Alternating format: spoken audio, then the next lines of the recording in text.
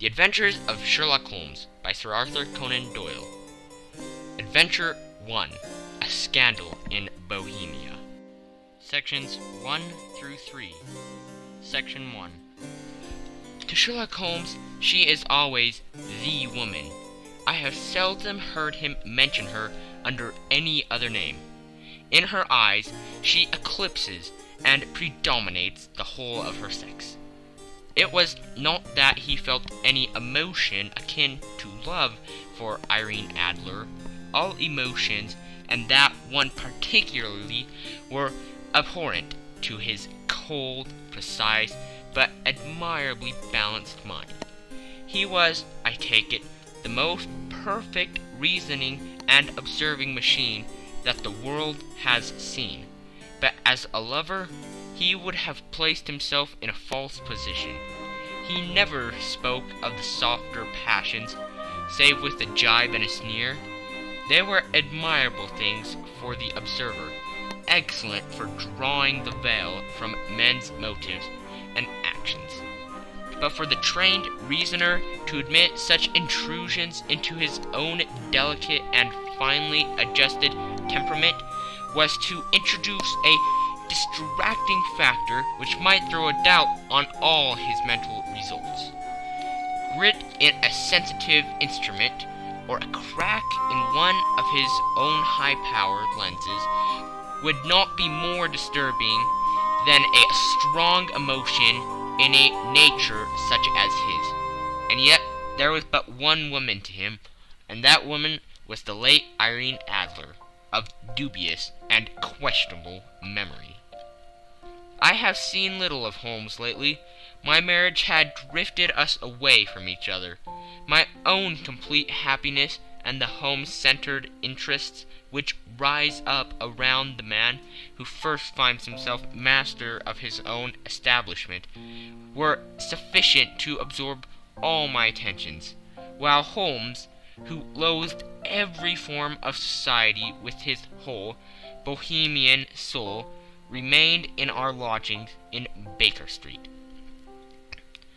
Buried among his old books and altering from week to week between cocaine and ambition, the drowsiness of the drug, and the fierce energy of his own keen nature, he was still, as ever, deeply attracted by the study of crime, and occupied his immense faculties and extraordinary powers of observation in following out these clues, and clearing up those mysteries which had been abandoned as hopeless by the official police. From time to time I heard some vague account of his doings, of his summons to Odessa in the case of the Trepoff murder, of his clearing up of the singular tragedy of the Atkinson brothers at Trincomalee, and finally of the mission which he had accomplished so delicately and successfully for the reigning family of Holland.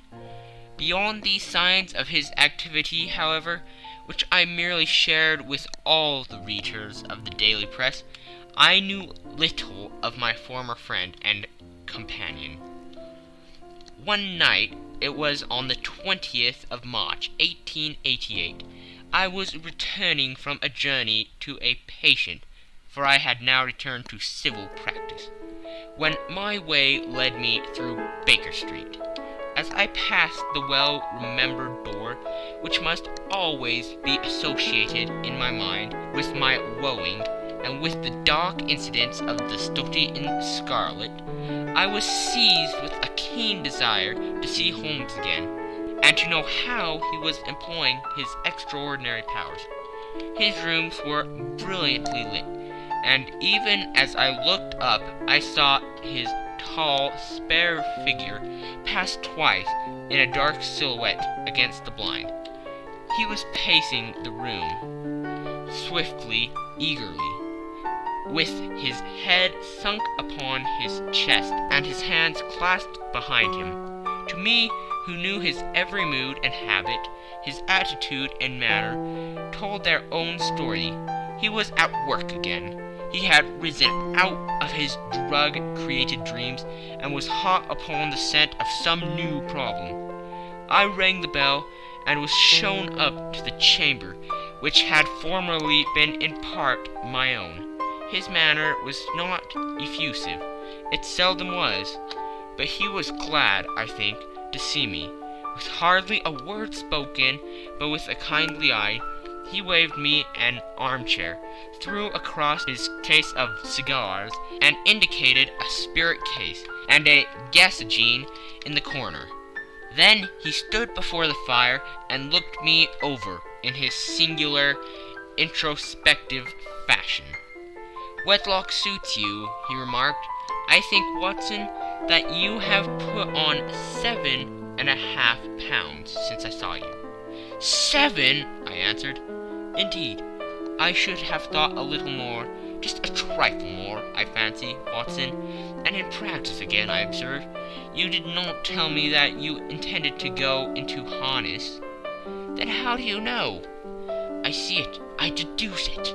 How do I know that you have been getting yourself very wet lately, and that you have a most clumsy and careless servant girl?"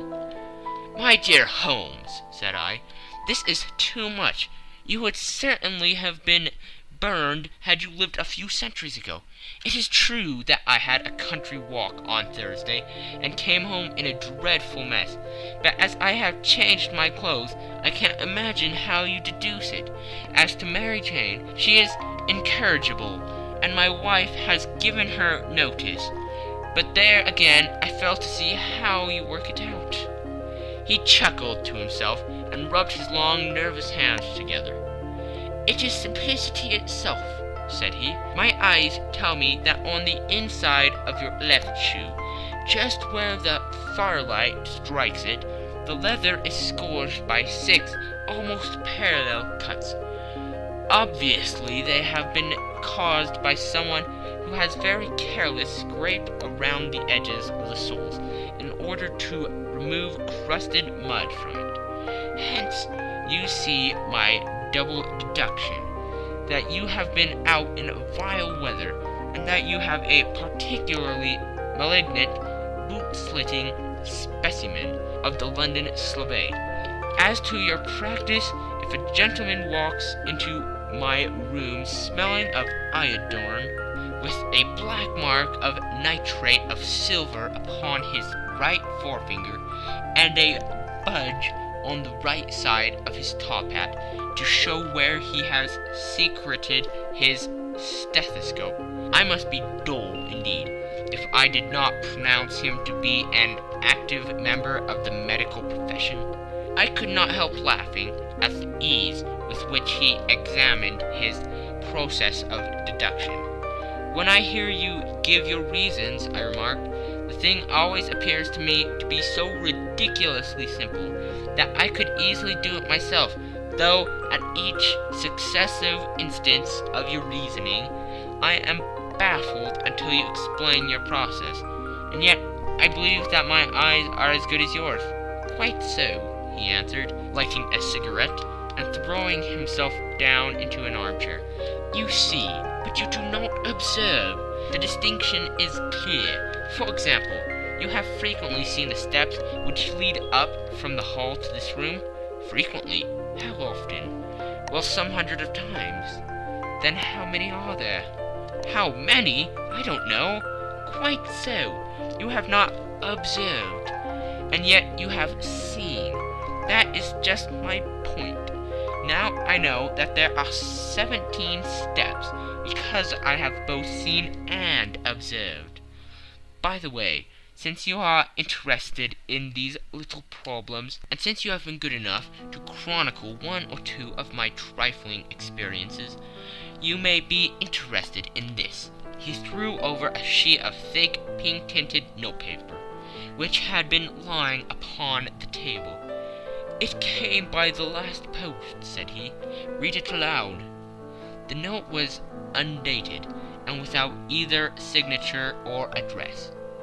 "There will call upon you tonight, at 7:45, it said. a gentleman who desires to consult you upon a matter of the very deepest moment. Your recent services to one of the royal houses of Europe have shown that you are one who may safely be trusted with matters which are of an importance which can hardly be exaggerated. This account of you will have from all quarters received, but in your chamber then at that hour, and do not take it amiss if your visitor wears a mask." "This is indeed a mystery," I remarked. "What do you imagine that it means?" "I have no data yet. It is a capital mistake to theorize before one has data. Insensibly, one begins to twist facts to suit theories, instead of theories to suit facts. But the note itself, what do you deduce from it?" "I certainly examined the writing, and the paper upon which it was written." "The man who wrote it was presumably well-to-do," I remarked, endeavoring to imitate my companion's process. "Such paper could not be bought under half a crown a packet. It is peculiarly strong and stiff." "Peculiar, that is the very word," said Holmes. "It is not an English paper at all. Hold it up to the light." I did so, and saw a large E with a small g, a P, and a large G with a small t woven into the texture of the paper. "What do you make of that?" asked Holmes. "The name of the maker, no doubt, or his monogram, rather." "Not at all. The G with a small t stands for Gesellschaft, which is German for company. It is a customary contraction like our CO. P, of course, stands for paper. Now for the EG. Let us glance at our continual gazetteer." He took down a heavy brown volume from his shelves. Here we are. Egeria. It is in a German-speaking country in Bohemia, not far from Carlsbad, remarkably as being the scene of the death of Wallenstein, and for its numerous glass factories and paper mills. Ha, my boy, what do you make of that?" His eyes sparkled, and he sent up a great blue triumphant cloud from his cigarette. "The paper was made in Bohemia," I said. "Precisely. And the man who wrote the note is a German. Do you note the particular contraction of the sentence? 'This account of you we have from all quarters received.' A Frenchman or Russian could not have written that. It is the German who is so unconscious to his verbs. It only remains, therefore, to discover what is wanted by this German, who writes upon Bohemian paper and prefers wearing a mask to showing his face. And here he comes, if I am not mistaken, to resolve all our doubts."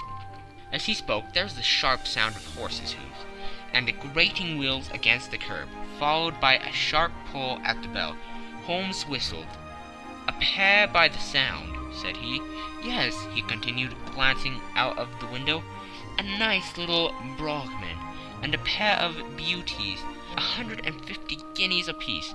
There's money in this case, Watson, if there is nothing else. I think that I had better go, Holmes."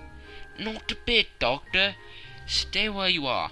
I am lost without my Boswell, and that promises to be interesting. It would be a pity to miss it. But your client, never mind him. I may want your help, and so may he. Here he comes. Sit down in that armchair, Doctor, and give us your best attention."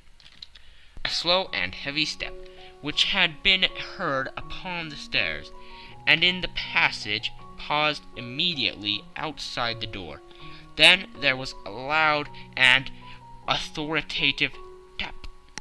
"Come in," said Holmes. A man entered who could hardly have been less than 6 feet 6 inches in height, with the chest and limbers of a Hercules.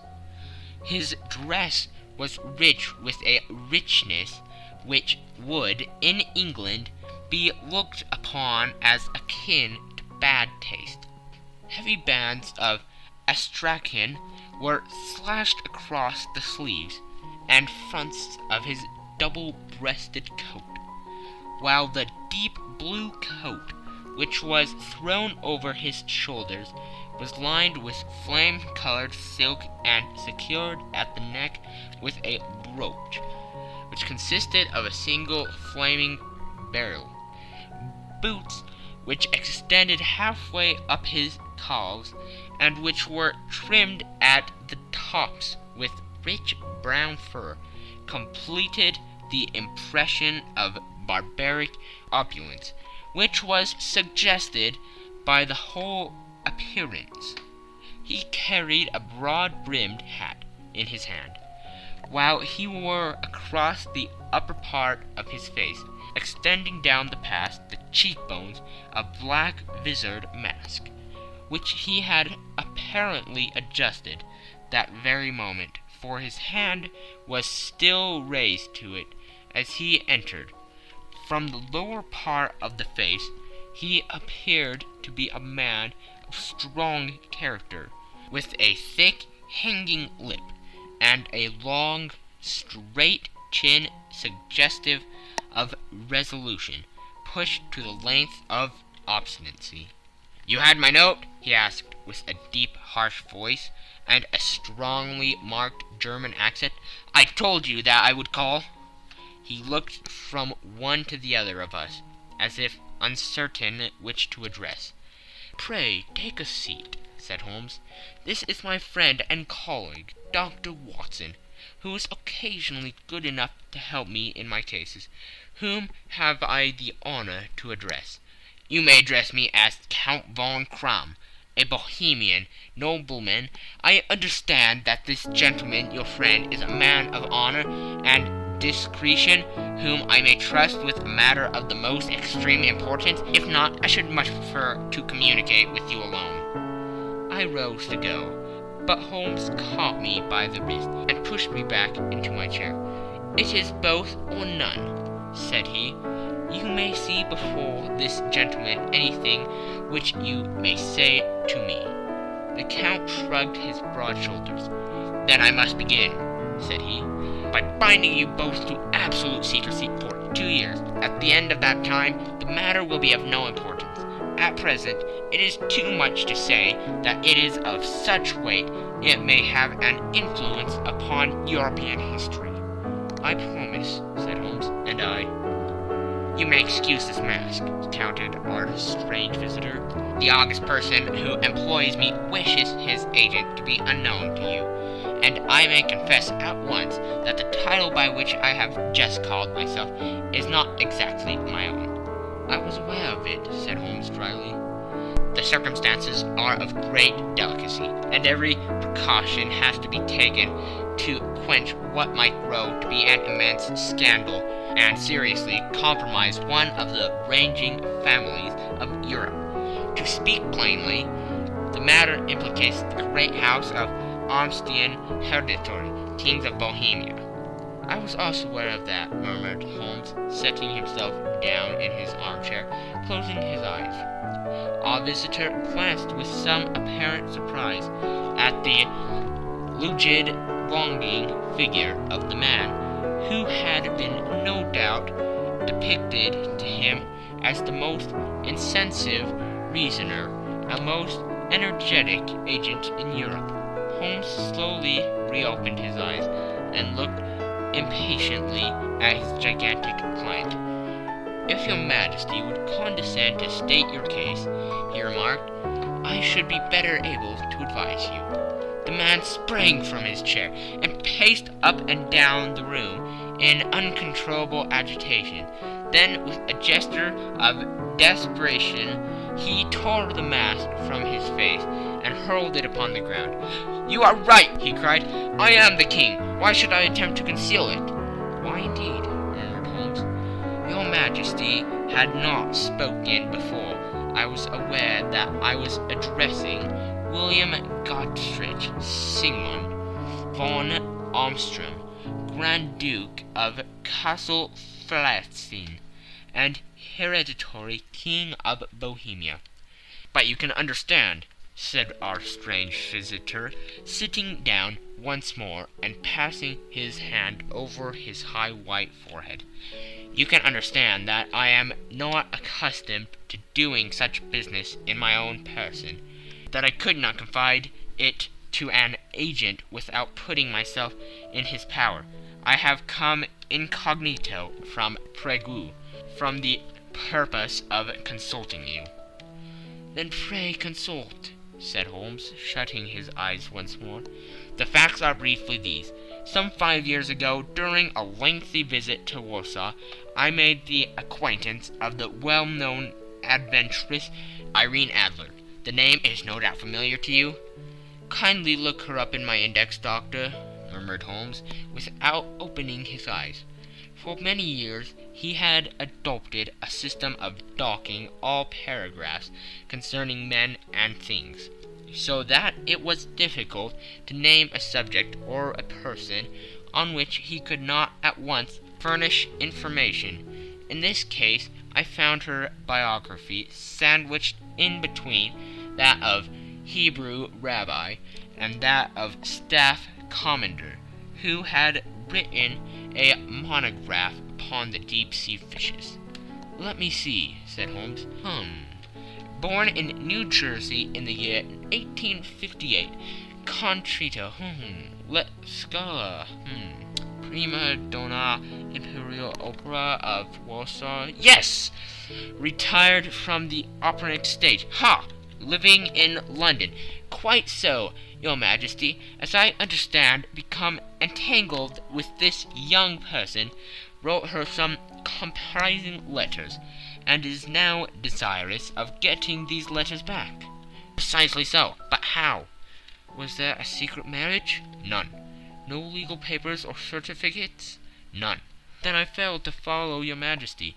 If this young person should produce her letters from blackmailing or other purposes, how is she to prove their authenticity? There is writing. Forgery. My private notepaper, stolen. My own seal, imitated. My photograph, bought. We were both in the photograph. Oh dear, that is very bad. Your Majesty has indeed committed an indiscretion. I was mad, insane. You have compromised yourself seriously. I was only crown prince then. I was young. I am but 30 now. It must be recovered. We have tried and failed. Your Majesty must pay. It must be bought. She will not sell. Stolen then. 5 attempts have been made. Twice burglars in my pay ransacked her house. Once we diverted her luggage when she traveled. Twice she had been waylaid. There has been no result. No sign of it? Absolutely none. Holmes laughed. It is quite a pretty little problem, said he. But a very serious one to me, returned the king reproachfully.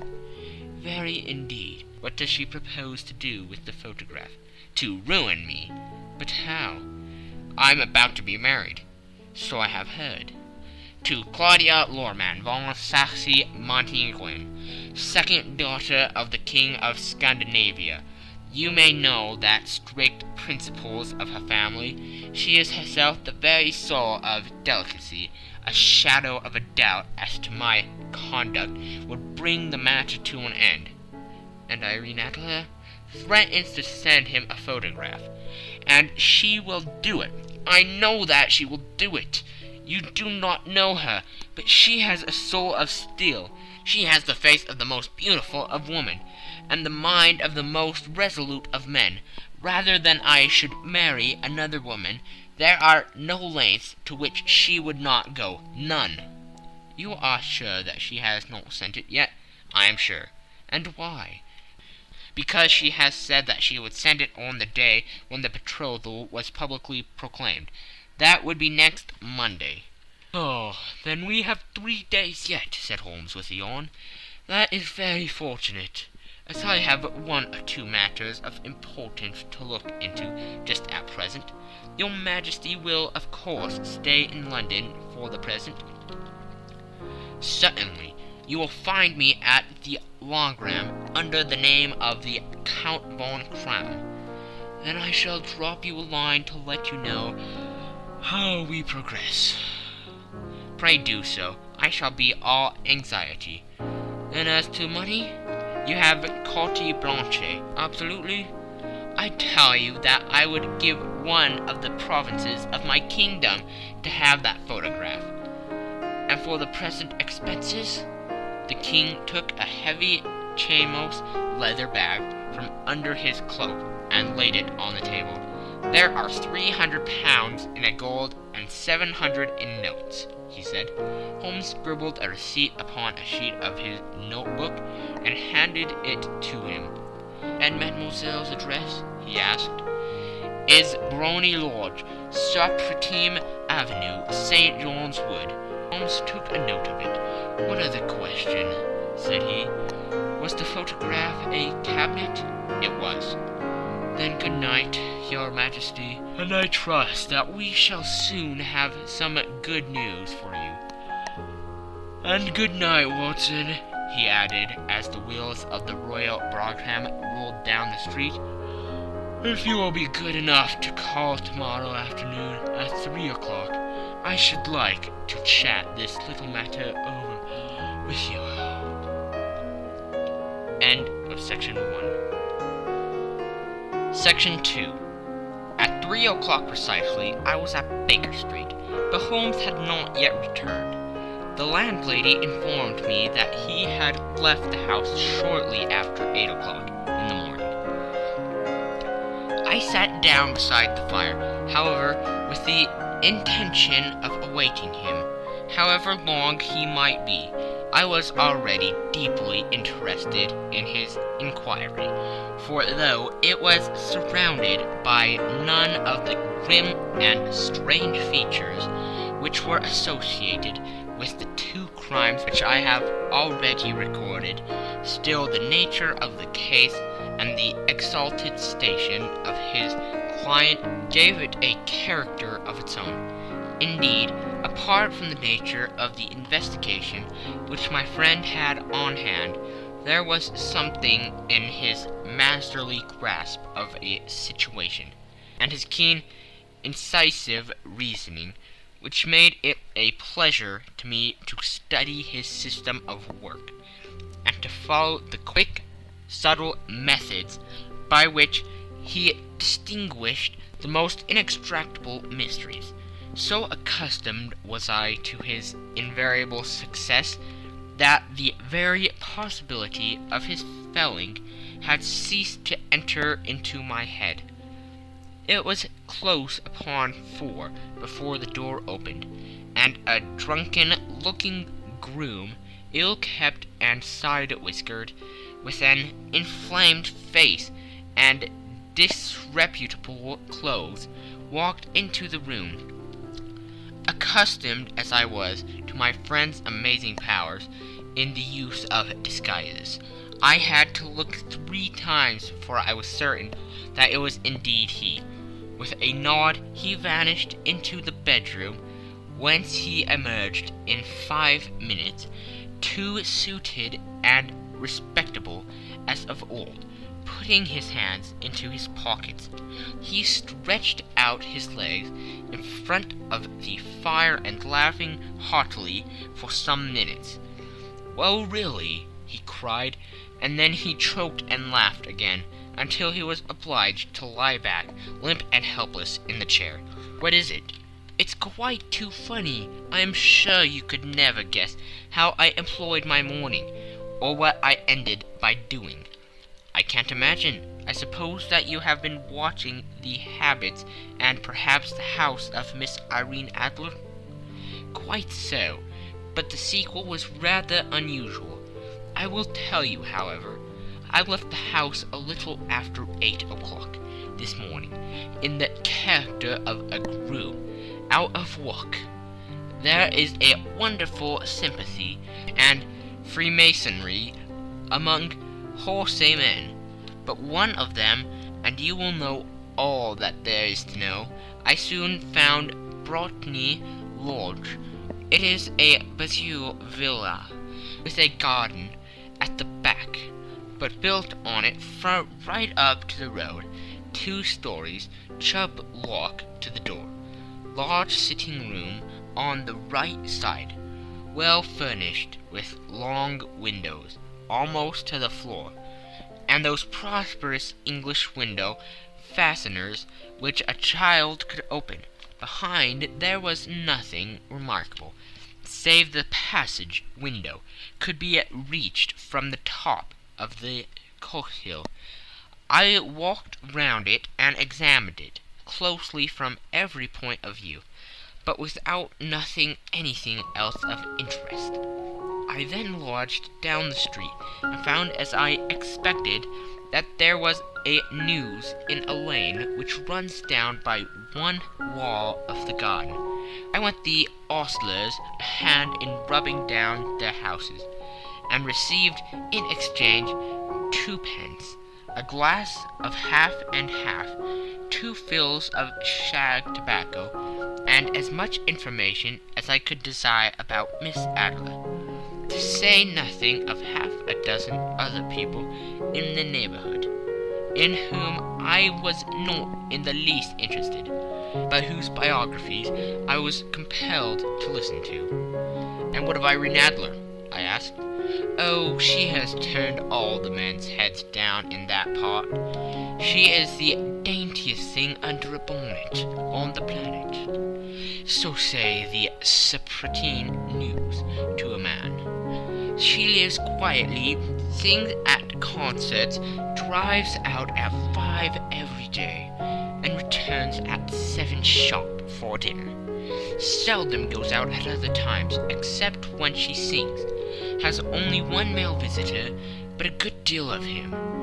He is dark, handsome, and dashing. Never calls less than once a day, and often twice. He is Mr. Godfrey Norton of the Inner Temple. See the advantages of a cabman as a confidant. They have driven him home a dozen of times from Serpentine Mews, and knew all about him. When I had listened to all they had to tell, I began to walk up and down near Briny Lodge once more, and to think over my plan of campaign. This Godfrey Norton was evidently an important factor in the matter. He was a lawyer. That sounded ominous. What was the relation between them, and what the object of his repeated visits? Was she his client, his friend, or his mistress? If the former, she had probably transferred the photograph to his keeping.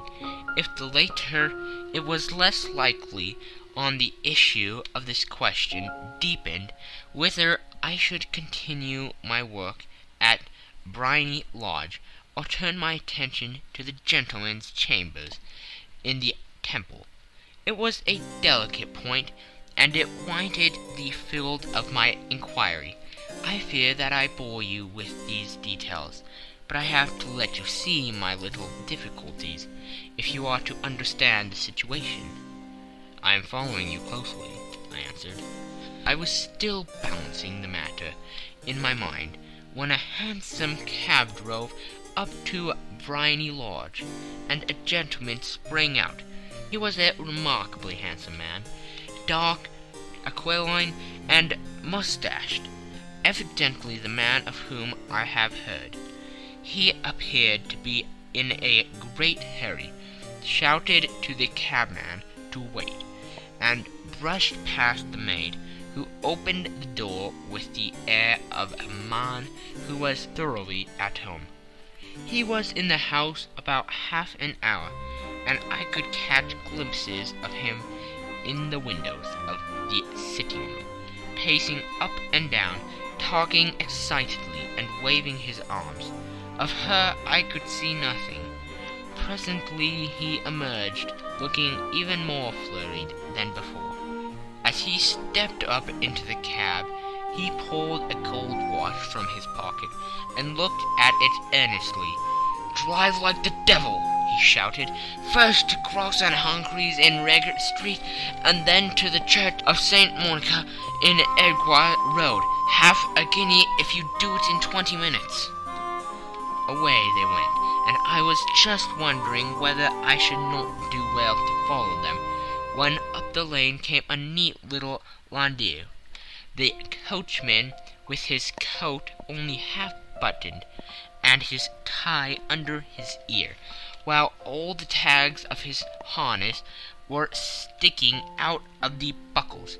It hadn't pulled up before she shot out of the hall door and into it. I only caught a glimpse of her at the moment, but she was a lovely woman, with a face that a man might die for. "The Church of St. Monica, John," she cried, "and half a sovereign if you reach it in 20 minutes. This was quite too good to lose, Watson. I was just balancing whether I should run for it, or whether I should perch behind her landau, when a cab came through the street. The driver looked twice at such a shabby fare, but I jumped in before he could object. "The Church of St. Monica," said I, "and half a sovereign if you reach it in 20 minutes. It was 25 minutes to 12, and of course it was clear enough what was in the wind. My cabby drove fast. I don't think I ever drove faster, but the others were there before us, the cab and the landau, with their steaming horses, were in front of the door. When I arrived, I paid the man and hurried into the church. There was not a soul there, save the two whom I had followed, and a surpliced clergyman, who seemed to be expostulating with them. They were all three standing in a knot in front of the altar. I longed up the side aisle like any other idler who has dropped into a church. Suddenly, to my surprise, the three at the altar faced round to me, and Godfrey Norton came running as hard as he could toward me. "Hank," he cried, "you'll do. Come. "What then?" I asked. "Come, man, come only 3 minutes, or it won't be legal." I was half dragged up to the altar, and before I knew where I was, I found myself mumbling responses which were whispered in my ear, and vouching for things of which I knew nothing, and generally assisting in the secure tying up of Irene Adler, spinster, to Godfrey Norton, bachelor. It was all done in an instant, and there was the gentleman thanking me on the one side and the lady on the other, while the clergyman beamed on me in front. It was the most preposterous position in which I ever found in my life, and it was the thought of it that startled me into laughing just now. It seems that there had been some informality about their license, that the clergyman absolutely refused to marry them without a witness of some sort, and that my lucky appearance saved the bridegroom from having to sally out into the street in search of a best man. The bride gave me a sovereign, and I mean to wear it on my watch chain in memory of the occasion. "That is a very unexpected turn of affairs," said I. "And what then?" "Well, I found my plans very seriously menaced. It looked as if the pair might take an immediate departure, and so necessity very prompt and energetic measures on my part. At the church door, however, they separated, he driving back to the temple, and she to her own house. "I shall drive out into the park at 5 as usual," she said, as she left him. I heard no more. They drove away in different directions, and I went off to make my own arrangements, which are some cold beef and a glass of beer, he answered, ringing the bell. "I have been too busy to think of food, and I am likely to be bustier still. This evening. By the way, Doctor, I shall want your cooperation. I shall be delighted. You don't mind breaking the law? Not in the least. Nor running a chance of arrest? Not in a good cause. Oh, the case is excellent. Then I am your man. I was sure that I might rely on you. But what do you wish? When Miss Turner has brought in the tray, I will make it clear to you now, he said as he turned hungrily on the simple fare that our landlady had provided. I must discuss it while I eat, for I have not much time. It is nearly 5 now. In 2 hours we must be on the scene of action. Miss Irene, or Madame, rather, returns from her drive at 7. We must be at Briony Lodge to meet her. And what then? You leave that to me. I have already arranged what is to occur. There's only one point on which I must insist. You must not interfere, come what may. You understand? I'm to be neutral, to do nothing whatever. There will probably be some small unpleasantness. Do not join in it. It will end in my being conveyed into the house. 4 or 5 minutes afterwards, the sitting-room window will be open. You ought to station yourself close to that open window. Yes, you ought to watch me, for I have been visible to you. Yes, when I raise my hand, so, you will throw into the room what I give you to throw, and will, at the same time, raise the cry of "Fire!" You quite follow me? Entirely. It is nothing more formidable, he said, taking a long cigar-shaped roll from his pocket. It is an ordinary plumber's smoke rocket, fitted with a cap at either end to make it self-lighting. Your task is confined to that. When you raise your cry of "Fire!" it will be taken up by quite a number of people. You may then walk to the end of the street, and I will rejoin you in 10 minutes. I hope that I have made myself clear. I am to remain neutral, to get near the window, to watch you, and at your signal to throw this object, then to raise the cry of "Fire!" and to wait you at the corner of the street. Precisely. Then you may entirely rely on me? That is excellent. I think, perhaps, it is almost time that I prepare for the new role I have to play. He disappeared into his bedroom and returned in a few minutes, in the character of an amiable and simple-minded nonconformist clergyman. His broad black hat, his baggy trousers, his white tie, his sympathetic smile, and general look of peering and benevolent curiosity were such as Mr. John Hare alone could have equalled. It is not merely that Holmes changed his costume. His expression, his manner, his very soul seemed to vary every fresh part that he assumed. The stage lost a fine actor, even as science lost an acute reasoner when he became a specialist in crime. It was 6:15 when we left Baker Street, and it still wanted 10 minutes to the hour, when we found ourselves in Serpentine Avenue. It was already dusk, and the lamps were just being lighted as we paced up and down in front of Briony Lodge, waiting for the coming of its occupant. The house was just such as I had pictured it from Sherlock Holmes's succinct description, but the locale appeared to be less private than I expected. On the contrary, for a small street in a quiet neighborhood, it was remarkably animated. There was a group of shabbily dressed men smoking and laughing in a corner.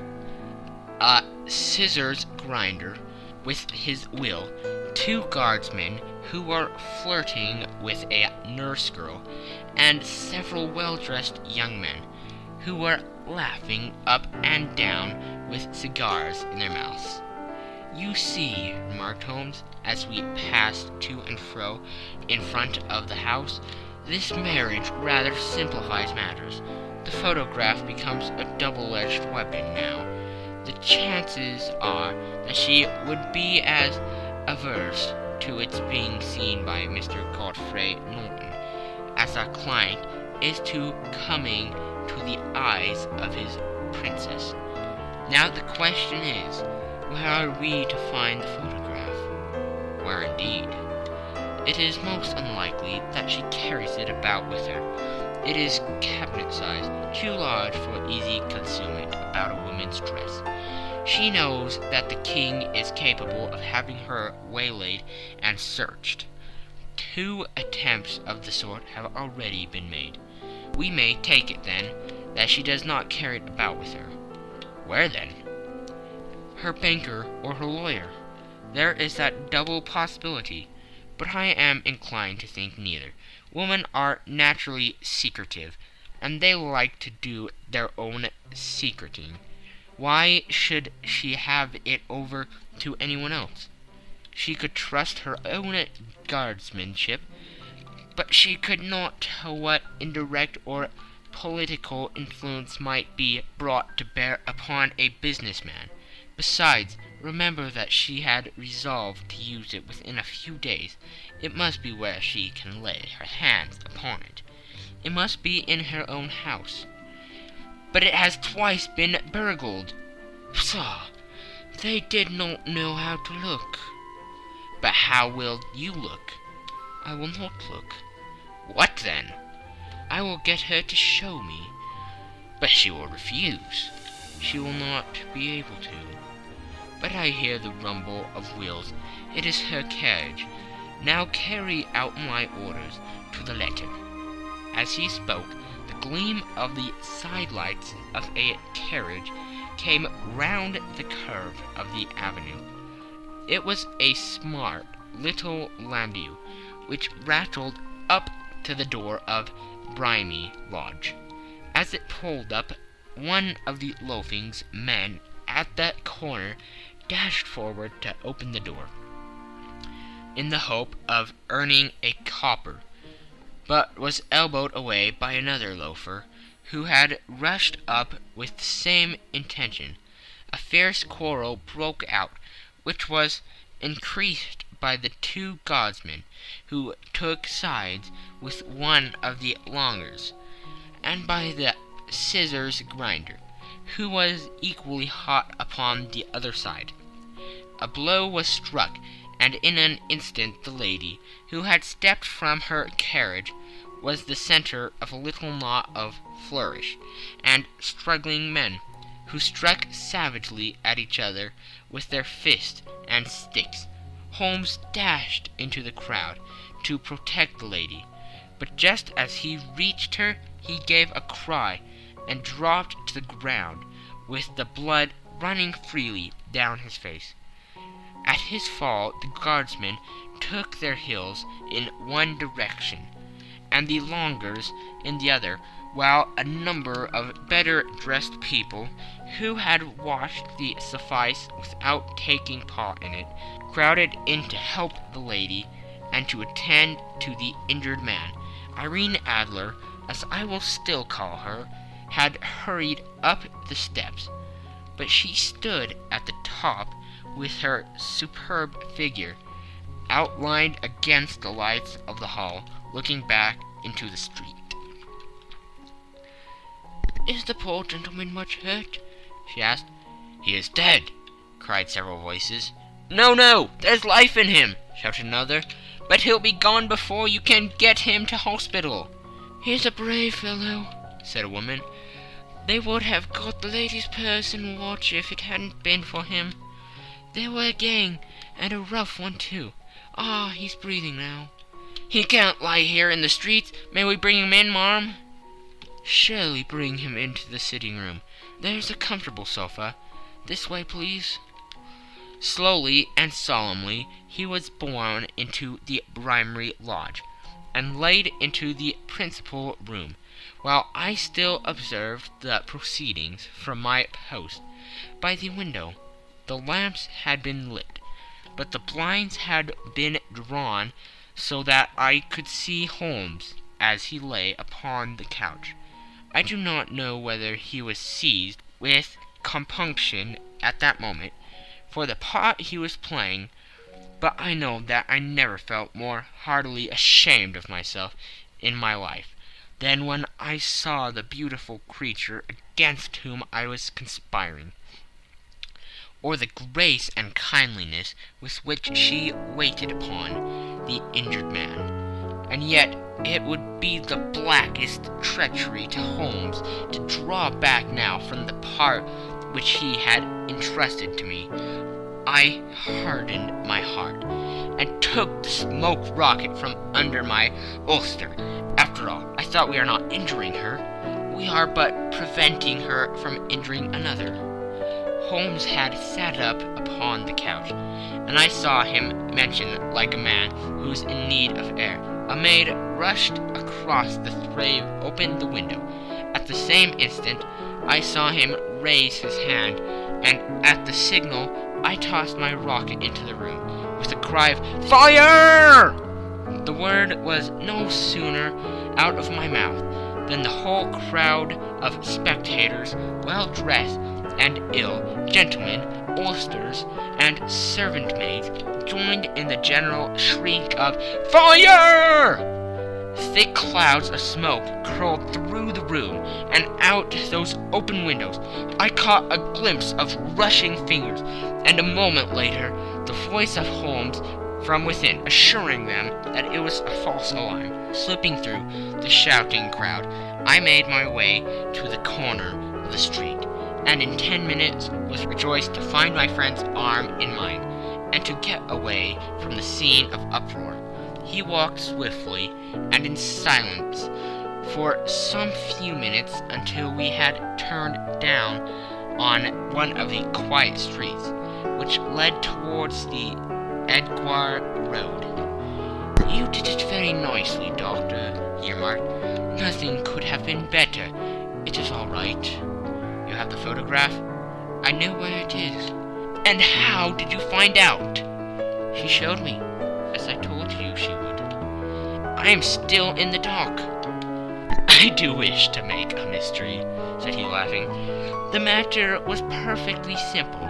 You are, of course, saw that everyone in the street was an accomplice.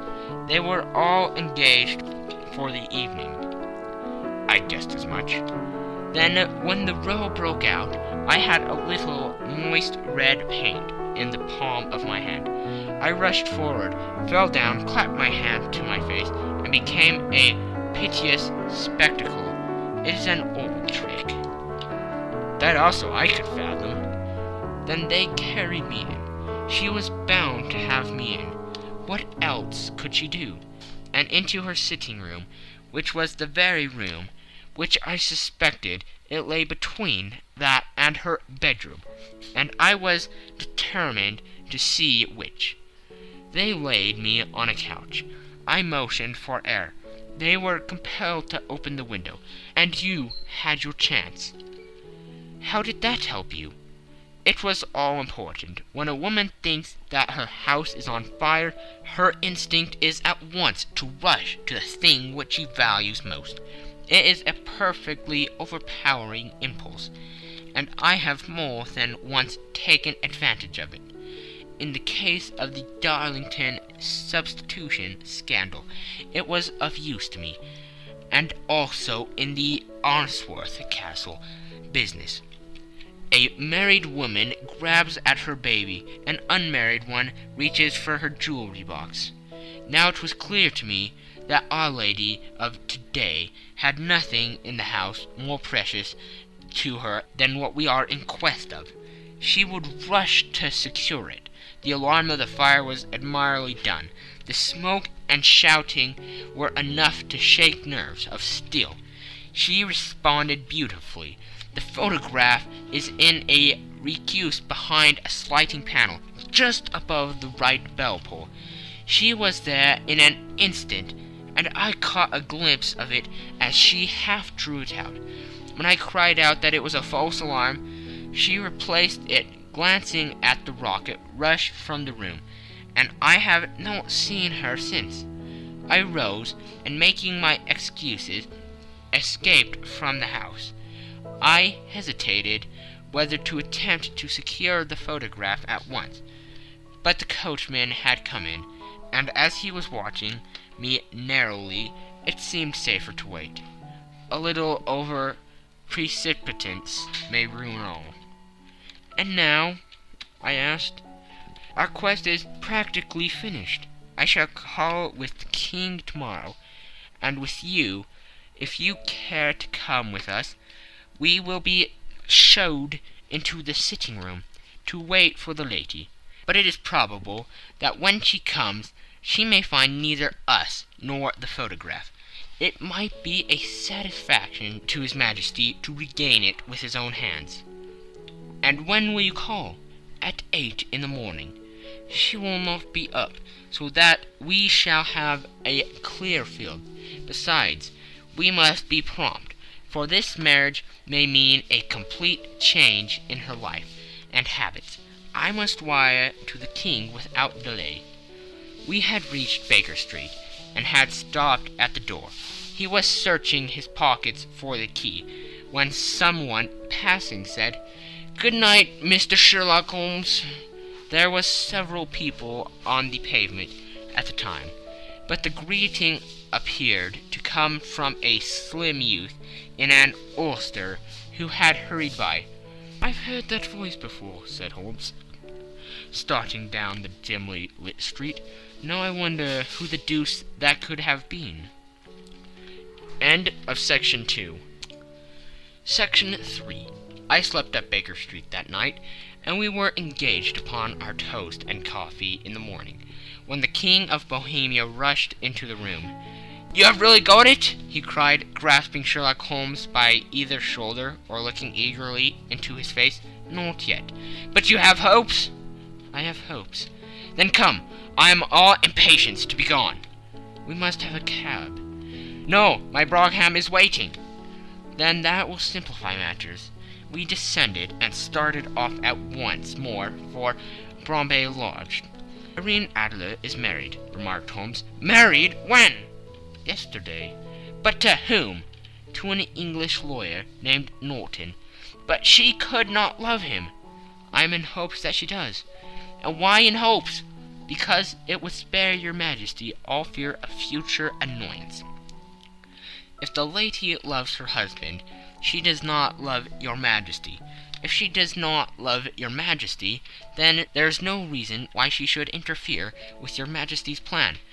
"It is true, and yet, well, I wish she had been of my own station. What a queen she would have made." He relapsed into a mood silence, which was not broken until we drew up in Serpentine Avenue. The door of Brimary Lodge was open, and an elderly woman stood up the steps. She watched us with a sardonic eye as we stepped from the brougham. "Mr. Sherlock Holmes, I believe," said she. "I am Mr. Holmes," answered my companion, looking at her with a questioning and rather startled gaze. "Indeed, my mistress told me that you were likely to call. She left this morning with her husband by the 5:15 train from Charing Cross for the Continent." "What?" Sherlock Holmes staggered back with the charging and surprise. "Do you mean that she has left England?" "Never to return." "And the papers?" asked the king hoarsely. "All is lost." "We shall see." He pushed past the servant and rushed into the drawing room, followed by the king and myself. The furniture was scattered about in every direction, with the dismantled shelves and open drawers, as if the lady had hurriedly ransacked them before her flight. Holmes rushed at the bell pull, tore back a small sliding shutter, and plunging in his hand, pulled out a photograph and a letter. The photograph was of Irene Adler herself, in evening dress. The letter was superseded to Sherlock Holmes, ESQ, to be left till called for. My friend tore it open, and we all three read it together.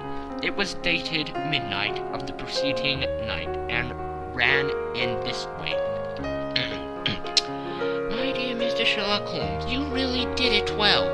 You took me in completely. Until after the alarm of fire, I had not a suspicion. But then, when I found how I had betrayed myself, I began to think. I had been warned against you months ago. I had been told that if the king employed an agent, it would certainly be you, and your address had been given me.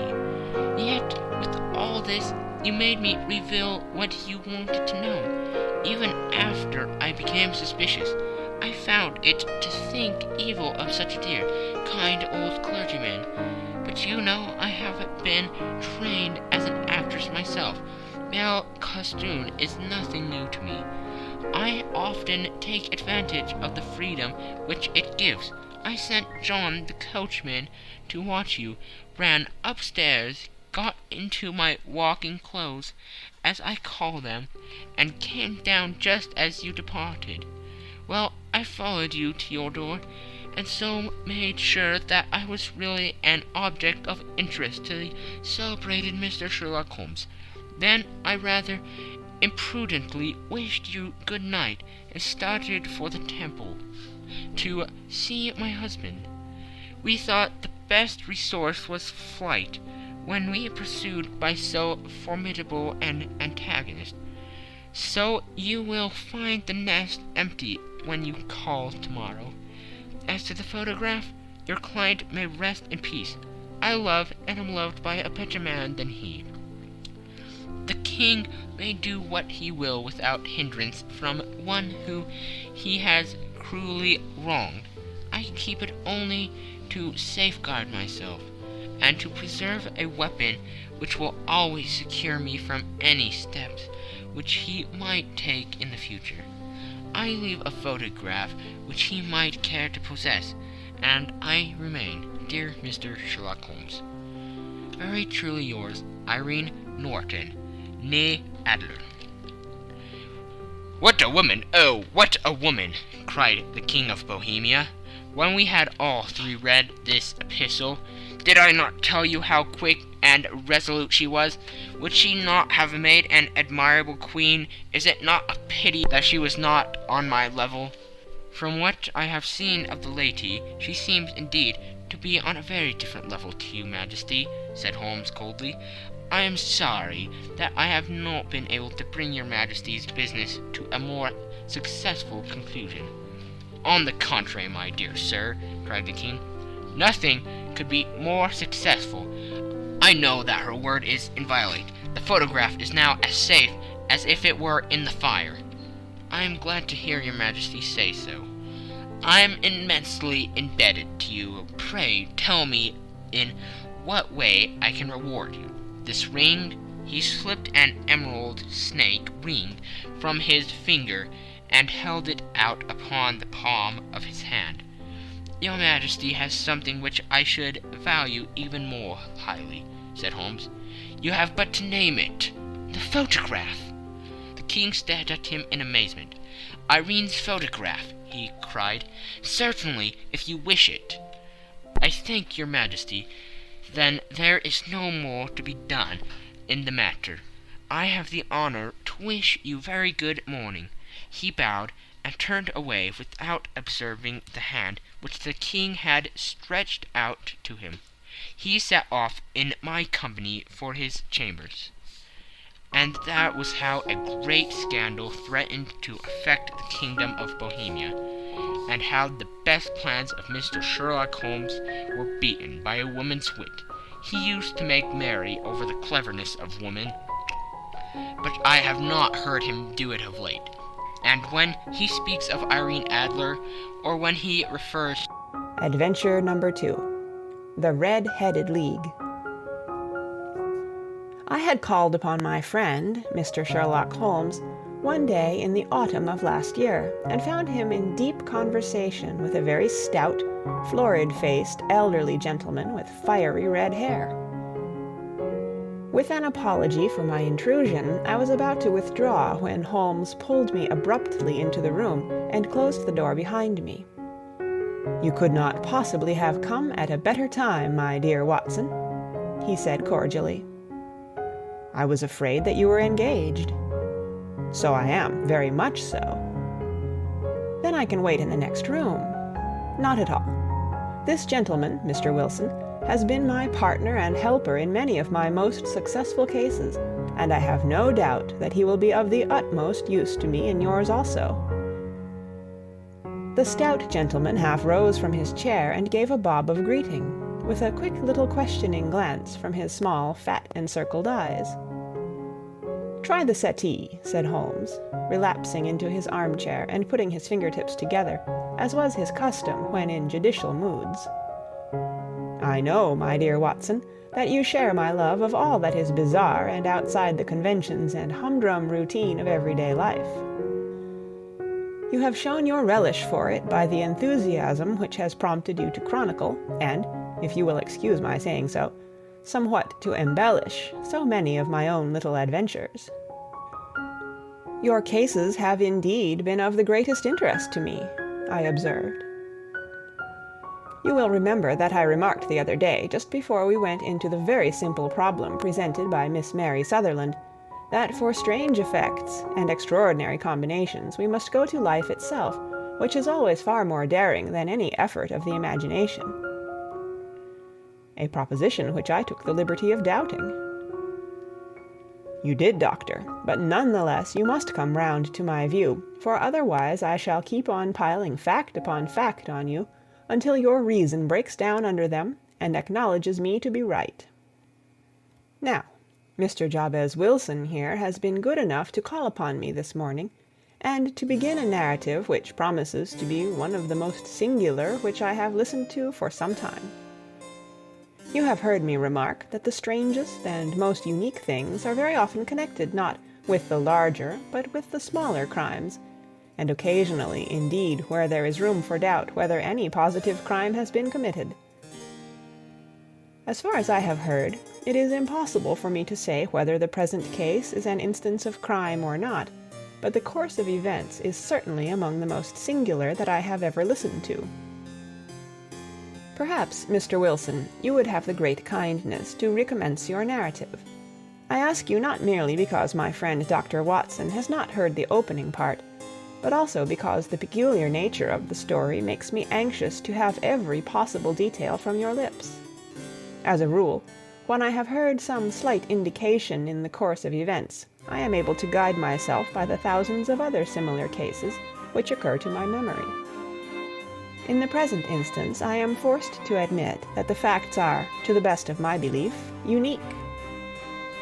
The portly client puffed out his chest with an appearance of some little pride, and pulled a dirty and wrinkled newspaper from the inside pocket of his greatcoat.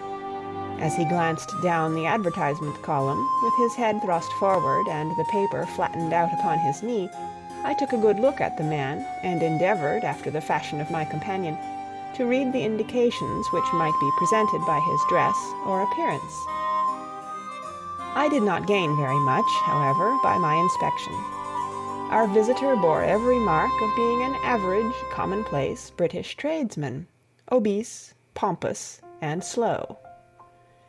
He wore rather baggy grey shepherd's check trousers, a not over-clean black frock-coat, unbuttoned in the front, and a drab waistcoat with a heavy brassy Albert chain, and a square pierced bit of metal dangling down as an ornament.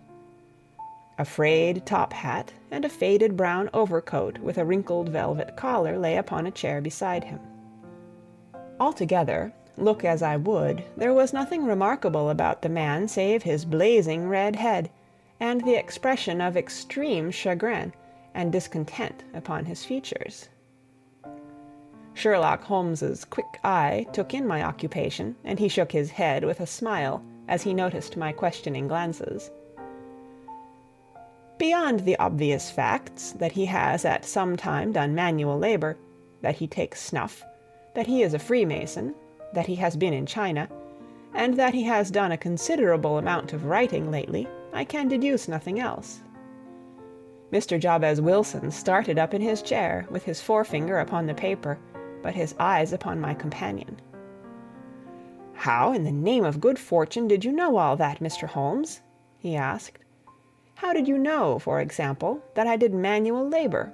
It's as true as gospel, for I began as a ship's carpenter." "Your hands, my dear sir. Your right hand is quite a size larger than your left. You have worked with it, and the muscles are more developed." "Well, the snuff, then, and the Freemasonry." "I won't insult your intelligence by telling you how I read that, especially as, rather against the strict rules of your order, you use an arc and compass breastpin." "Ah, of course, I forgot that. But the writing?"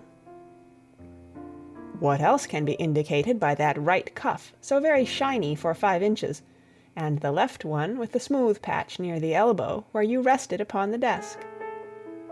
"Well, but China?"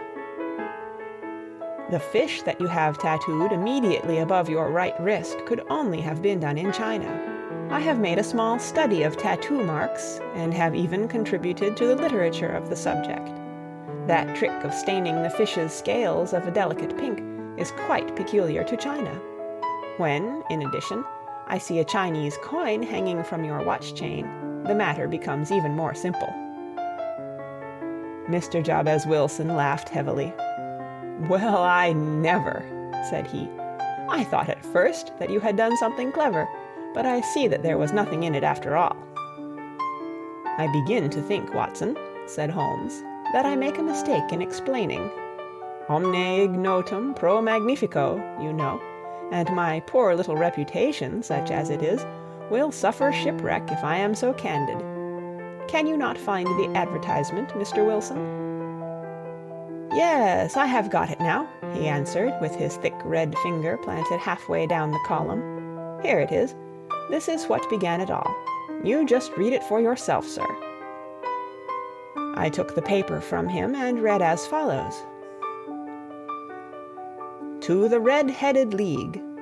On account of the bequest of the late Ezekiah Hopkins, of Lebanon, Pennsylvania, USA, there is now another vacancy open which entitles a member of the League to a salary of £4 a week for purely nominal services. All red-headed men who are sound in body and mind and above the age of 21 years are eligible. Apply in person on Monday at 11 o'clock to Duncan Ross, at the offices of the League, 7 Pope's Court, Fleet Street." "What on earth does this mean?" I ejaculated after I had twice read over the extraordinary announcement. Holmes chuckled and wriggled in his chair, as was his habit when in high spirits. "It is a little off the beaten track, isn't it?" said he. "And now, Mr. Wilson, off you go at scratch and tell us all about yourself, your household, and the effect which this advertisement had upon your fortunes. You will first make a note, Doctor, of the paper and the date." "It is the Morning Chronicle of April 27th, 1890, just 2 months ago." "Very good. Now, Mr. Wilson." "Well, it is just as I have been telling you, Mr. Sherlock Holmes," said Jabez Wilson, mopping his forehead. "I have a small pawnbroker's business at Coburg Square near the city. It's not a very large affair, and of late years it has not done more than just give me a living. I used to be able to keep 2 assistants, but now I only keep 1, and I would have a job to pay him but that he is willing to come for half wages, so as to learn the business." "What is the name of this obliging youth?" asked Sherlock Holmes. "His name is Vincent Spaulding, and he's not such a youth either. It's hard to say his age. I should not wish a smarter assistant, Mr. Holmes, and I know very well that he could better himself and earn twice what I am able to give him. But, after all, if he is satisfied, why should I put ideas in his head?" "Why, indeed. You seem most fortunate in having an employee who comes under the full market price. It is not a common experience among employers in this age. I don't know that your assistant is not as remarkable as your advertisement." "Oh, he has his faults, too," said Mr. Wilson. "Never was such a fellow for photography, snapping away with a camera when he ought to be improving his mind, and then diving down into the cellar like a rabbit into its hole to develop his pictures. That is his main fault, but on the whole he's a good worker. There's no vice in him." "He is still with you, I presume?" "Yes, sir. He and a girl of 14 who does a bit of simple cooking and keeps the place clean. That's all I have in the house, for I am a widower and never had any family. We live very quietly, sir, the three of us, and we keep a roof over our heads and pay our debts, if we do nothing more." The first thing that put us out was that advertisement. Spaulding, he came down into the office just this day 8 weeks, with this very paper in his hand, and he says, "I wish to the Lord, Mr. Wilson, that I was a red-headed man." "Why's that?" I asks. "Why," says he, "here's another vacancy on the League of the Red-Headed Men. It's worth quite a little fortune to any man who gets it, and I understand that there are more vacancies than there are men, so that the trustees are at their wits' end what to do with the money. If my hair would only change color, here's a nice little crib all ready for me to step into." "Why, what is it then?" I asked. You see, Mr. Holmes, I am a very stay-at-home man, and as my business came to me instead of my having to go to it, I was often 3 weeks on end without putting my foot over the doormat. In that way I didn't know much of what was going on outside, and I was always glad of a bit of news. "Have you never heard of the League of the Red-Headed Men?" he asked, with his eyes open. "Never." "Why, I wonder at that, for you are eligible yourself for one of the vacancies." "And what are they worth?" I asked. "Oh, merely a couple of hundred a year, but the work is slight, and it need not interfere very much with one's other occupations." Well, you can easily think that that made me prick up my ears, for the business has not been over good for some years, and an extra couple of hundred would have been very handy. "Tell me all about it," said I. "Well," said he, showing me the advertisement, "you can see for yourself that the League has a vacancy, and there is the address where you should apply for particulars. As far as I can make out, the League was founded by an American millionaire, Ezekiah Hopkins, who was very peculiar in his ways. He was himself red-headed, and he had a great sympathy for all red-headed men, so when he died it was found that he had left his enormous fortune in the hands of trustees, with instructions to apply the interest to the providing of easy berths to men whose hair is of that color. From all I hear, it is splendid pay and very little to do." "But," said I, "there would be millions of red-headed men who would apply." "Not so many as you might think," he answered. "You see, it is really confined to Londoners and to grown men. This American had started from London when he was young, and he wanted to do the old town a good turn. Then again, I have heard it is no use your applying if your hair is light red, or dark red, or anything but real bright, blazing, fiery red.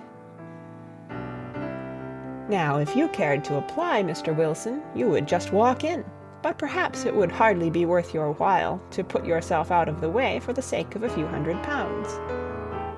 Now, it is a fact, gentlemen, as you may see for yourselves, that my hair is of a very full and rich tint, so that it seemed to me that if there was to be any competition in the matter, I stood as good a chance as any man that I had ever met.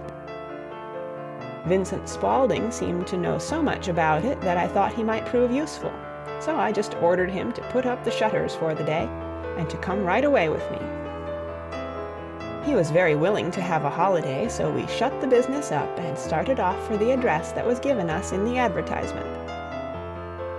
I never hope to see such a sight as that again, Mr. Holmes. From north, south, east, and west, every man who had a shade of red in his hair had tramped into the city to answer the advertisement. Fleet Street was choked with red-headed folk, and Pope's Court looked like a coster's orange barrow. I should not have thought there were so many in the whole country as were brought together by that single advertisement.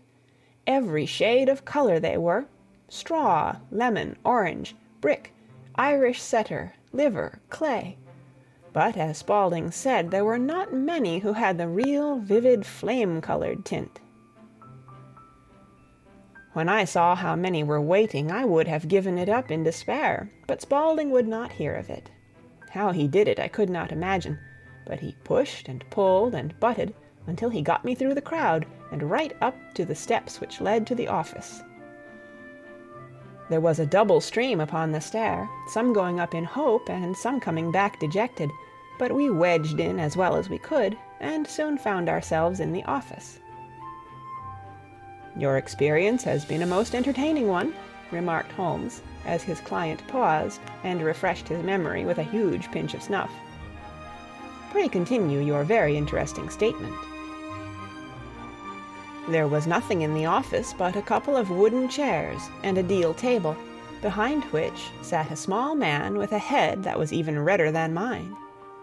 He said a few words to each candidate as he came up, and then he always managed to find some fault in them which would disqualify them. Getting a vacancy did not seem to be such a very easy matter after all. However, when our turn came, the little man was much more favorable to me than to any of the others, and he closed the door as we entered, so that he might have a private word with us. "This is Mr. Jabez Wilson," said my assistant, "and he is willing to fill a vacancy in the League." "And he is admirably suited for it," the other answered. "He has every requirement. I cannot recall when I have seen anything so fine." He took a step backward, cocked his head on one side, and gazed at my hair until I felt quite bashful. Then suddenly he plunged forward, wrung my hand, and congratulated me warmly on my success. "It would be injustice to hesitate," said he. "You will, however, I am sure, excuse me for taking an obvious precaution." With that he seized my hair in both his hands and tugged until I yelled with the pain. "There is water in your eyes," said he as he released me. "I perceive that all is as it should be, but we have to be careful, for we have twice been deceived by wigs and once by paint. I could tell you tales of cobbler's wax which would disgust you with human nature." He stepped over to the window and shouted through it at the top of his voice that the vacancy was filled. A groan of disappointment came up from below, and the folk all trooped away in different directions, until there was not a red head to be seen except my own, and that of the manager. "My name," said he, "is Mr. Duncan Ross, and I am myself one of the pensioners upon the fund left by our noble benefactor. Are you a married man, Mr. Wilson? Have you a family?" I answered that I had not. His face fell immediately. "Dear me," he said gravely, "that is very serious indeed. I am sorry to hear you say that. The fund was, of course, for the propagation and spread of the redheads as well as for their maintenance. It is exceedingly unfortunate that you should be a bachelor." My face lengthened at this, Mr. Holmes, for I thought that I was not to have the vacancy after all, but after thinking it over for a few minutes, he said that it would be all right. "In the case of another," said he, "the objection might be fatal, but we must stretch a point in favor of a man with such a head of hair as yours. When shall you be able to enter upon your new duties?" "Well, it is a little awkward, for I have a business already," said I. "Oh, never mind about that, Mr. Wilson," said Vincent Spaulding. "I should be able to look after that for you." "What would be the hours?" I asked.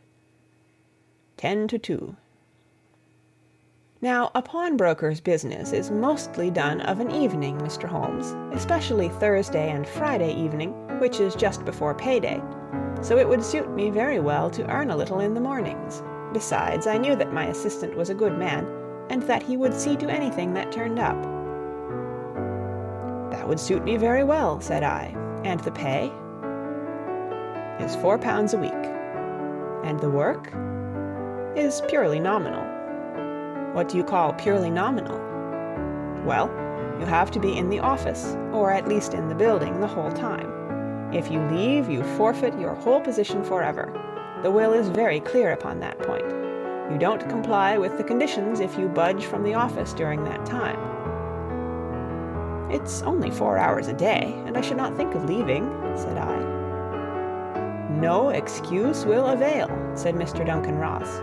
Neither sickness, nor business, nor anything else. There you must stay, or you lose your billet. And the work? Is to copy out the Encyclopedia Britannica. There is the first volume of it in that press. You must find your own ink, pens, and blotting paper, but we provide this table and chair. Will you be ready tomorrow? Certainly, I answered.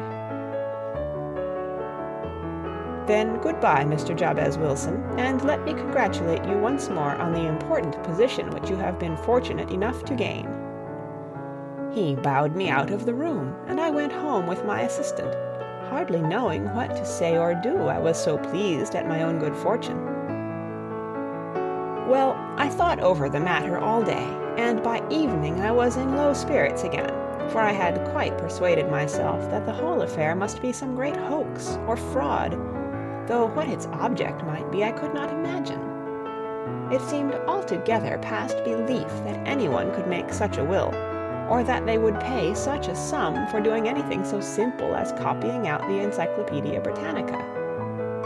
Vincent Spaulding did what he could to cheer me up, but by bedtime I had reasoned myself out of the whole thing.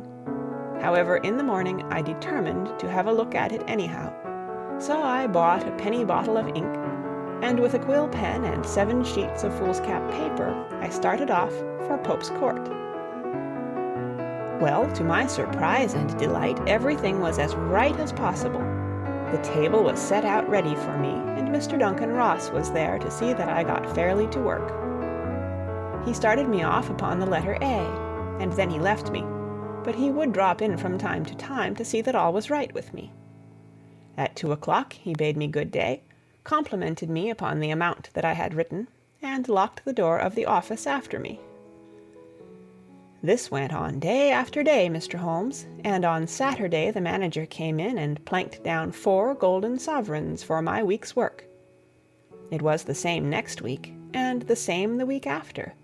Every morning I was there at 10, and every afternoon I left at 2. By degrees Mr. Duncan Ross took to coming in only once of a morning, and then after a time he did not come in at all. Still, of course, I never dared to leave the room for an instant, for I was not sure when he might come, and the billet was such a good one and suited me so well that I would not risk the loss of it.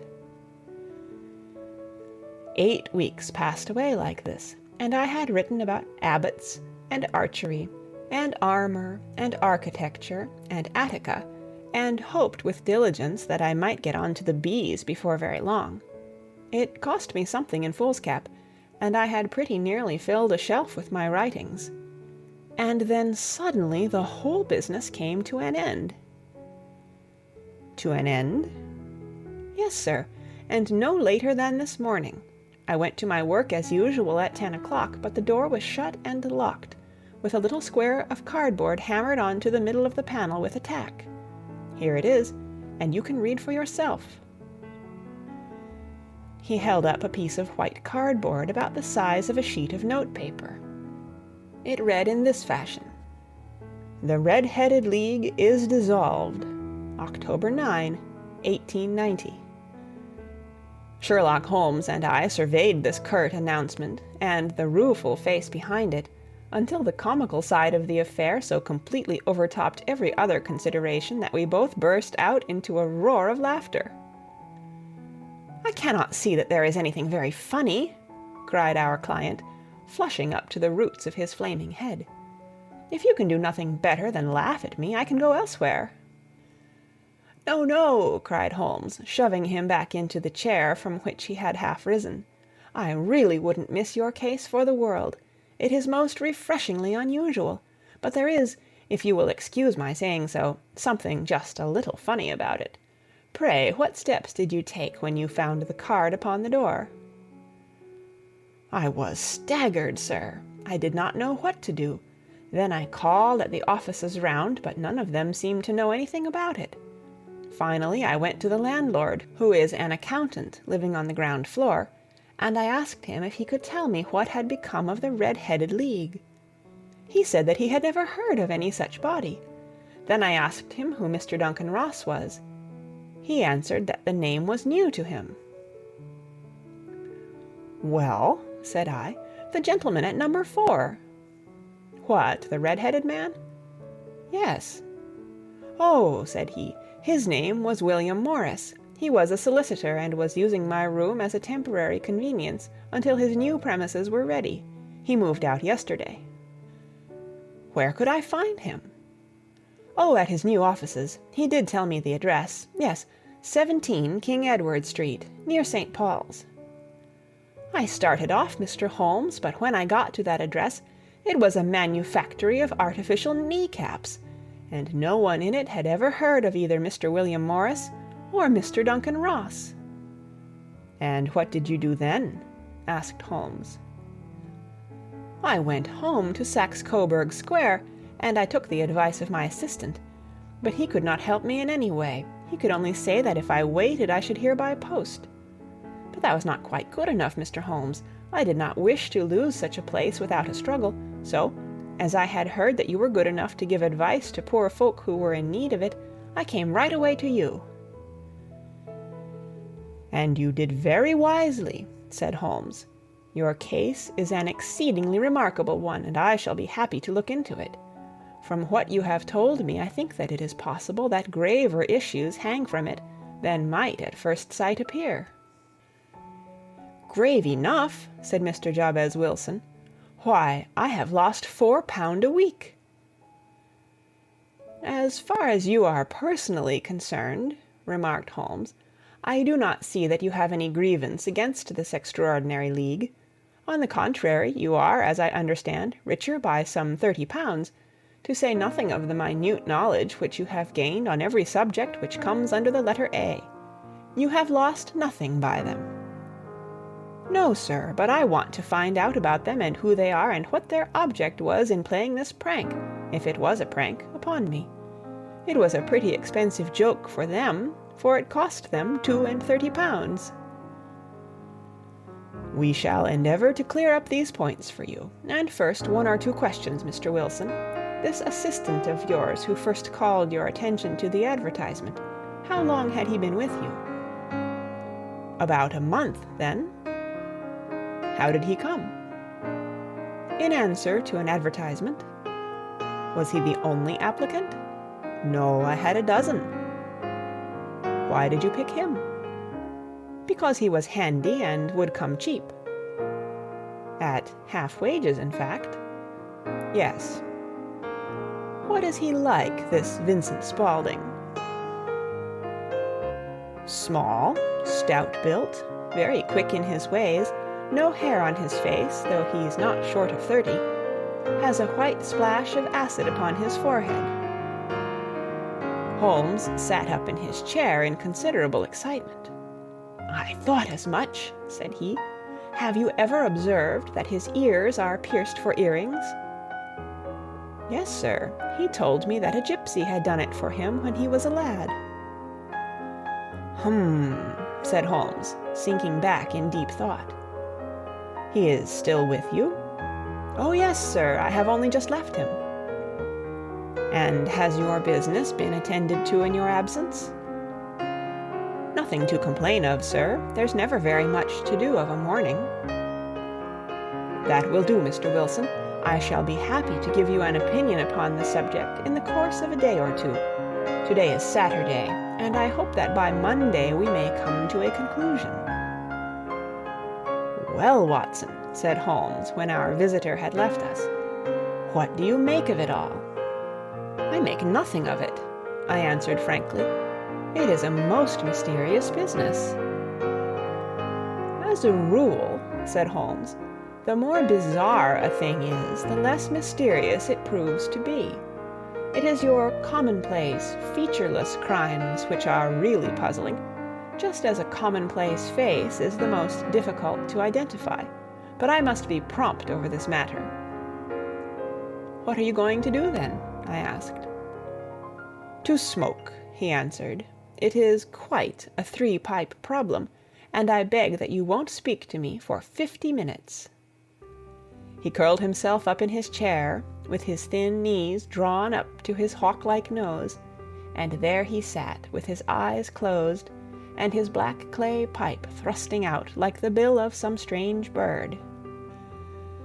I had come to the conclusion that he had dropped asleep, and indeed was nodding myself, when he suddenly sprang out of his chair with the gesture of a man who has made up his mind, and put his pipe down upon the mantelpiece. "Sarasate plays at the St. James Hall this afternoon," he remarked. "What do you think, Watson? Could your patients spare you for a few hours?" "I have nothing to do today. My practice is never very absorbing." "Then put on your hat and come. I am going through the city first, and we can have some lunch on the way. I observe that there is a good deal of German music on the program, which is rather more to my taste than Italian or French. It is introspective, and I want to introspect. Come along." We travelled by the Underground as far as Aldersgate, and a short walk took us to Saxe-Coburg Square, the scene of the singular story which we had listened to in the morning. It was a poky, little, shabby-genteel place, where 4 lines of dingy 2-storied brick houses looked out into a small, railed-in enclosure, where a lawn of weedy grass and a few clumps of faded laurel bushes made a hard fight against a smoke-laden and uncongenial atmosphere. 3 gilt balls and a brown board with "Jabez Wilson" in white letters upon a corner house announced the place where our red-headed client carried on his business. Sherlock Holmes stepped in front of it with his head on one side, and looked it all over, with his eyes shining brightly between puckered lids. Then he walked slowly up the street, and then down again to the corner, still looking keenly at the houses. Finally he returned to the pawnbroker's, and, having thumped vigorously upon the pavement with his stick 2 or 3 times, he went up to the door and knocked. It was instantly opened by a bright-looking, clean-shaven young fellow, who asked him to step in. "Thank you," said Holmes. "I only wished to ask you how you would go from here to the Strand." "Third right, 4th left," answered the assistant promptly, closing the door. "Smart fellow, that," observed Holmes as we walked away. "He is, in my judgment, the 4th smartest man in London, and for daring I am not sure that he has not a claim to be 3rd. I have known something of him before." "Evidently," said I, "Mr. Wilson's assistant counts for a good deal in this mystery of the Red-Headed League. I am sure that you inquired your way merely in order that you might see him." "Not him." "What then?" "The knees of his trousers." "And what did you see?" "What I expected to see." "Why did you beat the pavement?" "My dear doctor, this is a time for observation, not for talk. We are spies in an enemy's country. We know something of Saxe-Coburg Square. Let us now explore the parts which lie behind it." The road in which we found ourselves as we turned round the corner from the retired Saxe-Coburg Square presented as great a contrast to it as the front of a picture does to the back. It was one of the main arteries which conveyed the traffic of the city to the north and west. The roadway was blocked with the immense stream of commerce flowing in a double tide inward and outward, while the footpaths were black with the hurrying swarm of pedestrians. It was difficult to realize, as we looked at the line of fine shops and stately business premises, that they really abutted on the other side upon the faded and stagnant square which we had just quitted. "Let me see," said Holmes, standing at the corner and glancing along the line. "I should like just to remember the order of the houses here. It is a hobby of mine to have an exact knowledge of London. There is Mortimer's, the tobacconist, the little newspaper shop, the Coburg branch of the City and Suburban Bank, the vegetarian restaurant, and McFarlane's carriage-building depot. That carries us right on to the other block. And now, doctor, we've done our work. so it's time we had some play. A sandwich and a cup of coffee, and then off to violin land, where all is sweetness and delicacy and harmony, and there are no red-headed clients to vex us with their conundrums. My friend was an enthusiastic musician, being himself not only a very capable performer, but a composer of no ordinary merit. All the afternoon he sat in the stalls, wrapped in the most perfect happiness, gently waving his long, thin fingers in time to the music, while his gently smiling face and his languid, dreamy eyes were as unlike those of Holmes the sleuth-hound, Holmes the relentless, keen-witted, ready-handed criminal agent, as it was possible to conceive. In his singular character, the dual nature alternately asserted itself, and his extreme exactness and astuteness represented, as I have often thought, the reaction against the poetic and contemplative mood which occasionally predominated in him. The swing of his nature took him from extreme languor to devouring energy, and, as I knew well, he was never so truly formidable as when, for days on end, he had been lounging in his armchair amid his improvisations and his black-letter editions.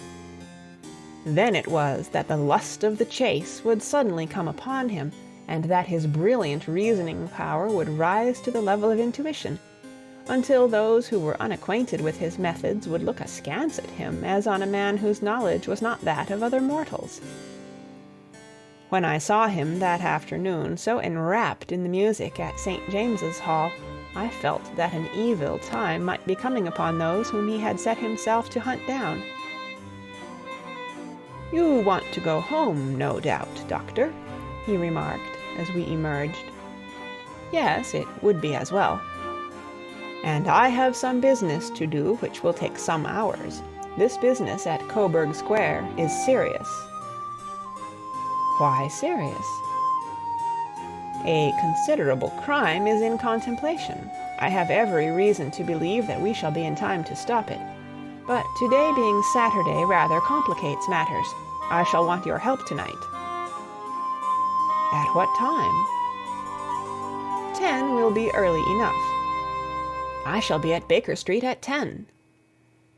"Very well. And I say, Doctor, there may be some little danger, so kindly put your army revolver in your pocket." He waved his hand, turned on his heel, and disappeared in an instant among the crowd. I trust that I am not more dense than my neighbors, but I was always oppressed with a sense of my own stupidity in my dealings with Sherlock Holmes.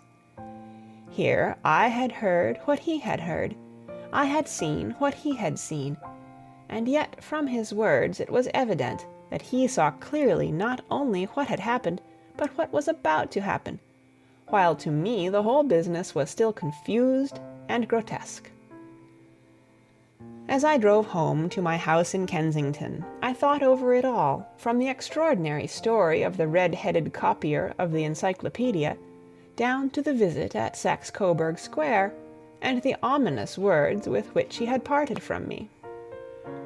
What was this nocturnal expedition, and why should I go armed? Where were we going, and what were we to do? I had the hint from Holmes that this smooth-faced pawnbroker's assistant was a formidable man, a man who might play a deep game. I tried to puzzle it out, but gave up in despair, and set the matter aside until night should bring an explanation. It was 9:15 when I started from home and made my way across the park, and so through Oxford Street to Baker Street. 2 hansoms were standing at the door, and as I entered the passage I heard the sound of voices from above. On entering his room, I found Holmes in animated conversation with 2 men, one of whom I recognized as Peter Jones, the official police agent, while the other was a long, thin, sad-faced man, with a very shiny hat, and an oppressively respectable frock-coat. "Ha! Our party is complete," said Holmes, buttoning up his pea-jacket and taking his heavy hunting crop from the rack. "Watson, I think you know Mr. Jones of Scotland Yard. Let me introduce you to Mr. Merryweather, who is to be our companion in tonight's adventure. "We're hunting in couples again, Doctor, you see," said Jones in his consequential way. "Our friend here is a wonderful man for starting a chase. All he wants is an old dog to help him do the running down." "I hope a wild goose may not prove to be the end of our chase," observed Mr. Merryweather gloomily. "You may place considerable confidence in Mr. Holmes, sir," said the police agent loftily. "He has his own little methods, which are, if he won't mind my saying so, just a little too theoretical and fantastic, but he has the makings of a detective in him. It is not too much to say that once or twice, as in that business of the Sholto murder and the Agra treasure, he has been more nearly correct than the official force." "Oh, if you say so, Mr. Jones, it is all right," said the stranger with deference. "Still, I confess that I miss my rubber. It is the first Saturday night for 27 years that I have not had my rubber." "I think you will find," said Sherlock Holmes, "that you will play for a higher stake tonight than you have ever done yet, and that the play will be more exciting. For you, Mr. Merryweather, the stake will be some £30,000, and for you, Jones, it will be the man upon whom you wish to lay your hands. John Clay, the murderer, thief, smasher, and forger. He's a young man, Mr. Merryweather, but he is at the head of his profession, and I would rather have my bracelets on him than on any criminal in London. He's a remarkable man, is young John Clay. His grandfather was a royal duke, and he himself has been to Eton and Oxford. His brain is as cunning as his fingers, and though we meet signs of him at every turn, we never know where to find the man himself. He'll crack a crib in Scotland one week, and be raising money to build an orphanage in Cornwall the next. I've been on his track for years, and have never set eyes on him yet. I hope that I may have the pleasure of introducing you tonight. I've had one or two little turns also with Mr. John Clay, and I agree with you that he is at the head of his profession. It is past 10, however, and quite time that we started. If you two will take the first hansom, Watson and I will follow in the second." Sherlock Holmes was not very communicative during the long drive, and lay back in the cab humming the tunes which he had heard in the afternoon. We rattled through an endless labyrinth of gas-lit streets until we emerged into Farrington Street. "We are close there now," my friend remarked. "This fellow Merryweather is a bank director, and personally interested in the matter. I thought it as well to have Jones with us also. He is not a bad fellow, though an absolute imbecile in his profession. He has one positive virtue. He is as brave as a bulldog, and as tenacious as a lobster if he gets his claws upon anyone. Here we are, and they are waiting for us." We had reached the same crowded thoroughfare in which we had found ourselves in the morning. Our cabs were dismissed, and, following the guidance of Mr. Merryweather, we passed down a narrow passage and through a side door, which he opened for us. Within there was a small corridor, which ended in a very massive iron grate. This also was opened, and led down a flight of winding stone steps, which terminated at another formidable gate. Mr. Merryweather stopped to light a lantern, and then conducted us down a dark, earth-smelling passage, and so, after opening a third door, into a huge vault or cellar, which was piled all round with crates and massive boxes. "You are not very vulnerable from above," Holmes remarked as he held up the lantern and gazed about him. "Nor from below," said Mr. Merryweather, striking his stick upon the flags which lined the floor. "Why, dear me, it sounds quite hollow," he remarked, looking up in surprise. "I must really ask you to be a little more quiet," said Holmes severely. "You have already imperiled the whole success of our expedition. Might I beg that you would have the goodness to sit down upon one of those boxes, and not to interfere?" The solemn Mr. Merryweather perched himself upon a crate, with a very injured expression upon his face. while Holmes fell upon his knees upon the floor and, with the lantern and a magnifying lens, began to examine minutely the cracks between the stones. A few seconds sufficed to satisfy him, for he sprang to his feet again and put his glass in his pocket. "We have at least an hour before us," he remarked, "for they can hardly take any steps until the good pawnbroker is safely in bed. Then they will not lose a minute, for the sooner they do their work, the longer time they will have for their escape. We are at present, Doctor, as no doubt you have divined, in the cellar of the City branch of one of the principal London banks. Mr. Merryweather is the chairman of directors, and he will explain to you that there are reasons why the more daring criminals of London should take a considerable interest in this cellar at present." "It is our French gold," whispered the director. "We have had several warnings that an attempt might be made upon it." "Your French gold?" "Yes. We had occasion some months ago to strengthen our resources, and borrowed for that purpose 30,000 Napoleons from the Bank of France. It has become known that we have never had an occasion to unpack the money, and that it is still lying in our cellar.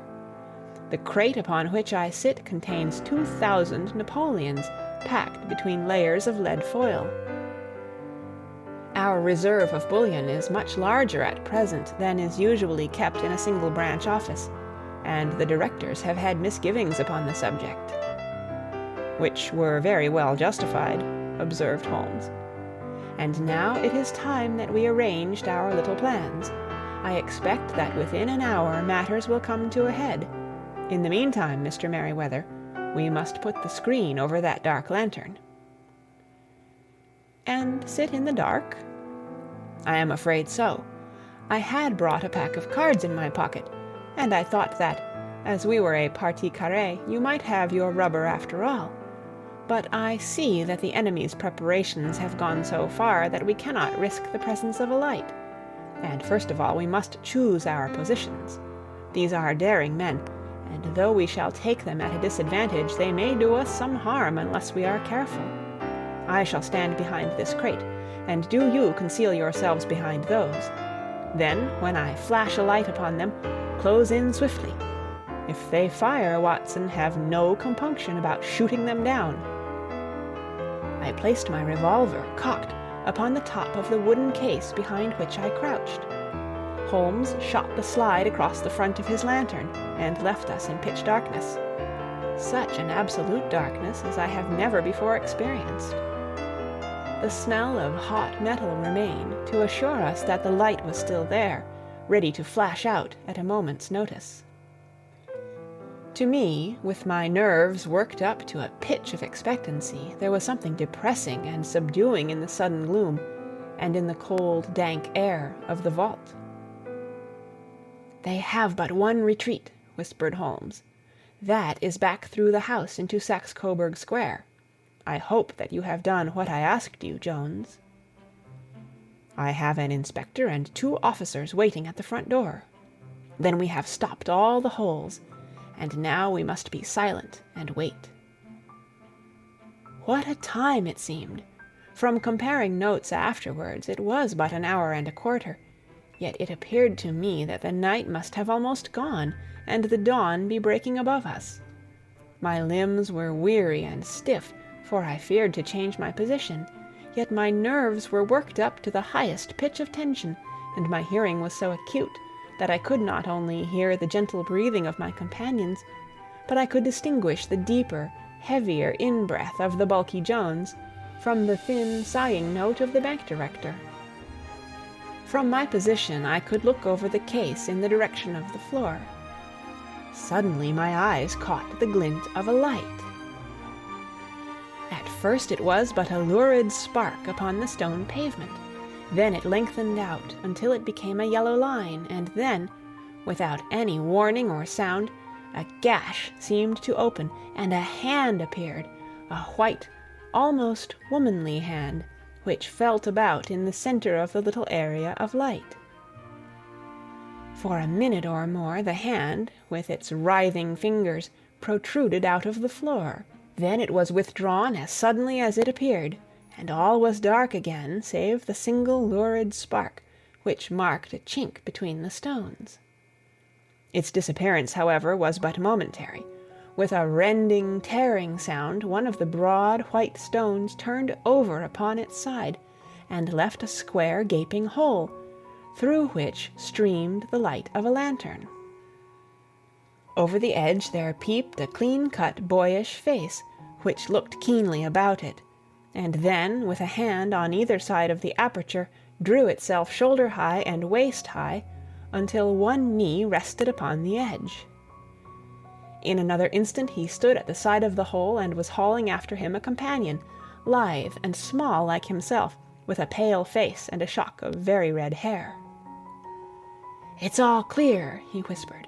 "Have you the chisel and the bags?" "Great Scott! Jump, Archie, jump, and I'll swing for it." Sherlock Holmes had sprung out and seized the intruder by the collar.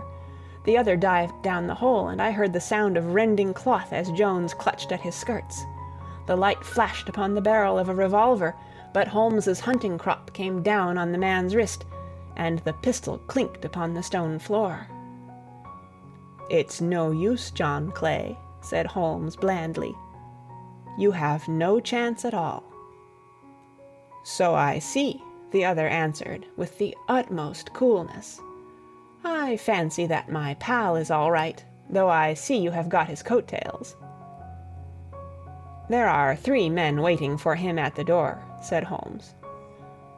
"Oh, indeed, you seem to have done the thing very completely. I must compliment you." "And I you," Holmes answered. "Your red-headed idea was very new and effective." "You'll see your pal again presently," said Jones. "He's quicker at climbing down holes than I am. Just hold out while I fix the derbies."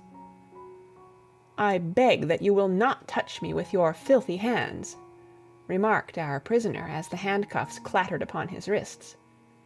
"You may not be aware that I have royal blood in my veins. Have the goodness also, when you address me, always to say 'sir' and 'please.'"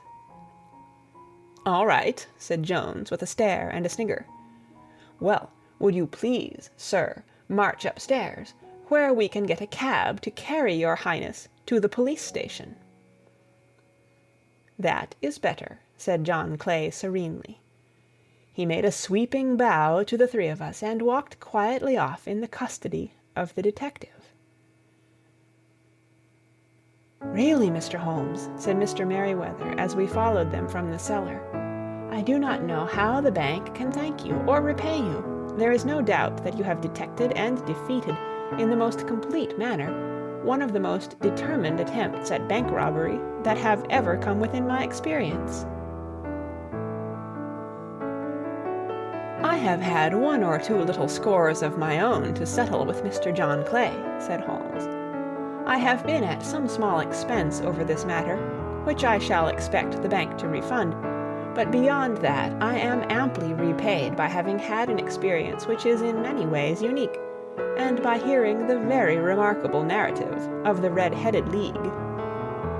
You see, Watson," he explained in the early hours of the morning as we sat over a glass of whiskey and soda in Baker Street, "it was perfectly obvious from the first that the only possible object of this rather fantastic business for the advertisement of the League, and the copying of the encyclopedia, must be to get this not over-bright pawnbroker out of the way for a number of hours every day.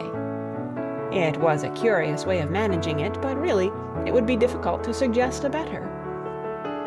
The method was no doubt suggested to Clay's ingenious mind by the color of his accomplice's hair. The £4 a week was a lure which must draw him, and what was it to them who were playing for thousands? They put in the advertisement, one rogue has the temporary office, the other rogue incites the man to apply for it, and together they manage to secure his absence every morning in the week. From the time that I heard of the assistant having come for half wages, it was obvious to me that he had some strong motive for securing the situation. But how could you guess what the motive was? Had there been a woman in the house, I should have suspected a mere vulgar intrigue. That, however, was out of the question. The man's business was a small one, and there was nothing in his house which could account for such elaborate preparations and such an expenditure as they were at. It must then be something out of the house. What could it be? I thought of the assistant's fondness for photography and his trick of vanishing into the cellar. The cellar! There was the end of this tangled clue. Then I made inquiries as to this mysterious assistant, and found that I had to deal with one of the coolest and most daring criminals in London. He was doing something in the cellar, something which took many hours a day for months on end. What could it be, once more? I could think of nothing save that he was running a tunnel to some other building. So far I had got when we went to visit the scene of action. I surprised you by beating upon the pavement with my stick. I was ascertaining whether the cellar stretched out in front or behind. It was not in front. Then I rang the bell, and as I hoped, the assistant answered it. We have had some skirmishes, but we had never set eyes upon each other before. I hardly looked at his face. His knees were what I wished to see. You must yourself have remarked how worn, wrinkled, and stained they were. They spoke of those hours of burrowing. The only remaining point was what they were burrowing for. I walked round the corner, saw the City and Suburban Bank abutted on our friend's premises, and felt that I had solved my problem. When you drove home after the concert, I called upon Scotland Yard and upon the chairman of the bank directors, with the result that you have seen. And how could you tell that they would make their attempt tonight? I asked. Well, when they closed their league offices, that was a sign that they cared no longer about Mr. Jabez Wilson's presence. In other words, that they had completed their tunnel. But it was essential that they should use it soon, as it might be discovered, or the bullion might be removed. Saturday would suit them better than any other day, as it would give them 2 days for their escape. For all these reasons I expected them to come tonight. You reasoned it out beautifully, I exclaimed in unfeigned admiration. It is so long a chain, and yet every link rings true. It saved me from ennui, he answered, yawning. Alas, I already feel it closing in upon me. My life is spent in one long effort to escape from the commonplaces of existence. These little problems help me to do so. And you are a benefactor of the race, said I. He shrugged his shoulders. Well, perhaps after all it is of some little use, he remarked. L'homme c'est rien, l'ouvre c'est tout.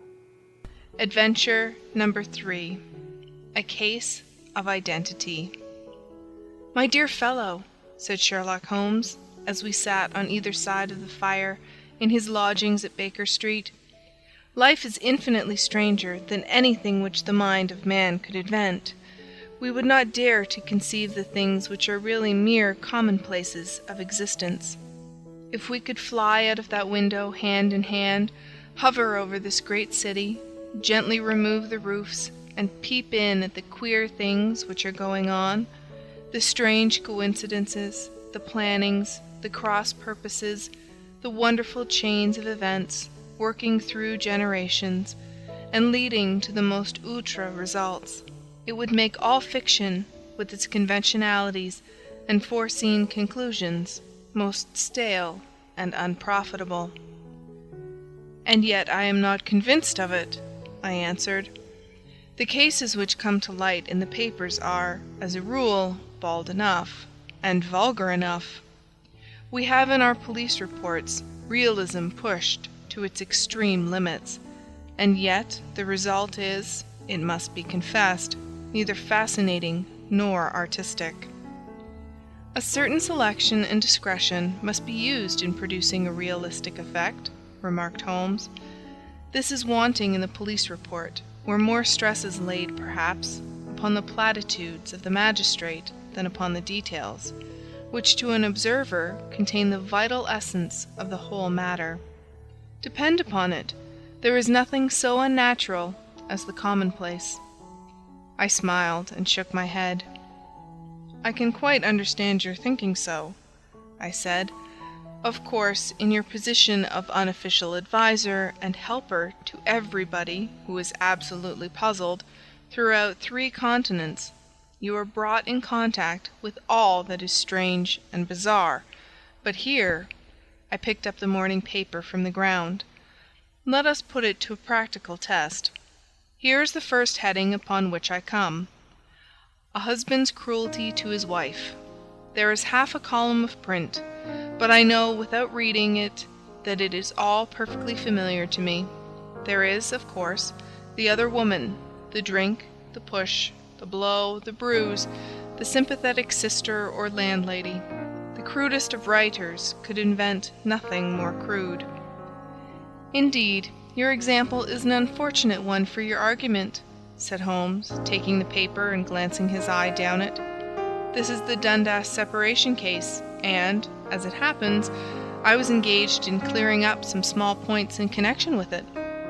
The husband was a teetotaler, and there was no other woman, and the conduct complained of was that he had drifted into the habit of winding up every meal by taking out his false teeth and hurling them at his wife, which, you will allow, is not an action likely to occur to the imagination of the average storyteller. Take a pinch of snuff, Doctor, and acknowledge that I have scored over you in your example." He held out his snuff-box of old gold, with a great amethyst in the center of the lid.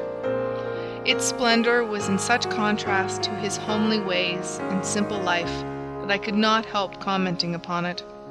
"Ah," said he, "I forgot that I had not seen you for some weeks. It is a little souvenir from the King of Bohemia in return for my assistance in the case of the Irene Adler papers." "And the ring?" I asked, glancing at a remarkable brilliant which sparkled upon his finger. "It was from the reigning family of Holland, though the matter in which I served them was of such delicacy that I cannot confide it even to you, who have been good enough to chronicle 1 or 2 of my little problems." "And have you any on hand just now?" I asked with interest. "Some 10 or 12, but none which present any feature of interest. They are important, you understand, without being interesting. Indeed, I have found that it is usually in unimportant matters that there is a field for the observation, and for the quick analysis of cause and effect which gives the charm to an investigation. The larger crimes are apt to be the simpler, for the bigger the crime, the more obvious, as a rule, is the motive. In these cases, save for one rather intricate matter which has been referred to me from Marseille, there is nothing which presents any features of interest. It is possible, however, that I may have something better before very many minutes are over, for this is one of my clients, or I am much mistaken." He had risen from his chair, and was standing between the parted blinds, gazing down into the dull, neutral-tinted London street. Looking over his shoulder, I saw that on the pavement opposite there stood a large woman with a heavy fur boa round her neck, and a large curling red feather in a broad-brimmed hat, which was tilted in a coquettish Duchess of Devonshire fashion over her ear. From under this great panoply she peeped up in a nervous, hesitating fashion at our windows, while her body oscillated backward and forward, and her fingers fidgeted with her glove buttons. Suddenly, with a plunge, as of the swimmer who leaves the bank, she hurried across the road, and we heard the sharp clang of the bell. "I have seen those symptoms before," said Holmes, throwing his cigarette into the fire. "Oscillation upon the pavement always means an affaire de coeur. She would like advice, but she is not sure that the matter is not too delicate for communication. And yet, even here we may discriminate. When a woman has been seriously wronged by a man she no longer oscillates, and the usual symptom is a broken bell wire. Here we may take it that there is a love matter, but that the maiden is not so much angry as perplexed or grieved. but here she comes in person to resolve our doubts." As he spoke, there was a tap at the door, and the boy in buttons entered to announce Miss Mary Sutherland, while the lady herself loomed behind his small black figure like a full-sailed merchantman behind a tiny pilot-boat. Sherlock Holmes welcomed her with the easy courtesy for which he was remarkable, and, having closed the door and bowed her into an armchair, he looked her over in the minute and yet abstracted fashion which was peculiar to him. "Do you not find," he said, "that with your short sight it is a little trying to do so much typewriting?" "I did at first," she answered, "but now I know where the letters are without looking." Then, suddenly realizing the full purport of his words, she gave a violent start and looked up, with fear and astonishment upon her broad, good-humored face. "You have heard about me, Mr. Holmes?" she cried. "Else how could you know all that?" "Never mind," said Holmes, laughing. "It is my business to know things. Perhaps I have trained myself to see what others overlook. If not, why should you come to consult me?" "I came to you, sir, because I heard of you from Mrs. Etheridge, whose husband you found so easy when the police and everyone had given him up for dead. Oh, Mr. Holmes, I wish you would do as much for me. I'm not rich, but still I have 100 a year in my own right, besides the little that I make by the machine, and I would give it all to know what has become of Mr. Hosmer Angel." "Why did you come away to consult me in such a hurry?" asked Sherlock Holmes, with his fingertips together and his eyes to the ceiling. Again a startled look came over the somewhat vacuous face of Miss Mary Sutherland. "Yes, I did bang out of the house," she said, "for it made me angry to see the easy way in which Mr. Windibank, that is my father, took it all. He would not go to the police, and he would not go to you, and so at last, as he would do nothing, and kept on saying that there was no harm done, it made me mad, and I just on with my things, and came right away to you." "Your father," said Holmes. "Your stepfather, surely, since the name is different." "Yes, my stepfather. I call him father, though it sounds funny too, for he is only 5 years and 2 months older than myself." "And your mother is alive?" "Oh yes, mother is alive and well. I wasn't best pleased, Mr. Holmes, when she married again so soon after father's death, and a man who was nearly 15 years younger than herself. Father was a plumber in the Tottenham Court Road, and he left a tidy business behind him, which mother carried on with Mr. Hardy, the foreman. But when Mr. Windibank came he made her sell the business, for he was very superior, being a traveller in wines. They got £4,700 for the goodwill and interest, which wasn't near as much as father could have got if he had been alive." I had expected to see Sherlock Holmes impatient under this rambling and inconsequential narrative, but on the contrary he had listened with the greatest concentration of attention. "Your own little income," he asked, "does it come out of the business?" "Oh no, sir, it is quite separate, and was left me by my Uncle Ned in Auckland. It is in New Zealand stock, paying 4.5%. £2,500 was the amount, but I can only touch the interest." "You interest me extremely," said Holmes, "and since you draw so large a sum as 100 a year, with what you earn into the bargain, you no doubt travel a little and indulge yourself in every way. I believe that a single lady can get on very nicely upon an income of about £60. "I could do with much less than that, Mr. Holmes, but you understand that as long as I live at home, I don't wish to be a burden to them, and so they have the use of the money just while I am staying with them. Of course, that is only just for the time. Mr. Windibank draws my interest every quarter and pays it over to mother, and I find that I can do pretty well with what I earn at typewriting.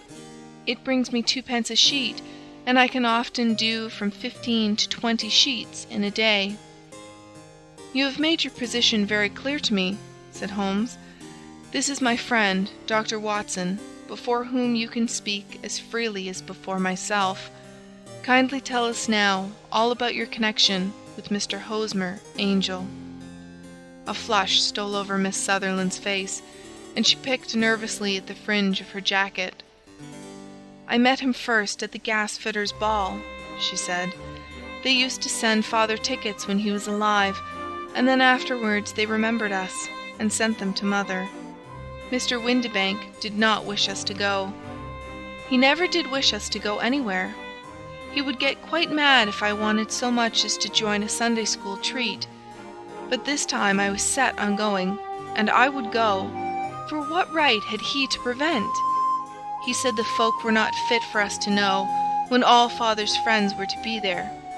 And he said that I had nothing fit to wear, when I had my purple plush that I had never so much as taken out of the drawer.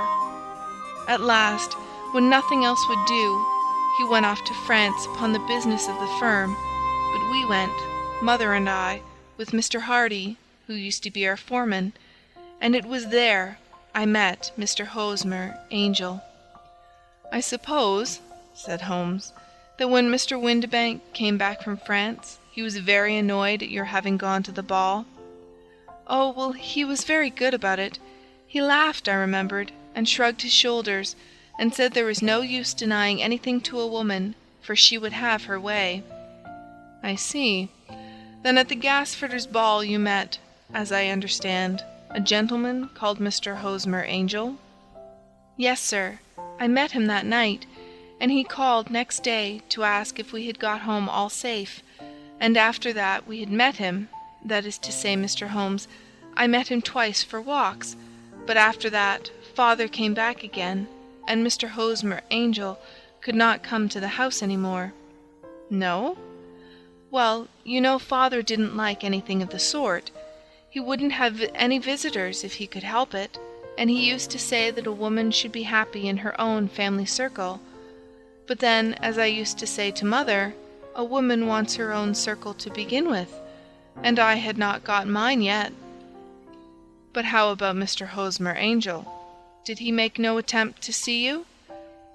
"Well, Father was going off to France again in a week, and Hosmer wrote and said that it would be safer and better not to see each other until he had gone. We could write in the meantime, and he used to write every day. I took the letters in the morning, so there was no need for Father to know." "Were you engaged to the gentleman at this time?" "Oh, yes, Mr. Holmes. We were engaged after the first walk that we took. Mr. Angel, was a cashier in an office in Leadenhall Street, and—" "What office?" "That's the worst of it, Mr. Holmes. I don't know." "Where did he live, then?" "He slept on the premises." "And you don't know his address?" "No, except that it was Leadenhall Street." "Where did you address your letters, then?" "To the Leadenhall Street post office, to be left till called for. He said that if they were sent to the office, he would be chaffed by all the other clerks about having letters from a lady, so I offered to typewrite them, like he did his, but he wouldn't have that, for he said that when I wrote them they seemed to come from me, but when they were typewritten, he always felt that the machine had come between us. That will just show you how fond he was of me, Mr. Holmes, and the little things that he would think of." "It was most suggestive," said Holmes. "It has long been an axiom of mine that the little things are infinitely the most important. Can you remember any other little things about Mr. Hosmer Angel?" "He was a very shy man, Mr. Holmes. He would rather walk with me in the evening than in the daylight, for he said that he hated to be conspicuous. Very retiring and gentlemanly he was. Even his voice was gentle. He'd had the quinsy and swollen glands when he was young, he told me, and it had left him with a weak throat and a hesitating, whispering fashion of speech. He was always well dressed, very neat and plain, but his eyes were weak, just as mine are, and he wore tinted glasses against the glare." "Well, and what happened when Mr. Windibank, your stepfather, returned to France?" "Mr. Hosmer Angel came to the house again, and proposed that we should marry before father came back. He was in dreadful earnest, and made me swear, with my hands on the testament, that whatever happened, I would always be true to him. Mother said he was quite right to make me swear, and that it was a sign of his passion. Mother was all in his favor from the first, and was even fonder of him than I was. Then, when they talked of marrying within the week, I began to ask about father, but they both said never to mind about father, but just to tell him afterwards, and Mother said she would make it all right with him. I didn't quite like that, Mr. Holmes. It seemed funny that I should ask his leave, as he was only a few years older than me, but I didn't want to do anything on the sly, so I wrote to father at Bordeaux, where the company has its French offices, but the letter came back to me on the very morning of the wedding. It missed him then? Yes, sir, for he had started to England just before it arrived. Ha! That was unfortunate. Your wedding was arranged, then, for the Friday. Was it to be in church? Yes, sir, but very quietly. It was to be at St. Saviour's, near King's Cross, and we were to have breakfast afterwards at the St. Pancras Hotel. Hosmer came for us in a hansom, but as there were two of us, he put us both into it and stepped himself into a four-wheeler, which happened to be the only other cab in the street. We got to the church first, and when the four-wheeler drove up, we waited for him to step out, but he never did. And when the cabman got down from the box and looked, there was no one there.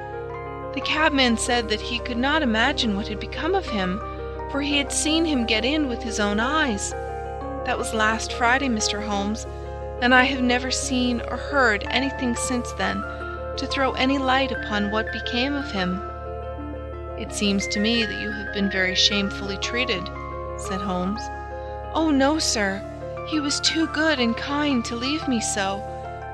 Why, all the morning he was saying to me that, whatever happened, I was to be true, and that even if something quite unforeseen occurred to separate us, I was always to remember that I was pledged to him, and that he would claim his pledge sooner or later. It seemed strange talk for a wedding morning, but what has happened since gives a meaning to it. Most certainly it does. Your own opinion is, then, that some unforeseen catastrophe has occurred to him? Yes, sir. I believe that he foresaw some danger, or else he would not have talked so. And then I think that what he foresaw happened. But you have no notion as to what it could have been. None. One more question. How did your mother take the matter? She was angry, and said that I was never to speak of the matter again. And your father? Did you tell him? Yes, and he seemed to think, with me, that something had happened, and that I should hear of Hosmer again. As he said, what interest could anyone have in bringing me to the doors of the church, and then leaving me? Now, if he had borrowed my money, or if he had married me and got my money settled on him, there might be some reason, but Hosmer was very independent about money, and never would look at a shilling of mine. And yet what could have happened? And why could he not write? Oh, it drives me half mad to think of it, and I can't sleep a wink at night. She pulled a little handkerchief out of her muff, and began to sob heavily into it. I shall glance into the case for you, said Holmes, rising, and I have no doubt that we shall reach some definite result. Let the weight of the matter rest upon me now, and do not let your mind dwell upon it further. Above all, try to let Mr. Hosmer Angel vanish from your memory, as he has done from your life. Then you don't think I'll see him again? I fear not. Then what has happened to him? You will leave that question in my hands. I should like an accurate description of him, and any letters of his which you can spare. I advertised for him in last Saturday's Chronicle, said she. Here is the slip, and here are 4 letters from him. Thank you. And your address? 31 Lyon Place, Camberwell. Mr. Angel's address you never had, I understand. Where is your father's place of business? He travels for Westhouse and Marbank, the great claret importers of Fenchurch Street. Thank you. You have made your statement very clearly. You will leave the papers here, and remember the advice which I have given you. Let the whole incident be a sealed book, and do not allow it to affect your life." "You are very kind, Mr. Holmes, but I cannot do that. I shall be true to Hosmer. He shall find me ready when he comes back." For all the preposterous hat and the vacuous face, there was something noble in the simple faith of our visitor which compelled our respect. She laid her little bundle of papers upon the table and went her way, with a promise to come again whenever she might be summoned. Sherlock Holmes sat silent for a few minutes, with his fingertips still pressed together, his legs stretched out in front of him, and his gaze directed upward to the ceiling. Then he took down from the rack the old and oily clay pipe, which was to him as a counselor, and, having lit it, he leaned back in his chair, with the thick blue cloud wreaths spinning up from him, and a look of infinite languor upon his face. "Quite an interesting study, that maiden," he observed. "I found her more interesting than her little problem, which, by the way, is rather a trite one. You will find parallel cases, if you consult my index, in Andover in '77. And there was something of the sort at The Hague last year. Old as is the idea, however, there were one or two details which were new to me, but the maiden herself was most instructive." "You appeared to read a good deal upon her, which was quite invisible to me," I remarked. "Not invisible, but unnoticed, Watson. You did not know where to look, and so you missed all that was important. I can never bring you to realize the importance of sleeves, the suggestiveness of thumbnails, or the great issues that may hang from a bootlace. Now, what did you gather from that woman's appearance? Describe it." "Well, she had a slate-colored, broad-brimmed straw hat, with a feather of a brickish red. Her jacket was black, with black beads sewn upon it, and a fringe of little black jet ornaments. Her dress was brown, rather darker than coffee color, with a little purple plush at the neck and sleeves. Her gloves were grayish, and were worn through at the right forefinger. Her boots I didn't observe. She had small, round, hanging gold earrings, and a general air of being fairly well-to-do in a vulgar, comfortable, easy-going way." Sherlock Holmes clapped his hands softly together and chuckled. "Upon my word, Watson, you are coming along wonderfully. You have really done very well indeed. It is true that you have missed everything of importance, but you have hit upon the method, and you have a quick eye for color. Never trust to general impressions, my boy, but concentrate yourself upon details. My first glance is always at a woman's sleeve. In a man it is perhaps better first to take the knee of the trouser.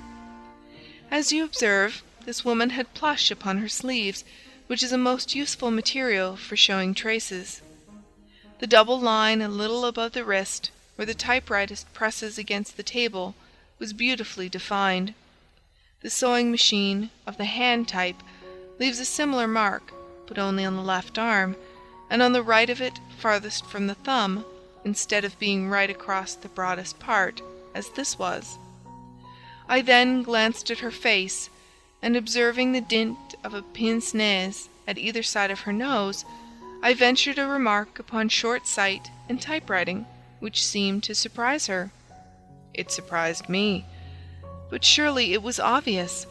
I was then much surprised and interested on glancing down to observe that, though the boots which she was wearing were not unlike each other, they were really odd ones, the one having a slightly decorated toe-cap, and the other a plain one. One was buttoned only in the 2 lower buttons out of 5, and the other at the 1st, 3rd, and 5th. Now when you see that a young lady, otherwise neatly dressed, has come away from home with odd boots, half buttoned, it is no great deduction to say that she came away in a hurry. "And what else?"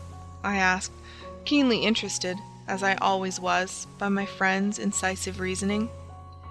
I noted in passing that she had written a note before leaving home, but after being fully dressed. You observed that her right glove was torn at the forefinger, but you did not apparently see that both glove and finger were stained with violet ink. She had written in a hurry and dipped her pen too deep. It must have been this morning, or the mark would not remain clear upon the finger. All this is amusing, though rather elementary, but I must go back to business, Watson. Would you mind reading me the advertised description of Mr. Hosmer Angel? I held the little printed slip to the light. Missing, it said, on the morning of the 14th, a gentleman named Hosmer Angel, about 5 feet 7 inches in height, strongly built, sallow complexion, black hair, a little bald in the center, bushy black side whiskers and mustache, tinted glasses, slight infirmity of speech, was dressed when last seen in black frock coat faced with silk, black waistcoat, gold Albert chain, and grey Harris tweed trousers, with brown gaiters over elastic-sided boots, known to have been employed in an office in Leadenhall Street. Anybody bringing— "That will do," said Holmes. "As to the letters," he continued, glancing over them, "they are very commonplace. Absolutely no clue in them to Mr. Angel, save that he quotes Balzac once. There is a remarkable point, however, which will no doubt strike you." "They are typewritten," I remarked. "Not only that, but the signature is typewritten. Look at the neat little Hosmer Angel at the bottom. There is a date, you see, but no superscription except Leadenhall Street, which is rather vague. The point about the signature is very suggestive. In fact, we may call it conclusive." "Of what?" "My dear fellow, is it possible you do not see how strongly it bears upon the case?"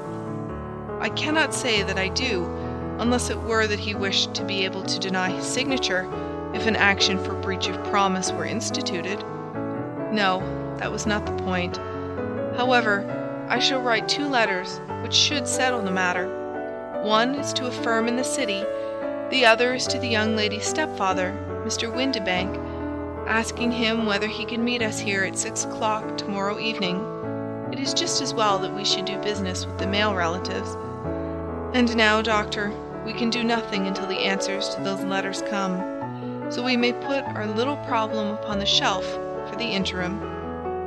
I had had so many reasons to believe in my friend's subtle powers of reasoning and extraordinary energy in action, that I felt that he must have some solid grounds for the assured and easy demeanour with which he treated the singular mystery which he had been called upon to fathom. Once only had I known him to fail, in the case of the King of Bohemia and of the Irene Adler photograph, but when I looked back to the weird business of the sign of 4 and the extraordinary circumstances connected with the study in scarlet, I felt that it would be a strange tangle indeed which he could not unravel. I left him then, still puffing at his black clay pipe, with the conviction that when I came again on the next evening, I would find that he held in his hands all the clues which would lead up to the identity of the disappearing bridegroom of Miss Mary Sutherland. A professional case of great gravity was engaging my own attention at the time, and the whole of next day I was busy at the bedside of the sufferer. It was not until close upon 6 o'clock that I found myself free and was able to spring into a hansom and drive to Baker Street, half afraid that I might be too late to assist at the denouement of the little mystery. I found Sherlock Holmes alone, however, half asleep, with his long, thin form curled up in the recesses of his armchair. A formidable array of bottles and test tubes, with the pungent, cleanly smell of hydrochloric acid, told me that he had spent his day in the chemical work which was so dear to him. "Well, have you solved it?" I asked as I entered. "Yes, it was the bisulfate of baryta." "No, no, the mystery!" I cried. "Oh, that! I thought of the salt that I have been working upon." "There was never any mystery in the matter. though, as I said yesterday, some of the details are of interest. The only drawback is that there is no law, I fear, that can touch the scoundrel." "Who was he, then, and what was his object in deserting Miss Sutherland?" The question was hardly out of my mouth, and Holmes had not yet opened his lips to reply, when we heard a heavy footfall in the passage, and a tap at the door. "This is the girl's stepfather, Mr. James Windibank," said Holmes. "He has written to me to say that he would be here at 6. Come in." The man who entered was a sturdy, middle-sized fellow, some 30 years of age, clean-shaven and sallow-skinned, with a bland, insinuating manner, and a pair of wonderfully sharp and penetrating grey eyes. He shot a questioning glance at each of us, placed his shiny top hat upon the sideboard, and with a slight bow sidled down into the nearest chair. "Good evening, Mr. James Windibank," said Holmes. "I think that this typewritten letter is from you, in which you made an appointment with me for 6 o'clock?" "Yes, sir. I am afraid that I am a little late, but I am not quite my own master, you know. I am sorry that Miss Sutherland has troubled you about this little matter, for I think it is far better not to wash linen of the sort in public. It was quite against my wishes that she came, but she is a very excitable, impulsive girl, as you may have noticed, and she is not easily controlled when she has made up her mind on a point. Of course, I did not mind you so much, as you are not connected with the official police, but it is not pleasant to have a family misfortune like this noised abroad. Besides, it is a useless expense, for how could you possibly find this Hosmer angel?" "On the contrary," said Holmes quietly, "I have every reason to believe that I will succeed in discovering Mr. Hosmer Angel." Mr. Windibank gave a violent start and dropped his gloves. "I am delighted to hear it," he said. "It is a curious thing," remarked Holmes, "that a typewriter has really quite as much individuality as a man's handwriting. Unless they are quite new, no two of them write exactly alike. Some letters get more worn than others, and some wear only on one side. Now you remark in this note of yours, Mr. Windibank, that in every case there is some little slurring over of the E, and a slight defect in the tail of the R. There are 14 other characteristics, but those are the most obvious. We do all our correspondence with this machine at the office, and no doubt it is a little worn," our visitor answered, glancing keenly at Holmes with his bright little eyes. "And now I will show you what is really a very interesting study, Mr. Windibank," Holmes continued. "I think of writing another little monograph some of these days on the typewriter and its relation to crime. It is a subject to which I have devoted some little attention. I have here 4 letters which purport to come from the missing man. They are all typewritten. In each case, not only are the E's slurred and the R's tailless, but you will observe, if you care to use my magnifying lens, that the other 14 characteristics to which I have alluded are there as well." Mr. Windibank sprang out of his chair and picked up his hat. "I cannot waste time over this sort of fantastic talk, Mr. Holmes," he said. "If you can catch the man, catch him, and let me know when you have done it." "Certainly," said Holmes, stepping over and turning the key in the door. "I let you know, then, that I have caught him." "What? Where?" shouted Mr. Windibank, turning white to his lips and glancing about him like a rat in a trap. "Oh, it won't do. Really it won't," said Holmes suavely. "There is no possible getting out of it, Mr. Windibank. It is quite too transparent, and it was a very bad compliment when you said that it was impossible for me to solve so simple a question. That's right. Sit down and let us talk it over." Our visitor collapsed into a chair, with a ghastly face and a glitter of moisture on his brow. It's not actionable," he stammered. "I am very much afraid that it is not. But between ourselves, Windibank, it was as cruel and selfish and heartless a trick, in a petty way, as ever came before me. Now let me just run over the course of events, and you will contradict me if I go wrong." The man sat huddled up in his chair, with his head sunk upon his breast, like one who is utterly crushed. Holmes stuck his feet up on the corner of the mantelpiece, and, leaning back with his hands in his pockets, began talking, rather to himself, as it seemed, than to us. "The man married a woman very much older than himself for her money," said he, "and he enjoyed the use of the money of the daughter as long as she lived with them.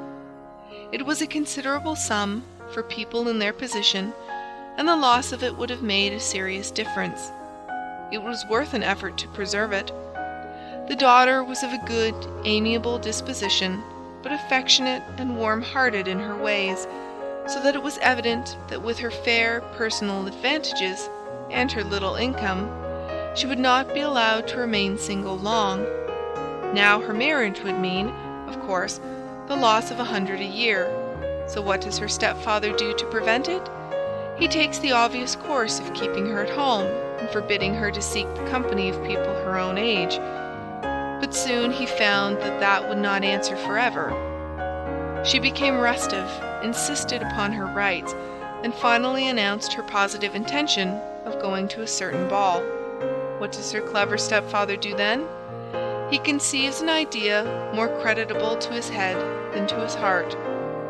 With the connivance and assistance of his wife, he disguised himself, covered those keen eyes with tinted glasses, masked the face with a moustache and a pair of bushy whiskers, sunk that clear voice into an insinuating whisper, and doubly secure on account of the girl's short sight, he appears as Mr. Hosmer Angel, and keeps off other lovers by making love himself. "It was only a joke at first," groaned our visitor. "We never thought that she would have been so carried away." "Very likely not. However that may be, the young lady was very decidedly carried away, and, having quite made up her mind that her stepfather was in France, the suspicion of treachery never for an instant entered her mind. She was flattered by the gentleman's attentions, and the effect was increased by the loudly expressed admiration of her mother. Then Mr. Angel began to call, for it was obvious that the matter should be pushed as far as it would go if a real effect were to be produced. There were meetings and an engagement which would finally secure the girl's affections from turning towards anyone else. But the deception could not be kept up forever. These pretended journeys to France were rather cumbrous. The thing to do was clearly to bring the business to an end in such a dramatic manner that it would leave a permanent impression upon the young lady's mind, and prevent her from looking upon any other suitor for some time to come. Hence those vows of fidelity exacted upon a testament, and hence also the allusions to a possibility of something happening on the very morning of the wedding. James Windibank wished Miss Sutherland to be so bound to Hosmer Angel, and so uncertain as to his fate, that for 10 years to come, at any rate, she would not listen to another man.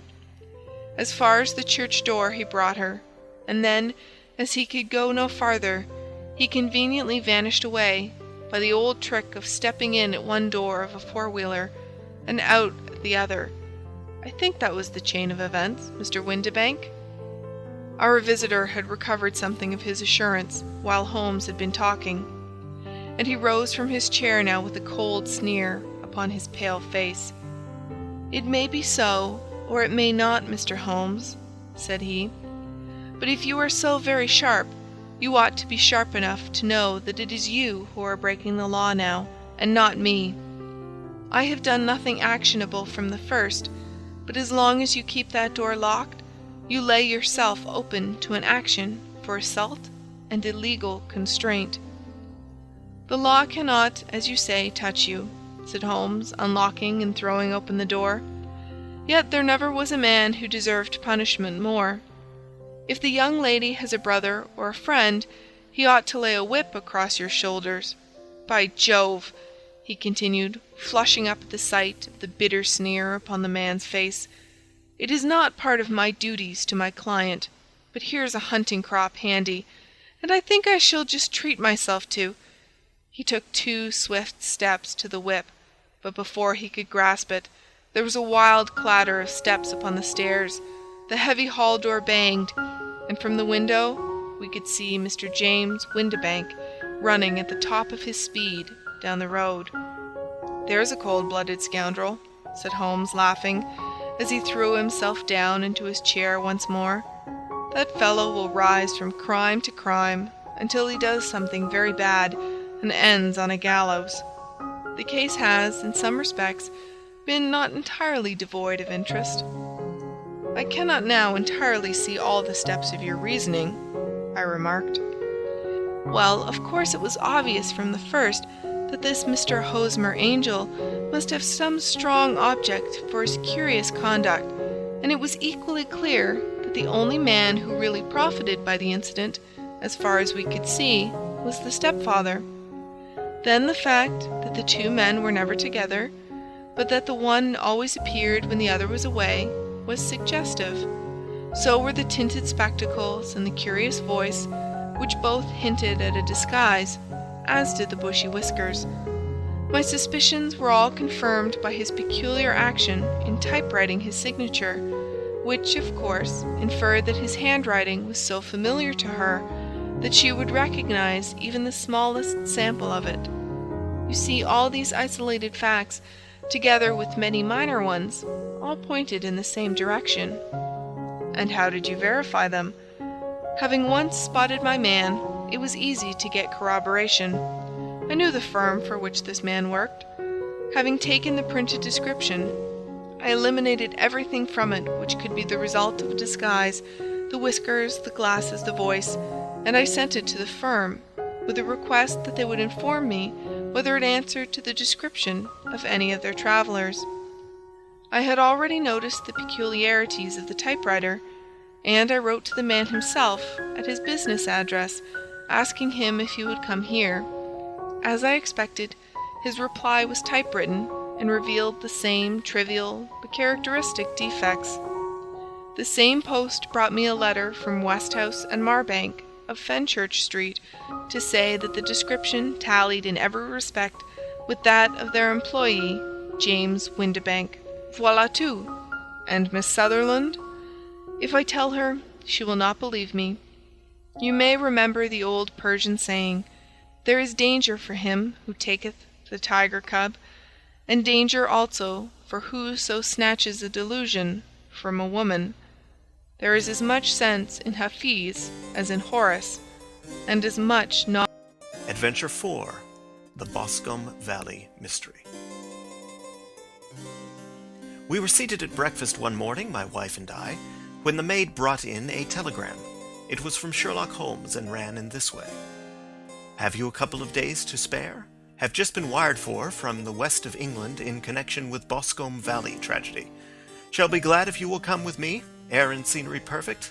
Leave Paddington by the 11:15. "What do you say, dear?" said my wife, looking across at me. "Will you go?" "I really don't know what to say. I have a fairly long list at present." "Oh, Anstruther would do your work for you. You have been looking a little pale lately. I think that the change would do you good. And you are always so interested in Mr. Sherlock Holmes's cases."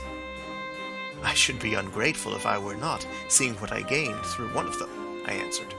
"But if I am to go, I must pack at once, for I have only half an hour." My experience of camp life in Afghanistan had at least had the effect of making me a prompt and ready traveler. My wants were few and simple, so that in less than the time stated, I was in a cab with my valise, rattling away to Paddington Station. Sherlock Holmes was pacing up and down the platform, his tall, gaunt figure made even gaunter and taller by his long grey travelling cloak and close-fitting cloth cap. "It is really very good of you to come, Watson," said he. "It makes a considerable difference to me having someone with me on whom I can thoroughly rely. Local aid is always either worthless or else biased. If you will keep the 2 corner seats, I shall get the tickets." We had the carriage to ourselves, save for an immense litter of papers which Holmes had brought with him. Among these he rummaged and read, with intervals of note-taking and of meditation, until we were past Reading. Then he suddenly rolled them all into a gigantic ball and tossed them up onto the rack. "Have you heard anything of the case?" he asked. "Not a word. I have not seen a paper for some days. The London press has not had very full accounts.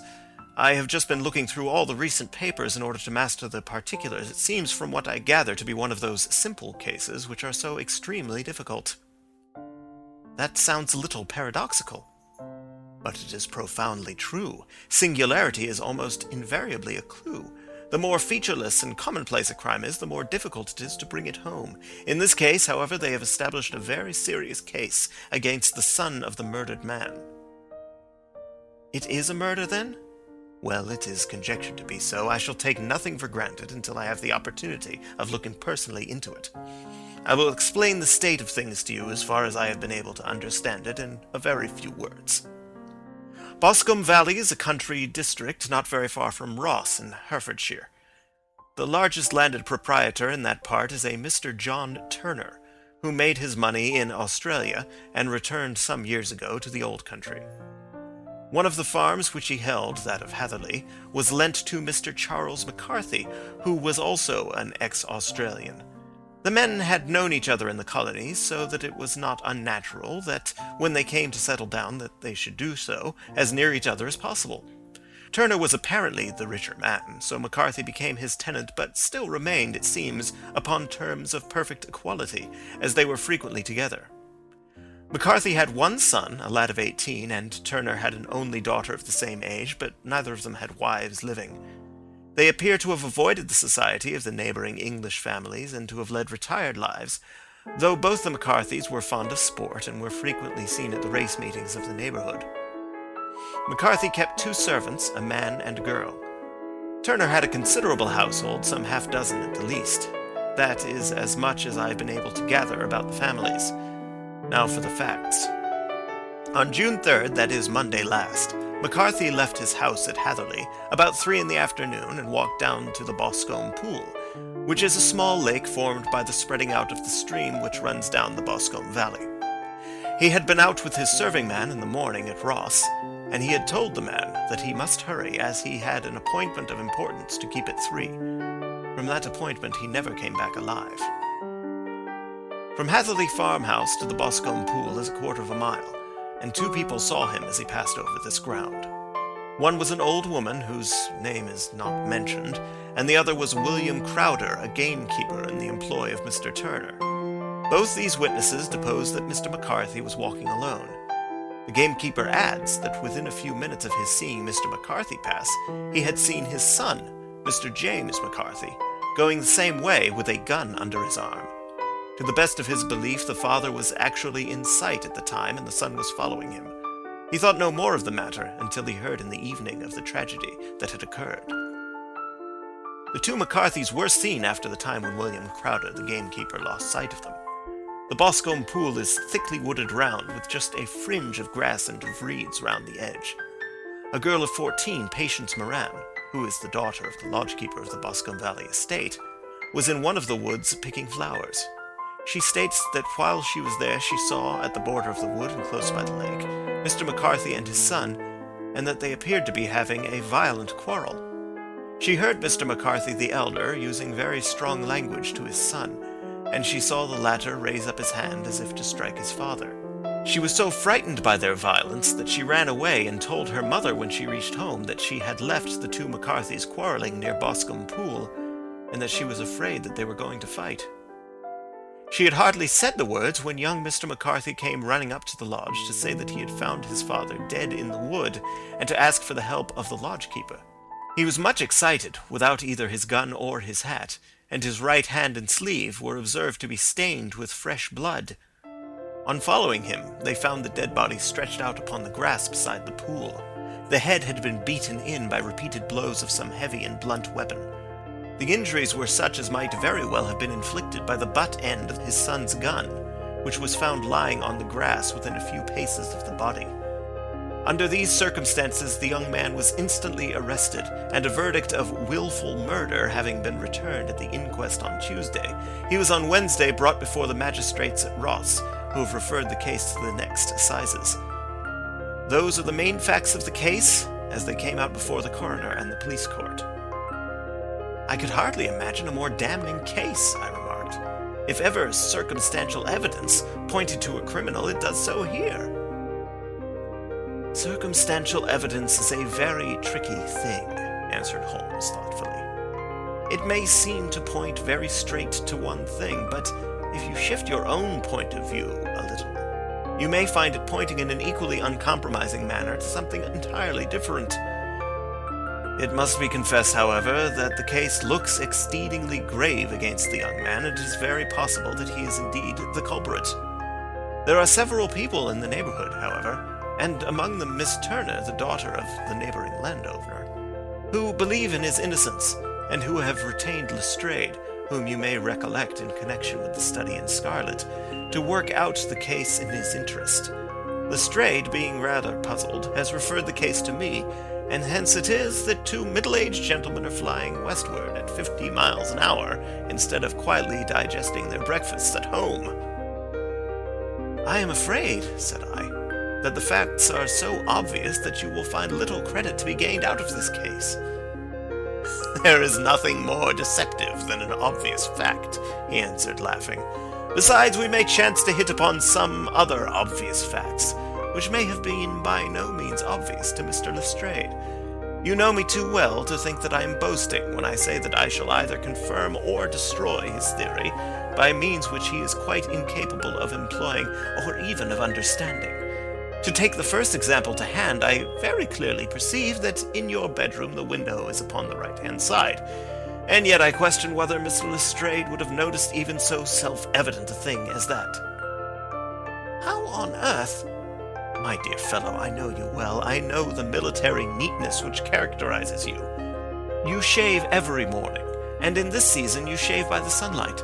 But since your shaving is less and less complete as we get farther back on the left side, until it becomes positively slovenly as we get round the angle of the jaw, it is surely very clear that that side is less illuminated than the other. I could not imagine a man of your habits looking at himself in an equal light and being satisfied with such a result. I only quote this as a trivial example of observation and inference. Therein lies my métier, and it is just possible that it may be of some service in the investigation which lies before us. There are one or two minor points which are brought out in the inquest and which are worth considering." "What are they?" "It appears that his arrest did not take place at once, but after the return to Hatherley Farm. On the inspector of constabulary informing him that he was a prisoner, he remarked that he was not surprised to hear it, and that it was no more than his deserts. This observation of his had the natural effect of removing any traces of doubt which might have remained in the minds of the coroner's jury." "It was a confession!" I ejaculated. "No, for it was followed by a protestation of innocence. Coming on top of such a damning series of events, it was at the least a most suspicious remark." "On the contrary," said Holmes, "it is the brightest rift which I can at present see in the clouds. However innocent he might be, he could not be such an absolute imbecile as not to see that the circumstances were very black against him. Had he appeared surprised at his own arrest, or feigned indignation at it, I should have looked upon it as highly suspicious, because such surprise or anger would not be natural under the circumstances, and yet might appear to be the best policy to a scheming man. His frank acceptance of the situation marks him as either an innocent man, or else as a man of considerable self-restraint and firmness. As to his remark about his deserts, it was also not unnatural, if you consider that he stood beside the dead body of his father, and that there is no doubt that he had that very day so far forgotten his filial duty as to bandy words with him, and even, according to the little girl whose evidence is so important, to raise his hand as if to strike him. The self-reproach and contrition which are displayed in his remark appear to me to be the signs of a healthy mind rather than of a guilty one." I shook my head. "Many men have been hanged on far slighter evidence," I remarked. "So they have, and many men have been wrongfully hanged." "What is the young man's own account of the matter?" "It is, I am afraid, not very encouraging to his supporters, though there are one or two points in it which are suggestive. You will find it here and may read it for yourself." He picked out from his bundle a copy of the local Herefordshire paper, And having turned down the sheet, he pointed out the paragraph in which the unfortunate young man had given his own statement of what had occurred. I settled myself down in the corner of the carriage and read it very carefully. It ran in this way. Mr. James McCarthy, the only son of the deceased, was then called and gave evidence as follows. I had been away from home for 3 days at Bristol, and had only just returned upon the morning of last Monday the 3rd. My father was absent from home at the time of my arrival, and I was informed by the maid that he had driven over to Ross with John Cobb, the groom. Shortly after my return, I heard the wheels of his trap in the yard, and, looking out of my window, I saw him get out and walk rapidly out of the yard, though I was not aware in which direction he was going. I then took my gun and strolled out in the direction of the Boscombe Pool with the intention of visiting the rabbit warren which is upon the other side. On my way I saw William Crowder, the gamekeeper, as he had stated in his evidence, but he is mistaken in thinking that I was following my father. I had no idea that he was in front of me. When about 100 yards from the pool I heard a cry of coo-ee, which is an unusual signal between my father and myself. I then hurried forward and found him standing by the pool. He appeared to be much surprised at seeing me and asked me rather roughly what I was doing there. A conversation ensued which led to high words and almost to blows, for my father was a man of a very violent temper. Seeing that his passion was becoming ungovernable, I left him and returned towards Hatherley Farm. I had not gone more than 150 yards, however, when I heard a hideous outcry behind me, which caused me to run back again. I found my father expiring upon the ground with his head terribly injured. I dropped my gun and held him in my arms, but he almost instantly expired. I knelt beside him for some minutes, and then made my way to Mr. Turner's lodgekeeper, his house being the nearest, to ask for assistance. I saw no one near my father when I returned, and I have no idea how he came by his injuries. He was not a popular man, being somewhat cold and forbidding in his manners, but he had, as far as I know, no active enemies. I know nothing further of the matter. The Coroner. Did your father make any statement to you before he died? Witness. He mumbled a few words, but I could only catch some allusion to a rat. The Coroner. What did you understand by that? Witness. It conveyed no meaning to me. I thought that he was delirious. The Coroner. What was the point upon which your father had this final quarrel? Witness. I should prefer not to answer. The Coroner. I am afraid that I must press it. Witness. It is really impossible for me to tell you. I can assure you that it has nothing to do with the sad tragedy which followed. The Coroner. That is for the court to decide. I need not point out to you that your refusal to answer will prejudice your case considerably in any future proceedings which may arise. Witness. I still must refuse. The Coroner. I understand that the cry of coo-ee was a common signal between you and your father. Witness. It was. The Coroner. How was it then that he uttered it before he saw you and before he even knew that you had returned from Bristol? Witness, with considerable confusion. I do not know. A juryman. Did you see nothing which aroused your suspicions when you returned on hearing the cry and found your father fatally injured? Witness. Nothing definite. The Coroner. What do you mean? Witness. I was so disturbed and excited as I rushed out into the open that I could think of nothing except my father. Yet I have a vague impression that as I ran forward, something lay upon the ground to the left of me. It seemed to be something gray in color, a coat of some sort, or a plaid perhaps. When I rose from my father, I looked round for it, but it was gone. Do you mean that it had disappeared before you went to help? Yes, it was gone. You cannot say what it was? No, I had a feeling something was there. How far from the body? 12 yards or so. And how far from the edge of the wood? About the same. Then if it was removed, it was while you were within 12 yards of it? Yes, but with my back towards it. This concluded the examination of the witness. I see, said I as I glanced down the column, that the coroner in his concluding remarks was rather severe upon young McCarthy. He calls attention, and with reason, to the discrepancy about his father having signaled to him before seeing him.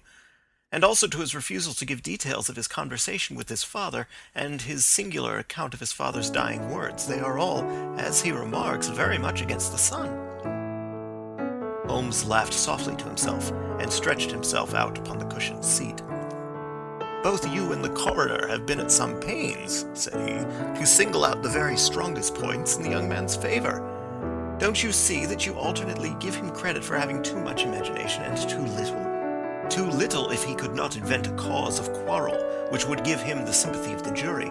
Too much if he evolved from his own inner consciousness anything so outré as a dying reference to a rat, and the incident of the vanishing cloth. No, sir, I shall approach this case from the point of view that what this young man says is true, and we shall see whither that hypothesis will lead us. And now here is my pocket Petrarch, and not another word shall I say of this case until we are on the scene of action. We lunch at Swindon, and I see that we shall be there in 20 minutes.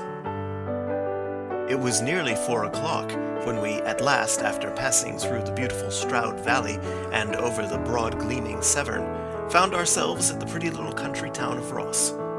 A lean ferret-like man, furtive and sly-looking, was waiting for us upon the platform. In spite of the light brown dustcoat and leather leggings which he wore in deference to his rustic surroundings, I had no difficulty in recognizing Lestrade of Scotland Yard. With him we drove to the Hereford Arms, where a room had already been engaged for us. "I have ordered a carriage," said Lestrade as we sat over a cup of tea. "I knew your energetic nature, and that you would not be happy until you had been on the scene of the crime." "It was very nice and complimentary of you," Holmes answered. "It is entirely a question of barometric pressure." Lestrade looked startled. "I do not quite follow," he said. "How is the glass? 29, I see. No wind and not a cloud in the sky. I have a case full of cigarettes here which needs smoking, and the sofa is very much superior to the usual country hotel abomination. I do not think that it is probable that I shall use the carriage tonight." Lestrade laughed indulgently. "You have no doubt already formed your conclusions from the newspapers," he said. "The case is as plain as a pikestaff, and the more one goes into it, the plainer it becomes. Still, of course, one can't refuse a lady, and such a very positive one, too. She has heard of you, and would have your opinion, though I repeatedly told her that there was nothing which you could do which I had not already done. Why, bless my soul, here is her carriage at the door." He had hardly spoken before there rushed into the room one of the most lovely young women that I have ever seen in my life. Her violet eyes shining, her lips parted, a pink flush upon her cheeks, all thought of her natural reserve lost in her overpowering excitement and concern. "Oh, Mr. Sherlock Holmes!" she cried, glancing from one to the other of us, and finally with a woman's quick intuition fastening upon my companion. "I am so glad that you have come. I have driven down to tell you so. I know that James didn't do it. I know it, and I want you to start upon your work knowing it too. Never let yourself doubt upon that point. We have known each other since we were little children, and I know his faults, as no one else does, but he is too tender-hearted to hurt a fly. Such a charge is absurd to anyone who really knows him." "I hope we may clear him, Miss Turner," said Sherlock Holmes. "You may rely upon my doing all that I can." "But you have read the evidence. You have formed some conclusion. Do you not see some loophole, some flaw? Do you not yourself think that he is innocent?" "I think that it is very probable."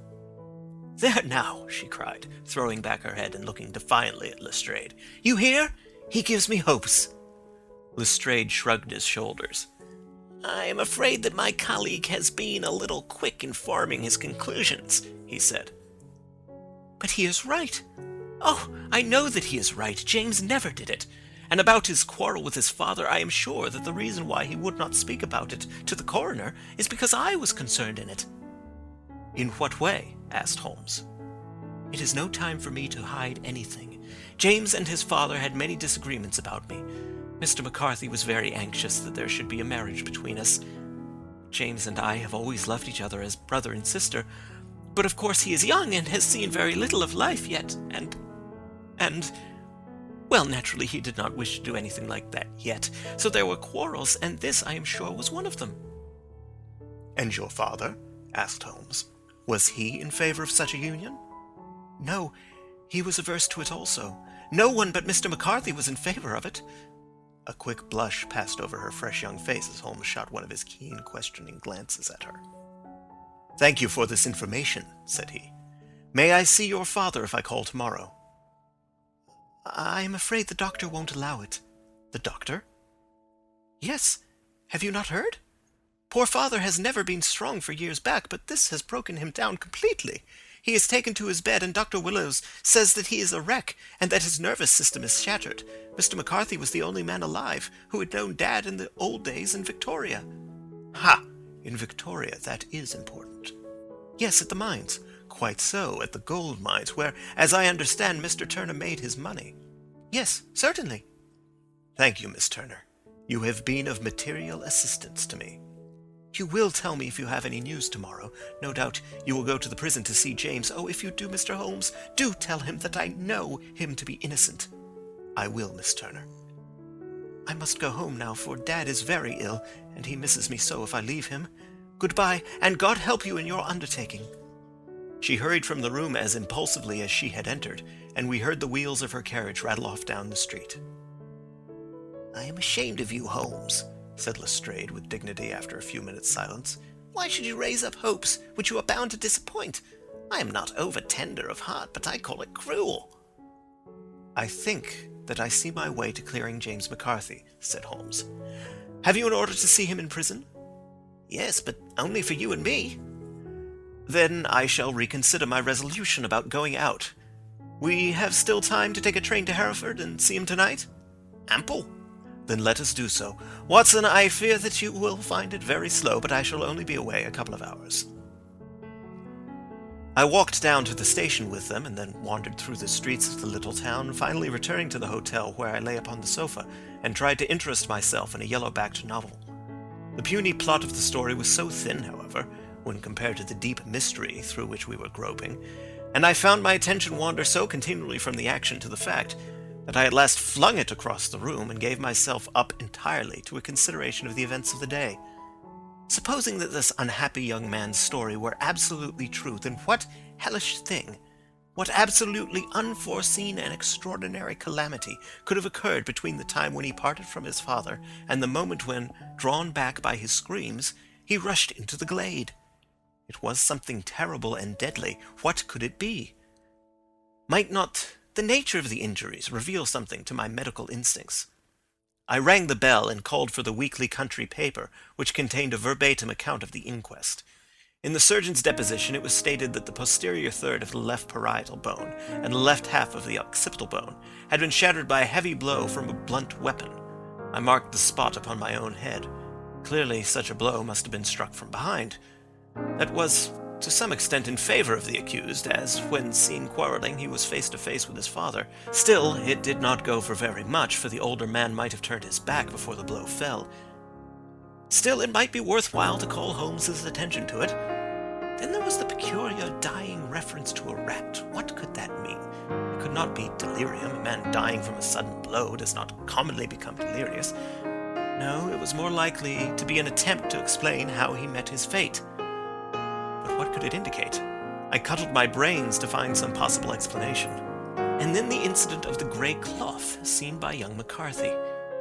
If that were true, the murderer must have dropped some part of his dress, presumably his overcoat, in his flight, and must have had the hardihood to return and to carry it away at the instant when the son was kneeling with his back turned, not a dozen paces off. What a tissue of mysteries and improbabilities the whole thing was! I did not wonder at Lestrade's opinion, and yet I had so much faith in Sherlock Holmes's insight that I could not lose hope as long as every fresh fact seemed to strengthen his conviction of young McCarthy's innocence. It was late before Sherlock Holmes returned. He came back alone, for Lestrade was staying in lodgings in the town. "The glass still keeps very high," he remarked as he sat down. "It is of importance that it should not rain before we are able to go over the ground. On the other hand, a man should be at his very best and keenest for such nice work as that, and I did not wish to do it when fagged by a long journey. I have seen young McCarthy." "And what did you learn from him?" "Nothing." "Could he throw no light?" "None at all. I was inclined to think at one time that he knew who had done it and was screening him or her. but I am convinced now that he is as puzzled as everyone else. He is not a very quick-witted youth, though comely to look at, and I should think sound at heart. I cannot admire his taste, I remarked, if it is indeed a fact that he was averse to a marriage with so charming a young lady as this Miss Turner. Ah, thereby hangs a rather painful tale. This fellow is madly, insanely in love with her, but some 2 years ago, when he was only a lad, and before he really knew her, for she had been away 5 years at a boarding school, what does the idiot do but get into the clutches of a barmaid in Bristol and marry her at a registry office?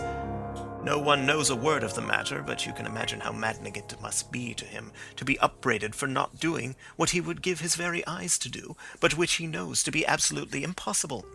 It was sheer frenzy of this sort which made him throw his hands up into the air when his father, at their last interview, was goading him on to propose to Miss Turner. On the other hand, he had no means of supporting himself, and his father, who was by all accounts a very hard man, would have thrown him over utterly had he known the truth. It was with his barmaid wife that he had spent the last 3 days in Bristol, and his father did not know where he was. Mark that point, it is of importance. Good has come out of evil, however, for the barmaid, finding from the papers that he is in serious trouble and likely to be hanged, has thrown him over utterly and has written to him to say that she has a husband already in the Bermuda dockyard, so that there is really no tie between them. I think that bit of news has consoled young McCarthy for all that he has suffered. But if he is innocent, who has done it? Ah, who? I would call your attention very particularly to 2 points. One is that the murdered man had an appointment with someone at the pool, and that the someone could not have been his son, for his son was away, and he did not know when he would return. The second is that the murdered man was heard to cry "Coo-ee" before he knew that his son had returned. Those are the crucial points upon which the case depends. And now let us talk about George Meredith, if you please, and we shall leave all minor matters until tomorrow. There was no rain, as Holmes had foretold, and the morning broke bright and cloudless. At 9 o'clock Lestrade called for us with the carriage, and we set off for Hatherley Farm and the Boscombe Pool. "Very serious news this morning," Lestrade observed. "It is said that Mr. Turner of the Hole is so ill that his life is despaired of." "An elderly man, I presume?" said Holmes. "About 60, but his constitution has been shattered by his life abroad, and he has been in failing health for some time. This business has had a very bad effect upon him. He was an old friend of McCarthy's, and, I may add, a great benefactor to him, for I have learned that he gave him Hatherley Farm rent-free." "Indeed, that is interesting," said Holmes.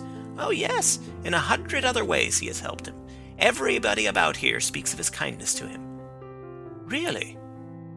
Does it not strike you as a little singular that this McCarthy, who appears to have had little of his own, and to have been under such obligations to Turner, should still talk of marrying his son to Turner's daughter, who is presumably heiress to the estate, and that in such a very cocksure manner, as if it were merely a case of proposal and all else would follow? It is the more strange since we know that Turner himself was averse to the idea. The daughter told us as much. Do you not deduce something from that?" "We have got to the deduces and the inferences," said Lestrade, winking at me. "I find it hard enough to tackle facts home without flying away after theories and fancies." "You are right," said Holmes demurely. "You do find it very hard to tackle the facts." "Anyhow, I have grasped one fact which you seem to find it difficult to get hold of," replied Lestrade with some warmth. "And that is?"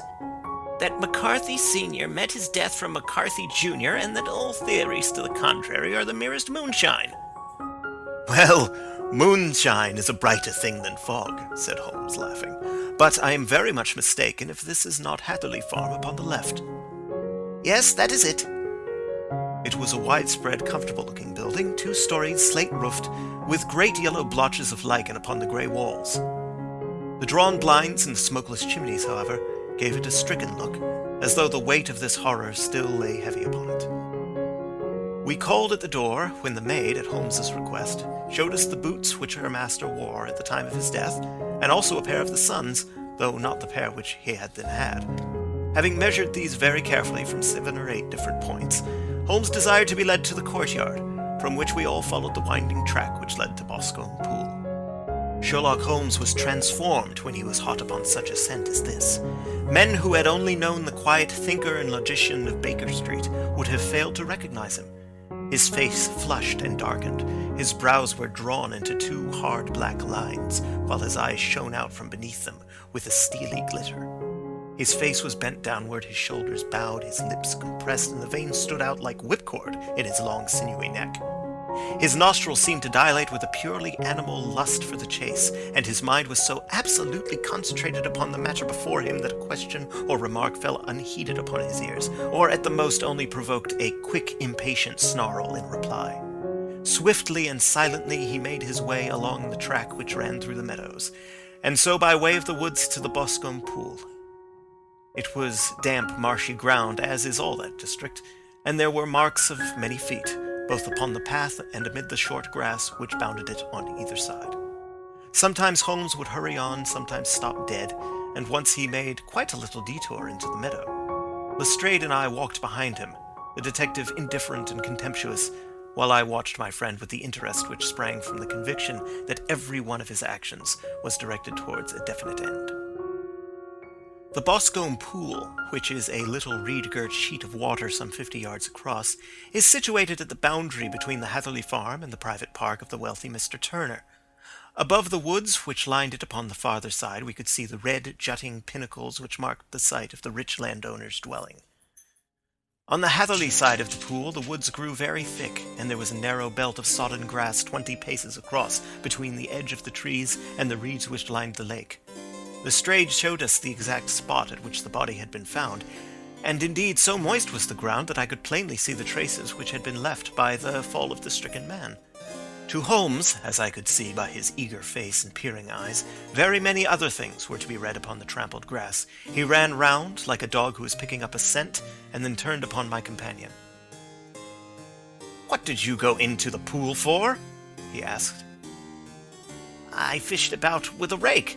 I thought there might be some weapon or other trace, but how on earth—" "Oh, tut, tut, I have no time. That left foot of yours with its inward twist is all over the place. A mole could trace it, and there it vanishes among the reeds.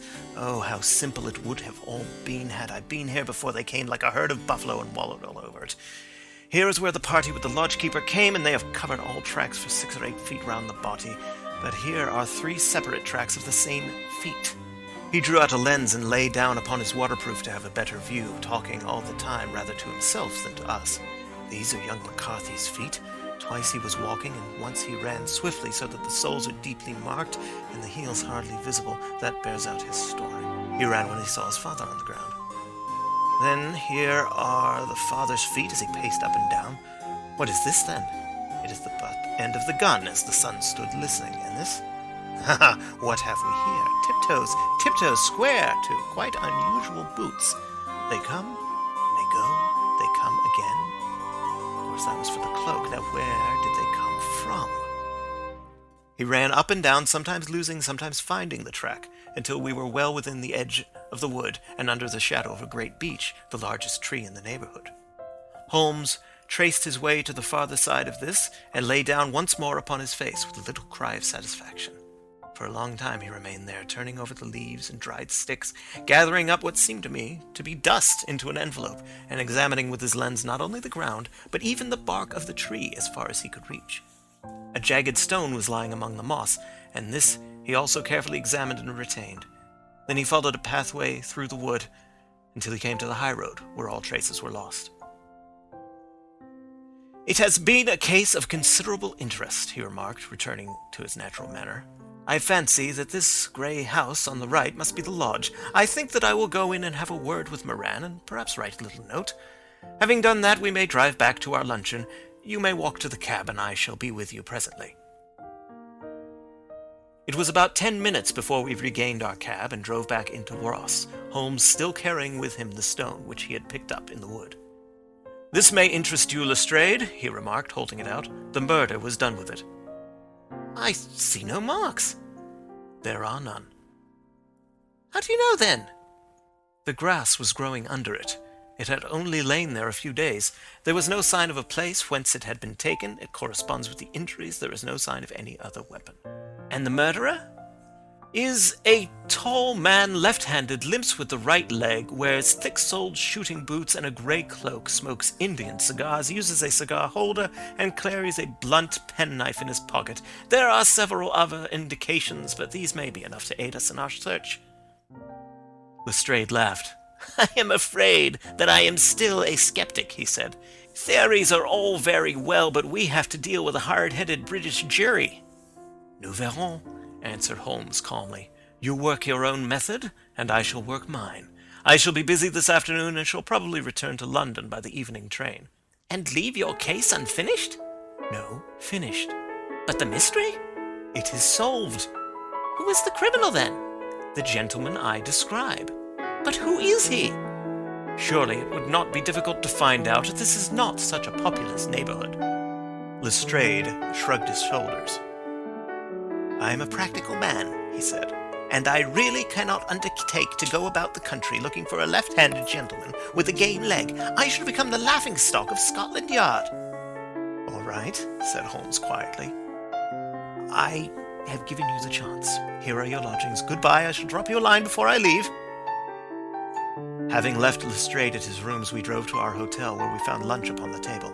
Holmes was silent and buried in thought, with a pained expression upon his face, as one who finds himself in a perplexing position.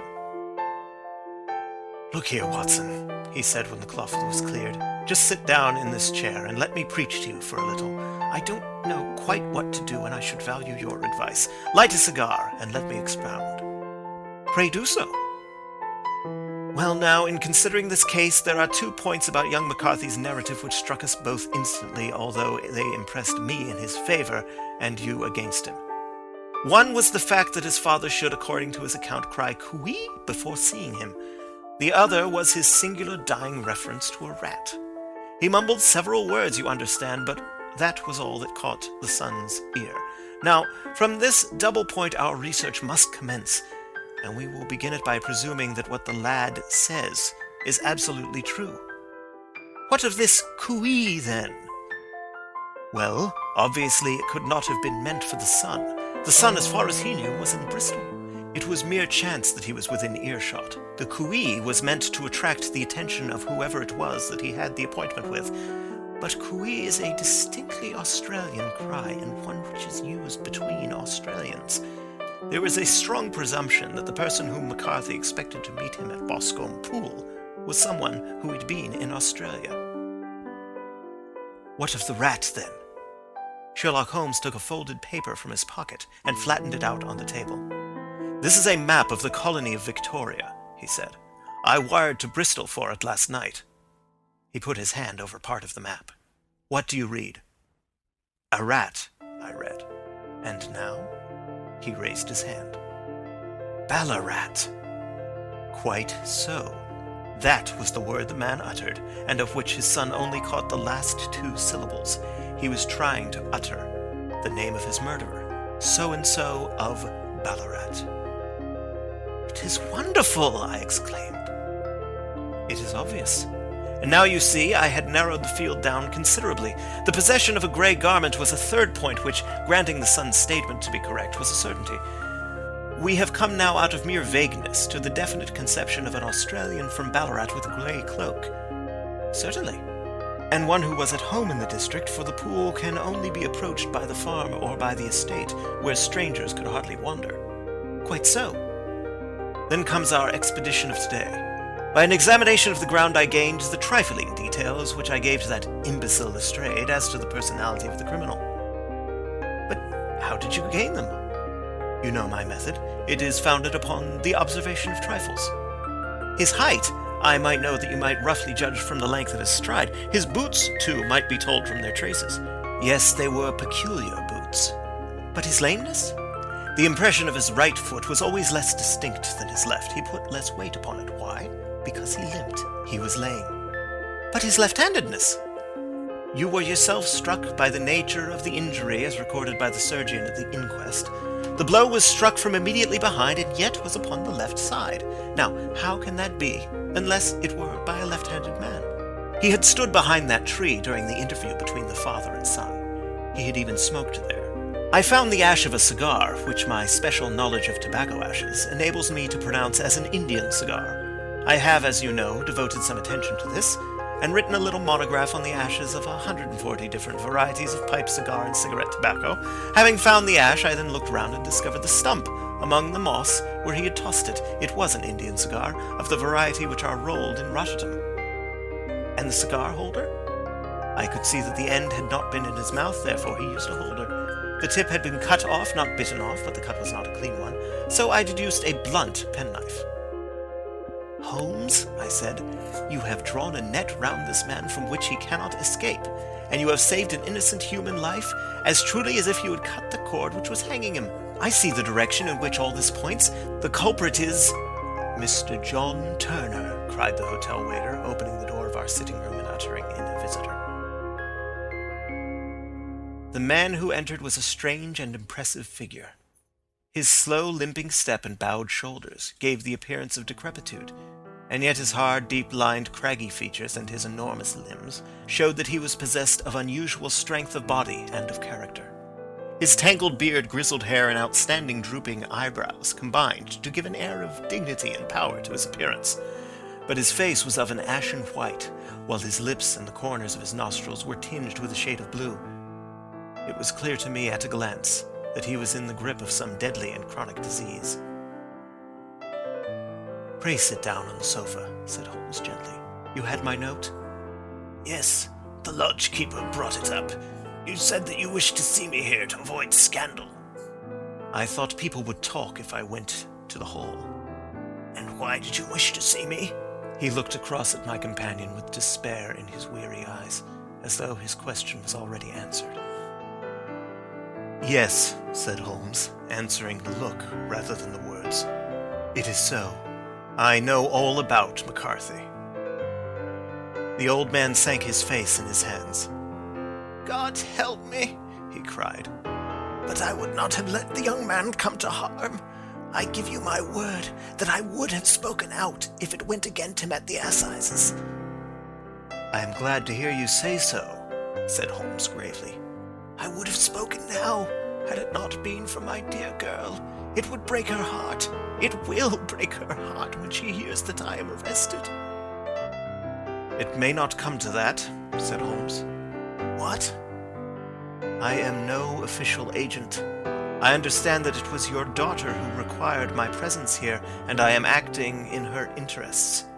Young McCarthy must be got off, however." "I am a dying man," said old Turner. "I have had diabetes for years. My doctor says it is a question whether I shall live a month. Yet I would rather die under my own roof than in a jail." Holmes rose and sat down at the table with his pen in his hand and a bundle of paper before him. "Just tell us the truth," he said. "I shall jot down the facts, you will sign it, and Watson here can witness it. Then I could produce your confession at the last extremity to save young McCarthy. I promise you that I shall not use it unless it is absolutely needed." "It's as well," said the old man. "It's a question whether I shall live to the assizes, so it matters little to me, but I should wish to spare Alice the shock. And now I will make the thing clear to you. It has been a long time in the acting, but it will not take me long to tell. You didn't know this dead man, McCarthy. He was a devil incarnate, I tell you that. God keep you out of the clutches of such a man as he. His grip has been upon me these 20 years, and he has blasted my life. I'll tell you first how I came to be in his power. It was in the early 60s at the diggings. I was a young chap then, hot-blooded and reckless, ready to turn my hand at anything. I got among bad companions, took to drink, had no luck with my claim, took to the bush, and in a word became what you would call over here a highway robber. There were 6 of us, and we had a wild, free life of it, sticking up a station from time to time, or stopping the wagons on the road to the diggings. Black Jack of Ballarat was the name I went under, and our party is still remembered in the colony as the Ballarat Gang. One day, a gold convoy came down from Ballarat to Melbourne, and we lay in wait for it and attacked it. There were 6 troopers and 6 of us, so it was a close thing, but we emptied 4 of their saddles at the first volley. 3 of our boys were killed, however, before we got the swag. I put my pistol to the head of the wagon driver, who was this very man McCarthy. I wished to the Lord that I had shot him then, but I spared him, though I saw his wicked little eyes fixed on my face as though to remember every feature. We got away with the gold, became wealthy men, and made our way over to England without being suspected. There I parted from my old pals and determined to settle down to a quiet and respectable life. I bought this estate, which chanced to be in the market, and I set myself to do a little good with my money to make up for the way in which I had earned it. I married too, and though my wife died young, she left me my dear little Alice. Even when she was just a baby, her wee hand seemed to lead me down the right path as nothing else had ever done. In a word, I turned over a new leaf and did my best to make up for the past. All was going well when McCarthy laid his grip upon me. I had gone up to town about an investment, and I met him in Regent Street with hardly a coat to his back or a boot to his foot. "Here we are, Jack," says he, touching me on the arm. "We'll be as good as a family to you. There's 2 of us, me and my son, and you can have the keeping of us. If you don't, it's a fine, law-abiding country is England, and there's always a policeman when within hail." Well, down they came to the West Country. There was no shaking them off, and there they have lived rent-free on my best land ever since. There was no rest for me, no peace, no forgetfulness. Turn where I would, there was his cunning, grinning face at my elbow. It grew worse as Alice grew up, for he soon saw I was more afraid of her knowing my past than of the police. Whatever he wanted he must have, and whatever it was I gave him, without question. Land, money, houses, until at last he asked a thing which I could not give. He asked for Alice. His son, you see, had grown up, and so had my girl. And as I was known to be in weak health, it seemed a fine stroke to him that his lad should step into the whole property. But there I was firm. I would not have his cursed stock mixed with mine. Not that I had any dislike to the lad, but his blood was in him, and that was enough. I stood firm. McCarthy threatened. I braved him to do his worst. We were to meet at the pool midway between our houses to talk it over. When I went down there, I found him talking with his son, so I smoked a cigar and waited behind a tree until he should be alone. But as I listened to his talk, all that was black and bitter in me seemed to come uppermost. He was urging his son to marry my daughter with as little regard for what she might think, as if she were a slut from off the streets. It drove me mad to think that I and all that I held most dear should be in the power of such a man as this. Could I not snap the bond? I was already a dying and desperate man. Though clear of mind and fairly strong of limb, I knew that my own fate was sealed. But my memory and my girl both could be saved if I could but silence that foul tongue. I did it, Mr. Holmes. I would do it again. Deeply as I have sinned, I have led a life of martyrdom to atone for it. But that my girl should be entangled in the same meshes which held me was more than I could suffer. I struck him down with no more compunction than if he had been some foul and venomous beast. His cry brought back his son, but I had gained the cover of the wood, though I was forced to go back to fetch the cloak which I had dropped in my flight. That is the true story, gentlemen, of all that occurred. "Well, it is not for me to judge you," said Holmes, as the old man signed the statement which had been drawn out. "I pray that we may never be exposed to such a temptation." "I pray not, sir. And what do you intend to do?" "In view of your health? Nothing. You are yourself aware that you will soon have to answer for your deed to higher court than the assizes. I will keep your confession, and if McCarthy is condemned, I shall be forced to use it. If not, it shall never be seen by mortal eye, and your secret, whether you be alive or dead, shall be safe with us." "Farewell, then," said the old man solemnly. "Your own deathbeds, when they come, will be the easier for the thought of the peace which you have given to mine. tottering and shaking in all his giant frame. He stumbled slowly from the room. "God help us," said Holmes after a long silence. "Why does fate play such tricks with poor, helpless worms? I never hear of such a case as this that I do not think of Baxter's words and say, 'There, but for the grace of God, goes Sherlock Holmes.'" James McCarthy was acquitted at the assizes on the strength of a number of objections which had been drawn out by Holmes and submitted to the defending counsel. Old Turner lived for 7 months after our interview, but he is now dead, and there is every prospect that the son and daughter may come to live happily together in ignorance of the black cloud which rests upon their past. Adventure 5. The 5 Orange Pips. When I glance over my notes and records of the Sherlock Holmes cases between the years 82 and 90, I am faced by so many which present strange and interesting features that it is no easy matter to know which to choose and which to leave.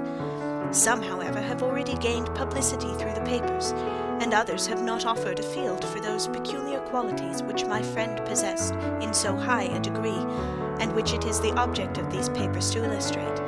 Some, too, have baffled his analytical skill, and would be as narratives beginning without an ending, while others have been but partially cleared up, and have their explanations founded rather upon conjecture and surmise than on that absolute logical proof which was so dear to him. There is, however, one of these last which was so remarkable in its details and so startling in its results that I am tempted to give some account of it, in spite of the fact that there are points in connection with it which have never been, and probably never will be, entirely cleared up. The year 87 furnished us with a long series of cases of greater or less interest, of which I retain the records. Among my headings under this one 12 months, I find an account of the adventure of the Paradol Chamber, of the Amateur Mendicant Society, who held a luxurious club in the lower vault of a furniture warehouse, of the facts connected with the loss of the British bark Sophie Anderson, of the singular adventures of the Grice Pattersons in the island of Ufa, and finally of the Camberwell poisoning case. In the latter, as may be remembered, Sherlock Holmes was able, by winding up the dead man's watch, to prove that it had been wound up 2 hours before, and that therefore the deceased had gone to bed within that time, a deduction which was of the greatest importance in clearing up the case. All these I may sketch out at some future date, but none of them present such singular features as the strange train of circumstances which I have now taken up my pen to describe. It was in the latter days of September, and the equinoctial gales had set in with exceptional violence. All day the wind had screamed, and the rain had beaten against the windows, so that even here in the heart of great handmade London we were forced to raise our minds for the instant from the routine of life, and to recognize the presence of those great elemental forces which shriek at mankind through the bars of his civilization, like untamed beasts in a cage. As evening drew in, the storm grew higher and louder, and the wind cried and sobbed like a child in the chimney. Sherlock Holmes sat moodily at one side of the fireplace, cross-indexing his records of crime, while I, at the other, was deep in one of Clark Russell's fine sea stories, until the howl of the gale from without seemed to blend with the text, and the splash of the rain to lengthen out into the long swash of the sea waves. My wife was on a visit to her mother's, and for a few days I was a dweller once more in my old quarters at Baker Street. "Why," said I, glancing up at my companion, "that was surely the bell. Who could come up to-night? Some friend of yours, perhaps?" "Except yourself, I have none," he answered. "I do not encourage visitors." "A client, then?" "If so, it is a serious case. Nothing less would bring a man out on such a day and at such an hour. But I take it that it is more likely to be some crony of the landlady's." Sherlock Holmes was wrong in his conjecture, however, for there came a step in the passage and a tapping at the door. He stretched out his long arm to turn the lamp away from himself and towards the vacant chair upon which a newcomer must sit. "Come in," said he.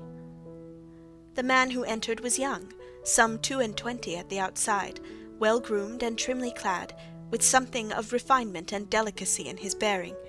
The streaming umbrella which he held in his hand, and his long shining waterproof, told of the fierce weather through which he had come.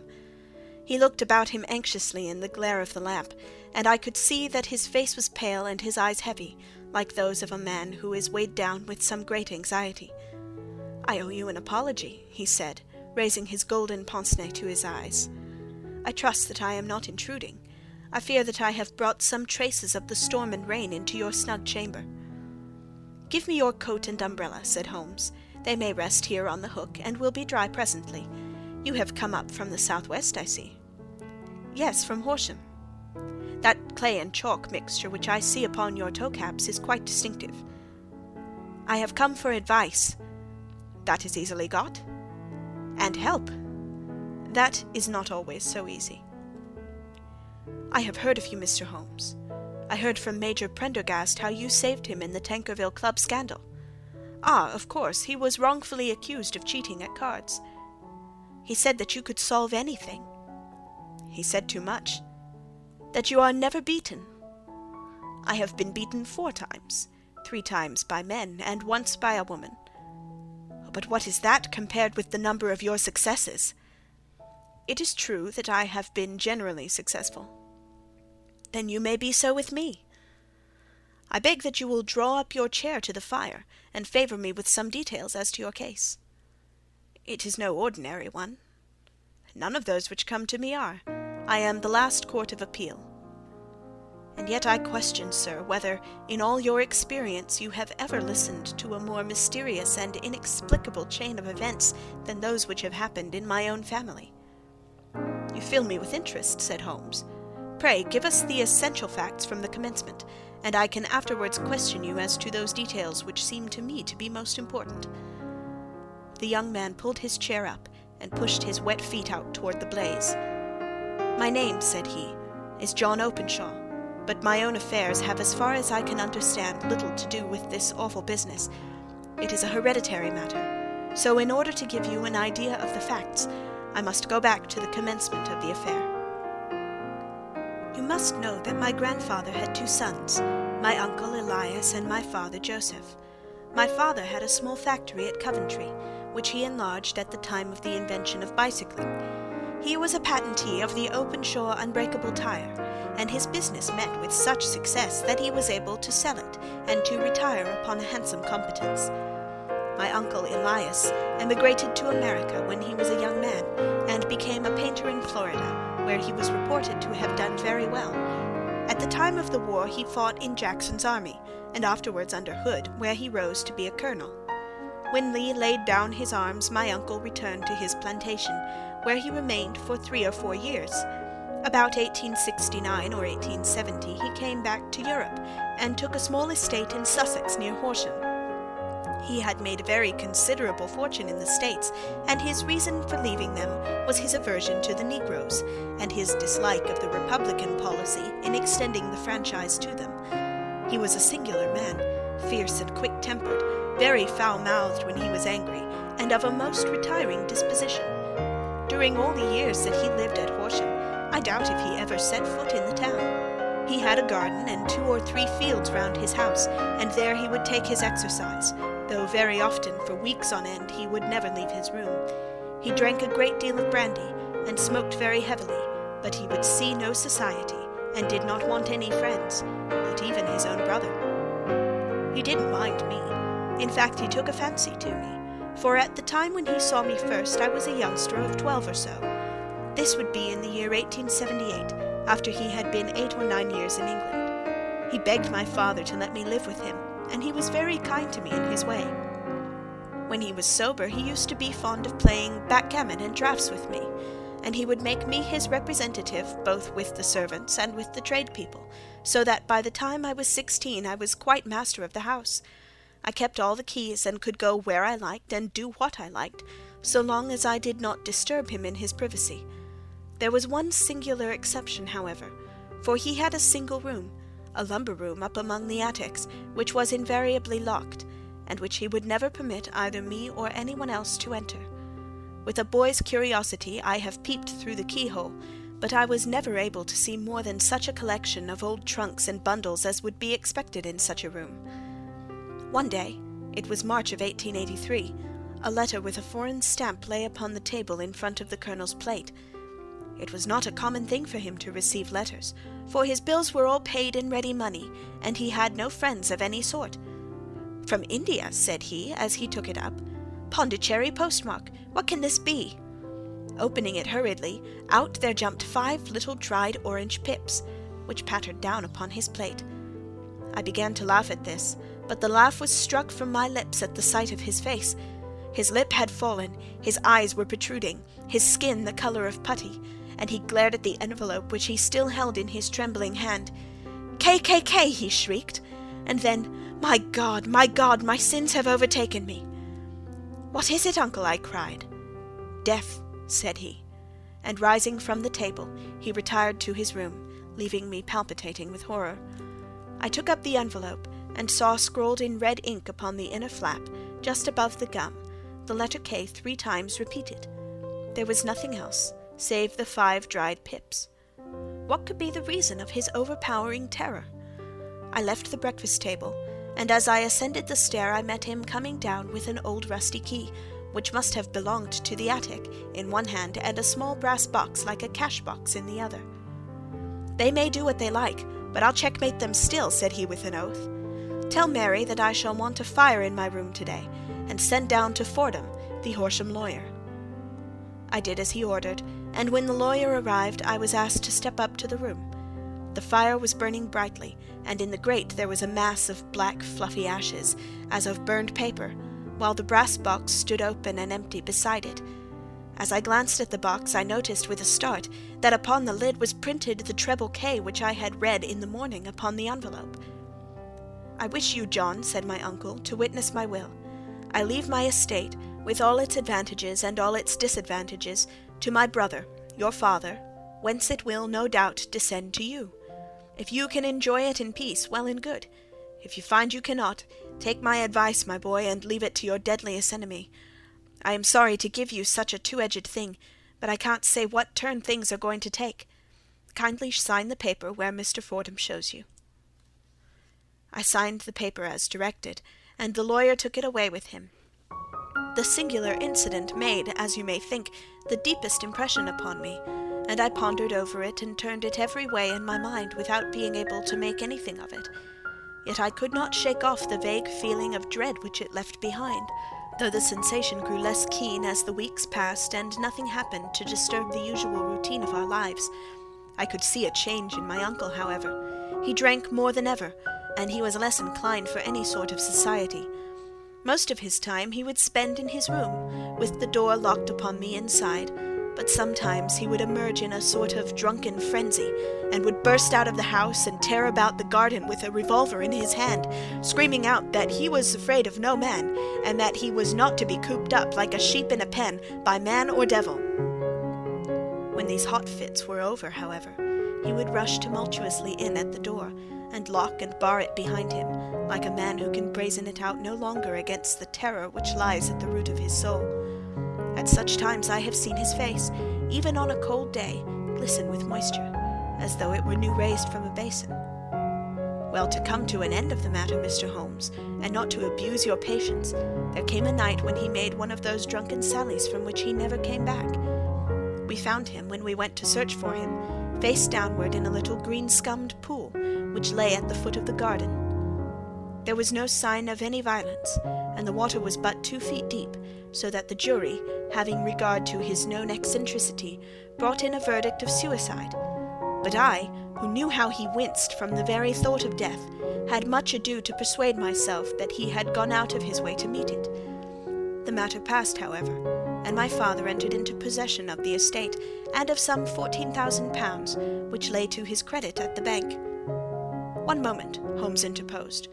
"Your statement is, I foresee, one of the most remarkable to which I have ever listened.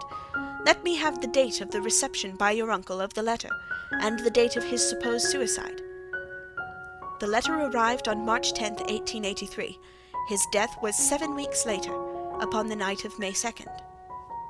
"Thank you. Pray proceed." "When my father took over the Horsham property, he, at my request, made a careful examination of the attic, which had been always locked up. We found the brass box there, although its contents had been destroyed. On the inside of the cover was a paper label, with the initials of KKK repeated upon it, and letters, memoranda, receipts, and a register written beneath. These, we presume, indicated the nature of the papers which had been destroyed by Colonel Openshaw. For the rest, there was nothing of much importance in the attic, save a great many scattered papers and notebooks bearing upon my uncle's life in America. Some of them were of the wartime, and showed that he had done his duty well, and had borne the repute of a brave soldier. Others were of a date during the reconstruction of the Southern States, and were mostly concerned with politics, for he had evidently taken a strong part in opposing the carpet-bag politicians who had been sent down from the North. Well, it was the beginning of '84 when my father came to live at Horsham, and all went as well as possible until the January of '85. On the 4th day after the New Year, I heard my father give a sharp cry of surprise as we sat together at the breakfast table. There he was, sitting with a newly opened envelope in one hand and 5 dried orange pips in the outstretched palm of the other one. He had always laughed at what he called my cock-and-bull story about the colonel, but he looked very scared and puzzled now that the same thing had come upon him. "Why, what on earth does this mean, John?" he stammered. My heart had turned to lead. "It is KKK," said I. He looked inside the envelope. "So it is," he cried. "Here are the very letters. But what is this written above them?" "Put the papers on the sundial," I read, peeping over his shoulder.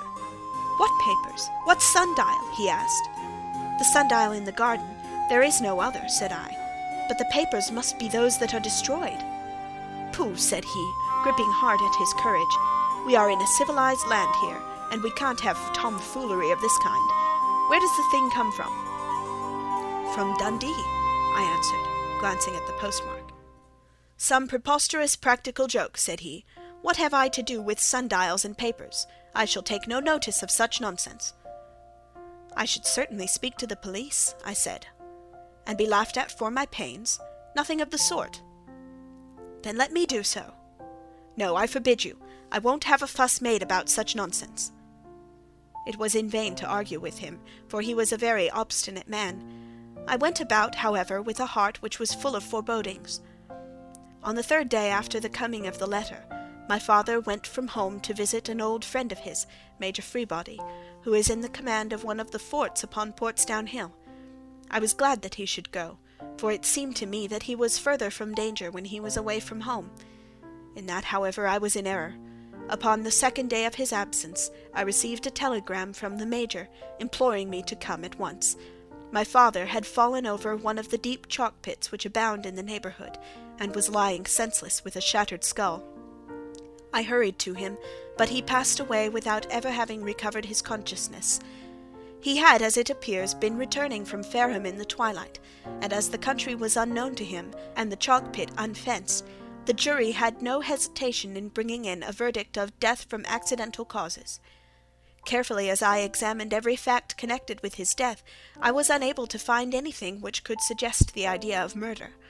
There were no signs of violence, no footmarks, no robbery, no record of strangers having been seen upon the roads, and yet I need not tell you that my mind was far from at ease, and that I was well nigh certain that some foul plot had been woven around him. In this sinister way I came into my inheritance. You will ask me why I did not dispose of it. I answer, because I was well convinced that our troubles were in some way dependent upon an incident in my uncle's life, and that the danger would be as pressing in one house as in another. It was in January of '85 that my poor father met his end, and 2 years and 8 months have elapsed since then. During that time I have lived happily at Horsham, and I had begun to hope that this curse had passed away from the family, and that it had ended with the last generation. I had begun to take comfort too soon, however. Yesterday morning the blow fell, in the very shape in which it had come upon my father. The young man took from his waistcoat a crumpled envelope, and turning to the table, he shook out upon it 5 little dried orange pips. "This is the envelope," he continued. "The postmark is London, Eastern Division. Within are the very words which were upon my father's last message, KKK, and then put the papers on the sundial." "What have you done?" asked Holmes. "Nothing. Nothing? To tell the truth, he sank his face into his thin white hands, I have felt helpless. I have felt like one of those poor rabbits when the snake is writhing toward it. I seem to be in the grasp of some resistless, inexorable evil, which no foresight and no precautions can guard against. Tut, tut, cried Sherlock Holmes. You must act, man, or you are lost. Nothing but energy can save you. This is no time for despair. I have seen the police. Ah, but they listened to my story with a smile. I am convinced that the inspector has formed the opinion that the letters were all practical jokes, and that the deaths of my relations were really accidents, as the jury stated, and were not to be connected with the warnings. Holmes shook his clenched hands in the air. Incredible imbecility, he cried. They have, however, allowed me a policeman, who may remain in the house with me. Has he come with you tonight? No, his orders were to stay in the house. Again Holmes raved in the air. Why did you come to me? He cried. And above all, why did you not come at once? I did not know. It was only today that I spoke to Major Prendergast about my troubles, and was advised by him to come to you. It is really 2 days since you have had the letter. We should have acted before this. You have no further evidence, I suppose, than that which you have placed before us, no suggestive detail which might help us. There is one thing, said John Openshaw. He rummaged in his coat pocket, and drawing out a piece of discoloured blue-tinted paper, he laid it out upon the table. I have some remembrance, said he, that on the day when my uncle burned the papers, I observed that the small, unburned margins which lay amid the ashes were of this particular colour. I found this single sheet upon the floor of his room, and I am inclined to think that it may be one of the papers which has perhaps fluttered out from among the others, and in that way has escaped destruction. Beyond the mention of Pips, I do not see that it helps us much. I think myself that it is a page from some private diary. The writing is undoubtedly my uncle's. Holmes moved the lamp, and we both bent over the sheet of paper, which showed by its ragged edge that it had indeed been torn from a book. It was headed March 1869, and beneath were the following enigmatical notices. 4th, Hudson King, same old platform. 7th, set the Pips on Macaulay, Paramore, and John Swain of St. Augustine. 9th, Macaulay cleared. 10th, John Swain cleared. 12th, visited Paramore, all well. Thank you, said Holmes, folding up the paper and returning it to our visitor. And now you must on no account lose another instant. We cannot spare time even to discuss what you have told me. You must get home instantly, and act. What shall I do? There is but one thing to do.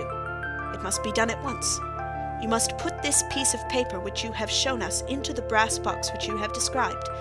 You must also put in a note to say that all the other papers were burned by your uncle, and that this is the only one which remains. You must assert that in such words as will carry conviction with them. Having done this, you must at once put the box out upon the sundial, as directed. Do you understand? Entirely. Do not think of revenge or anything of that sort at present. I think that we may gain that by means of the law, but we have our web to weave, while theirs is already woven. The first consideration is to remove the pressing danger which threatens you. The second is to clear up the mystery and to punish the guilty parties. I thank you, said the young man, rising and pulling on his overcoat. You have given me fresh life and hope. I shall certainly do as you advise. Do not lose an instant, and above all take care of yourself in the meanwhile, for I do not think that there can be a doubt that you are threatened by a very real and imminent danger. How do you go back? By train from Waterloo. It is not yet 9. The streets will be crowded, so I trust that you may be in safety, and yet you cannot guard yourself too closely. I am armed. That is well. Tomorrow I shall set to work upon your case. I shall see you at Horsham, then. No, your secret lies in London. It is there that I shall seek it. Then I shall call upon you in a day, or in 2 days, with news as to the box and the papers. I shall take your advice in every particular. He shook hands with us and took his leave. Outside the wind still screamed, and the rain splashed and pattered against the windows.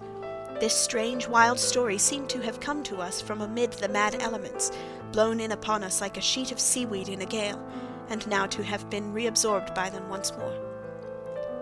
Sherlock Holmes sat for some time in silence, with his head sunk forward and his eyes bent upon the red glow of the fire. Then he lit his pipe, and leaning back in his chair he watched the blue smoke rings as they chased each other up to the ceiling. "I think, Watson," he remarked at last, "that of all our cases we have had none more fantastic than this. Save perhaps the sign of 4. Well, yes, save perhaps that. And yet this John Openshaw seems to me to be walking amid even greater perils than did the Sholtos. But have you," I asked, "formed any definite conception as to what these perils are?" "There can be no question as to their nature," he answered. "Then what are they? Who is this KKK, and why does he pursue this unhappy family?" Sherlock Holmes closed his eyes and placed his elbows upon the arms of his chair, with his fingertips together.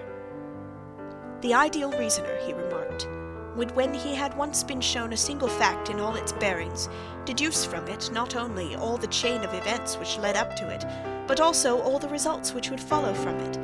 As Cuvier could correctly describe a whole animal by the contemplation of a single bone, so the observer who has thoroughly understood one link in a series of incidents should be able to accurately state all the other ones, both before and after. We have not yet grasped the results which the reason alone can attain to. Problems may be solved in the study which have baffled all those who have sought a solution by the aid of their senses. To carry the art, however, to its highest pitch, it is necessary that the reasoner should be able to utilize all the facts which have come to his knowledge, and this in itself implies, as you will readily see, a possession of all knowledge, which even in these days of free education and encyclopedias is a somewhat rare accomplishment. It is not so impossible, however, that a man should possess all knowledge which is likely to be useful to him in his work, and this I have endeavored in my case to do. If I remember rightly, you on one occasion, in the early days of our friendship, defined my limits in a very precise fashion."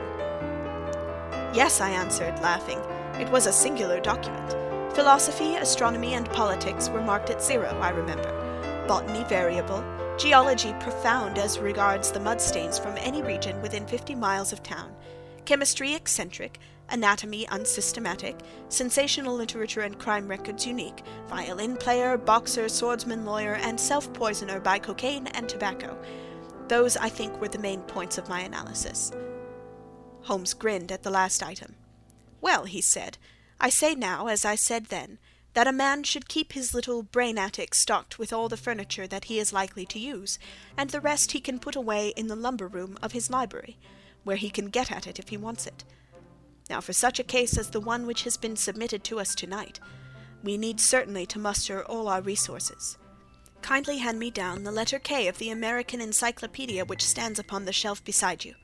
Thank you. Now let us consider the situation, and see what may be deduced from it. In the first place, we may start with a strong presumption that Colonel Openshaw had some very strong reason for leaving America. Men at his time of life do not change all their habits and exchange willingly the charming climate of Florida for the lonely life of an English provincial town. His extreme love of solitude in England suggests the idea that he was in fear of something or someone, so we may assume as a working hypothesis that it was fear of someone or something which drove him from America. As to what it was he feared, we can only deduce that by considering the formidable letters which were received by himself and his successors. Did you remark the postmarks of those letters? The first was from Pondicherry, the second from Dundee, and the third from London. From East London. What do you deduce from that? They are all seaports, that the writer was on board of a ship. Excellent. We have already a clue. There can be no doubt that the probability, the strong probability, is that the writer was on board of a ship. And now let us consider another point. In the case of Pondicherry, 7 weeks elapsed between the threat and its fulfilments. In Dundee it was only some 3 or 4 days. Does that suggest anything? A greater distance to travel? But the letter also had a greater distance to come. Then I do not see the point. There is at least a presumption that the vessel in which the man or men are is a sailing ship. It looks as if they always send their singular warning or token before them when starting upon their mission. You see how quickly the deed followed the sign when it came from Dundee. If they had come from Pondicherry in a steamer, they would have arrived almost as soon as their letter. But as a matter of fact, 7 weeks elapsed. I think that those 7 weeks represented the difference between the mailboat which brought the letter and the sailing vessel which brought the writer. It is possible. More than that, it is probable. And now you see the deadly urgency of this new case, and why I urged young Openshaw to caution. The blow has always fallen at the end of the time which it would take the senders to travel the distance. But this one comes from London, and therefore we cannot count upon delay. Good God, I cried, what can it mean, this relentless persecution? The papers which Openshaw carried are obviously of vital importance to the person or persons in the sailing ship. I think that it is quite clear that there must be more than one of them. A single man could not have carried out 2 deaths in such a way as to deceive a coroner's jury. There must have been several in it, and they must have been men of resource and determination. Their papers they mean to have, be the holder of them who it may.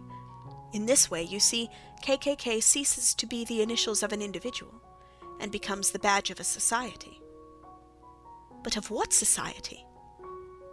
Have you never, said Sherlock Holmes, bending forward and sinking his voice, have you never heard of the Ku Klux Klan? I never have.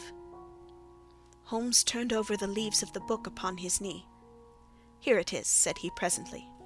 Ku Klux Klan, a name derived from the fanciful resemblance to the sound produced by cocking a rifle. This terrible secret society was formed by some ex-Confederate soldiers in the Southern States after the Civil War, and it rapidly formed local branches in different parts of the country, notably in Tennessee, Louisiana, the Carolinas, Georgia, and Florida. Its power was used for political purposes, principally for the terrorizing of the Negro voters, and the murdering and driving from the country of those who were opposed to its views. Its outrages were usually preceded by a warning sent to the marked man in some fantastic but generally recognized shape, a sprig of oak leaves in some parts, melon seeds or orange pips in others. On receiving this, the victim might either openly abjure his former ways, or might fly from the country. If he braved the matter out, death would unfailingly come upon him, and usually in some strange and unforeseen manner. So perfect was the organization of the society, and so systematic its methods, that there is hardly a case upon record where any man succeeded in braving it with impunity, or in which any of its outrages were traced home to the perpetrators. For some years, the organization flourished in spite of the efforts of the United States government and of the better classes of the community in the South. Eventually, in the year 1869, the movement rather suddenly collapsed, although there have been sporadic outbreaks of the same sort since that date. You will observe, said Holmes, laying down the volume, that the sudden breaking up of the society was coincident with the disappearance of Openshaw from America with their papers.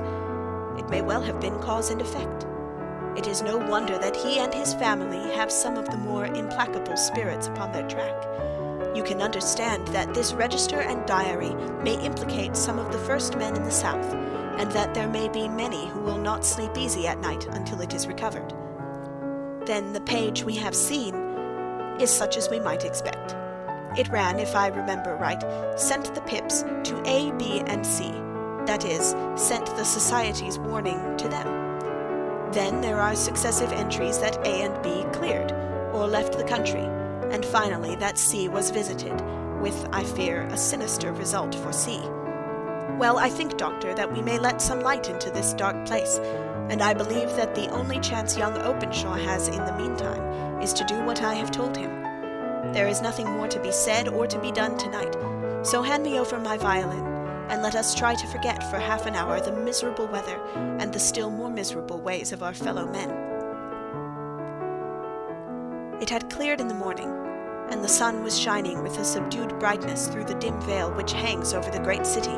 Sherlock Holmes was already at breakfast when I came down. You will excuse me for not waiting for you. said he. "I have, I foresee, a very busy day before me in looking into this case of young Openshaw's." "What steps will you take?" I asked. "It will very much depend upon the results of my first enquiries. I may have to go down to Horsham after all." "You will not go there first?" "No, I shall commence with the city. Just ring the bell, and the maid will bring you up your coffee." As I waited, I lifted the unopened newspaper from the table and glanced my eye over it. It rested upon a heading which sent a chill to my heart. "Holmes," I cried, "you are too late." "Ah," said he, laying down his cup, "I feared as much. How was it done?" He spoke calmly, but I could see that he was deeply moved.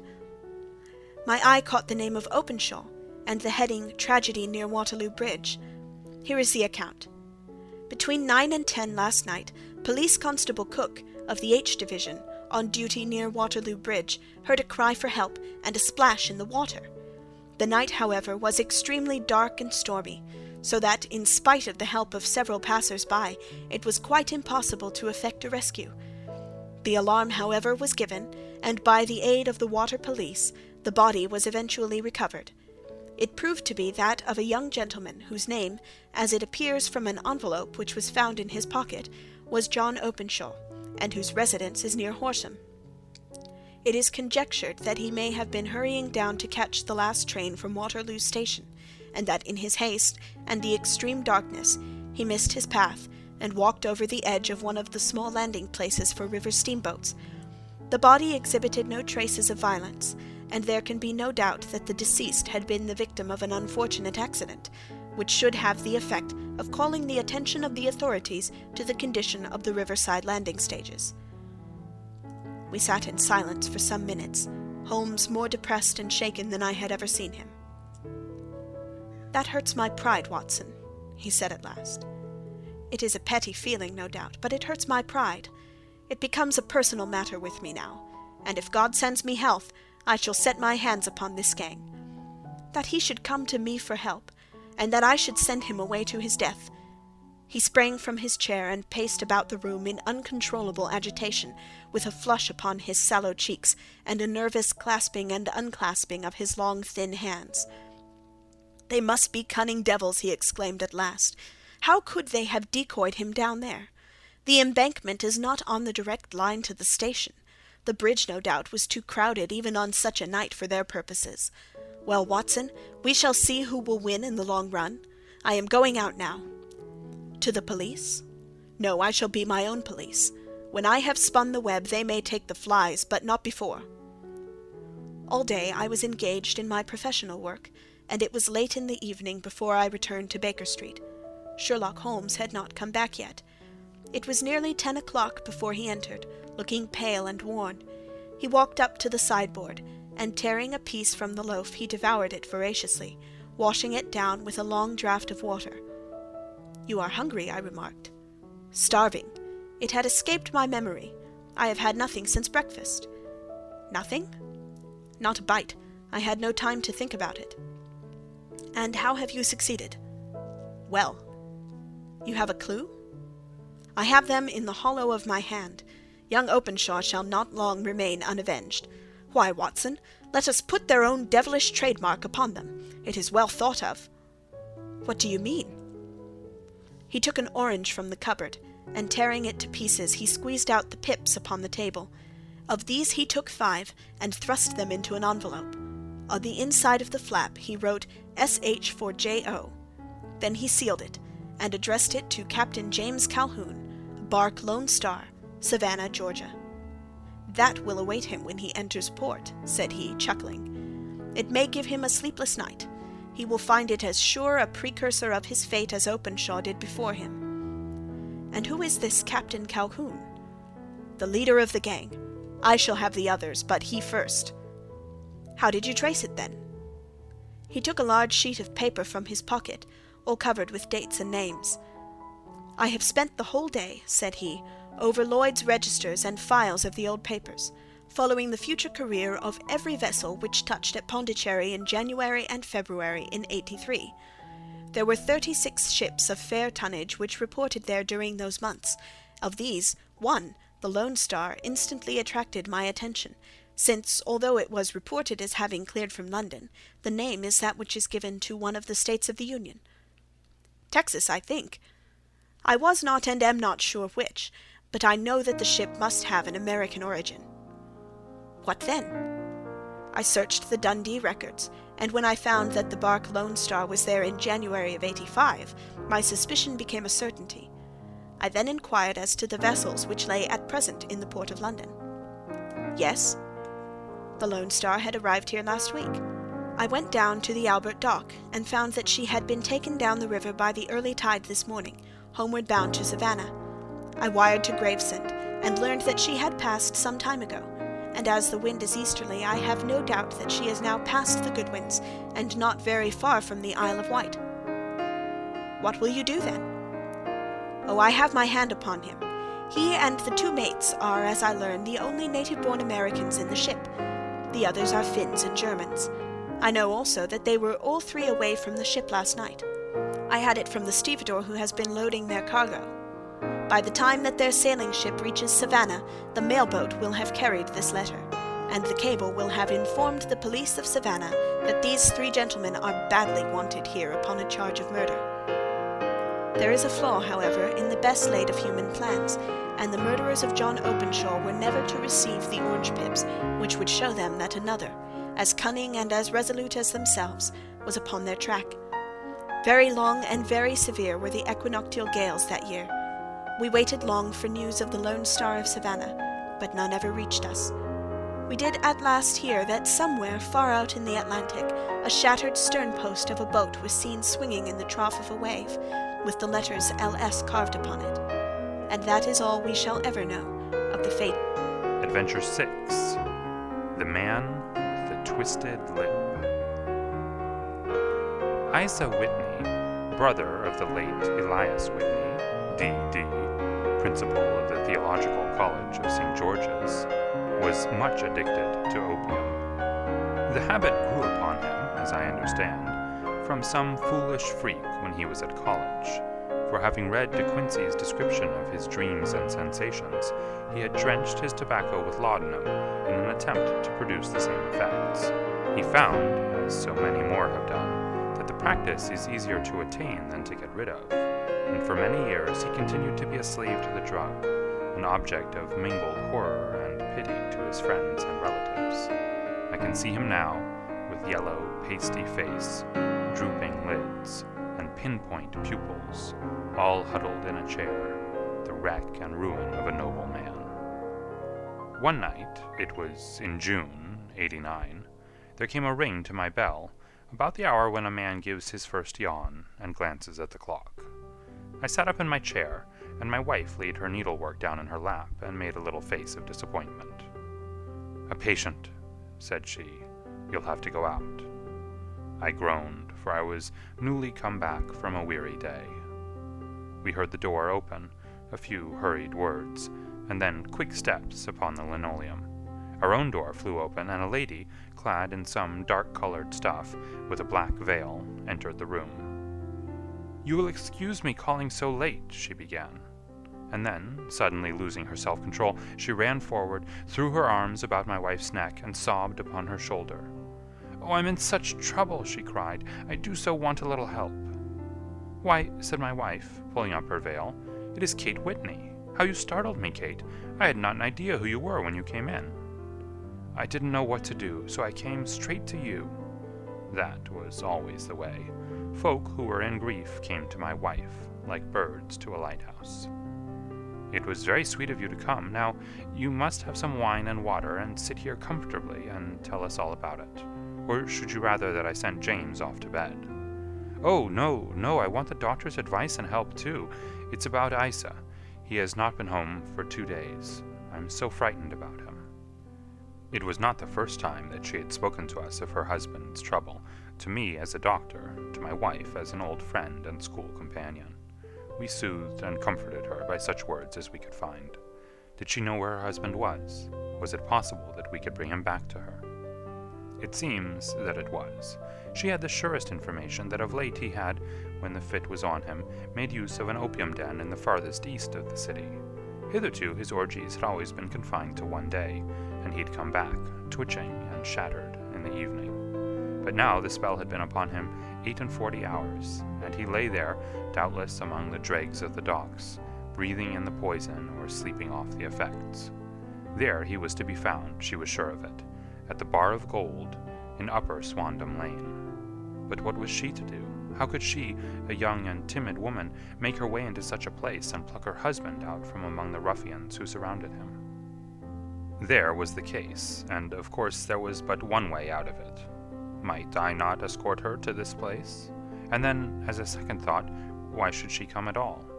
I was Isa Whitney's medical adviser, and as such I had influence over him.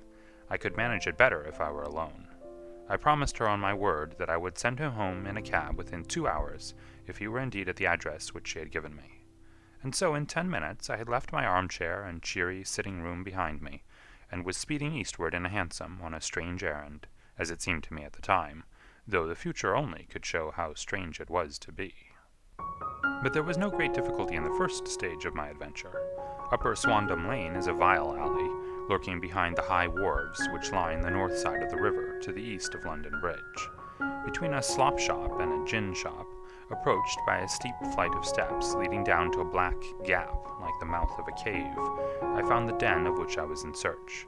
Ordering my cab to wait, I passed down the steps, worn hollow in the center by the ceaseless tread of drunken feet, and by the light of a flickering oil lamp above the door, I found the latch and made my way into a long, low room, thick and heavy with the brown opium smoke, and terraced with wooden berths, like the forecastle of an emigrant ship. Through the gloom one could dimly catch a glimpse of bodies lying in strange, fantastic poses, bowed shoulders, bent knees, heads thrown back, and chins pointing upward, with here and there a dark, lackluster eye turned upon the newcomer. Out of the black shadows there glimmered little red circles of light, now bright, now faint, as the burning poison waxed or waned in the bowls of the metal pipes. The most lay silent, but some muttered to themselves, and others talked together in a strange, low, monotonous voice, their conversation coming in gushes, and then suddenly tailing off into silence, each mumbling out his own thoughts and paying little heed to the words of his neighbor. At the farther end was a small brazier of burning charcoal, beside which, on a three-legged wooden stool, there sat a tall, thin old man, with his jaw resting upon his two fists, and his elbows upon his knees, staring into the fire. As I entered, a sallow Malay attendant had hurried up with a pipe for me and a supply of the drug, beckoning me to an empty berth. "Thank you, I have not come to stay," said I. "There is a friend of mine here, Mr. Isa Whitney, and I wish to speak with him." There was a movement and an exclamation from my right, and peering through the gloom I saw Whitney, pale, haggard, and unkempt, staring out at me. "My God, it's Watson," said he. He was in a pitiable state of reaction, with every nerve in a twitter. "I say, Watson, what o'clock is it?" "Nearly 11. "Of what day?" "Of Friday, June 19th. "Good heavens! I thought it was Wednesday." "It is Wednesday. What do you want to frighten a chap for?" He sank his face onto his arms and began to sob in a high treble key. "I tell you that it is Friday, man. Your wife has been waiting this 2 days for you. You should be ashamed of yourself." "So I am. But you've got mixed, Watson, for I've only been here a few hours. 3 pipes, 4 pipes, I forget how many. But I'll go home with you. I wouldn't frighten Kate. Poor little Kate. Give me your hand. Have you a cab?" "Yes, I have one waiting." "Then I shall go in it. But I must owe something. Find what I owe, Watson. I am all off color. I can do nothing for myself." I walked down the narrow passage between the double row of sleepers, holding my breath to keep out the vile, stupefying fumes of the drug, and looking about for the manager. As I passed the tall man who sat by the brazier, I felt a sudden pluck at my skirt, and a low voice whispered, "Walk past me, and then look back at me." The words fell quite distinctly upon my ear. I glanced down.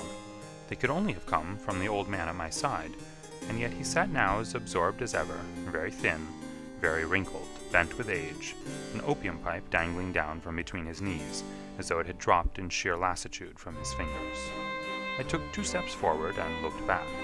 It took all my self-control to prevent me from breaking out into a cry of astonishment.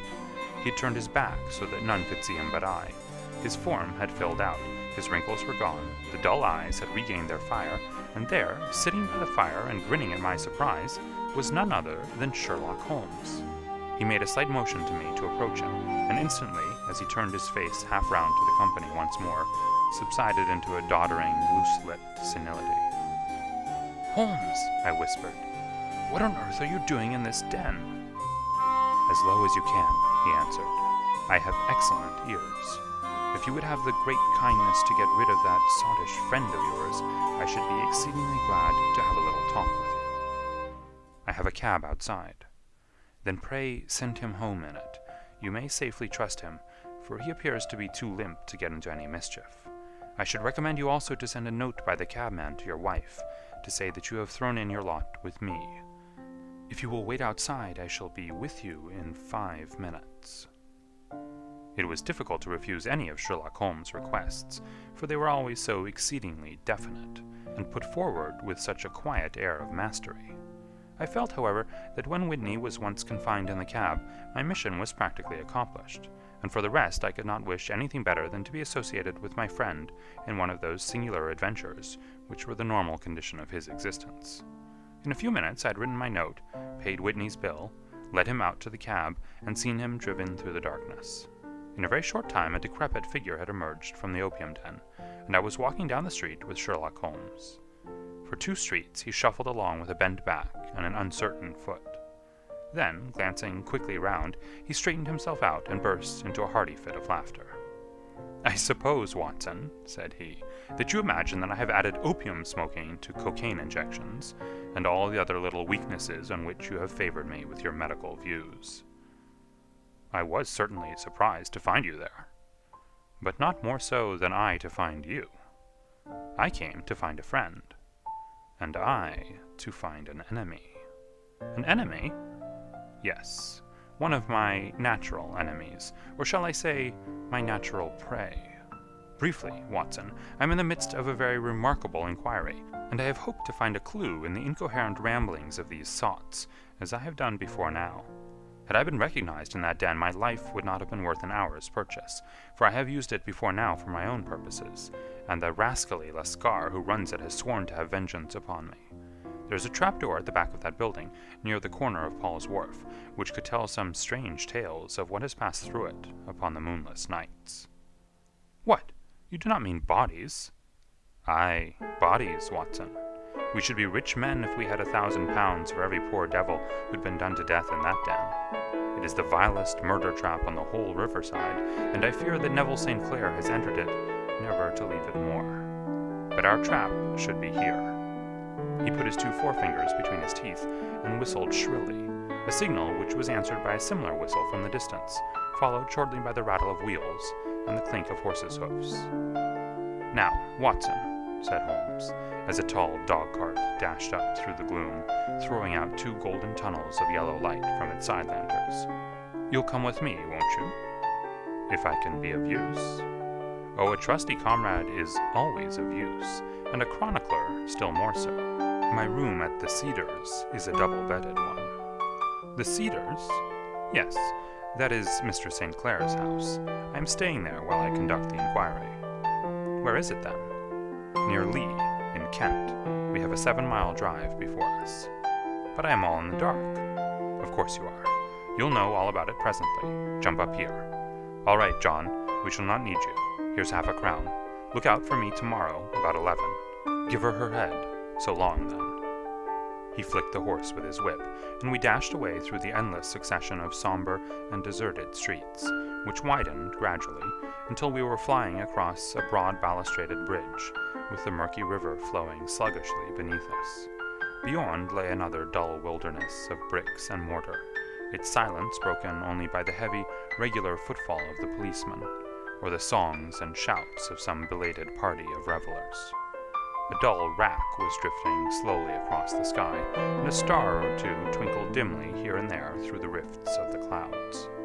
Holmes drove in silence, with his head sunk upon his breast, and the air of a man who is lost in thought, while I sat beside him, curious to learn what this new quest might be which seemed to tax his powers so sorely, and yet afraid to break in upon the current of his thoughts.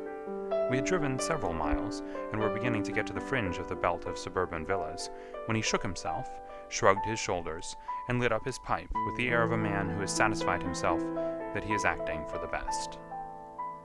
"You have a grand gift of silence, Watson," said he. "It makes you quite invaluable as a companion. Upon my word, it is a great thing for me to have someone to talk to, for my own thoughts are not over-pleasant.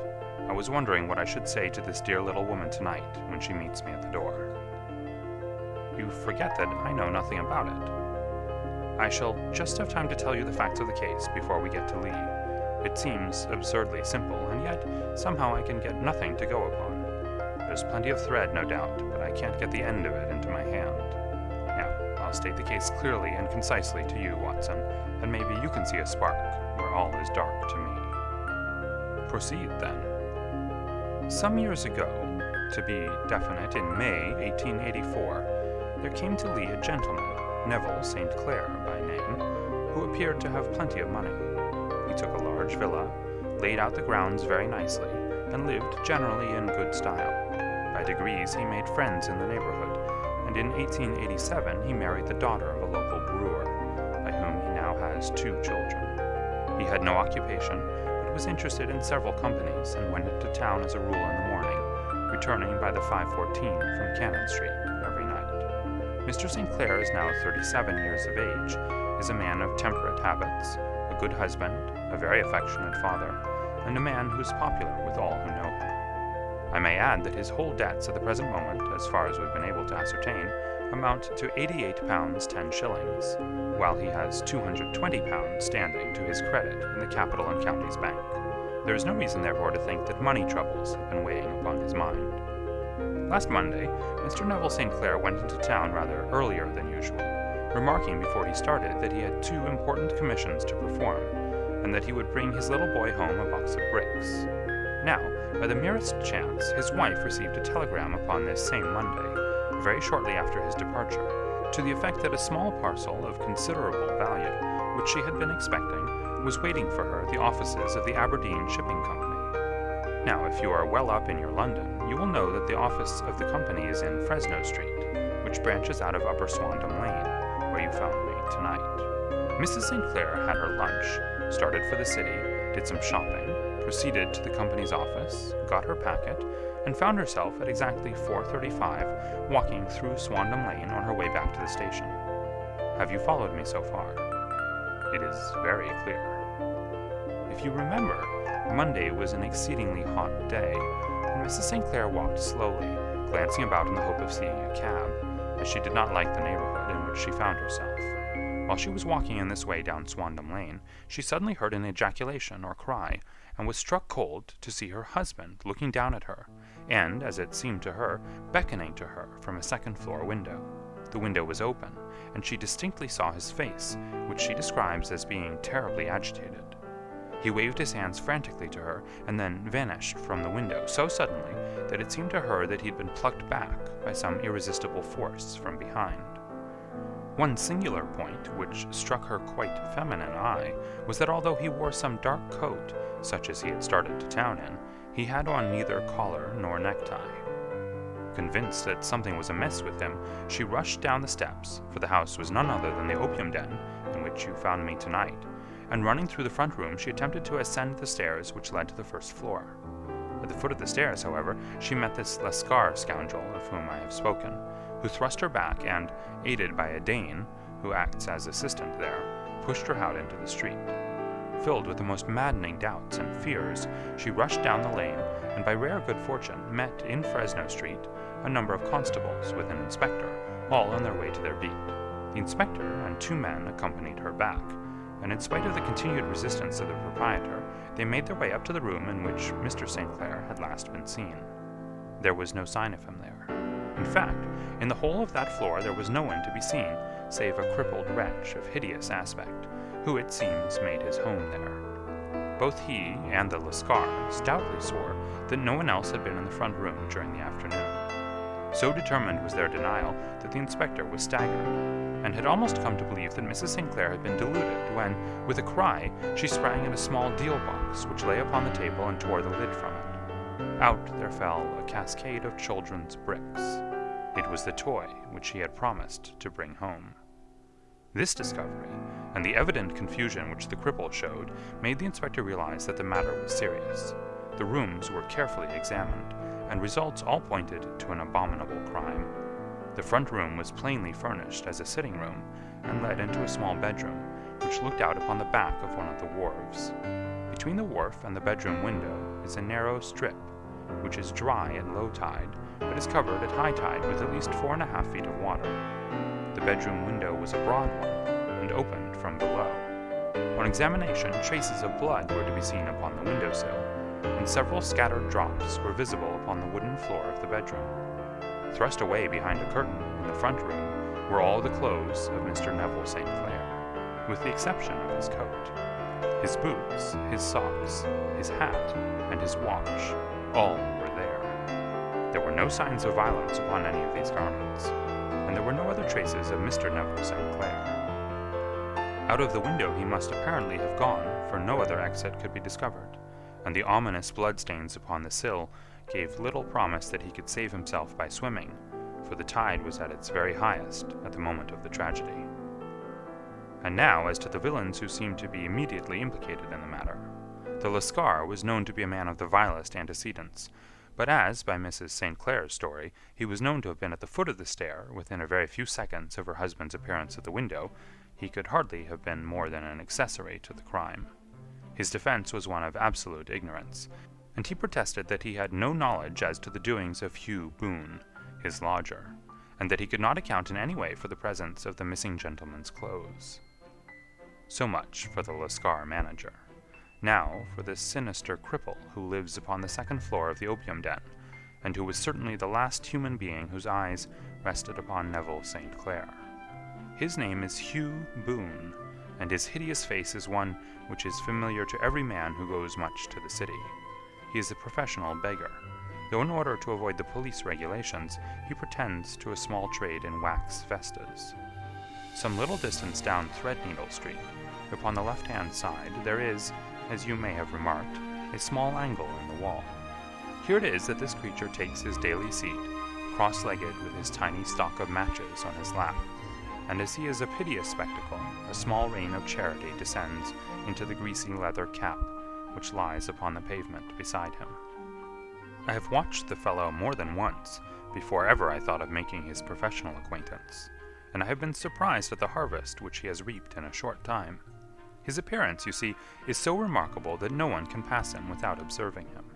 A shock of orange hair, a pale face disfigured by a horrible scar, which by its contraction has turned up the outer edges of his upper lip, a bulldog chin, and a pair of very penetrating dark eyes, which present a singular contrast to the color of his hair, all mark him out from amid the common crowd of mendicants, and so too does his wit, for he is ever ready with a reply to any piece of chaff which may be thrown at him by the passers-by.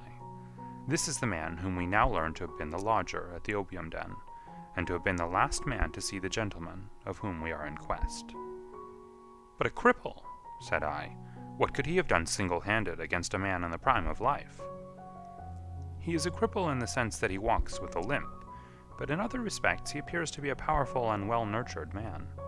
Surely your medical experience would tell you, Watson, that weakness in one limb is often compensated for by exceptional strength in the others. Pray, continue your narrative.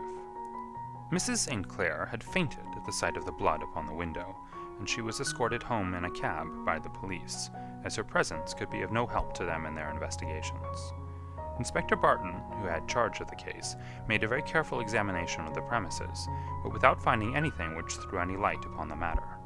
One mistake had been made in not arresting Boone instantly, as he was allowed some few minutes during which he might have communicated with his friend, the Lascar. But this fault was soon remedied, and he was seized and searched, without anything being found which could incriminate him. There were, it is true, some bloodstains upon his right shirt-sleeve, but he pointed to his ring finger, which had been cut near the nail, and explained that the bleeding came from there, adding that he had been to the window not long before, and that the stains which had been observed there came doubtless from the same source. He denied strenuously having ever seen Mr. Neville St. Clair, and swore that the presence of the clothes in his room was as much a mystery to him as to the police. As to Mrs. St. Clair's assertion that she'd actually seen her husband at the window, he declared that she must have been either mad or dreaming. He was removed, loudly protesting, to the police station, while the inspector remained upon the premises in the hope that the ebbing tide might afford some fresh clue. And it did, though they hardly found upon the mudbank what they had feared to find. It was Neville St. Clair's coat, and not Neville St. Clair, which lay uncovered as the tide receded. And what do you think they found in the pockets? I cannot imagine. No, I don't think you would guess. Every pocket stuffed with pennies and halfpennies, 421 pennies and 270 halfpennies. It was no wonder that it had not been swept away by the tide. But a human body is a different matter. There was a fierce eddy between the wharf and the house. It seemed likely enough that the weighted coat had remained when the stripped body had been sucked away into the river. But I understand that all the other clothes were found in the room. Would the body be dressed in a coat alone? No, sir, but the facts might be met speciously enough. Suppose that this man Boone had thrust Neville St. Clair through the window. There's no human eye which could have seen the deed. What would he do then? It would of course instantly strike him that he must get rid of the telltale garments. He would seize the coat then, and be in the act of throwing it out, when it would occur to him that it would swim and not sink. He has little time, for he has heard the scuffle downstairs when the wife tried to force her way up, and perhaps he's already heard from his Lascar confederate that the police are hurrying up the street. There's not an instant to be lost. He rushes to some secret hoard where he has accumulated the fruits of his beggary, and he stuffs all the coins upon which he can lay his hands into the pockets to make sure of the coat's sinking. He throws it out, and would have done the same thing with the other garments, had not he heard the rush of steps below, and only just had time to close the window when the police appeared. It certainly sounds feasible. Well, we will take it as a working hypothesis, for want of a better. Boone, as I have told you, was arrested and taken to the station, but it could not be shown that there had ever before been anything against him. He had for years been known as a professional beggar, but his life appeared to have been a very quiet and innocent one. There the matter stands at present, and the questions which have to be solved: what Neville St. Clair was doing in the opium den, what happened to him when there, where is he now, and what Hugh Boone had to do with his disappearance, are all as far from a solution as ever. I confess that I cannot recall any case within my experience which looked at the first glance so simple, and yet which presented such difficulties. While Sherlock Holmes had been detailing this singular series of events, we had been whirling through the outskirts of the great town until the last straggling houses had been left behind, and we rattled along with a country hedge upon either side of us. Just as he finished, however, we drove through 2 scattered villages, where a few lights still glimmered in the windows. "We are on the outskirts of Lee," said my companion. "We have touched on 3 English counties in our short drive, starting in Middlesex, passing over an angle of Surrey, and ending in Kent. See that light among the trees? That is the Cedars, and beside that lamp sits a woman whose anxious ears have already, I have little doubt, caught the clink of our horses' feet." "But why are you not conducting the case from Baker Street?" I asked. "Because there are many inquiries which must be made out here. Mrs. St. Clair has most kindly put 2 rooms at my disposal, and you may rest assured that she will have nothing but a welcome from my friend and colleague. I hate to meet her, Watson, when I have no news of her husband. Here we are. Whoa there! Whoa!" We had pulled up in front of a large villa, which stood within its own grounds. A stable boy had run out to the horse's head, and springing down, I followed Holmes up the small, winding gravel drive which led to the house. As we approached, the door flew open, and a little blonde woman stood in the opening, clad in some sort of light mousseline de soie, with a touch of fluffy pink chiffon at her neck and wrists. She stood with her figure outlined against the flood of light, one hand upon the door, one half raised in her eagerness, her body slightly bent, her head and face protruded, with eager eyes and parted lips, a standing question. "Well?" she cried. "Well?" And then, seeing that there were two of us, she gave a cry of hope, which sank into a groan as she saw that my companion shook his head and shrugged his shoulders. No good news? None. No bad? No. Thank God for that. But come in, you must be weary, for you have had a long day. This is my friend, Dr. Watson.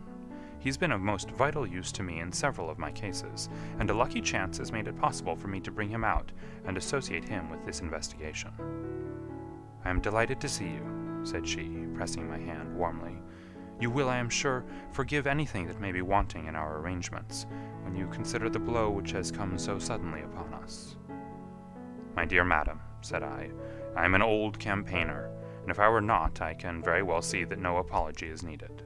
If I can be of any assistance, either to you or to my friend here, I shall be indeed happy.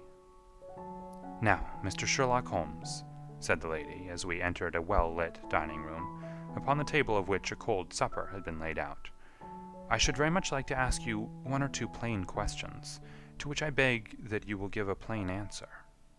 Certainly, madam. Do not trouble about my feelings. I am not hysterical, nor given to fainting. I simply wish to hear your real opinion. Upon what point? In your heart of hearts, do you think that Neville is alive?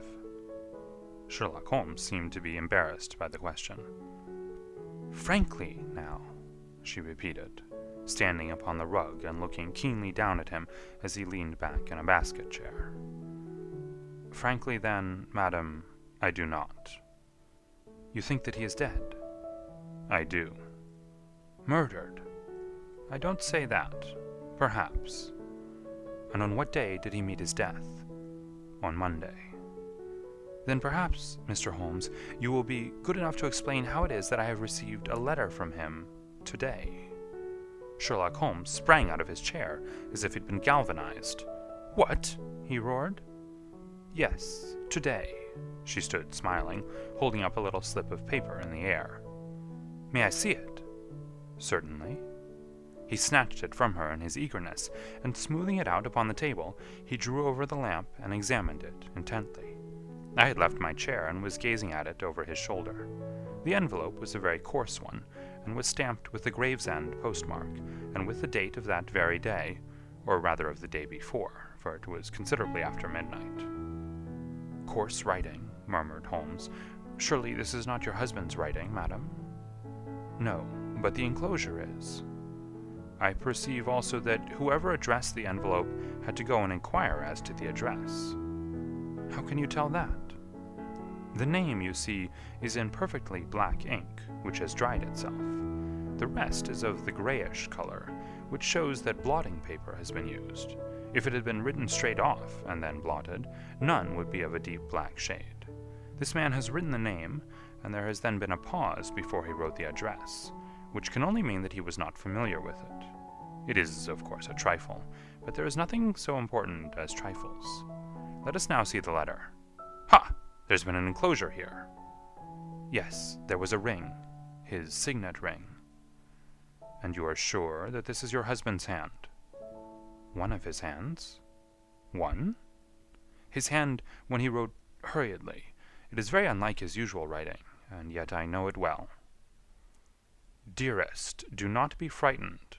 All will come well. There is a huge error, which it may take some little time to rectify. Wait in patience. Neville. Written in pencil upon the fly-leaf of a book, octavo size, no watermark. Posted today in Gravesend by a man with a dirty thumb.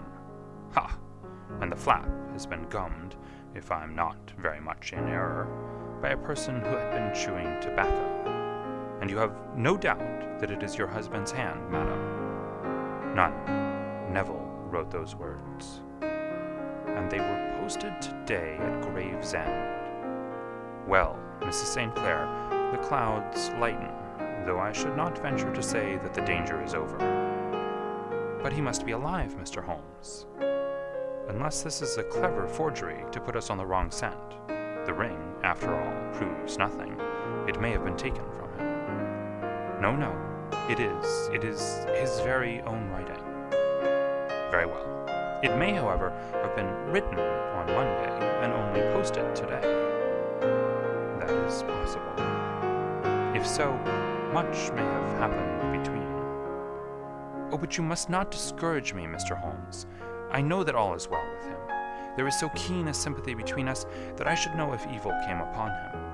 On the very day that I saw him last, he cut himself in the bedroom, and yet I, in the dining room, rushed upstairs instantly with the utmost certainty that something had happened. Do you think that I would respond to such a trifle, and yet be ignorant of his death? I have seen too much not to know that the impression of a woman may be more valuable than the conclusion of an analytical reasoner. And in this letter, you certainly have a very strong piece of evidence to corroborate your view. But if your husband is alive and able to write letters, why should he remain away from you? I cannot imagine. It is unthinkable. And on Monday he made no remarks before leaving you? No. And you were surprised to see him in Swandam Lane? Very much so. Was the window open? Yes. Then he might have called to you. He might. He only, as I understand, gave an inarticulate cry. Yes. A call for help, you thought? Yes. He waved his hands. But it might have been a cry of surprise. Astonishment at the unexpected sight of you might cause him to throw up his hands? It is possible. And you thought he was pulled back. He disappeared so suddenly. He might have leaped back. You did not see anyone else in the room? No, but this horrible man confessed to having been there, and the Lascar was at the foot of the stairs. Quite so. Your husband, as far as you could see, had his ordinary clothes on? But without his collar or tie. I distinctly saw his bare throat. Had he ever spoken of Swandam Lane? Never.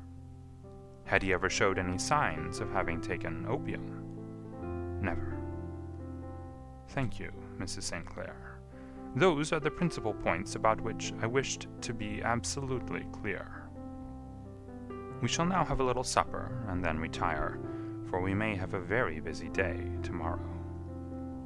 A large and comfortable double-bedded room had been placed at our disposal, and I was quickly between the sheets, for I was weary after my night of adventure.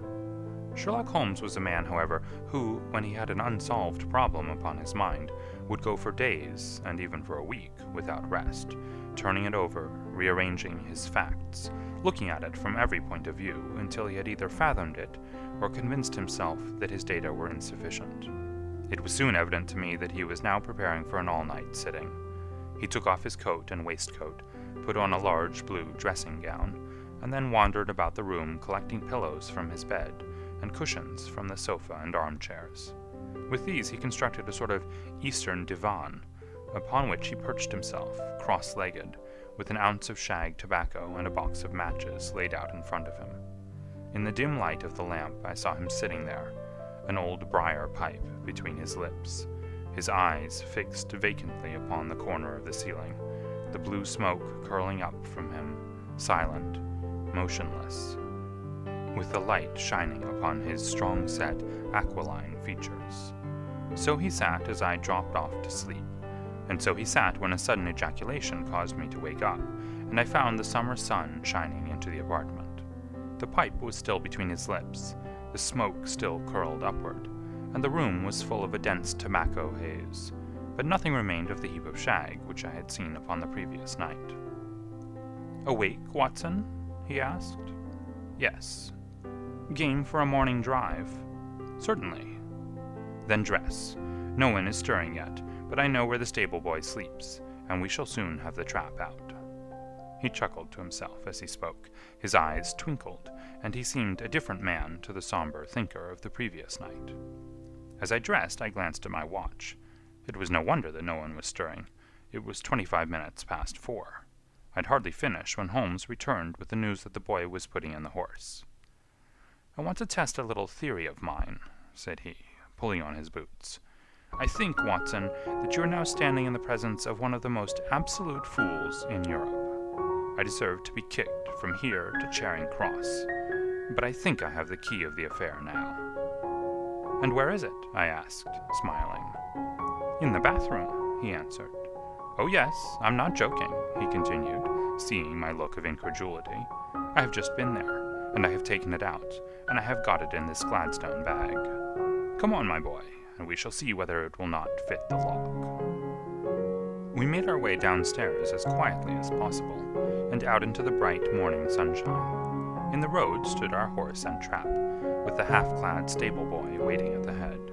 We both sprang in, and away we dashed down the London road. A few country carts were stirring, bearing in vegetables to the metropolis, but the lines of villas on either side were as silent and lifeless as some city in a dream. "It has been in some points a singular case," said Holmes, flicking the horse on into a gallop. "I confess that I have been as blind as a mole, but it is better to learn wisdom late than never to learn it at all." In town, the earliest risers were just beginning to look sleepily from their windows as we drove through the streets of the Surrey side. Passing down the Waterloo Bridge Road, we crossed over the river, and dashing up Wellington Street, wheeled sharply to the right, and found ourselves in Bow Street. Sherlock Holmes was well known to the force, and the two constables at the door saluted him. One of them held the horse's head, while the other led us in. "Who's on duty?" asked Holmes. "Inspector Bradstreet, sir." "Ah, Bradstreet, how are you?" A tall, stout official had come down the stone-flagged passage, in a peaked cap and frogged jacket. "I wish to have a quiet word with you, Bradstreet." "Certainly, Mr. Holmes. Step into my room here." It was a small, office-like room, with a huge ledger upon the table, and a telephone projecting from the wall. The inspector sat down at his desk.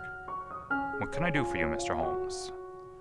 "I called about that beggarman, Boone, the one who was charged with being concerned in the disappearance of Mr. Neville St. Clair, of Lee." "Yes, he was brought up and remanded for further inquiries." "So I heard. You have him here?" "In the cells." "Is he quiet?" "Oh, he gives no trouble, but he's a dirty scoundrel." "Dirty?" "Yes, it's all we can do to make him wash his hands, and his face is as black as a tinker's. Well, when once his case has been settled, he will have a regular prison bath, and I think if you saw him, you would agree with me that he needed it." "I should like to see him very much." "Would you? That's easily done. Come this way. You can leave your bag." "No, I think that I'll take it." "Very good. Come this way, if you please." He led us down a passage, opened a barred door, passed down a winding stair, and brought us to a whitewashed corridor with a line of doors on each side. "The third on the right is his," said the inspector. "Here it is." He quietly shot back a panel in the upper part of the door and glanced through. "He's asleep," said he. "You can see him very well." We both put our eyes to the grating. The prisoner lay with his face towards us, in a very deep sleep, breathing slowly and heavily. He was a middle-sized man, coarsely clad as became his calling, with a colored shirt protruding through the rent in his tattered coat. He was, as the inspector had said, extremely dirty, but the grime which covered his face could not conceal its repulsive ugliness. A broad wheal from an old scar ran right across it from eye to chin, and by its contraction had turned up one side of the upper lip, so that 3 teeth were exposed in a perpetual snarl. A shock of very bright red hair grew low over his eyes and forehead. "He's a beauty, isn't he?" said the inspector. "He certainly needs a wash," remarked Holmes. "I had an idea that he might, and I took the liberty of bringing the tools with me." He opened the Gladstone bag as he spoke, and took out, to my astonishment, a very large bath sponge. "You're a funny one," chuckled the inspector. "Now, if you will have the great goodness to open that door very quietly, we will soon make him cut a much more respectable figure." "Well, I don't know why not," said the inspector. "He doesn't look a credit to the Bow Street cells, does he?" He slipped his key into the lock, and we all very quietly entered the cell. The sleeper half turned, and then settled down once more into a deep slumber. Holmes stooped to the water jug, moistened his sponge, and then rubbed it twice vigorously across and down the prisoner's face. "Let me introduce you," he shouted, "to Mr. Neville St. Clair, of Lee, in the county of Kent." Never in my life have I seen such a sight. The man's face peeled off under the sponge like the bark from a tree. Gone was the coarse brown tint. Gone, too, was the horrid scar which had seamed it across, and the twisted lip which had given the repulsive sneer to the face. A twitch brought away the tangled red hair, and there, sitting up in his bed, was a pale, sad-faced, refined-looking man, black-haired and smooth-skinned, rubbing his eyes and staring about him with sleepy bewilderment. Then, suddenly realizing the exposure, he broke into a scream and threw himself down with his face to the pillow. "Great heavens!" cried the inspector. "It is, indeed, the missing man. I know him from the photograph." The prisoner turned with the reckless air of a man who abandons himself to his destiny. "Be it so," said he. "And pray, what am I charged with?" "With making away with Mr. Neville St.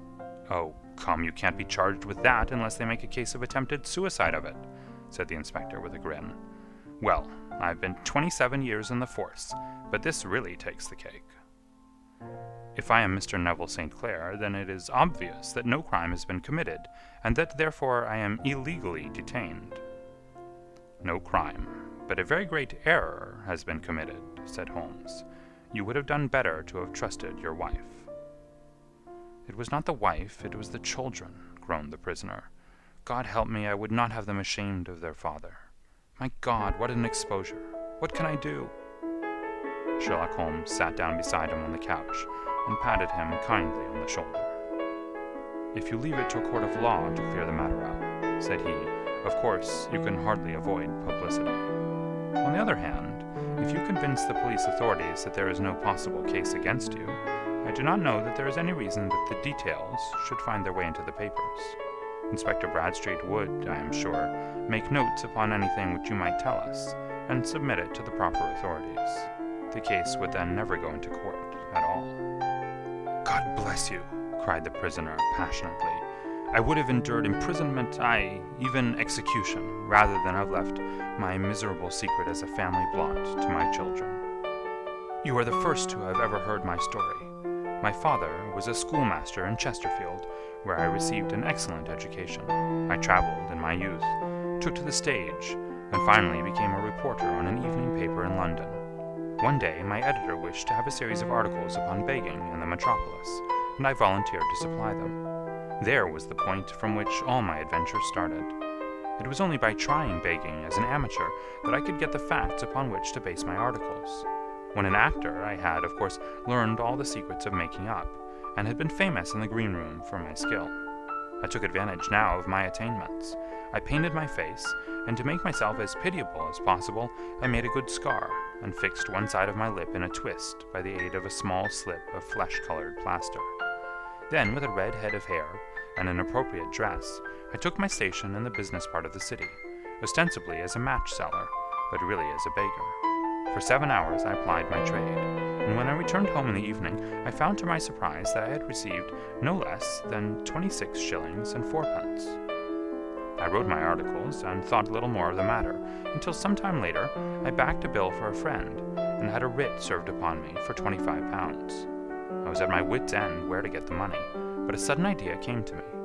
I begged a fortnight's grace from the creditor, asked for a holiday from my employers, and spent the time in begging in the city under my disguise.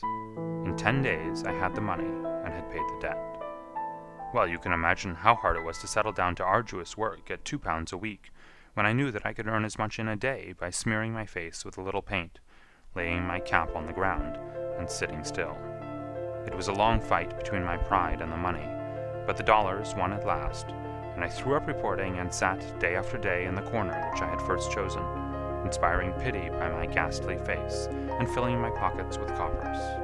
Only one man knew my secret. He was the keeper of a low den in which I used to lodge in Swandam Lane, where I could every morning emerge as a squalid beggar, and in the evenings transform myself into a well-dressed man about town. This fellow, Lascar, was well paid by me for his rooms, so that I knew that my secret was safe in his possession. Well, very soon I found that I was saving considerable sums of money. I do not mean that any beggar in the streets of London could earn £700 a year, which is less than my average takings, but I had exceptional advantages in my power of making up, and also in a facility of repartee, which which improved by practice and made me quite a recognized character in the city. All day a stream of pennies, varied by silver, poured in upon me, and it was a very bad day in which I failed to take 2 pounds. As I grew richer, I grew more ambitious, took a house in the country, and eventually married, without anyone having a suspicion as to my real occupation. My dear wife knew that I had business in the city. She little knew what. Last Monday I had finished for the day and was dressing in my room above the opium den when I looked out of my window and saw, to my horror and astonishment, that my wife was standing in the street, with her eyes fixed full upon me.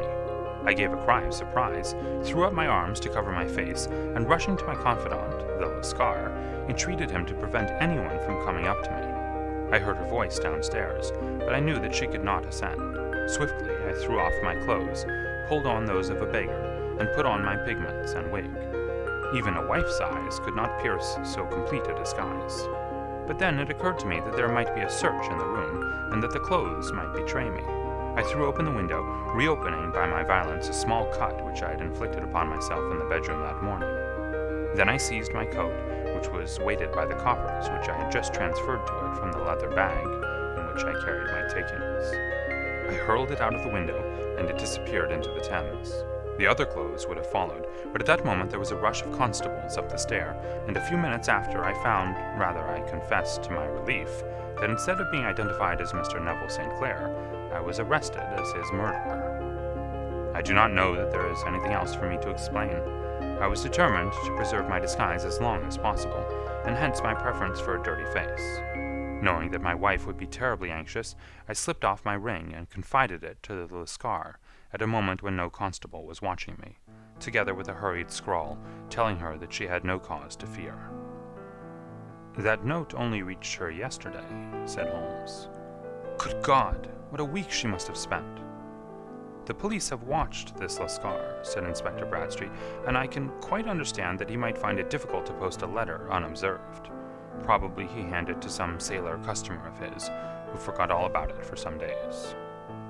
"That was it," said Holmes, nodding approvingly. "I have no doubt of it. But have you never been prosecuted for begging?"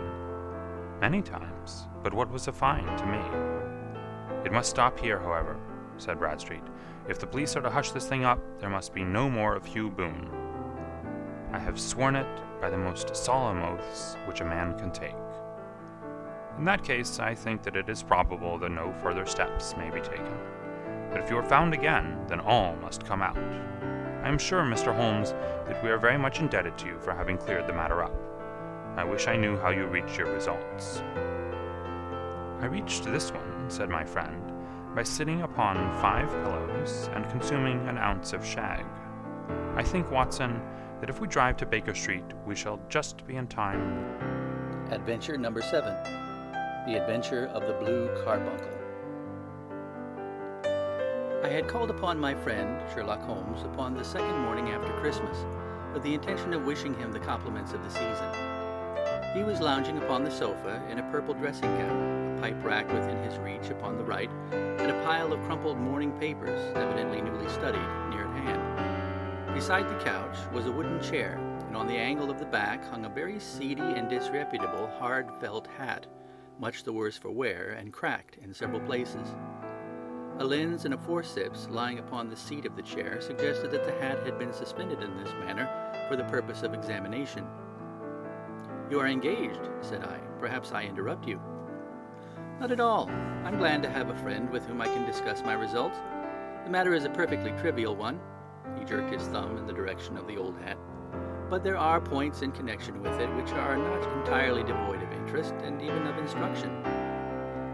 I seated myself in his armchair and warmed my hands before his crackling fire, for a sharp frost had set in and the windows were thick with the ice crystals. "I suppose," I remarked, "that, homely as it looks, this thing has some deadly story linked onto it, that it is the clue which will guide you in the solution of some mystery and the punishment of some crime." No crime," said Sherlock Holmes, laughing. "Only one of those whimsical little incidents which will happen when you have 4 million human beings all jostling each other within the space of a few square miles. Amid the action and reaction of so dense a swarm of humanity, every possible combination of events may be expected to take place, and many a little problem will be presented which may be striking and bizarre without being criminal. We have already had experience of such. So much so, I remarked, that of the last 6 cases which I have added to my notes, 3 have been entirely free of any legal crime. Precisely.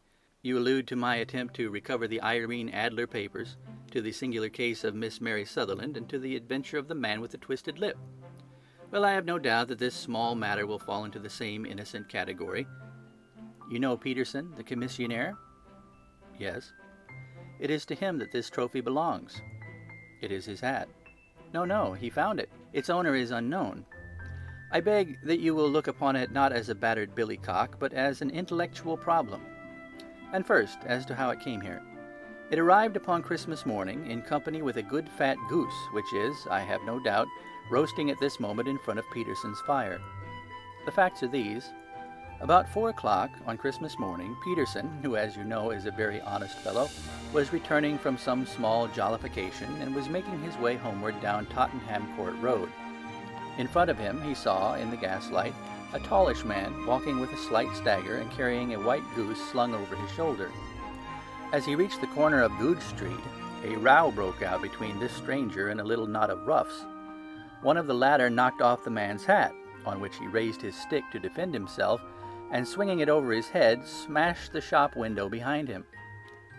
Peterson had rushed forward to protect the stranger from his assailants, but the man, shocked at having broken the window and seeing an official-looking person in uniform rushing towards him, dropped his goose, took to his heels, and vanished amid the labyrinth of small streets which lie at the back of Tottenham Court Road.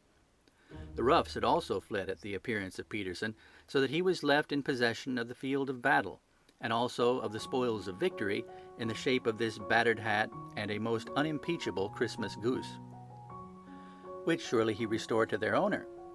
My dear fellow, there lies the problem. It is true that "For Mrs. Henry Baker" was printed upon a small card which had been tied to the bird's left leg, and it is also true that the initials H.B. are legible upon the lining of this hat.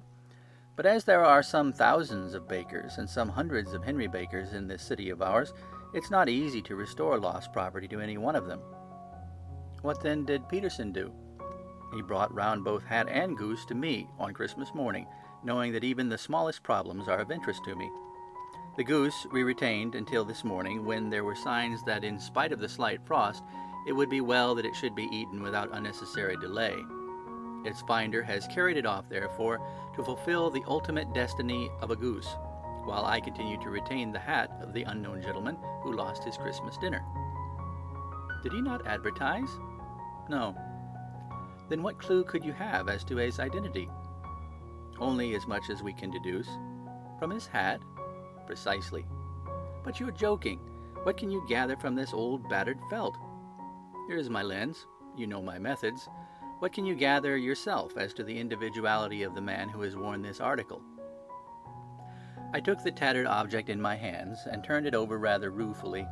It was a very ordinary black hat of the usual round shape, hard and much the worse for wear. The lining had been of red silk, but was a good deal discolored. There was no maker's name, but as Holmes had remarked, the initials H.B. were scrawled upon one side. It was pierced in the brim for a hat securer, but the elastic was missing.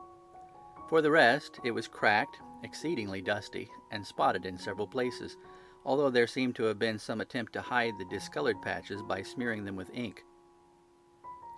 "I can see nothing," said I, handing it back to my friend. "On the contrary, Watson, you can see everything. You fail, however, to reason from what you see. You are too timid in drawing your inferences." "Then pray tell me what it is that you can infer from this hat." He picked it up and gazed at it in the peculiar introspective fashion which was characteristic of him. "It is perhaps less suggestive than it might have been," he remarked. "And yet there are a few inferences which are very distinct, and a few others which represent at least a small balance of probability. That the man was highly intellectual is of course obvious upon the face of it, and also that he was fairly well-to-do within the last 3 years, although he has now fallen upon evil days.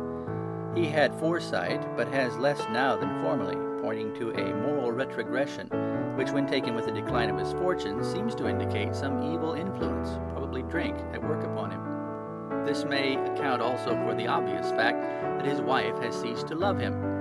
My dear Holmes, he has, however, retained some degree of self-respect, he continued, disregarding my remonstrance. He is a man who leads a sedentary life, goes out little, is out of training entirely, is middle-aged, has grizzled hair which he has had cut within the last few days, and which he anoints with lime cream. These are the more patent facts which may be deduced from his hat. Also, by the way, that it is extremely improbable that he has had gas laid on in his house. You're certainly joking, Holmes. Not in the least. Is it possible that even now, when I gave you these results, you are unable to see how they are attained? Well, I have no doubt that I am very stupid, but I must confess that I am unable to follow you. For example, how did you deduce that this man was intellectual? For answer, Holmes clapped the hat upon his head. It came right over the forehead and settled upon the bridge of his nose. It is a question of cubic capacity, said he. A man with so large a brain must have something in it. The decline in his fortunes, then? This hat is 3 years old. These flat brims curled at the edge came in then. It is a hat of the very best quality. Look at the band of ribbed silk and the excellent lining. If this man could afford to buy so expensive a hat 3 years ago and has had no hat since, then he has assuredly gone down in the world. Well, that is clear enough, certainly. But how about the foresight and the moral retrogression? Sherlock Holmes laughed. Here is the foresight, said he, putting his finger upon the little disc and loop of the hat securer. They are never sold upon hats.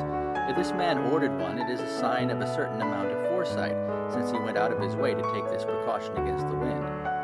But since we see that he has broken the elastic and is not troubled to replace it, it is obvious that he has less foresight now than formerly, which is a distinct proof of a weakening nature. On the other hand, he has endeavored to conceal some of these stains upon the felt by daubing them with ink, which is a sign that he has not entirely lost his self-respect. Your reasoning is certainly plausible. The further points, that he is middle-aged, that his hair is grizzled, that it has been recently cut, and that he uses lime cream, are all to be gathered from a close examination of the lower part of the lining. The lens discloses a large number of hair ends, clean cut by the scissors of the barber. They all appear to be adhesive, and there is a distinct odor of lime cream. This dust, as you will observe, is not the gritty gray dust of the street, but the fluffy brown dust of the house, showing that it has been hung up indoors most of the time, while the marks of moisture upon the inside are proof positive that the wearer perspired very freely, and could therefore hardly be in the best of training. But his wife, you said that she had ceased to love him. This hat has not been brushed for weeks. When I see you, my dear Watson, with a week's accumulation of dust upon your hat, and when your wife allows you to go out in such a state, I shall fear that you also have been unfortunate enough to lose your wife's affection. But he might be a bachelor. Nay, he was bringing home the goose as a peace offering to his wife. Remember the card upon the bird's leg? You have an answer for everything. But how on earth do you deduce that the gas is not laid on in his house? One tallow stain, or even two, might come by chance, but when I see no less than 5, I think that there can be little doubt that the individual must be brought into frequent contact with burning tallow, walks upstairs at night probably, with his hat in one hand and a guttering candle in the other. Anyhow, he never got tallow stains from a gas jet. Are you satisfied? Well, it is very ingenious, said I, laughing. But since, as you said just now, there has been no crime committed and no harm done save the loss of a goose, all this seems to be rather a waste of energy. Sherlock Holmes had opened his mouth to reply when the door flew open, and Peterson, the commissionaire, rushed into the apartment with flushed cheeks and the face of a man who is dazed with astonishment. "The goose, Mr. Holmes! The goose, sir!" he gasped. "Eh? What of it, then? Has it returned to life and flapped off through the kitchen window?" Holmes twisted himself round upon the sofa to get a fairer view of the man's excited face. "See here, sir! See what my wife found in its crop!" He held out his hand and displayed upon the center of the palm a brilliantly scintillating blue stone, rather smaller than a bean in size, but of such purity and radiance that it twinkled like an electric point in the dark hollow of his hand. Sherlock Holmes sat up with a whistle. "By Jove, Peterson," said he, This is a treasure trove indeed. I suppose you know what you've got." "A diamond, sir. A precious stone. It cuts into glass as though it were putty." "It's more than a precious stone. It's the precious stone." "Not the Countess of Morcar's blue carbuncle," I ejaculated. "Precisely so. I ought to know its size and shape, seeing that I have read the advertisement about it in the Times every day lately. It is absolutely unique, and its value can only be conjectured, but the reward offered of £1,000 is certainly not within a 20th part of the market price." £1,000! Great Lord of mercy! The commissionaire plumped down into a chair and stared from one to the other of us. "That is the reward, and I have reason to know that there are sentimental considerations in the background which could induce the Countess to part with half her fortune if she could just recover the gem." "It was lost, if I remember right, at the Hotel Cosmopolitan," I remarked. "Precisely so, on the 22nd of December, just 5 days ago. John Horner, a plumber, was accused of having abstracted it from the lady's jewel case. The evidence against him was so strong that the case has been referred to the assizes. I have some account of the matter here, I believe." He rummaged amid his newspapers, glancing over the dates, until at last he smoothed one out, doubled it over, and read the following paragraph. "Hotel Cosmopolitan Jewel Robbery. John Horner, 26, plumber, was brought up upon the charge of having, upon the 22nd instant, abstracted from the jewel case of the Countess of Morcar the valuable gem known as the blue carbuncle. James Ryder, upper attendant at the hotel, gave his evidence to the effect that he had shown Horner up to the dressing room of the Countess of Morcar upon the day of the robbery, in order that he might solder the second bar of the grate, which was loose. He had remained with Horner some little time, but had finally been called away.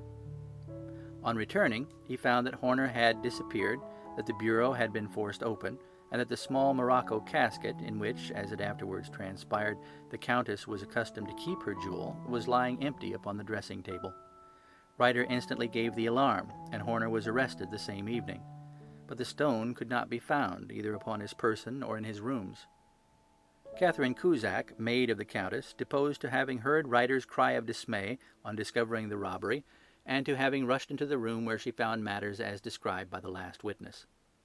Inspector Bradstreet, B Division, gave evidence as to the arrest of Horner, who struggled frantically and protested his innocence in the strongest terms. Evidence of a previous conviction for robbery having been given against the prisoner, the magistrate refused to deal summarily with the offense, but referred it to the assizes. Horner, who had shown signs of intense emotion during the proceedings, fainted away at the conclusion and was carried out of court. So much for the police court," said Holmes, thoughtfully, tossing aside the paper. "The question for us now to solve is the sequence of events leading from a rifled jewel case at one end to the crop of a goose in Tottenham Court Road at the other. You see, Watson, our little deductions have suddenly assumed a much more important and less innocent aspect. Here is the stone. The stone came from the goose, and the goose came from Mr. Henry Baker, the gentleman with the bad hat and all the other characteristics with which I have bored you. So now we must set ourselves very seriously to finding this gentleman and ascertaining what part he has played in this little mystery. To do this, we must try the simplest means first, and these lie undoubtedly in an advertisement in all the evening papers. If this fail, I have recourse to other methods. What will you say? Give me a pencil and that slip of paper. Now then. Found at the corner of Goodge Street, a goose and a black felt hat. Mr. Henry Baker can have the same by applying at 6:30 this evening at 221B Baker Street. That's clear and concise. Very, but will he see it? Well, he is sure to keep an eye on the papers, since to a poor man the loss was a heavy one. He was clearly so scared by his mischance in breaking the window and by the approach of Peterson that he thought of nothing but flight. But since then he must have bitterly regretted the impulse which caused him to drop his bird. And then again, the introduction of his name will cause him to see it, for everyone who knows him will direct his attention to it. Here you are, Peterson. Run down to the advertising agency and have this put in the evening papers. In which, sir? Oh, in the Globe, Star, Pall Mall, St. James, Evening News, Standard, Echo, and any others that occur to you. Very well, sir. And this stone? Ah, yes, I shall keep the stone. Thank you. And I say, Peterson, just buy a goose on your way back and leave it here with me, for we must have one to give to this gentleman in place of the one which your family is now devouring. took up the stone and held it against the light. "It's a bonny thing," said he. "Just see how it glints and sparkles. Of course, it is a nucleus and focus of crime. Every good stone is. They are the devil's pet baits. In the larger and older jewels, every facet may stand for a bloody deed. This stone is not yet 20 years old. It was found in the banks of the Amoy River in southern China, and is remarkable in having every characteristic of the carbuncle, save that it is blue in shade instead of ruby red. In spite of its youth, it has already a sinister history. There have been 2 murders, a vitriol throwing, a suicide, and several robberies brought about for the sake of this 40-grain weight of crystallized charcoal. Who would ever think that so pretty a toy could be a purveyor of the gallows and the prison? I'll lock it up in my strong-box now, and drop a line to the Countess to say that we have it. Do you think that this man Horner is innocent?" "I cannot tell." "Well then, do you imagine that this other one, Henry Baker, had anything to do with the matter?" "It is, I think, much more likely that Henry Baker is an absolutely innocent man who had no idea that the bird which he was carrying was of considerable more value than if it were made of solid gold. That, however, I shall determine by a very simple test, if we have an answer to our advertisement." "And you can do nothing till then?" "Nothing."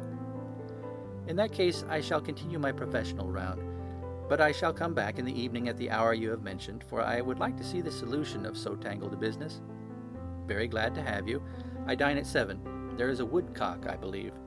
By the way, in view of recent occurrences, perhaps I ought to ask Mrs. Hudson to examine its crop." I had been delayed at a case, and it was a little after 6:30 when I found myself in Baker Street once more. As I approached the house, I saw a tall man in a Scotch bonnet with a coat, which was buttoned up to his chin, waiting outside in the bright semicircle which was thrown from the fanlight. Just as I arrived, the door was opened, and we were shown up together to Holmes's room. "Mr. Henry Baker, I believe?" said he, rising from his armchair and greeting his visitor with the easy air of geniality which he could so readily assume. "Pray take this chair by the fire, Mr. Baker. It's a cold night, and I observe that your circulation is more adapted for summer than for winter. Ah, Watson, you have just come at the right time. Is that your hat, Mr. Baker?"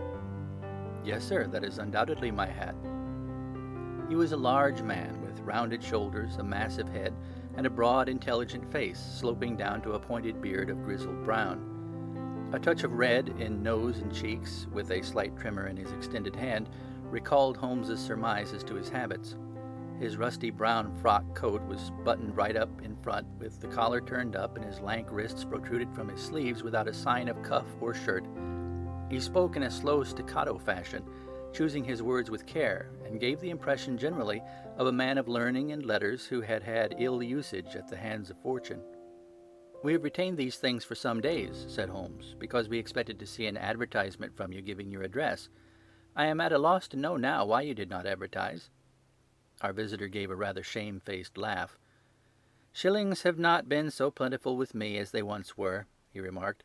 "I had no doubt that the gang of roughs who assaulted me had carried off both my hat and the bird. I did not care to spend more money in a hopeless attempt to recover them." "Very naturally. By the way, about the bird, we were compelled to eat it." "To eat it?" Our visitor half rose from his chair in his excitement. "Yes, it would have been no use to anyone had we not done so, but I presume that this other goose upon the sideboard, which is about the same weight and perfectly fresh, will answer your purpose equally well?" "Oh, certainly, certainly," answered Mr. Baker with a sigh of relief. "Of course, we still have the feathers, legs, crop, and so on of your own bird, so if you wish—" The man burst into a hearty laugh. "They might be useful to me as relics of my adventure," said he, "but beyond that, I can hardly see what use the dejected membra of my late acquaintance are going to be to me. No, sir, I think that, with your permission, I will confine my attentions to the excellent bird which I perceive upon the sideboard." Sherlock Holmes glanced sharply across at me, with a slight shrug of his shoulders. "There is your hat, then, and there your bird," said he. "By the way, would it bore you to tell me where you got the other one from? I am somewhat of a fowl fancier, and I have seldom seen a better-grown goose." "Certainly, sir," said Baker, who had risen and tucked his newly gained property under his arm. "There are a few of us who frequently Alpha Inn near the museum. We are to be found in the museum itself during the day, you understand. This year, our good host Windigate by name instituted a goose club, by which, on consideration of some few pence every week, we were each to receive a bird at Christmas. My pence were duly paid, and the rest is familiar to you. I am much indebted to you, sir, for a Scotch bonnet is fitted neither to my years nor my gravity. With a comical pomposity of manner, he bowed solemnly to both of us, and strode off upon his way. "So much for Mr. Henry Baker," said Holmes, when he had closed the door behind him. "It is quite certain that he knows nothing whatever about the matter. Are you hungry, Watson?" "Not particularly." "Then I suggest that we turn our dinner into a supper, and follow up this clue while it is still hot." "Yes, by all means." It was a bitter night, so we drew on our ulsters and wrapped cravats around our throats. Outside, the stars were shining coldly in a cloudless sky, and the breath of the passers-by blew out into smoke like so many pistol shots. Our footfalls rang out crisply and loudly as we swung through the Doctor's Quarter, Wimpole Street, Harley Street, and so through Wigmore Street into Oxford Street. In a quarter of an hour we were in Bloomsbury at the Alpha Inn, which is a small public house at the corner of one of the streets that runs down into Holborn.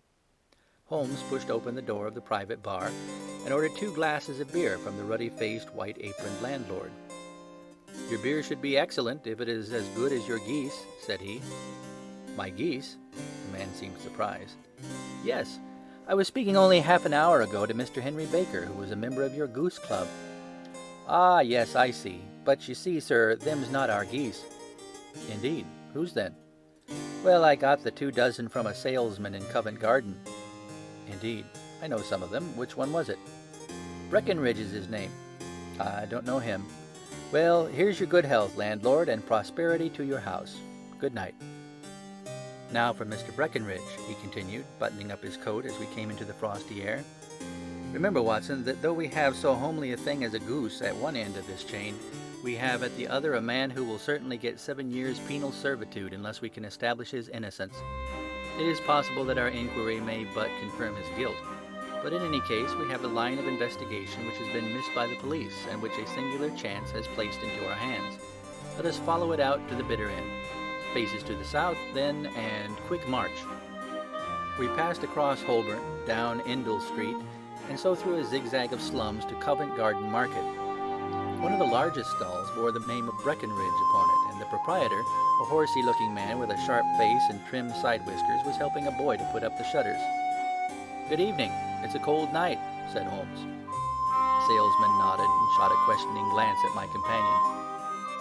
"Sold out of geese, I see," continued Holmes, pointing at the bare slabs of marble. "Let you have 500 tomorrow morning." "That's no good." "Well, there are some on the stall with the gas flare." "Ah, but I was recommended to you." "Who by?" "The landlord of the Alpha." "Oh, yes, I sent him a couple of dozen." "Fine birds they were, too. Now, where did you get them from?" To my surprise, the question provoked a burst of anger from the salesman. "Now then, mister," said he, with his head cocked and his arms akimbo, "what are you driving at? Let's have it straight now." "It's straight enough. I should like to know who sold you the geese which you supplied to the Alpha." "Well, then, I shan't tell you. So now." "Oh, it's a matter of no importance, but I don't know why you should be so warm over such a trifle." "Warm? You'd be as warm, maybe, if you were pestered as I am. When I pay good money for a good article, there should be an end to the business. But it's where are the geese, and who did you sell the geese to, and what will you take for the geese? One would think they are the only geese in the world to hear the fuss that's made over them." "Well, I have no connection with any other people who have been making inquiries," said Holmes carelessly. "If you won't tell us, the bet's off, that's all. But I'm always ready to back my opinion on a matter of fowls, and I have a fiver on it that the bird I ate is country bred." "Well, then, you've lost your fiver, for it's town bred," snapped the salesman. "It's nothing of the kind." "I say it is." "I don't believe it." "Do you think you know more about fowls than I, who have handled them ever since I was a nipper? I tell you all those birds that went to the Alpha were town bred." "You'll never persuade me to believe that." "Will you bet, then?" "It's merely taking your money, for I know that I am right. But I'll have a sovereign on with you, just to teach you not to be obstinate." The salesman chuckled grimly. "Bring me the books, Bill," said he. The small boy brought round a small thin volume and a great greasy-backed one, laying them out together beneath the hanging light. "Now then, Mr. Cocksure," said the salesman, "I thought that I was out of geese, but before I finish you'll find that there's still one left in my shop. You see this little book? Well, that's the list of the folk from whom I buy. You see? Well then, here on this page are the country folk, and the numbers after their names are where their accounts are in the big ledger. Now then, you see this other page in red ink? Well, that's a list of my town suppliers. Now look at that third name. Just read it out to me. Mrs. Oakshott, 117 Brixton Road, 249, read Holmes. Quite so. Now, turn that up in the ledger. Holmes turned to the page indicated. There you are, Mrs. Oakshott, 117 Brixton Road, egg and poultry supplier. Now then, what's the last entry? December 22nd, 24 geese at 7 shillings 6 pence. Quite so. There you are. And underneath? Sold to Mr. Windigate of the Alpha at 12 shillings. What do you have to say now? Sherlock Holmes looked deeply chagrined. He drew a sovereign from his pocket and threw it down upon the slab, turning away with the air of a man whose disgust is too deep for words. A few yards off, he stopped under a lamp-post and laughed in the hearty, noiseless fashion which was peculiar to him. When you see a man with whiskers of that cut and the pink un protruding out of his pocket, you can always draw him by a bet, said he. I dare say that if I had put £100 down in front of him, that man would not have given me such complete information as was drawn from him by the idea that he was doing me on a wager. Well, Watson, we are, I fancy, nearing the end of our quest, and the only point which remains to be determined is whether we should go on to this Mrs. Oakshott tonight, or whether we should reserve it for tomorrow. It is clear from what that surly fellow said that there are others besides ourselves who are anxious about this matter, and I should... His remarks were suddenly cut short by a loud hubbub which broke out from the stall which we had just left. Turning round, we saw a little rat-faced fellow standing in the center of the circle of yellow light which was thrown by the swinging lamp, while Breckenridge, the salesman, framed in the door of his stall, was shaking his fists fiercely at the cringing figure. "I've had enough of you and your geese," he shouted. "I wish you were all at the devil together. If you come pestering me any more with your silly talk, I'll set the dog at you. You bring Mrs. Oakshott here, and I'll answer to her, but what do you have to do with it? Did I buy the geese off you?"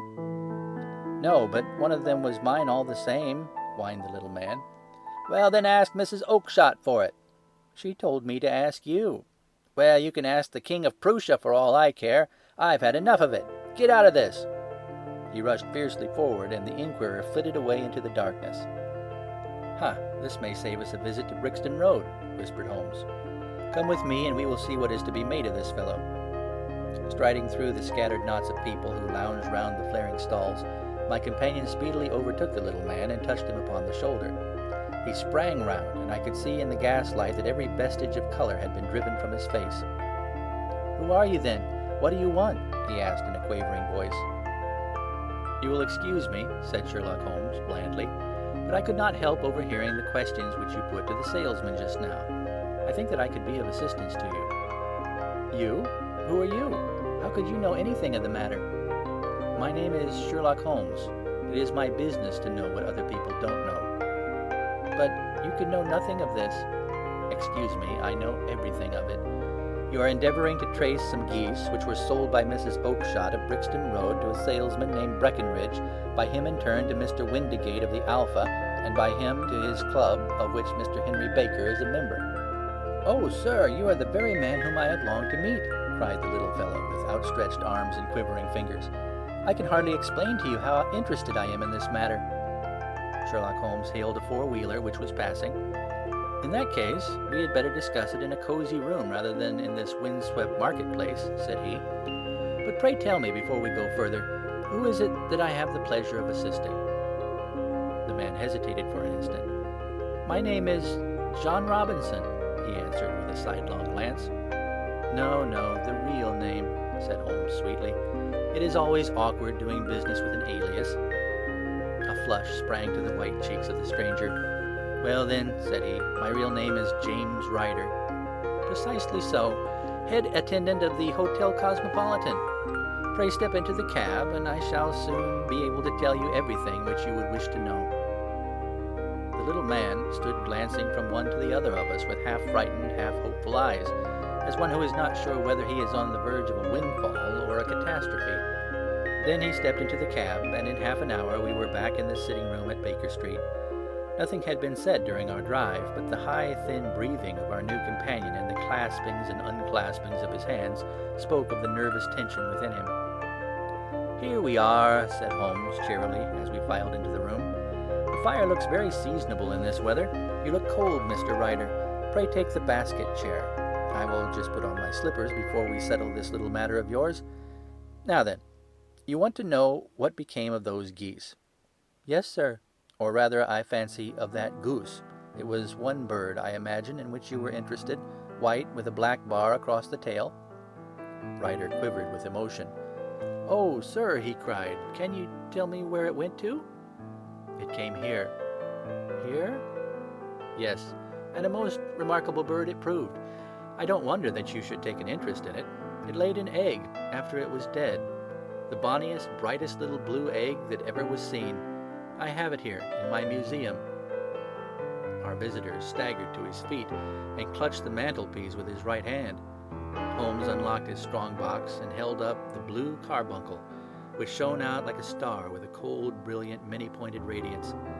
Ryder stood glaring with a drawn face, uncertain whether to claim or to disown it. "The game's up, Ryder," said Holmes quietly. "Hold up, man, or you'll be into the fire. Give him an arm back into his chair, Watson. He's not got blood enough to go in for felony with impunity. Give him a dash of brandy. So. Now he looks a little more human. What a shrimp it is, to be sure." For a moment he had staggered and nearly fallen, but the brandy brought a tinge of color into his cheeks, and he sat staring with frightened eyes at his accuser.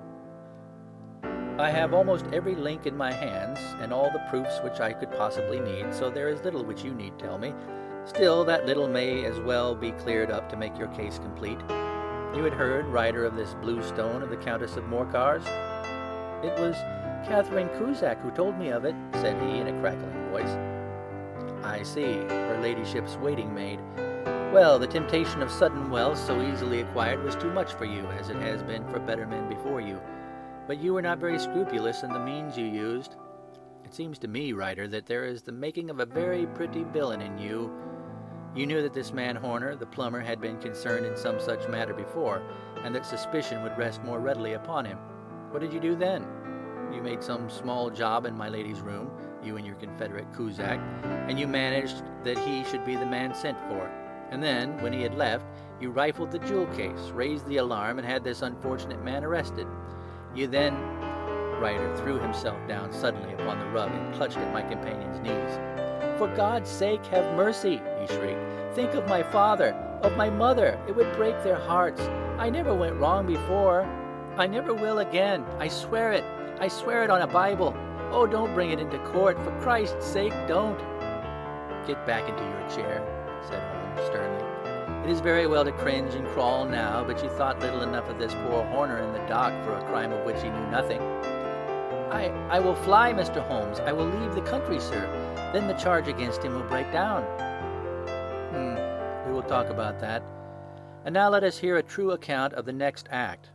How came the stone into the goose, and how came the goose into the open market? Tell us the truth, for there lies your only hope and safety." Ryder passed his tongue over his parched lips. "I will tell you it just as it happened, sir," said he. "When Horner had been arrested, it seemed to me that it would be best for me to get away with the stone at once, for I did not know at what moment the police might not take it into their heads to search me and my room. There was no place about the hotel where it would be safe. I made out as if on some commission, and I made for my sister's house. She had married a man named Oakshott, and lived in Brixton Road, where she fattened fowls for the market. All the way there every man I met seemed to me to be a policeman or a detective, and for all that it was a cold night, the sweat was pouring down my face before I came to the Brixton Road. My sister asked me what was the matter and why I was so pale, but I told her that I had been upset by the jewel robbery at the hotel. Then I went back into the backyard and smoked a pipe and wondered what would be the best to do. I had a friend once, called Maudsley, who went to the bad and had just been serving his time in Pentonville. One day he had met me and fell into talk about the way of thieves and how they could get rid of what they stole. I knew that he would be true to me, for I knew one or two things about him, So I made up my mind to go right on to Kilburn, where he lived, and take him into my confidence. He would show me how to turn the stone into money, but how to get to him in safety. I thought of the agonies I had gone through in coming from the hotel. I might at any moment be seized and searched, and there would be the stone in my waistcoat pocket. I was leaning against the wall at the time, and looking at the geese which were waddling about round my feet, and suddenly an idea came into my head which showed me how I could beat the best detective that ever lived. My sister had told me some weeks before that I might have the pick of her geese for a Christmas present, and I knew that she was always as good as her word. I could take my goose now, and in it I would carry my stone to Kilburn. There was a little shed in the yard, and behind this I drove one of the birds, a fine big one, white with a barred tail. I caught it, and prizing its bill open, I thrust the stone down its throat as far as my finger could reach. The bird gave a gulp, and I felt the stone pass along its gullet and down into its crop. But the creature flapped and struggled, and out came my sister to know what was the matter. As I turned to speak to her, the brute broke loose and fluttered off among the others. "Whatever were you doing with that bird, Jim?" says she. "Well," said I, "you said you'd give me one for Christmas, and I was feeling which was the fattest." "Oh," says she, "we've set yours aside for you. Jem's bird, we call it. It's the big white one over yonder. There's 26 of them, which makes one for you and one for us and 2 dozen for the market." "Thank you, Maggie," says I, "but if it's all the same to you, I'd rather have that one I was handling just now." "The other is a good 3 pounds heavier," said she, "and we fattened it expressly for you." "Never mind, I'll have the other, and I'll take it now," said I. "Oh, just as you like," said she, a little huffed. "Which is it you want, then?" "That white one with the barred tail right in the middle of the flock." "Oh, very well. Kill it and take it with you." Well, I did what she had said, Mr. Holmes, and I carried the bird all the way to Kilburn. I told my pal what I had done, for he was a man that it was easy to tell a thing like that to.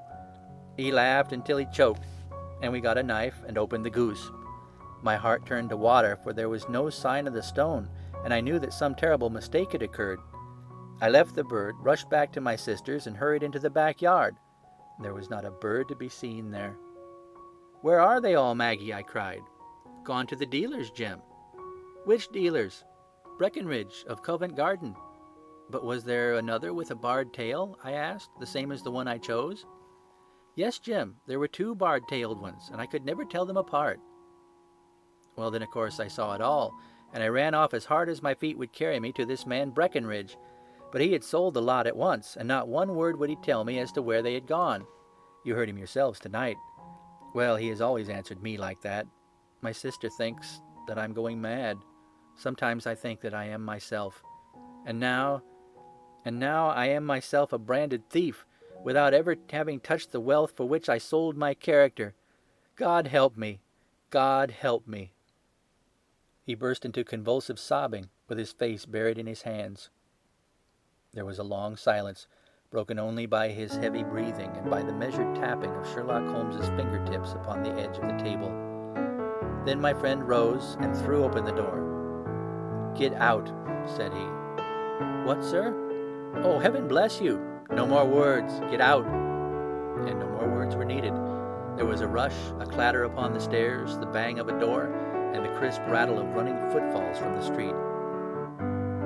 "After all, Watson," said Holmes, reaching up his hand for his clay pipe, "I am not retained by the police to supply their deficiencies. If Horner were in danger, it would be another thing, but this fellow will not appear against him, and the case must collapse. I suppose that I am committing a felony, but it is just possible that I am saving a soul. This fellow will not go wrong again. He is too terribly frightened. Send him to gaol now, and you make him a gaol bird for life. Besides, it's the season of forgiveness. Chance has put in our way a most singular and whimsical problem, and its solution is its own reward. If you will have the goodness to touch the bell, Doctor, we will begin another investigation, in which also a bird will be the chief feature." Chapter 8. The Adventure of the Speckled Band. On glancing over my notes of the 70-odd cases in which I have during the last 8 years studied the methods of my friend Sherlock Holmes, I find many tragic, some comic, a large number merely strange, but none commonplace, for, working as he did rather for the love of his art than for the acquirement of wealth, he He refused to associate himself with any investigation which did not tend towards the unusual, and even the fantastic. Of all these varied cases, however, I cannot recall any which presented more singular features than that which was associated with the well-known Surrey family of the Roylotts of Stoke Moran. The events in question occurred in the early days of my association with Holmes, when we were sharing rooms as bachelors in Baker Street. It is possible that I might have placed them upon record before, but a promise of secrecy was made at the time, from which I have only been free during this month by the untimely death of the lady to whom the pledge was given. It is perhaps as well that the facts should now come to light, for I have reasons to know that there are widespread rumors as to the death of Dr. Grimesby Roylott, which tend to make the matter even more terrible than the truth. It was early in April in the year 83 that I woke one morning to find Sherlock Holmes standing, fully dressed, by the side of my bed. He was a late riser as a rule, and as the clock on the mantelpiece showed me that it was only 7:15, I blinked up at him in some surprise, and perhaps just a little resentment, for I was myself regular in my habits. "Very sorry to knock you up, Watson," said he, "but it's the common lot this morning. Mrs. Hudson has been knocked up. She retorted upon me, and I on you." "What is it then, a fire?" "No, a client. It seems that a young lady has arrived in a considerable state of excitement, who insists upon seeing me. She is waiting now in the sitting-room. Now, when young ladies wander about the metropolis at this hour of the morning, and knock sleepy people up out of their beds, I presume that it is something very pressing which they have to communicate. Should it prove to be an interesting case, you would, I'm sure, wish to follow it from the outset. I thought, at any rate, that I should call you and give you the chance." "My dear fellow, I would not miss it for anything." I had no keener pleasure than in following Holmes in his professional investigations, and in admiring the rapid deductions, as swift as intuition, and yet always founded on a logical basis, with which he unravelled the problems which were submitted to him. I rapidly threw on my clothes, and was ready in a few minutes to accompany my friend down to the sitting-room. A lady dressed in black and heavily veiled, who had been sitting in the window, rose as we entered. "Good morning, madam," said Holmes cheerily. "My name is Sherlock Holmes. This is my intimate friend and associate, Dr. Watson, before whom you can speak as freely as before myself. Ha! I'm glad to see that Mrs. Hudson has had the good sense to light the fire. Pray draw up to it, and I shall order you a cup of hot coffee, for I observe that you are shivering." "It is not cold which makes me shiver," said the woman in a low voice, changing her seat as requested. "What then?" "It is fear, Mr. Holmes. It is terror." She raised her veil as she spoke, and we could see that she was indeed in a pitiable state of agitation, her face all drawn and grey, with restless frightened eyes like those of some hunted animal. Her features and figure were those of a woman of 30, but her hair was shot with premature grey, and her expression was weary and haggard. Sherlock Holmes ran her over with one of his quick, all-comprehensive glances. "You must not fear," said he soothingly, bending forward and patting her forearm. "We shall soon set matters right, I have no doubt. You have come in by train this morning, I see." "You know me, then?" "No, but I observed the second half of a return ticket in the palm of your left glove. You must have started early, and yet you had a good drive in a dog-cart along heavy roads before you reached the station." The lady gave a violent start, and stared in bewilderment at my companion. "There's no mystery, my dear madam," said he, smiling. "The left arm of your jacket is spattered with mud in no less than 7 places. The marks are perfectly fresh. There is no vehicle save a dog-cart which throws up mud in that way, and then only when you sit on the left-hand side of the driver." "Whatever your reasons may be, you are perfectly correct," said she.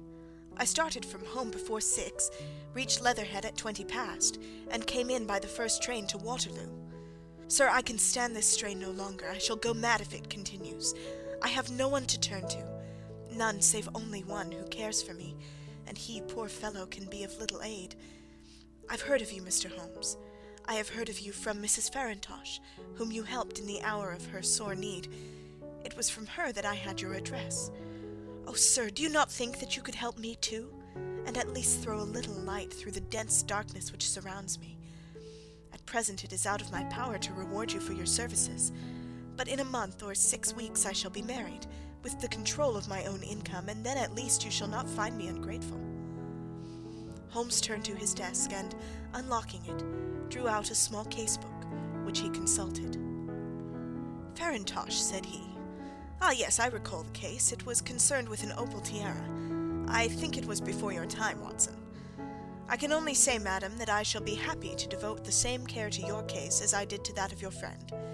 As to reward, my profession is its own reward, but you are at liberty to defray whatever expenses I may be put to, at the time which suits you best. And now I beg that you will lay before us everything that may help us in forming an opinion on the matter." "Alas," replied our visitor, "the very horror of my situation lies in the fact that my fears are so vague, and my suspicions depend so entirely upon small points, which might seem trivial to another, that even he to whom of all others I have a right to look for help and advice looks upon all that I tell him about it as the fancies of a nervous woman. He does not say so, but I can read it from his soothing answers and averted eyes. But I have heard, Mr. Holmes, that you can see deeply into the manifold wickedness of the human heart. You may advise me how to walk amid the dangers which encompass me." "I am all attention, madam." "My name is Helen Stoner, and I am living with my stepfather, who is the last survivor of one of the oldest Saxon families in England, the Roylotts of Stoke Moran, on the western border of Surrey." Holmes nodded his head. "The name is familiar to me," said he. "The family was at one time the richest in England, and the estates extended over the borders into Berkshire in the north and Hampshire in the west. In the last century, however, 4 successive heirs were of a dissolute and wasteful disposition, and the family ruin was eventually completed by a gambler in the days of the Regency. Nothing was left save a few acres of ground and the 200-year-old house, which is itself crushed under a heavy mortgage. The last squire dragged out his existence there, living the horrible life of an aristocratic pauper. But his only son, my stepfather, seeing that he must adapt himself to the new conditions, obtained an advance from a relative, which enabled him to take a medical degree, and went out to Calcutta, where, by his professional skill and force of character, he established a large practice. In a fit of anger, however, caused by some robberies which had been perpetrated in the house, he beat his native butler to death and narrowly escaped a capital sentence.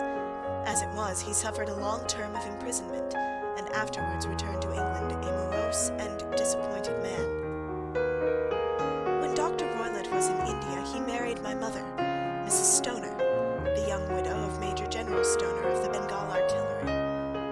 My sister Julia and I were twins, and we were only 2 years old at the time of my mother's remarriage. She had a considerable sum of money, not less than £1,000 a year, and this she bequeathed to Dr. Roylott entirely while we resided with him, with a provision that a certain annual sum should be allowed to each of us in the event of our marriage. Shortly after our return to England, my mother died. She was killed 8 years ago in a railway accident near Crewe. Dr. Roylott then abandoned his attempts to establish himself in practice in London, and took us to live with him in the old ancestral house at Stoke Moran. The money which my mother had left was enough for all our wants, and there seemed to be no obstacle to our happiness. But a terrible change came over our stepfather about this time. Instead of making friends and exchanging visits with our neighbours, who had at first been overjoyed to see a Roylott of Stoke Moran back in the old family seat, he shut himself up in his house, and seldom came out save to indulge in ferocious quarrels with whoever might cross his path. Violence of temper, approaching to mania, has been hereditary in the men of the family, and in my stepfather's case it had, I believe, been intensified by his long residence in the tropics. A series of disgraceful brawls took place, 2 of which ended in the police court, until at last he became the terror of the village, and the folks would fly at his approach, for he is a man of immense strength, and absolutely uncontrollable in his anger.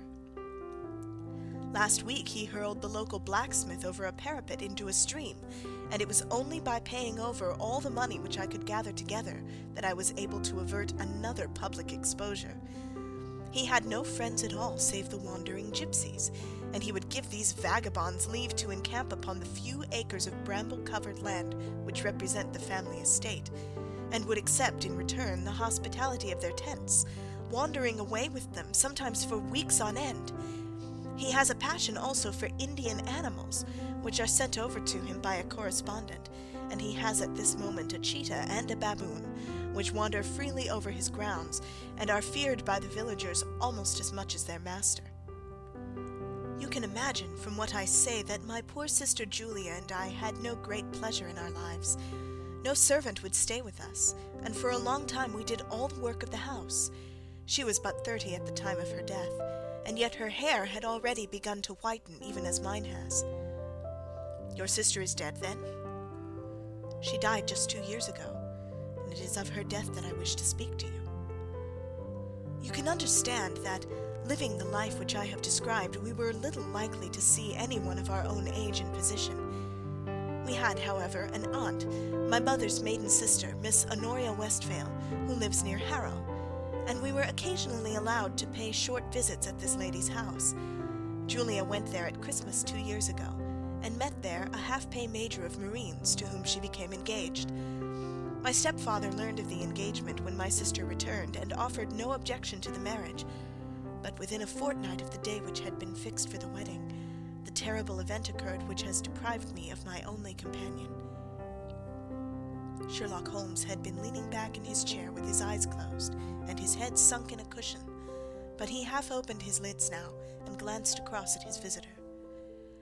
"Pray be precise as to details," said he.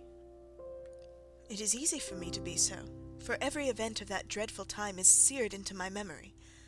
The manor house is, as I have already said, very old, and only one wing is now inhabited. The bedrooms in this wing are on the ground floor, the sitting rooms being in the central block of the buildings.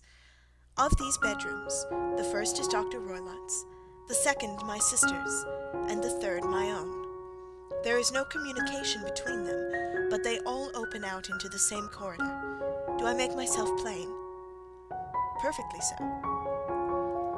"The windows of the 3 rooms open out upon the lawn. That fatal night Dr. Roylott had gone to his room early, though we knew that he had not retired to rest, for my sister was troubled by the smell of the strong Indian cigars which it was his custom to smoke. She left her room, therefore, and came into mine, where she sat for some time, chatting about her approaching wedding. At 11 o'clock she rose to leave me, but she paused at the door and looked back. "Tell me, Helen," said she, "have you ever heard anyone whistle in the dead of the night?" "Never," said I. "I suppose that you could not possibly whistle yourself in your sleep?" "Certainly not. But why?" "Because during the last few nights I have always, about 3 in the morning, heard a low, clear whistle. I am a light sleeper, and it has awakened me. I cannot tell where it came from, perhaps from the next room, perhaps from the lawn. I thought that I would just ask you whether you'd heard it." "No, I have not. It must be those wretched gypsies in the plantation." "Very likely. And yet, if it were on the lawn, I wonder that you did not hear it also." "Ah, but I sleep more heavily than you." "Well, it is of no great consequence at any rate." She smiled back at me, closed my door, and a few moments later I heard her key turn in the lock. "Indeed," said Holmes. "Was it your custom always to lock yourselves in at night?" "Always." "And why?" "I think that I mentioned to you that the doctor kept a cheetah and a baboon. We had no feeling of security unless our doors were locked." "Quite so. Pray proceed with your statement." "I could not sleep that night. A vague feeling of impending misfortune impressed me. My sister and I, you will recollect, were twins, and you know how subtle are the links which bind 2 souls which are so closely allied. It was a wild night. The wind was howling outside, and the rain was beating and splashing against the windows. Suddenly, amid all the hubbub of the gale, there burst forth the wild scream of a terrified woman.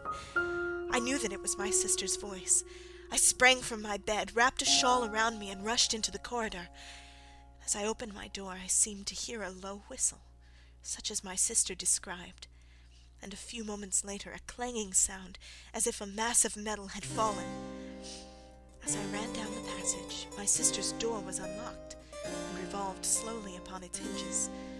I stared at it horror-stricken, not knowing what was about to issue from it. By the light of the corridor lamp, I saw my sister appear at the opening, her face blanched with terror, her hands groping for help, her whole figure swaying to and fro like that of a drunkard.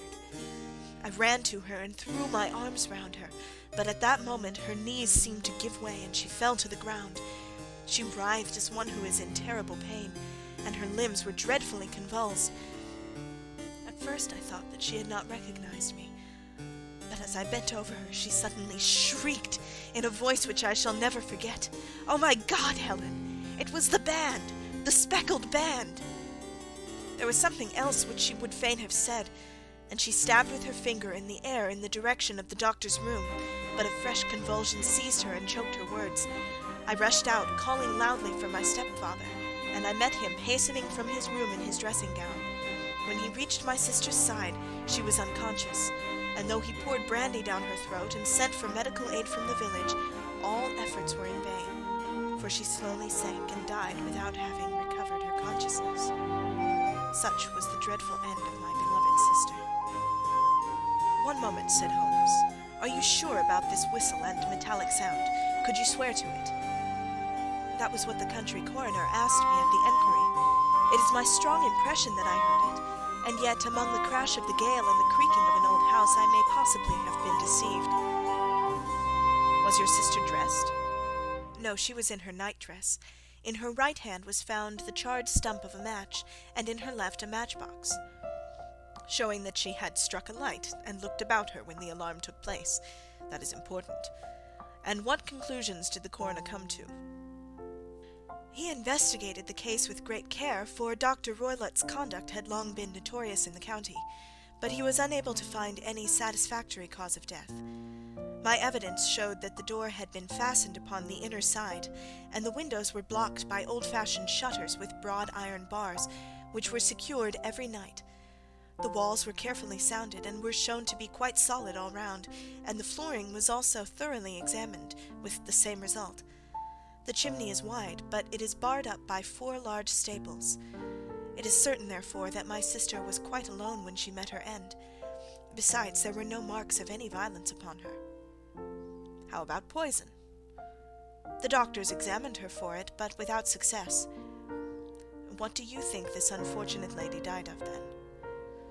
"It is my belief that she died of pure fear and nervous shock, though what it was that frightened her I cannot imagine." "Were there gypsies in the plantation at the time?" "Yes, there are nearly always some there." "Ah, and what did you gather from this allusion to a band, a speckled band?"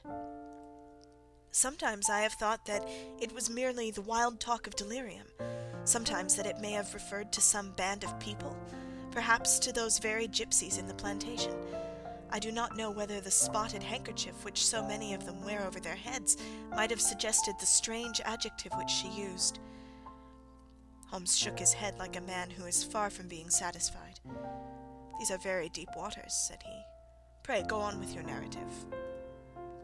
2 years have passed since then, and my life has been until lately lonelier than ever. A month ago, however, a dear friend, whom I have known for many years, has done me the honour to ask my hand in marriage. His name is Armitage, Percy Armitage, the second son of Mr. Armitage of Cranewater, near Reading. My stepfather has offered no opposition to the match, and we are to be married in the course of the spring. 2 days ago some repairs were started in the west wing of the building, and my bedroom wall has been pierced, so that I have had to move into the chamber in which my sister died, and to sleep in the very bed in which she slept. Imagine, then, my thrill of terror when last night, as I lay awake thinking over her terrible fate, I suddenly heard in the silence of the night the low whistle which had been the herald of her own death. I sprang up and lit the lamp, but nothing's to be seen in the room. I was too shaken to go to bed again, however, so I dressed, and as soon as it was daylight I slipped down, got a dog-cart at the Crown Inn, which is opposite, and drove to Leatherhead, from whence I have come on this morning with the one object of seeing you and asking your advice." "You've done wisely," said my friend. "But have you told me all?" "Yes, all." "Miss Roylott, you have not. You are screening your stepfather." Why, what do you mean? For answer, Holmes pushed back the frill of black lace which fringed the hand that lay upon our visitor's knee. 5 little livid spots, the marks of 4 fingers and a thumb, were printed upon the white wrist. "You have been cruelly used," said Holmes. The lady colored deeply and covered over her injured wrist. "He is a hard man," she said, "and perhaps he hardly knows his own strength."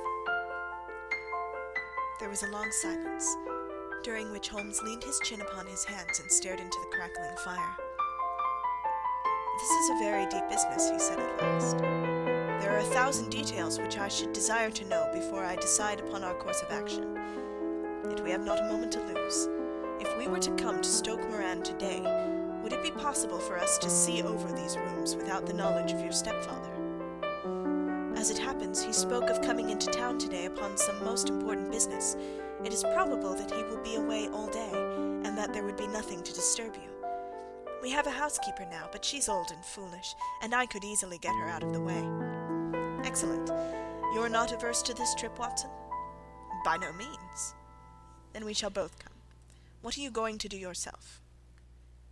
"I have 1 or 2 things which I would wish to do now that I am in town, but I shall return by the 12 o'clock train, so as to be there in time for your coming." "And you may expect us early in the afternoon. I have myself some small business matters to attend to. Will you not wait and breakfast?" "No, I must go. My heart is lightened already since I have confided my trouble to you. I shall look forward to seeing you again this afternoon." She dropped her thick black veil over her face and glided from the room. "And what do you think of it all, Watson?" asked Sherlock Holmes, leaning back in his chair. "It seems to me to be a dark and sinister business." "Dark enough and sinister enough. Yet if the lady is correct in saying that the flooring and walls are sound, and that the door, window, and chimney are impassable, then her sister must undoubtedly have been alone when she met her mysterious end. What becomes then of these nocturnal whistles, and what of the very peculiar words of the dying woman? I cannot think. When you combine the ideas of whistles at night, the presence of a band of gypsies who are on intimate terms with this old doctor, the fact that we have every reason to believe that the doctor has an interest in preventing his stepdaughter's marriage, the dying allusion to a band, and finally the fact that Miss Helen Stoner heard a metallic clang which might have been caused by one of those metal bars that secured the shutters falling back into its place, I think that there is good ground to think that the mystery may be cleared along those lines. But what then did the gypsies do? I cannot imagine. I see many objections to any such theory. So do I. It is for precisely that reason that we are going to Stoke Moran this day. I want to see whether the objections are fatal, or if they may be explained away. But what in the name of the devil? The ejaculation had been drawn from my companion by the fact that our door had suddenly been dashed open, and that a huge man had framed himself in the aperture. His costume was a peculiar mixture of the professional and the agricultural, having a black top hat, a long frock coat, and a pair of high gaiters, with a hunting crop swinging in his hand. So tall was he that his hat actually brushed the crossbar of the doorway, and his breadth seemed to span it across from side to side. A large face, seared with 1,000 wrinkles, burned yellow with the sun, and marked with every evil passion, was turned from one to the other of us, while his deep-set, bile-shot eyes and his high, thin, fleshless nose gave him somewhat the resemblance to a fierce old bird of prey. "Which of you is Holmes?" asked this apparition. "My name, sir, but you have the advantage of me," said my companion quietly. "I am Dr. Grimesby Roylott of Stoke Moran." "Indeed, doctor," said Holmes blandly. "Pray take a seat." "I will do nothing of the kind. My stepdaughter has been here. I have traced her. What has she been saying to you?" "It is a little cold for the time of year," said Holmes. "What has she been saying to you?" screamed the old man furiously. "But I have heard that the crocuses promise well," continued my companion imperturbably. "Ha! You put me off, do you?" said our new visitor, taking a step forward and shaking his hunting crop. "I know you, you scoundrel. I have heard of you before. You are Holmes, the meddler." My friend smiled. "Holmes, the busybody." His smile broadened.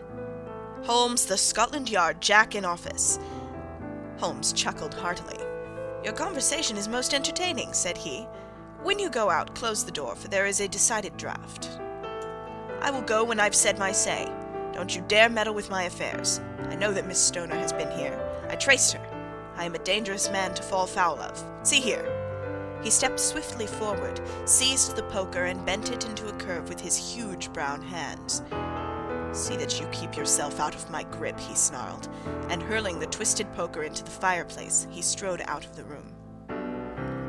"He seems a very amiable person," said Holmes, laughing. "I am not quite so bulky, but if he had remained, I might have shown him that my grip was not much more feeble than his own." As he spoke, he picked up the steel poker and, with a sudden effort, straightened it out again. "Fancy his having the insolence to confound me with the official detective force. This incident gives zest to our investigation, however, and I only trust that our little friend will not suffer from her imprudence in allowing this brute to trace her. And now, Watson, we shall order breakfast, and afterwards I shall walk down to Doctors' Commons, where I hope to get some data which may help us in this matter." It was nearly 1 o'clock when Sherlock Holmes returned from his excursion. He held in his hands a sheet of blue paper, scrawled over with notes and figures. "I have seen the will of the deceased wife," said he. "To determine its exact meaning, I have been obliged to work out the present prices of the investments with which it is concerned.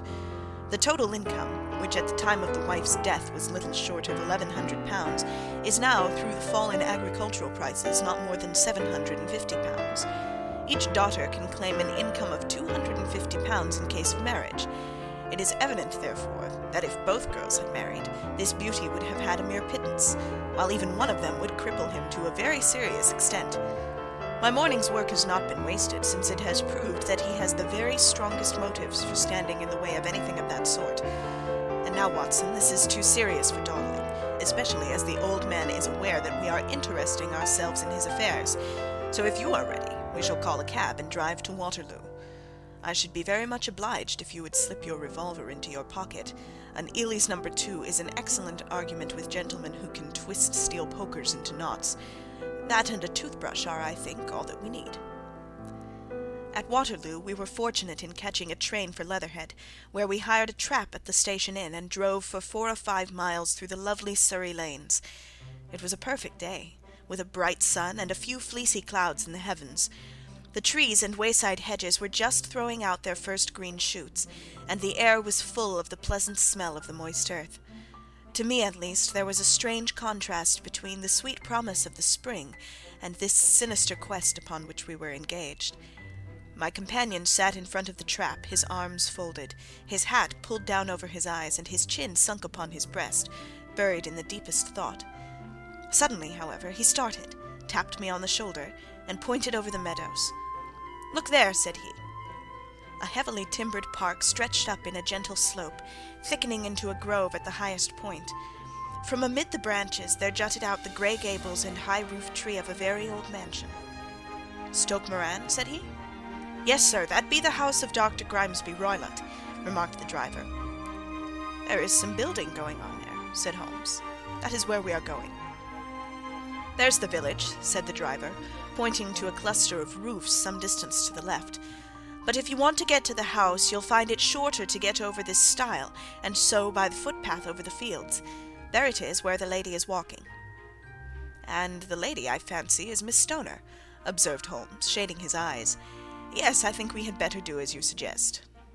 We got off, paid our fare, and the trap rattled back on its way to Leatherhead. "I thought it as well," said Holmes, as we climbed the stile, "that this fellow should think we had come here as architects or on some definite business. It may stop his gossip.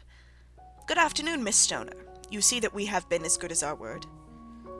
Our client of the morning had hurried forward to meet us with a face which spoke her joy. "I have been waiting so eagerly for you," she cried, shaking hands with us warmly. "All has turned out splendidly. Dr. Roylott has gone to town, and it is unlikely that he will be back before evening."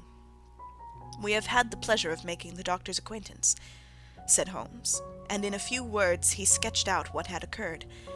Miss Stoner turned white to the lips as she listened. "Good heavens!" she cried. "He has followed me, then?" "So it appears. He is so cunning that I never know when I'm safe from him.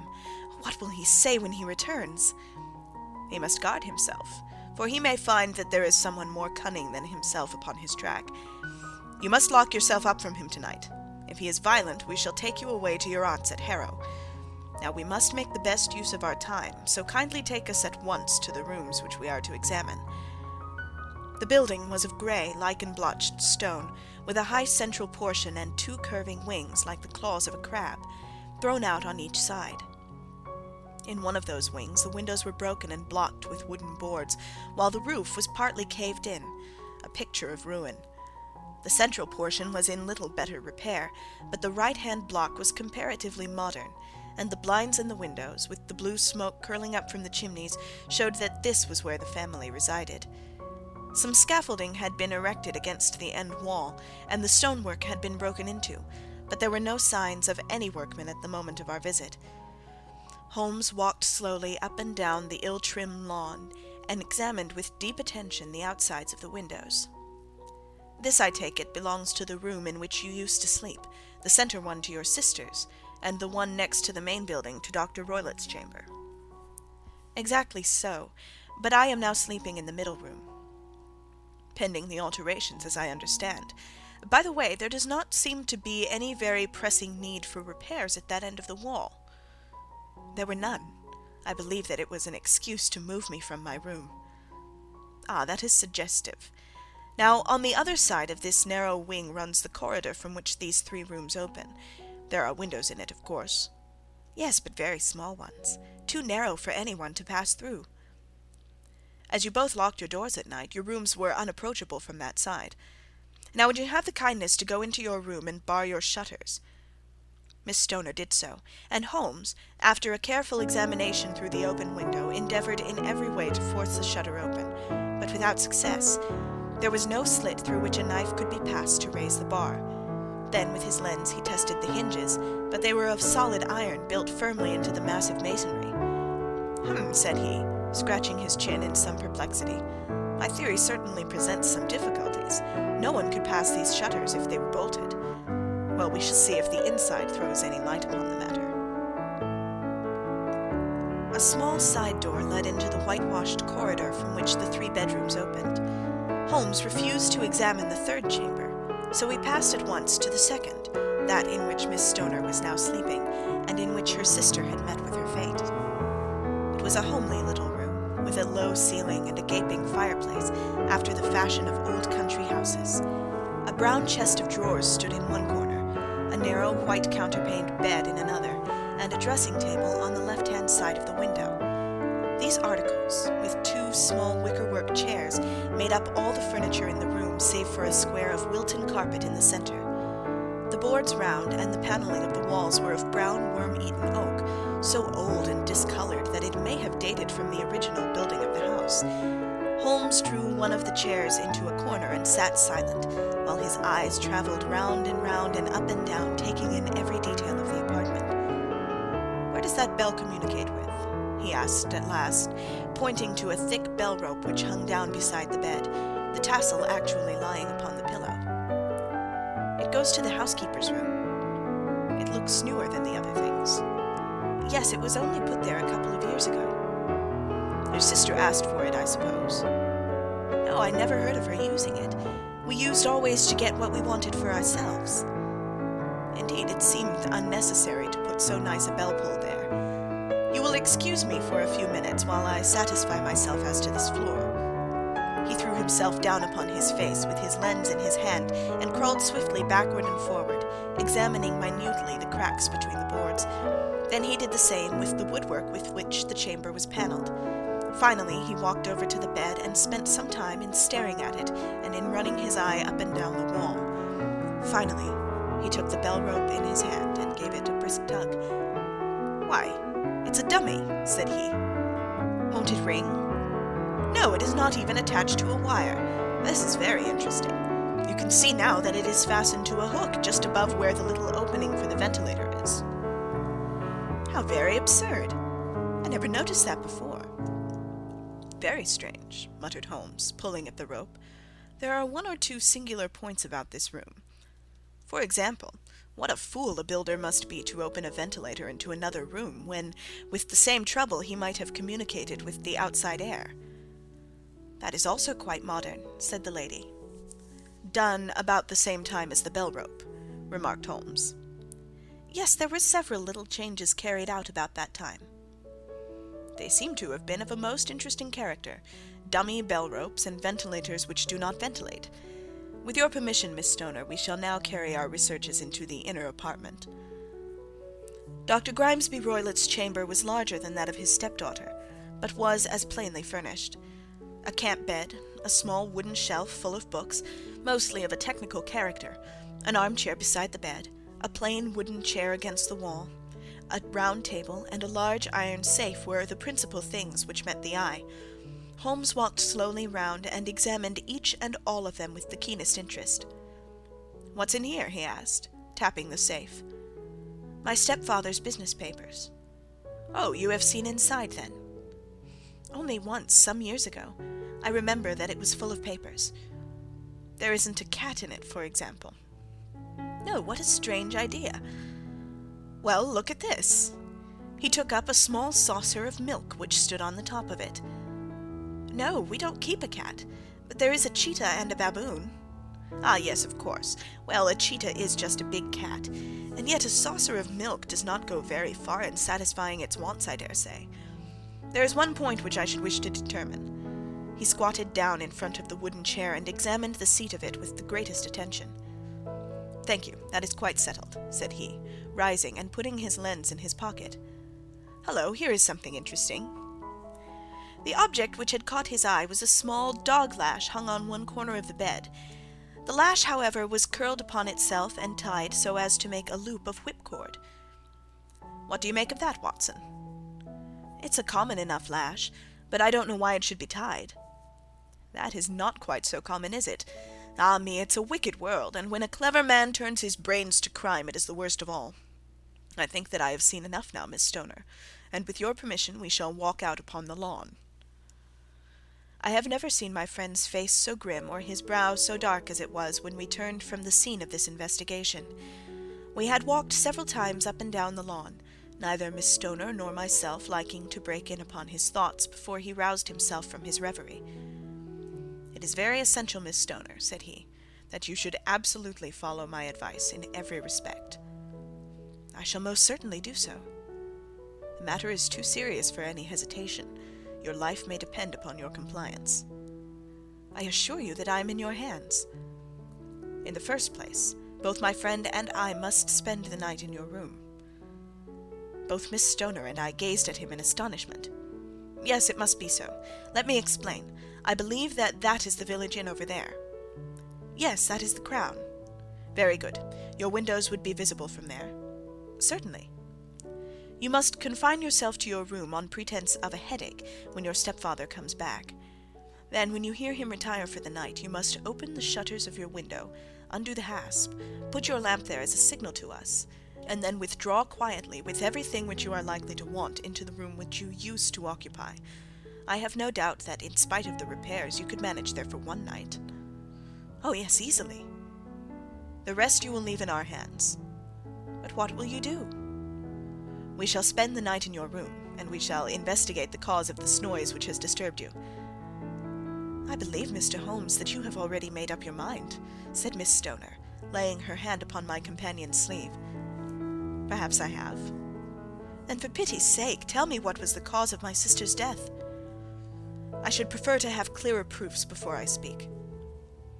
"You can at least tell me whether my own thought is correct, and if she died from some sudden fright." "No, I do not think so. I think that there was probably some more tangible cause.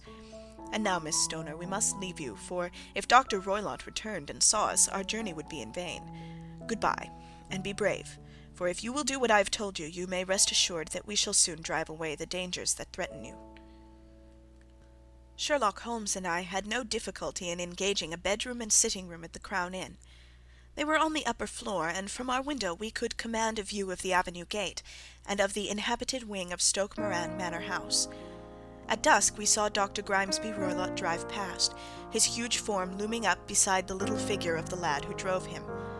The boy had some slight difficulty in undoing the heavy iron gates, and we heard the hoarse roar of the doctor's voice, and saw the fury with which he shook his clenched fists at him. The trap drove on, and a few minutes later we saw a sudden light spring up among the trees, as the lamp was lit in one of the sitting rooms. "Do you know, Watson," said Holmes, as we sat together in the gathering darkness, "I have really some scruples as to taking you tonight. There is a distinct element of danger. Can I be of assistance? Your presence might be invaluable. Then I shall certainly come. It is very kind of you. You speak of danger. You have evidently seen more in these rooms than was visible to me." "No, but I fancy that I may have deduced a little more. I imagine that you saw all that I did." "I saw nothing remarkable save the bell rope, and what purpose that could answer I confess is more than I can imagine." "You saw the ventilator too?" "Yes, but I do not think it is such a very unusual thing to have a small opening between two rooms. It was so small that a rat could hardly pass through. I knew that we should find a ventilator before ever we came to Stoke Moran." "My dear Holmes." "Oh, yes, I did. You remember in her statement she said that her sister could smell Dr. Roylott's cigar. Now, of course, that suggested at once that there must be a communication between the two rooms. It could only be a small one, or it would have been remarked upon at the coroner's inquiry. I deduced a ventilator." "But what harm can there be in that?" "Well, there is at least a curious coincidence of dates. A ventilator is made, a cord is hung, and a lady who sleeps in the bed dies. Does not that strike you?" "I cannot as yet see any connection." "Did you observe anything very peculiar about that bed?" "No. It was clamped to the floor. Did you ever see a bed fastened like that before?" "I cannot say that I have." "The lady could not move her bed. It must always be in the same relative position to the ventilator and to the rope, or so we may call it, since it was clearly never meant for a bell pull." "Holmes," I cried, "I seem to see dimly what you are hinting at.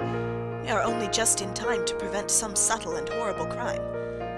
"Subtle enough and horrible enough. When a doctor goes wrong, he is the first of criminals. He has nerve and he has knowledge. Palmer and Pritchard were among the heads of their profession. This man strikes even deeper, but I think, Watson, that we shall be able to strike deeper still. But we shall have horrors enough before the night is over. For goodness' sake, let us have a quiet pipe, and turn our minds for a few hours to something more cheerful." About 9 o'clock the light among the trees was extinguished, and all was dark in the direction of the manor house. 2 hours passed slowly away, and then suddenly, just at the stroke of 11, a single bright light shone out right in front of us. "That is our signal," said Holmes, springing to his feet. "It comes from the middle window." As we passed out, he exchanged a few words with the landlord, explaining that we were going on a late visit to an acquaintance, and that it was possible that we might spend the night there. A moment later we were out on the dark road, a chill wind blowing in our faces, and one yellow light twinkling in front of us through the gloom to guide us on our sombre errand. There was little difficulty in entering the grounds, for unrepaired breaches gaped in the old park wall. Making our way among the trees, we reached the lawn, crossed it, and were about to enter through the window, when out from a clump of laurel bushes there darted what seemed to be a hideous and distorted child, who threw itself upon the grass with writhing limbs, and then ran swiftly across the lawn into the darkness. "My God!" I whispered. "Did you see it?" Holmes was for the moment as startled as I. His hand closed like a vice upon my wrist in his agitation. Then he broke into a low laugh, and put his lips to my ear. "It is a nice household," he murmured. "That is the baboon." I had forgotten the strange pets which the doctor affected. There was a cheetah, too. Perhaps we might find it upon our shoulders at any moment. I confess that I felt easier in my mind when, after following Holmes's example and slipping off my shoes, I found myself inside the bedroom. My companion noiselessly closed the shutters, moved the lamp onto the table, and cast his eyes round the room. All was as we had seen it in the daytime. Then, creeping up to me and making a trumpet of his hand, he whispered into my ear again so gently that it was all that I could do to distinguish the words. The least sound would be fatal to our plans. I nodded to show that I had heard. We must sit without light. He would see it through the ventilator. I nodded again. "Do not go asleep. Your very life may depend upon it. Have your pistol ready in case we should need it. I will sit on the side of the bed, and you in that chair." I took out my revolver and laid it on the corner of the table. Holmes had brought up a long, thin cane, and this he placed upon the bed beside him. By it he laid the box of matches and the stump of a candle. Then he turned down the lamp, and we were left in darkness. How shall I ever forget that dreadful vigil? I could not hear a sound, not even the drawing of a breath, and yet I knew that my companion sat open-eyed within a few feet of me, in the same state of nervous tension in which I was myself. The shutters cut off the least ray of light, and we waited in absolute darkness. From outside came the occasional cry of a night bird, and once at our very window a long-drawn cat-like whine, which told us that the cheetah was indeed at liberty. Far away we could hear the deep tones of the parish clock, which boomed out every quarter of an hour. How long they seemed, those quarters! 12 struck, and 1, and 2, and 3, and still we sat waiting silently for whatever might befall. Suddenly there was the momentary gleam of a light up in the direction of the ventilator, which vanished immediately, but was succeeded by a strong smell of burning oil and heated metal. Someone in the next room had lit a dark lantern. I heard a gentle sound of movement, and then all was silent once more, though the smell grew stronger. For half an hour I sat with straining ears. Then suddenly another sound became audible, a very gentle, soothing sound, like that of a small jet of steam escaping continually from a kettle. The instant that we heard it, Holmes sprang from the bed, struck a match, and lashed furiously with his cane at the bell-pull. "Do you see it, Watson?" he yelled. "Do you see it?" But I saw nothing. At the moment when Holmes struck the light, I heard a low, clear whistle, but the sudden glare flashing into my weary eyes made it impossible for me to tell what it was at which my friend lashed so savagely. I could, however, see that his face was deadly pale and filled with horror and loathing. He had ceased to strike, and was gazing up at the ventilator, when suddenly there broke from the silence of the night the most horrible cry to which I have ever listened. It swelled up louder and louder, a hoarse yell of pain and fear and anger all mingled in one dreadful shriek. They say that away down in the village, and even in the distant parsonage, that cry raised the sleepers from their beds. It struck cold to our hearts, and I stood gazing at Holmes, and he at me, until the last echoes of it had died away into the silence from which it rose. "What can it mean?" I gasped. "It means that it is all over," Holmes answered, "and perhaps, after all, it is for the best. Take your pistol, and we will enter Dr. Roylott's room." With a grave face he lit the lamp, and led the way down the corridor. Twice he struck at the chamber door without any reply from within. Then he turned the handle, and entered, I at his heels, with the cocked pistol in my hand. It was a singular sight which met our eyes. On the table stood a dark lantern with the shutter half open, throwing a brilliant beam of light upon the iron safe, the door of which was ajar. Beside this table, on the wooden chair, sat Dr. Grimesby Roylott, clad in a long grey dressing gown, his bare ankles protruding beneath, and his feet thrust into red heel-less Turkish slippers. Across his lap lay the short stock with the long lash which we had noticed during the day. His chin was cocked upward, and his eyes were fixed in a dreadful, rigid stare at the corner of the ceiling. Round his brow he had a peculiar yellow band, with brownish speckles which seemed to be bound tightly round his head. As we entered, he made neither sound nor motion. "The band! The speckled band!" whispered Holmes. I took a step forward. In an instant his strange headgear began to move, and there reared itself from among his hair the squat, diamond-shaped head and puffed neck of a loathsome serpent. "It is a swamp adder," cried Holmes, "the deadliest snake in India. He has died within 10 seconds of being bitten. Violence does, in truth, recoil upon the violent, and the schemer falls into the pit which he digs for another. Let us thrust this creature back into its den, and we can then remove Miss Stoner to some place of shelter, and let the county police know what has happened."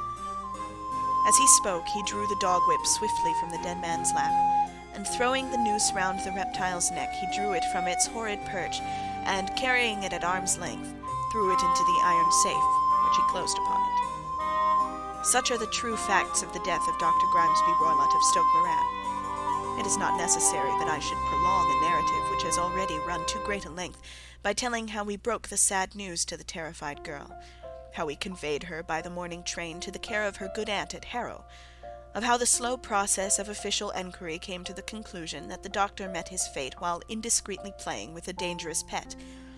The little which I had yet to learn of the case was told me by Sherlock Holmes as we travelled back the next day. "I had," said he, "come to an entirely erroneous conclusion, which shows, my dear Watson, how dangerous it always is to reason from insufficient data. The presence of the gipsies and the use of the word band, which was used by the poor girl no doubt to explain the appearance which she had caught a hurried glimpse of by the light of her match, were sufficient to put me upon an entirely wrong scent. I can only claim the merit that I instantly reconsidered my position when, however, it became clear to me that whatever danger threatened an occupant of the room could not come either from the window or the door. My attention was speedily drawn, as I have already remarked to you, to this ventilator, and to the bell-rope which hung down to the bed. The discovery that this was a dummy, and that the bed was clamped to the floor, instantly gave rise to the suspicion that the rope was there as a bridge for something passing through the hole and coming to the bed.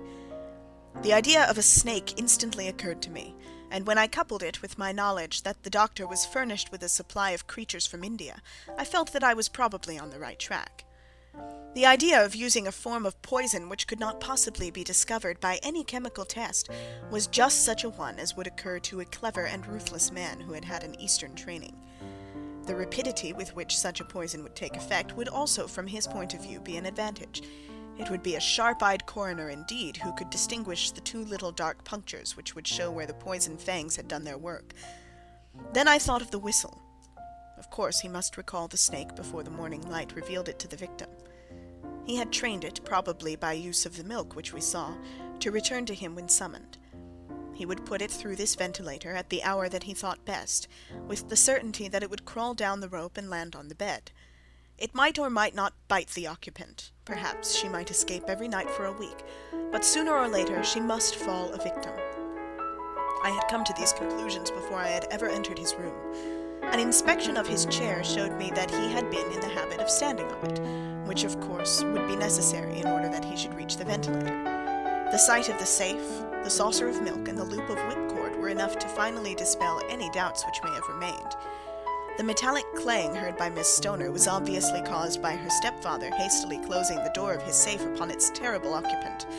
Having once made up my mind, you know the steps which I took in order to put the matter to the proof.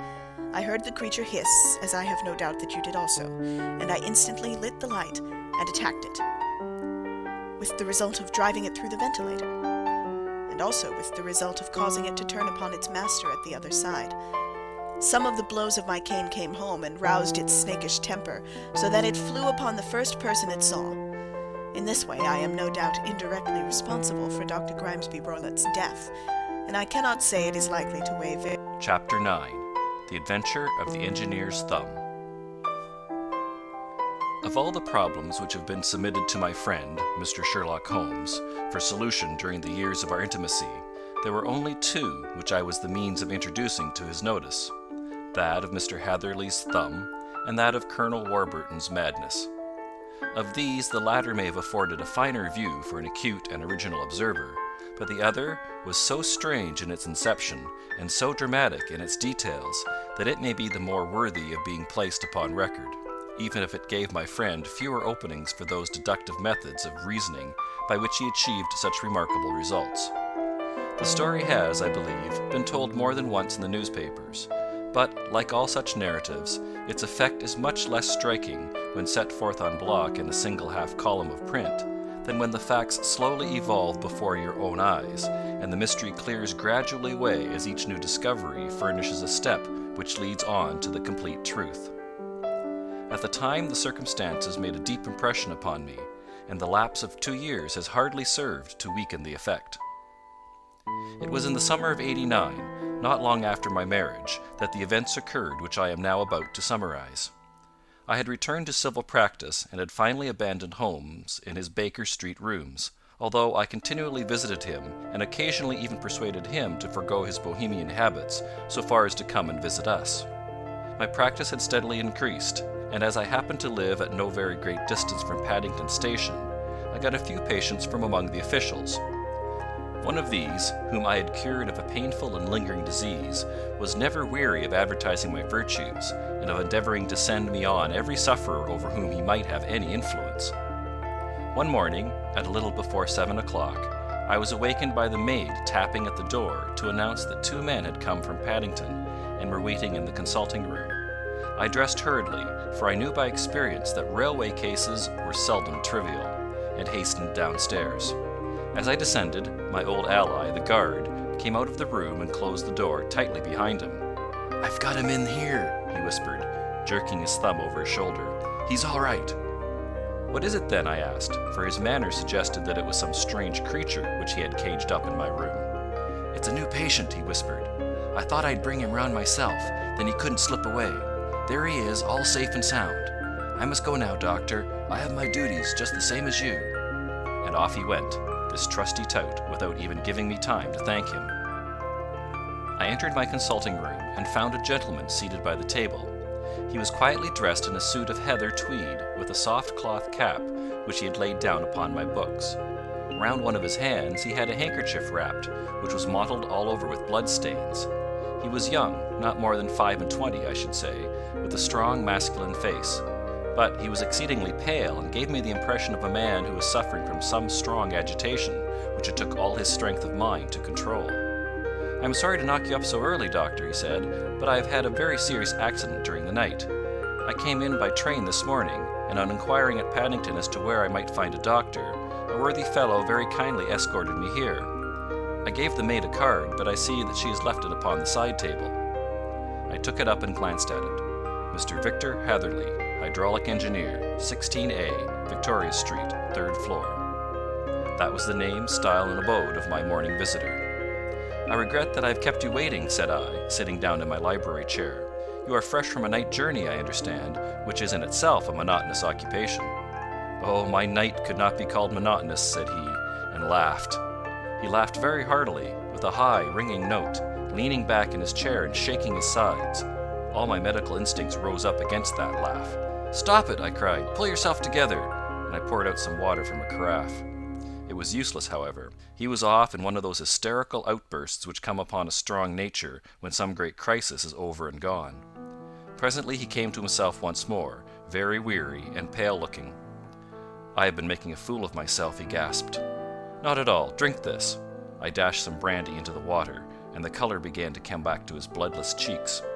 "That's better," said he. "And now, doctor, perhaps you would kindly attend to my thumb, or rather to the place where my thumb used to be." He unwound the handkerchief and held out his hand. It gave even my hardened nerves a shudder to look at it. There were 4 protruding fingers, and a horrid, red, spongy surface where the thumb should have been. It had been hacked or torn right out from the roots. "Good heavens!" I cried. "This is a terrible injury. It must have bled considerably." "Yes, it did. I fainted when it was done, and I think that I must have been senseless for a long time. When I came to, I found that it was still bleeding, so I tied one end of my handkerchief very tightly round the wrist and braced it up with a twig." "Excellent! You should have been a surgeon.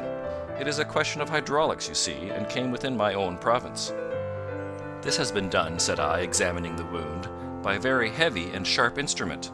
"A thing like a cleaver," said he. "An accident, I presume?"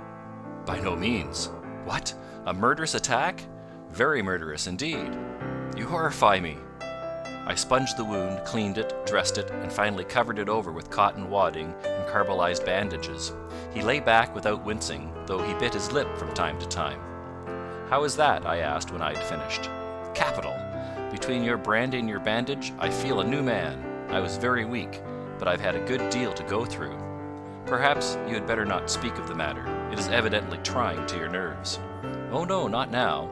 I shall have to tell my tale to the police, but between ourselves, if it were not for the convincing evidence of this wound of mine, I should be surprised if they believed my statement, for it is a very extraordinary one, and I have not much in the way of proof with which to back it up. And even if they believe me, the clues which I can give them are so vague that it is a question whether justice will be done." "Ha!" cried I. "If it is anything in the nature of a problem which you desire to see solved, I should strongly recommend you come to my friend, Mr. Sherlock Holmes, before you go to the official police." "Oh, I've heard of that fellow," answered my visitor, "and I should be very glad if he would take the matter up, though of course I must use the official police as well. Would you give me an introduction to him?" "I'll do better. I'll take you round to him myself." "I should be immensely obliged to you." "We'll call a cab and go together. We shall just be in time to have a little breakfast with him. Do you feel equal to it?" "Yes, I shall not feel easy until I have told my story." "Then my servant will call a cab, and I shall be with you in an instant." I rushed upstairs, explained the matter shortly to my wife, and in 5 minutes was inside a hansom, driving with my new acquaintance to Baker Street.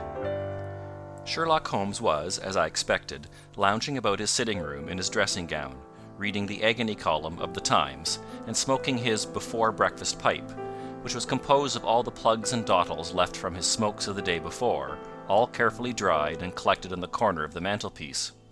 He received us in his quietly genial fashion, ordered fresh rashers and eggs, and joined us in a hearty meal. When it was concluded, he settled our new acquaintance upon the sofa, placed a pillow beneath his head, and laid a glass of brandy and water within his reach.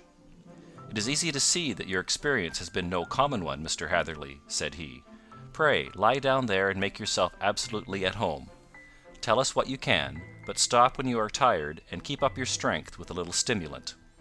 "Thank you," said my patient, "but I have felt another man since the doctor bandaged me, and I think that your breakfast has completed the cure. I shall take up as little of your valuable time as possible, so I shall start at once upon my peculiar experiences." Holmes sat in his big armchair with the weary, heavy-lidded expression which veiled his keen and eager nature, while I sat opposite to him, and we listened in silence to the strange story which our visitor detailed to us. "You must know," said he, "that I am an orphan and a bachelor, residing alone in lodgings in London. By profession I am a hydraulic engineer, and I've had considerable experience of my work during the 7 years that I was apprenticed to Venner and Matheson, the well-known firm of Greenwich. 2 years ago, having served my time, and having also come into a fair sum of money through my poor father's death, I determined to start in business for myself, and took professional chambers in Victoria Street. I suppose that everyone finds his first independent start in business a dreary experience. To me it has been exceptionally so. During 2 years I have had 3 consultations and 1 small job, and that is absolutely all that my profession has brought me. My gross takings amount to £27 10s. Every day, from 9 in the morning until 4 in the afternoon, I waited in my little den, until at last my heart began to sink, and I came to believe that I should never have any practice at all. Yesterday, however, just as I was thinking of leaving the office, my clerk entered to say there was a gentleman waiting who wished to see me upon business. He brought up a card, too, with the name of Colonel Lysander Stark engraved upon it. Close at his heels came the colonel himself, a man rather over the middle size, but of an exceeding thinness. I do not think that I have ever seen so thin a man. His whole face sharpened away into nose and chin, and the skin of his cheeks was drawn quite tense over his outstanding bones. Yet this emaciation seemed to be his natural habit, and due to no disease, for his eye was bright, his step brisk, and his bearing assured. He was plainly but neatly dressed, and his age, I should judge, would be nearer 40 than 30. "Mr. Hatherley," said he, with something of a German accent, "you have been recommended to me, Mr. Hatherley, as being a man who is not only proficient in his profession, but is also discreet and capable of preserving a secret." I bowed, feeling as flattered as any young man would at such an address. "May I ask who it was who gave me so good a character?" "Well, perhaps it is better that I should not tell you that just at this moment. I have it from the same source that you are both an orphan and a bachelor, and are residing alone in London." "That is quite correct," I answered, "but you will excuse me if I say that I cannot see how all this bears upon my professional qualifications.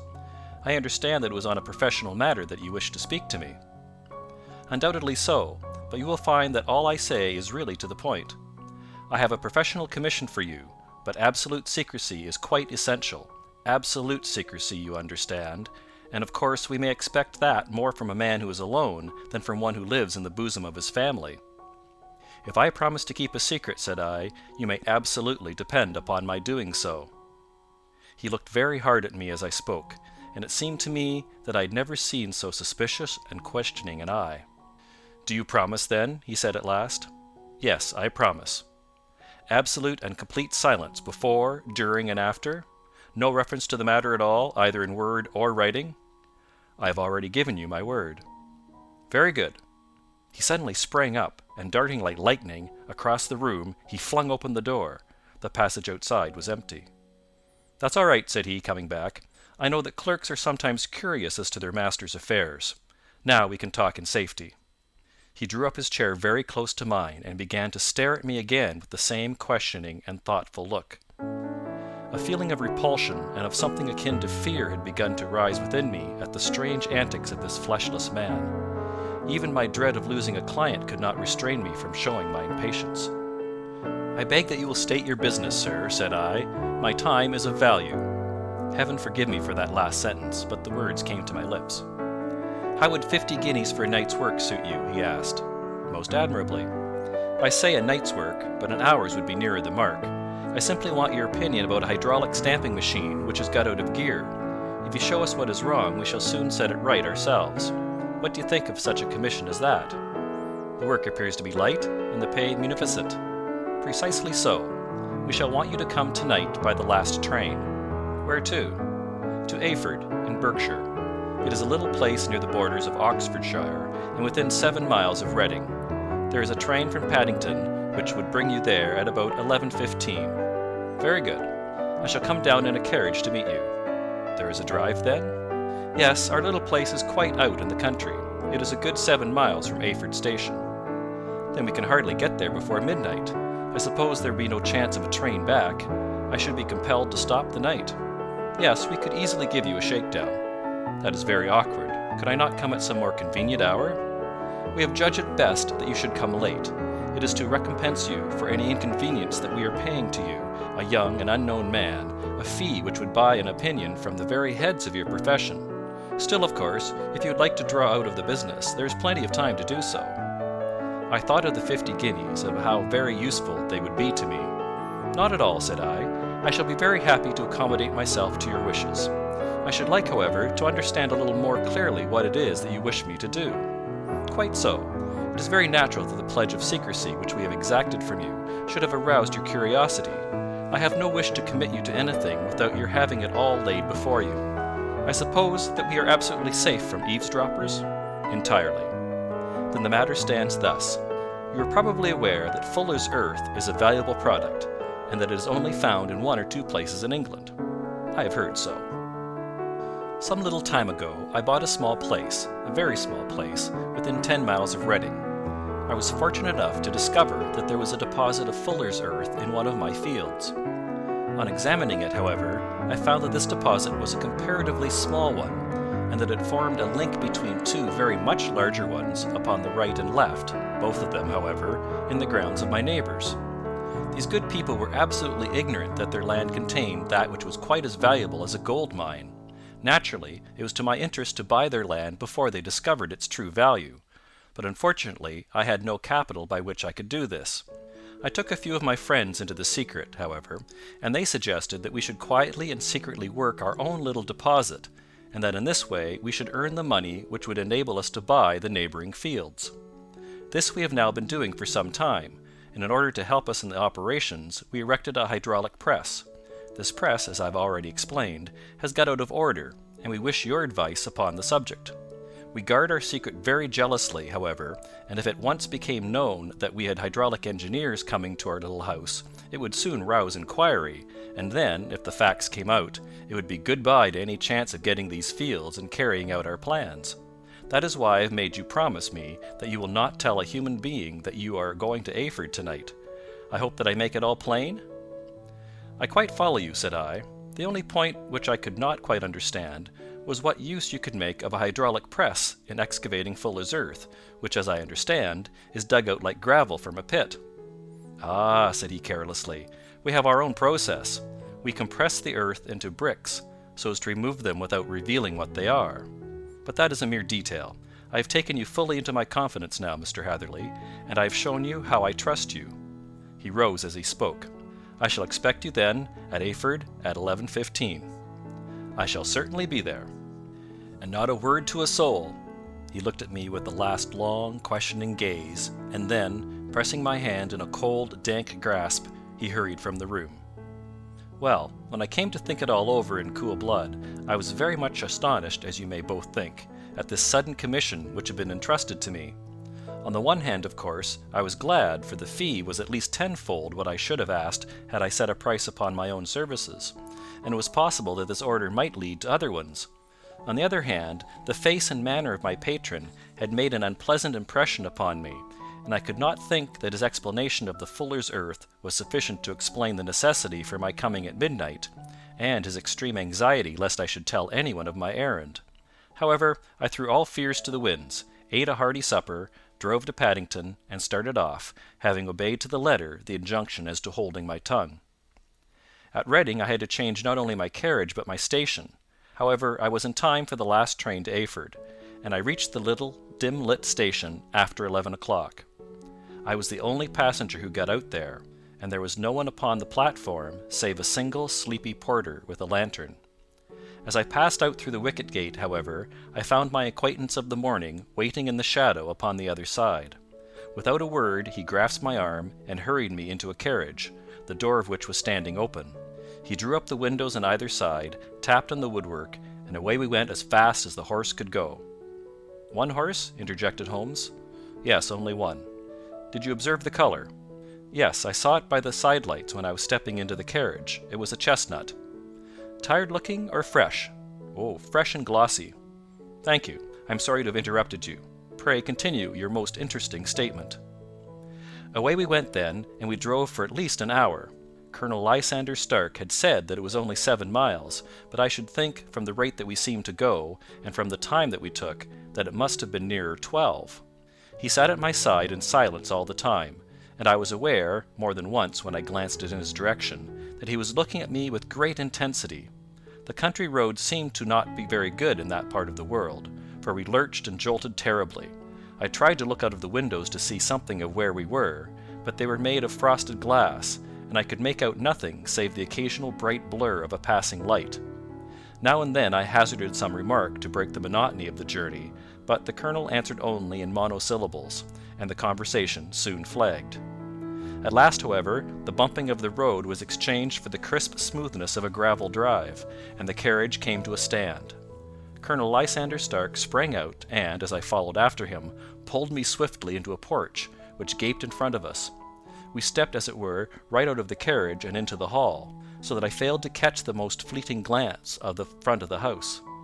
The instant that I had crossed the threshold, the door slammed heavily behind us, and I heard faintly the rattle of the wheels as the carriage drove away. It was pitch dark inside the house, and the colonel fumbled about looking for matches and muttering under his breath. Suddenly a door opened at the other end of the passage, and a long, golden bar of light shot out in our direction. It grew broader, and a woman appeared with a lamp in her hand, which she held above her head, pushing her face forward and peering at us. I could see that she was pretty, and from the gloss with which the light shone upon her dark dress, I knew that it was a rich material.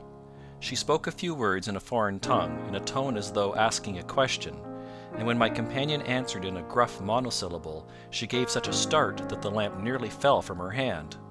Colonel Stark went up to her, whispered something in her ear, and then, pushing her back into the room from whence she had come, he walked towards me again with the lamp in his hand.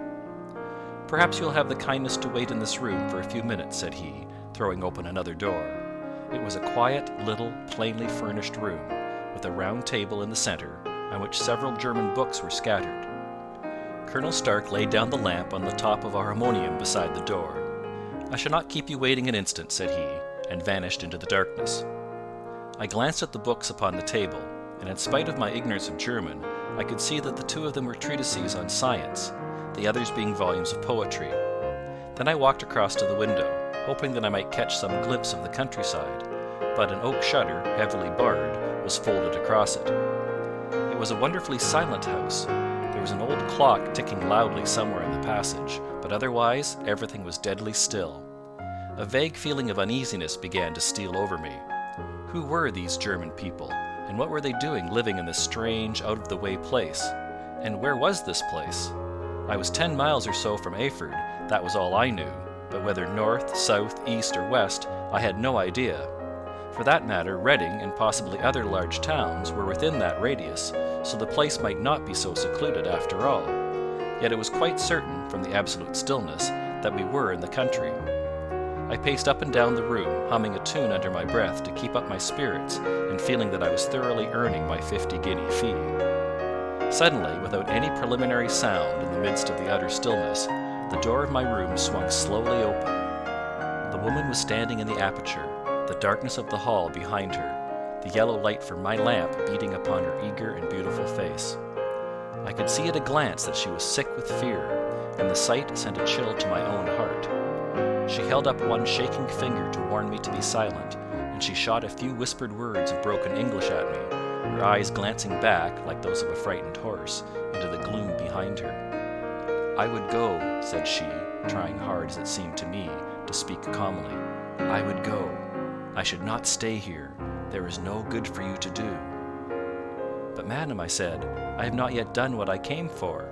I cannot possibly leave until I have seen the machine." "It is not worth your while to wait," she went on. "You can pass through the door. No one hinders." And then, seeing that I smiled and shook my head, she suddenly threw aside her constraint and made a step forward, with her hands wrung together. "For the love of heaven," she whispered, "get away from here before it is too late." But I am somewhat headstrong by nature, and the more ready to engage in an affair when there is some obstacle in the way. I thought of my 50-guinea fee, of my wearisome journey, and of the unpleasant night which seemed to be before me. Was it all to go for nothing? Why should I slink away without having carried out my commission, and without the payment which was my due? This woman might, for all I knew, be a monomaniac. With a stout bearing, therefore, though her manner had shaken me more than I cared to confess, I still shook my head and declared my intention of remaining where I was. She was about to renew her entreaties when a door slammed overhead, and the sound of several footsteps was heard upon the stairs. She listened for an instant, threw up her hands with a despairing gesture, and vanished as suddenly and as noiselessly as she had come. The newcomers were Colonel Lysander Stark and a short, thick man with a chinchilla beard growing out of the creases of his double chin, who was introduced to me as Mr. Ferguson. "This is my secretary and manager," said the colonel. "By the way, I was under the impression that I left this door shut just now. I feared that you have felt the draught." "On the contrary," said I opened the door myself because I felt the room to be a little close." He shot one of his suspicious looks at me. "Perhaps we had better proceed to business then," said he. "Mr. Ferguson and I will take you up to see the machine." "I had better put my hat on, I suppose?" "Oh no, it is in the house." "What, you dig fuller's earth in the house?" No, this is only where we compress it, but never mind that. All we wish you to do is to examine the machine and to let us know what is wrong with it." We went upstairs together, the colonel first with the lamp, the fat manager and I behind him.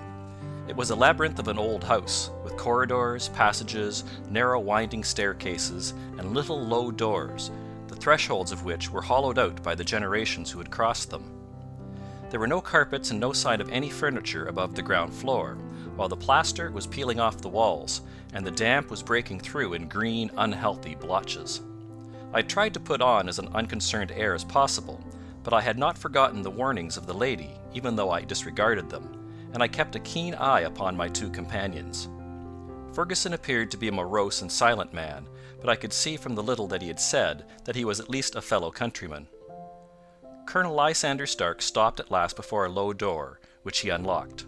Within was a small square room, in which the three of us could hardly get at one time. Ferguson remained outside, and the colonel ushered me in. "We are now," said he, "actually within the hydraulic press, and it would be a particularly unpleasant thing for us if anyone were to turn it on. The ceiling of this small chamber is really the end of the descending piston, and it comes down with the force of many tons upon this metal floor. There are small lateral columns of water outside which receive the force, and which transmit and multiply it in the manner which is familiar to you. The machine goes readily enough, but there is some stiffness in the working of it, and it has lost a little of its force. Perhaps you will have the goodness to look it over and to show us how we can set it right." I took the lamp from him, and I examined the machine very thoroughly. It was indeed a gigantic one, and capable of exercising enormous pressure. When I passed outside, however, and pressed down the levers which controlled it, I knew at once, by the whishing sound, that there was a slight leakage, which allowed a regurgitation of water through one of the side cylinders. An examination showed that one of the india rubber bands, which was round the head of a driving rod, had shrunk so as not quite to fill the socket along which it worked. This was clearly the cause of the loss of power, and I pointed it out to my companions, who followed my remarks very carefully and asked several practical questions as to how they should proceed to set it right. When I had made it clear to them, I returned to the main chamber of the machine and took a good look at it to satisfy my own curiosity. It was obvious at a glance that the story of the fuller's earth was the merest fabrication, for it would be absurd to suppose that so powerful an engine could be designed for so inadequate a purpose. The walls were of wood, but the floor consisted of a large iron trough, and when I came to examine it, I could see a crust of metallic deposit all over it. I had stooped and was scraping at this to see exactly what it was, when I heard a muttered exclamation in German, and saw the cadaverous face of the colonel looking down at me. "What are you doing there?" he asked. I felt angry at having been tricked by so elaborate a story as that which he had told me. "I was admiring your fuller's earth," said I. "I think that I should be better able to advise you as to your machine if I knew what the exact purpose was for which it was used." The instant that I uttered the words, I regretted the rashness of my speech. His face set hard, and a baleful light sprang up in his grey eyes. "Very well," said he. "You shall know all about the machine." He took a step backward, slammed the little door, and turned the key in the lock. I rushed towards it and pulled at the handle, but it was quite secure, and did not give in the least to my kicks and shoves. "Hello!" I yelled. "Hello, Colonel! Let me out!" And then suddenly in the silence I heard a sound which sent my heart into my mouth. It was the clank of the levers and the swish of the leaking cylinder. He had set the engine at work. The lamp still stood upon the floor where I had placed it when examining the trough. By its light I saw that the black ceiling was coming down upon me, slowly, jerkily, but, as none knew better than myself, with a force which must within a minute grind me to a shapeless pulp. I threw myself screaming against the door, and dragged with my nails at the lock. I implored the colonel to let me out, but the remorseless clanking of the levers drowned my cries. The ceiling was only a foot or two above my head, and with my hand upraised I could feel its hard, rough surface. Then it flashed through my mind that the pain of my death would depend very much upon the position in which I met it. If I lay on my face, the weight would come upon my spine, and I shuddered to think of that dreadful snap. Easier the other way, perhaps, and yet, had I the nerve to lie and look up at that deadly black shadow wavering down upon me? Already I was unable to stand erect, when my eye caught something which brought a gush of hope back to my heart. I have said that though the floor and ceiling were of iron, the walls were of wood. As I gave a last hurried glance around, I saw a thin line of yellow light between two of the boards, which broadened and broadened as a small panel was pushed backward. For an instant I could hardly believe that here was indeed a door which led away from death. The next instant I threw myself through, and lay half fainting upon the other side. The panel had closed again behind me, but the crash of the lamp, and a few moments afterwards the clang of the two slabs of metal, told me how narrow had been my escape. I was recalled to myself by frantic plucking at my wrist, and I found myself lying upon the stone floor of a narrow corridor, while a woman bent over me and tugged at me with her left hand, while she held a candle in her right. It was the same good friend whose warning I had so foolishly rejected. "Come, come," she cried breathlessly. "They will be here in a moment. They will see that you are not there. Oh, do not waste the so precious time, but come." This time, at least, I did not scorn her advice. I staggered to my feet and ran with her along the corridor and down a winding stair. The latter led to another broad passage, and just as we reached it, we heard the sound of running feet and the shouting of two voices, one answering the other from the floor on which we were, and from the one beneath. My guide stopped and looked about her like one who was at her wit's end. Then she threw open a door which led into a bedroom, through the window of which the moon was shining brightly. "It is your only chance," said she. "It is high, but it may be that you can jump it." As she spoke, a light sprang into view at the further end of the passage, and I saw the lean figure of Colonel Lysander Stark rushing forward with a lantern in one hand and a weapon like a butcher's cleaver in the other. I rushed across the bedroom, flung open the window, and looked out. How quiet and sweet and wholesome the garden looked in the moonlight, and it could not be more than 30 feet down. I clambered out upon the sill, but I hesitated to jump until I should have heard what passed between my saviour and the ruffian who pursued me. If she were ill-used, then at any risks I was determined to go back to her assistance. The thought had hardly flashed through my mind before he was at the door, pushing his way past her, but she threw her arms round him and tried to hold him back. "Fritz, Fritz," she cried in English, "remember your promise after the last time. You said it should not be again. He will be silent. Oh, he'll be silent." "You are mad, Elise," he shouted, struggling to break away from her. "You will be the ruin of us. He has seen too much. Let me pass, I say." He dashed her to one side, and rushing to the window, cut at me with his heavy weapon. I had let myself go, and was hanging by the hands to the sill, when his blow fell. I was conscious of a dull pain, my grip loosened, and I fell into the garden below. I was shaken but not hurt by the fall, so I picked myself up and rushed off among the bushes as hard as I could run, for I understood that I was far from being out of danger yet. Suddenly, however, as I ran, a deadly dizziness and sickness came over me. I glanced down at my hand, which was throbbing painfully, and then, for the first time, saw that my thumb had been cut off and that the blood was pouring from my wound.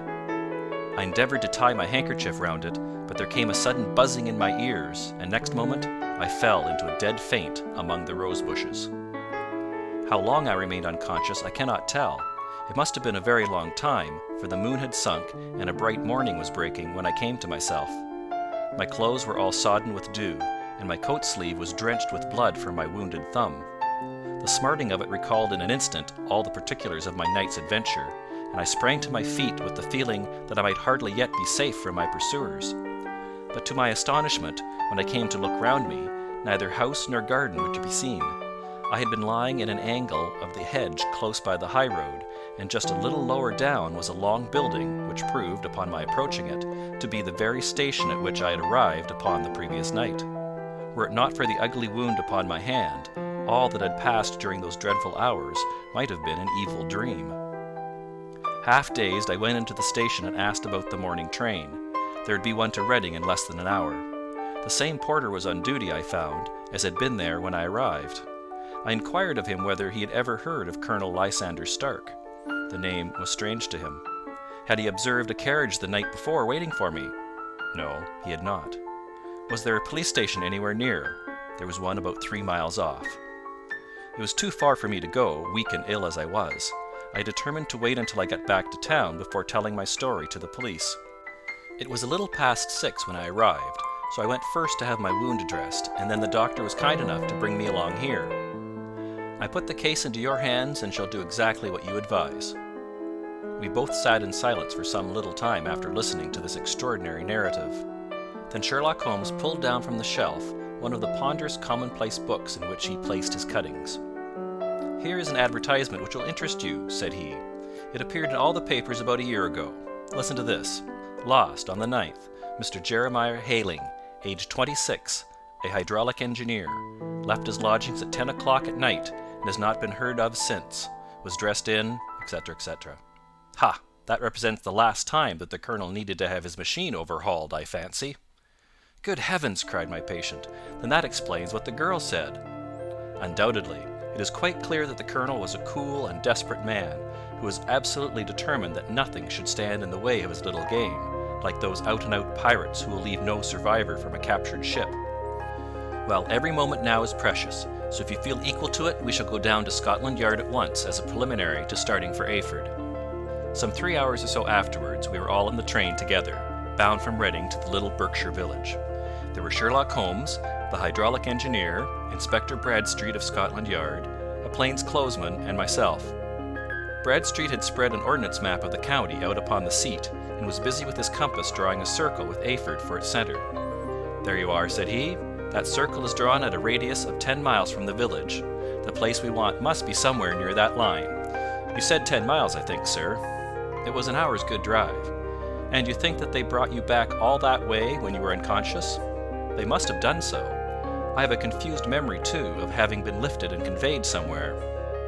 What I cannot understand," said I, "is why they should have spared you when they found you lying fainting in the garden.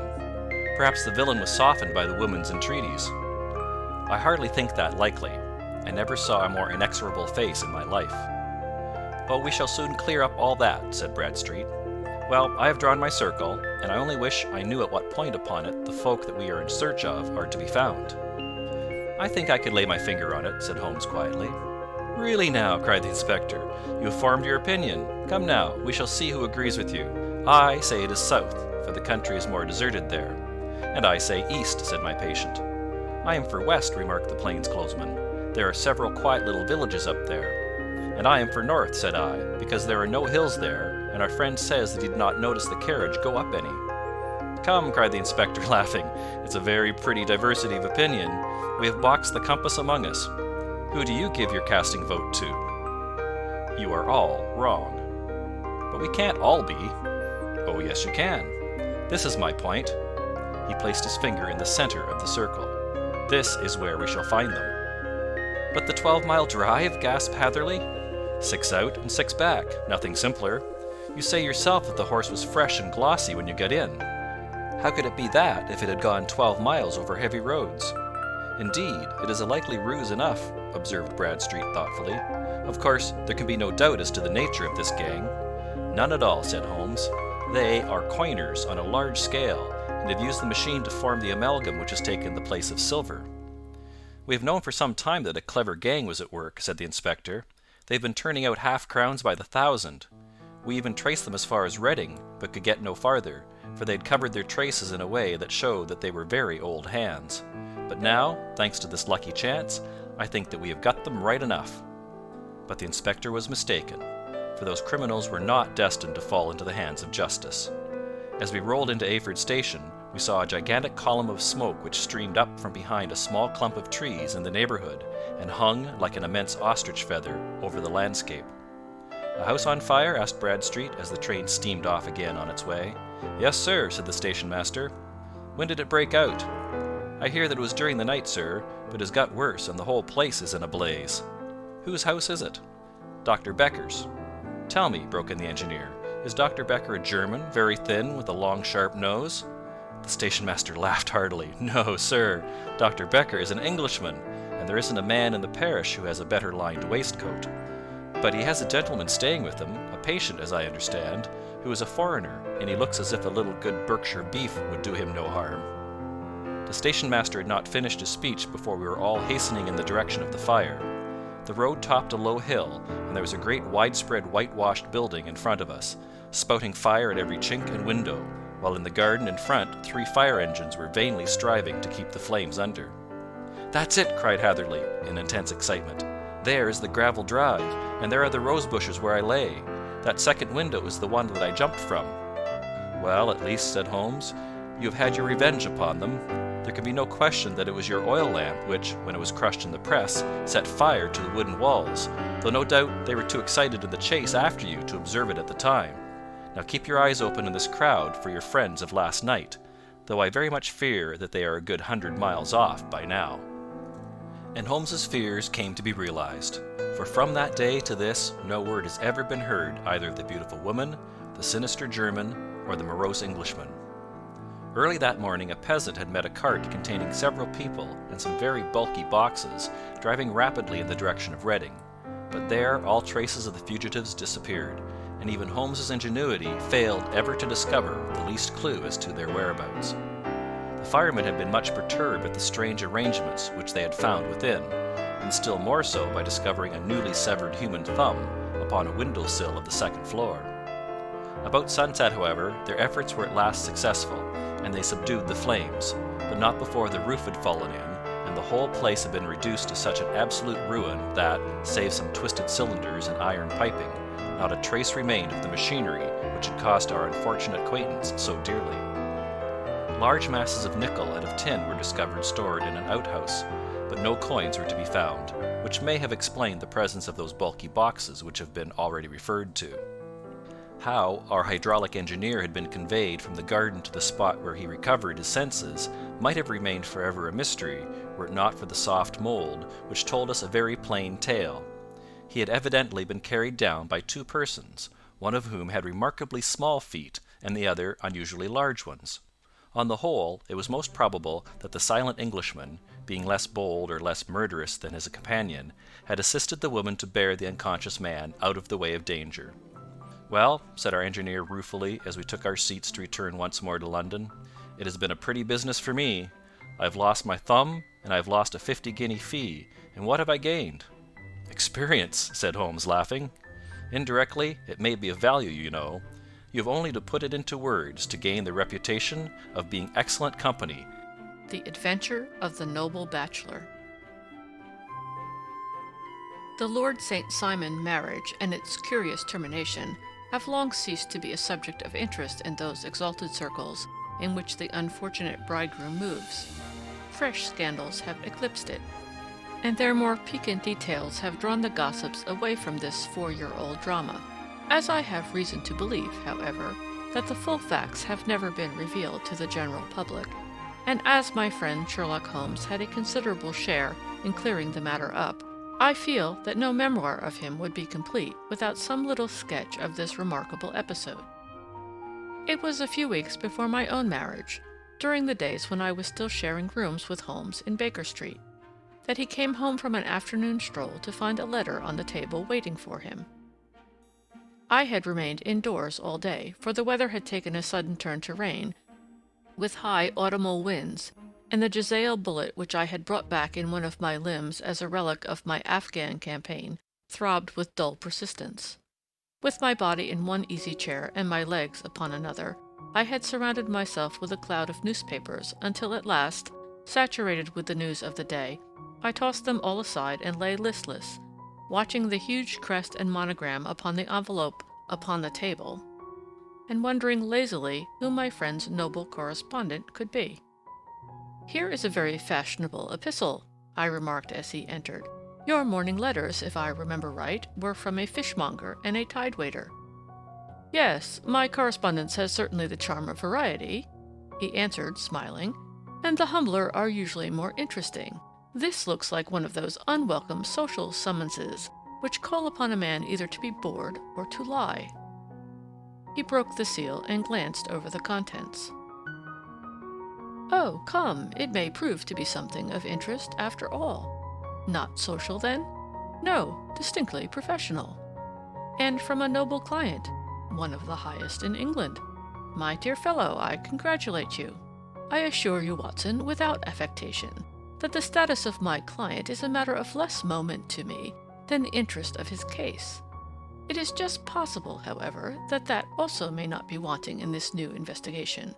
You have been reading the papers diligently of late, have you not?" "It looks like it," said I ruefully, pointing to a huge bundle in the corner. "I have had nothing else to do."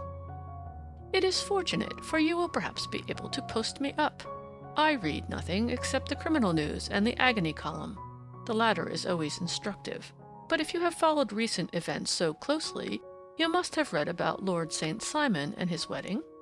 "Oh, yes, with the deepest interest." "That is well. The letter which I hold in my hand is from Lord St. Simon. I will read it to you, and in return you must turn over these papers and let me have whatever bears upon the matter. This is what he says. My dear Mr. Sherlock Holmes, Lord Backwater tells me that I may place implicit reliance upon your judgment and discretion. I have determined, therefore, to call upon you and to consult you in reference to the very painful event which has occurred in connection with my wedding. Mr. Lestrade of Scotland Yard is acting already in the matter, but he assures me that he sees no objection to your cooperation, and that he even thinks that it might be of some assistance. I will call at 4 o'clock in the afternoon, and should you have any other engagement at that time, I hope that you will postpone it, as this is a matter of paramount importance. Yours faithfully, St. Simon. It is dated from Grosvenor Mansions, written with a quill pen, and the noble lord has had the misfortune to get a smear of ink upon the outer side of his right little finger, remarked Holmes as he folded up the epistle. He says 4 o'clock. It is 3 now. He will be here in an hour. Then I have just time, with your assistance, to get clear upon the subject. Turn over those papers, and arrange the extracts in their order of time, while I take a glance as to who our client is. He picked a red-covered volume from a line of books of reference beside the mantelpiece.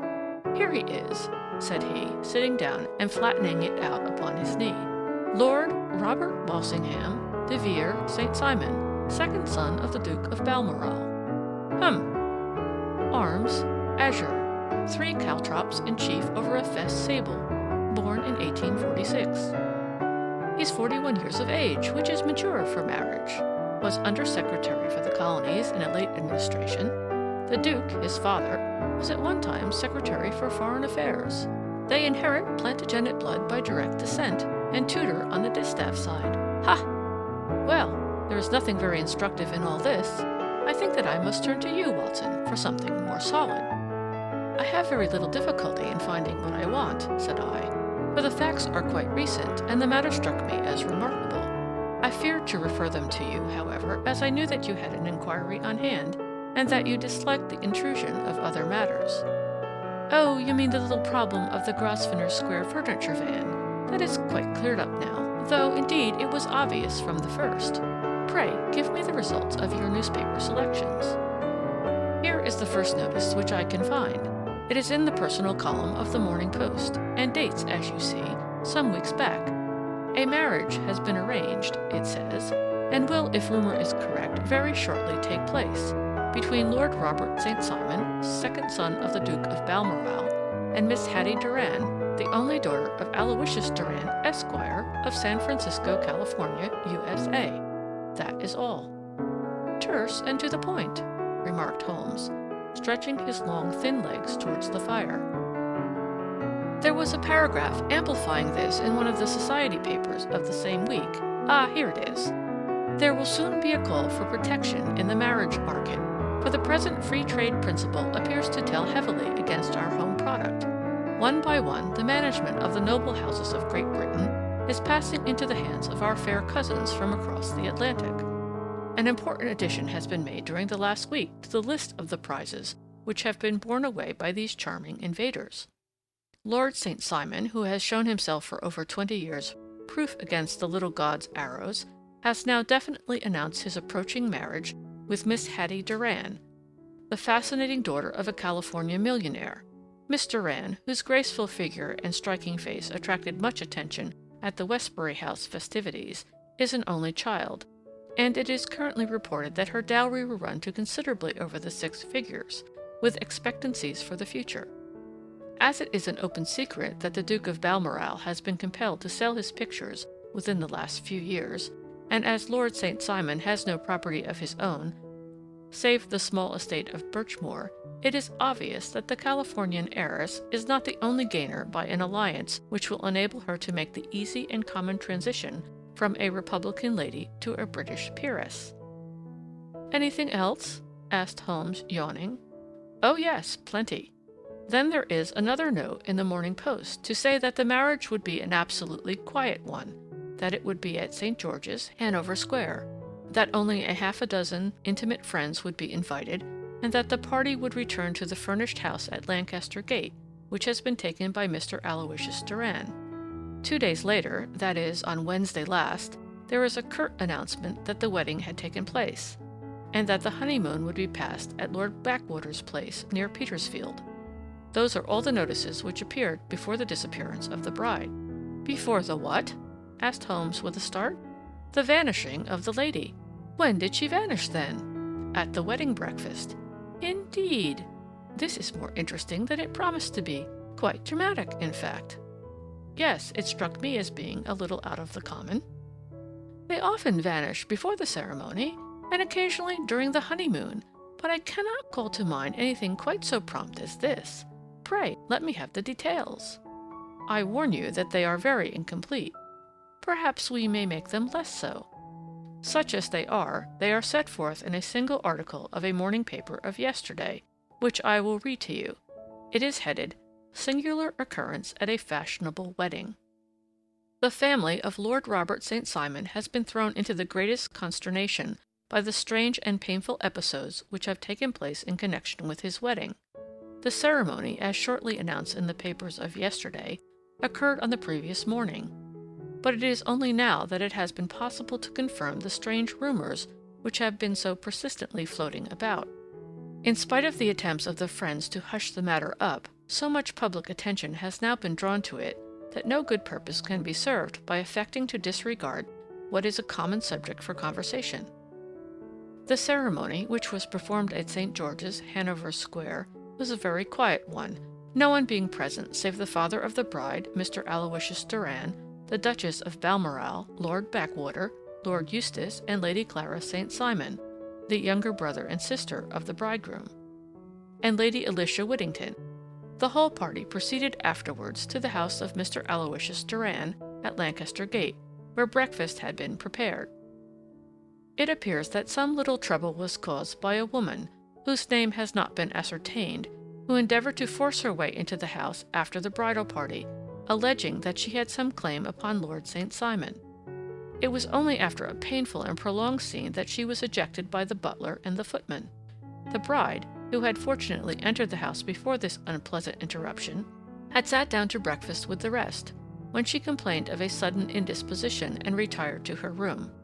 Her prolonged absence having caused some comment, her father followed her, but learned from her maid that she had only come up to her chamber for an instant, caught up an ulster and bonnet, and hurried down to the passage. One of the footmen declared that he had seen a lady leave the house thus apparelled, but had refused to credit that it was his mistress, believing her to be with the company. On ascertaining that his daughter had disappeared, Mr. Aloysius Doran, in conjunction with the bridegroom, instantly put themselves in communication with the police, and very energetic inquiries are being made, which will probably result in a speedy clearing up of this very singular business. Up to a late hour last night, however, nothing had transpired as to the whereabouts of the missing lady. There are rumors of foul play in the matter, and it is said that the police have caused the arrest of the woman who had caused the original disturbance, in the belief that, from jealousy or some other motive, she may have been concerned in the strange disappearance of the bride. And is that all? Only one little item in another of the morning papers, but it is a suggestive one, and it is that Miss Flora Millar, the lady who had caused the disturbance, has actually been arrested. It appears that she was formerly a danseuse at the Allegro, and that she has known the bridegroom for some years. There are no further particulars, and the whole case is in your hands now, so far as it has been set forth in the public press. And an exceedingly interesting case it appears to be. I would not have missed it for worlds. But there is a ring at the bell, Watson, and as the clock makes it a few minutes after 4, I have no doubt that this will prove to be our noble client. Do not dream of going, Watson, for I very much prefer having a witness, if only as a check to my own memory. Lord Robert St. Simon, announced our page boy, throwing open the door. A gentleman entered with a pleasant, cultured face, high-nosed and pale, with something perhaps of petulance about the mouth, and with the steady, well-opened eye of a man whose pleasant lot it had ever been to command and to be obeyed. His manner was brisk, and yet his general appearance gave an undue impression of age, for he had a slight forward stoop and a little bend of the knees as he walked. His hair, too, as he swept off his very curly brimmed hat, was grizzled round the edges and thin upon the top. As to his dress, it was careful to the verge of foppishness, with high collar, black frock coat, white waistcoat, yellow gloves, patent leather shoes, and light-colored gaiters.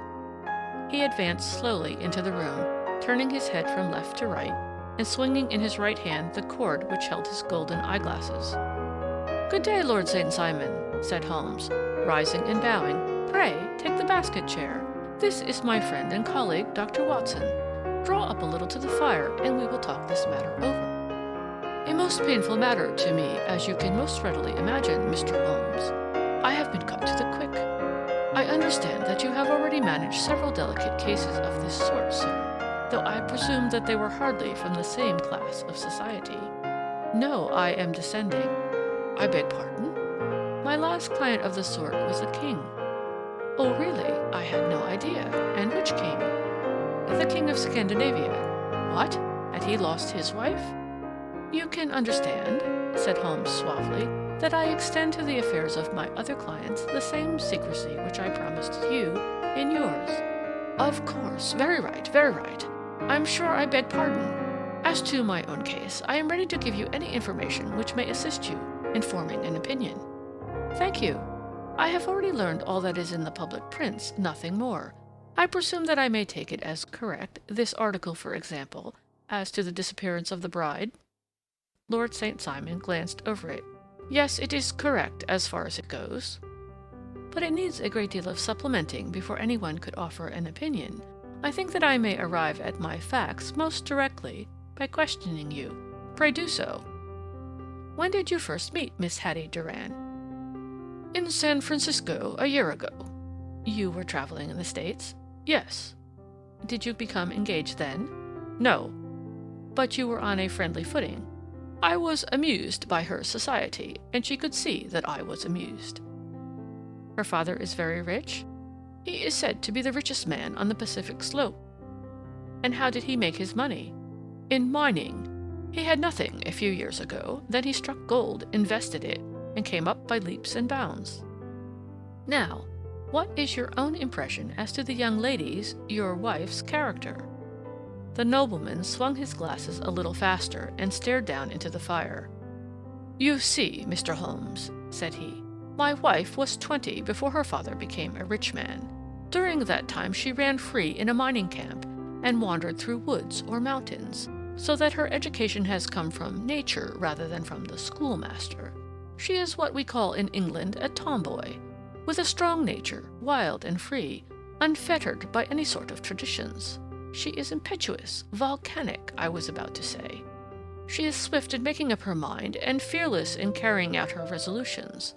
On the other hand, I would not have given her the name which I have the honor to bear," he gave a little stately cough, "had I not thought her to be at bottom a noble woman. I believe that she is capable of heroic self-sacrifice, and that anything dishonorable would be repugnant to her." "Have you her photograph?" "I brought this with me." He opened a locket and showed us the full face of a very lovely woman. It was not a photograph, but an ivory miniature, and the artist had brought out the full effect of the lustrous black hair, the large dark eyes, and the exquisite mouth. Holmes gazed long and earnestly at it. Then he closed the locket and handed it back to Lord St. Simon. "The young lady came to London then, and you renewed your acquaintance?" "Yes. Her father brought her over for this last London season. I met her several times, became engaged to her, and have now married her." "She brought, I understand, a considerable dowry?" "A fair dowry. Not more than is usual in my family." "And this, of course, remains to you, since the marriage is a fait accompli?" "I really have made no inquiries on the subject." "Very naturally not. Did you see Miss Durand on the day before the wedding?" "Yes." "Was she in good spirits?" "Never better. She kept talking of what we should do in our future lives." "Indeed. That is very interesting. And on the morning of the wedding?" "She was as bright as possible, at least until after the ceremony." "And did you observe any change in her then?" "Well, to tell the truth, I saw then the first signs that I had ever seen that her temper was just a little sharp. The incident, however, was too trivial to relate, and can have no possible bearing upon the case." "Pray, let us have it, for all that." "Oh, it is childish. She dropped her bouquet as we went towards the vestry. She was passing the front pew at the time, and it fell over into the pew. There was a moment's delay, but the gentleman in the pew handed it up to her again, and it did not appear to be the worse for the fall. Yet when I spoke to her of the matter, she answered me abruptly, and in the carriage, on our way home, she seemed absurdly agitated over this trifling cause." "Indeed. You say that there was a gentleman in the pew. Some of the general public were present, then?" "Oh, yes. It is impossible to exclude them when the church is open." "This gentleman was not one of your wife's friends?" "No, no. I call him a gentleman by courtesy, but he was quite a common-looking person. I hardly noticed his appearance. But really, I think that we are wandering rather far from the point." Lady St. Simon, then, returned from the wedding in a less cheerful frame of mind than she had gone to it. What did she do on re-entering her father's house? "I saw her in conversation with her maid." "And who is her maid?" "Alice is her name. She is an American and came from California with her." "A confidential servant?" "A little too much so. It seemed to me that her mistress allowed her to take great liberties. Still, of course, in America they look upon these things in a different way." "How long did she speak to this Alice?" "Oh, a few minutes. I had something else to think of." "You did not overhear what they said?" Lady St. Simon said something about jumping a claim. She was accustomed to use slang of that kind. I have no idea what she meant. American slang is very expressive sometimes. And what did your wife do when she finished speaking to her maid? She walked into the breakfast room. On your arm? No, alone. She was very independent in little matters like that. Then, after we had sat down for 10 minutes or so, she rose hurriedly, muttered some words of apology, and left the room. She never came back. But this maid Alice, as I understand, deposes that she went to her room, covered her bride's dress with a long ulster, put on a bonnet, and went out. Quite so. And she was afterwards seen walking into Hyde Park in company with Flora Millar, a woman who is now in custody, and who had already made a disturbance at Mr. Durand's house that morning. Ah, yes. I should like a few particulars as to this young lady and your relations to her. Lord St. Simon shrugged his shoulders and raised his eyebrows. We have been on a friendly footing for some years. I may say on a very friendly footing. She used to be at the Allegro. I have not treated her ungenerously, and she had no just cause of complaint against me. But you know what women are, Mr. Holmes. Flora was a dear little thing, but exceedingly hot-headed and devotedly attached to me.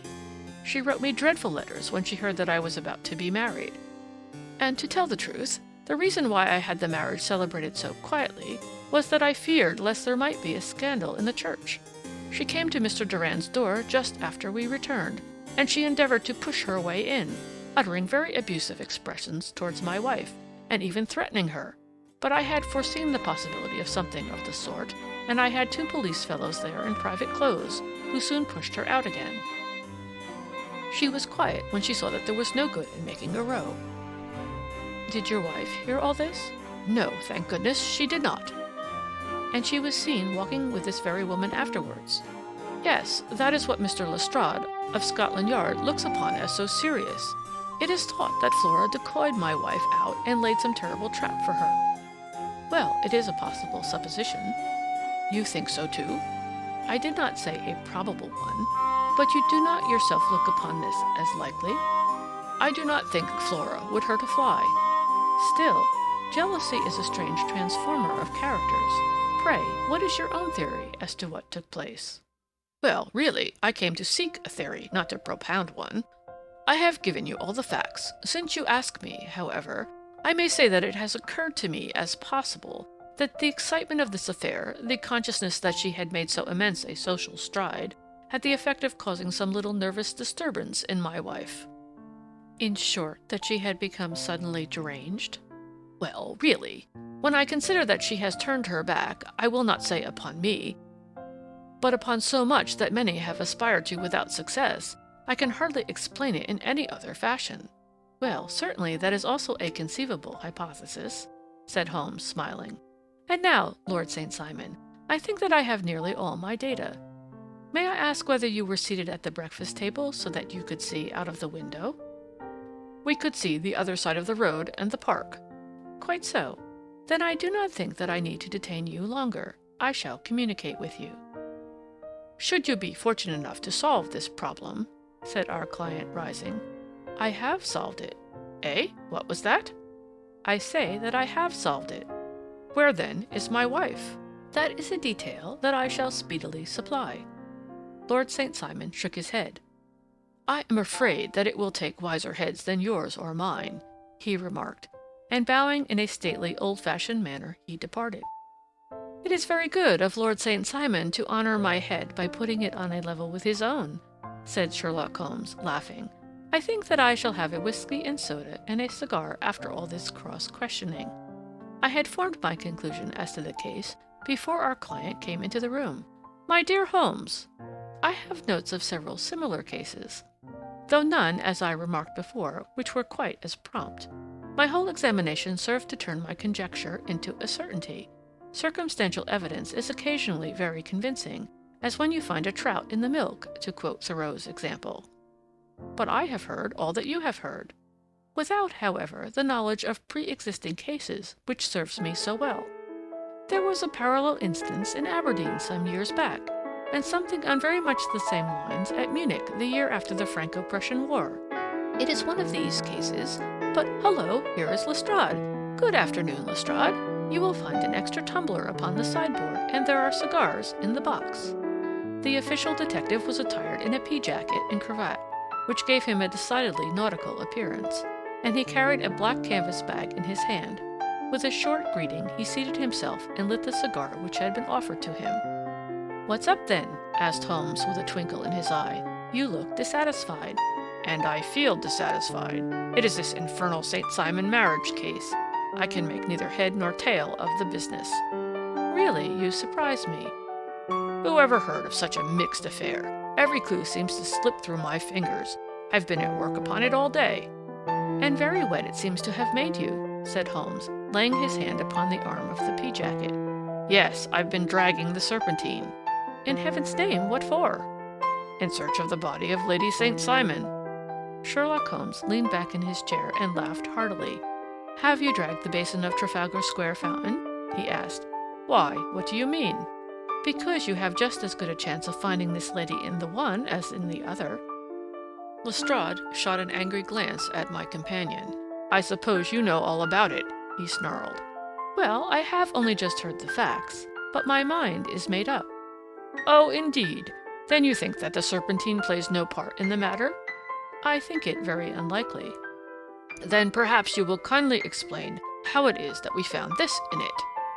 He opened his bag as he spoke, and tumbled onto the floor a wedding dress of watered silk, a pair of white satin shoes, and a bride's wreath and veil, all discolored and soaked in water.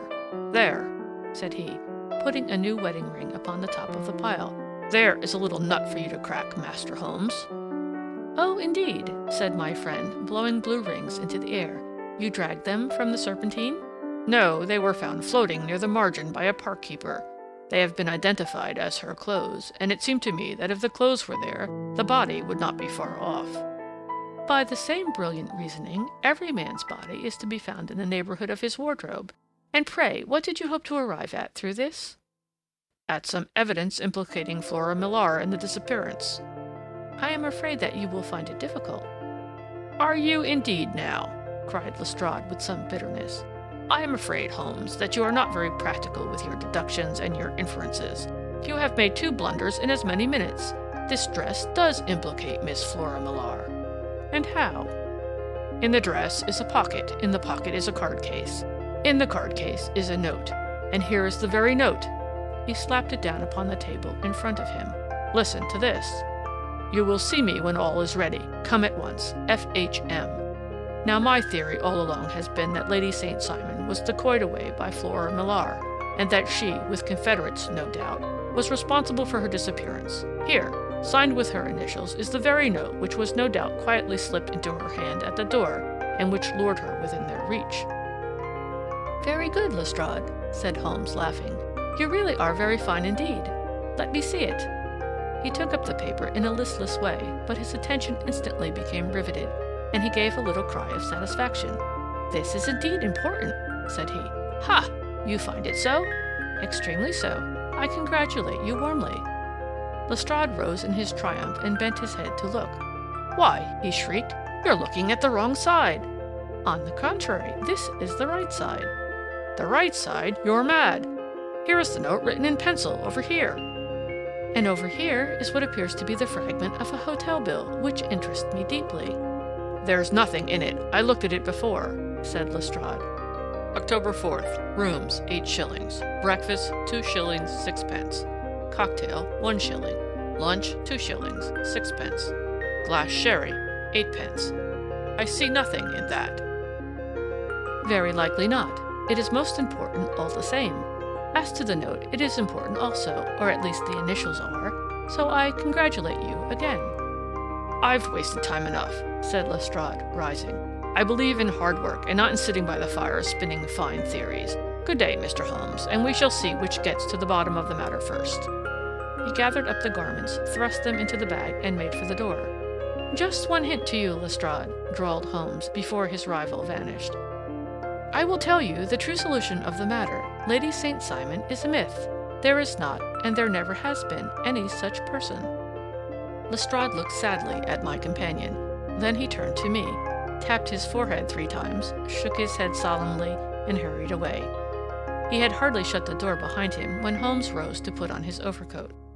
"There is something in what the fellow says about outdoor work," he remarked, "so I think, Watson, that I must leave you to your papers for a little." It was after 5 o'clock when Sherlock Holmes left me, but I had no time to be lonely, for within an hour there arrived a confectioner's man with a very large flat box. This he unpacked with the help of a youth, whom he had brought with him, and presently, to my very great astonishment, a quite epicurean little cold supper began to be laid out upon our humble lodging-house mahogany.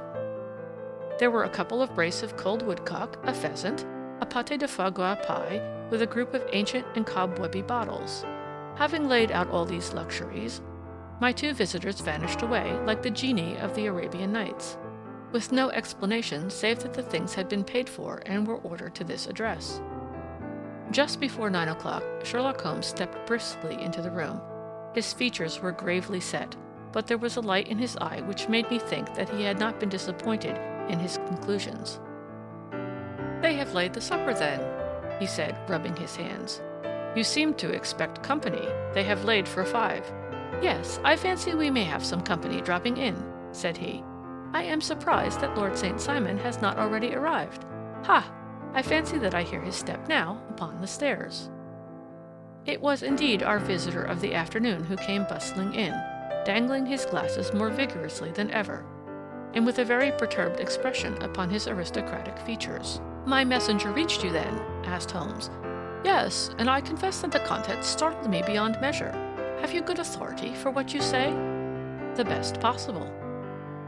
Lord St. Simon sank into a chair and passed his hand over his forehead. "What will the Duke say," he murmured, "when he hears that one of the family has been subjected to such humiliation?" "It is the purest accident. I cannot allow that there is any humiliation." "Ah, you look on these things from another standpoint." "I fail to see that anyone is to blame. I can hardly see how the lady could have acted otherwise, though her abrupt method of doing it was undoubtedly to be regretted. Having no mother, she had no one to advise her at such a crisis." "It was a slight, sir, a public slight," said Lord St. Simon, tapping his fingers upon the table. "You must make allowance for this poor girl, placed in so unprecedented a position." "I will make no allowance. I am very angry indeed, and I have been shamefully used." "I think that I heard a ring," said Holmes. "Yes, there are steps on the landing. If I cannot persuade you to take a lenient view of the matter, Lord St. Simon, I have brought an advocate here who may be more successful." He opened the door and ushered in a lady and gentleman. "Lord St. Simon," said he, "allow me to introduce you to Mr. and Mrs. Francis Hay Moulton. The lady, I think, you have already met." At the sight of these newcomers, our client sprung from his seat and stood very erect, with his eyes cast down and his hand thrust into the breast of his frock-coat, a picture of offended dignity.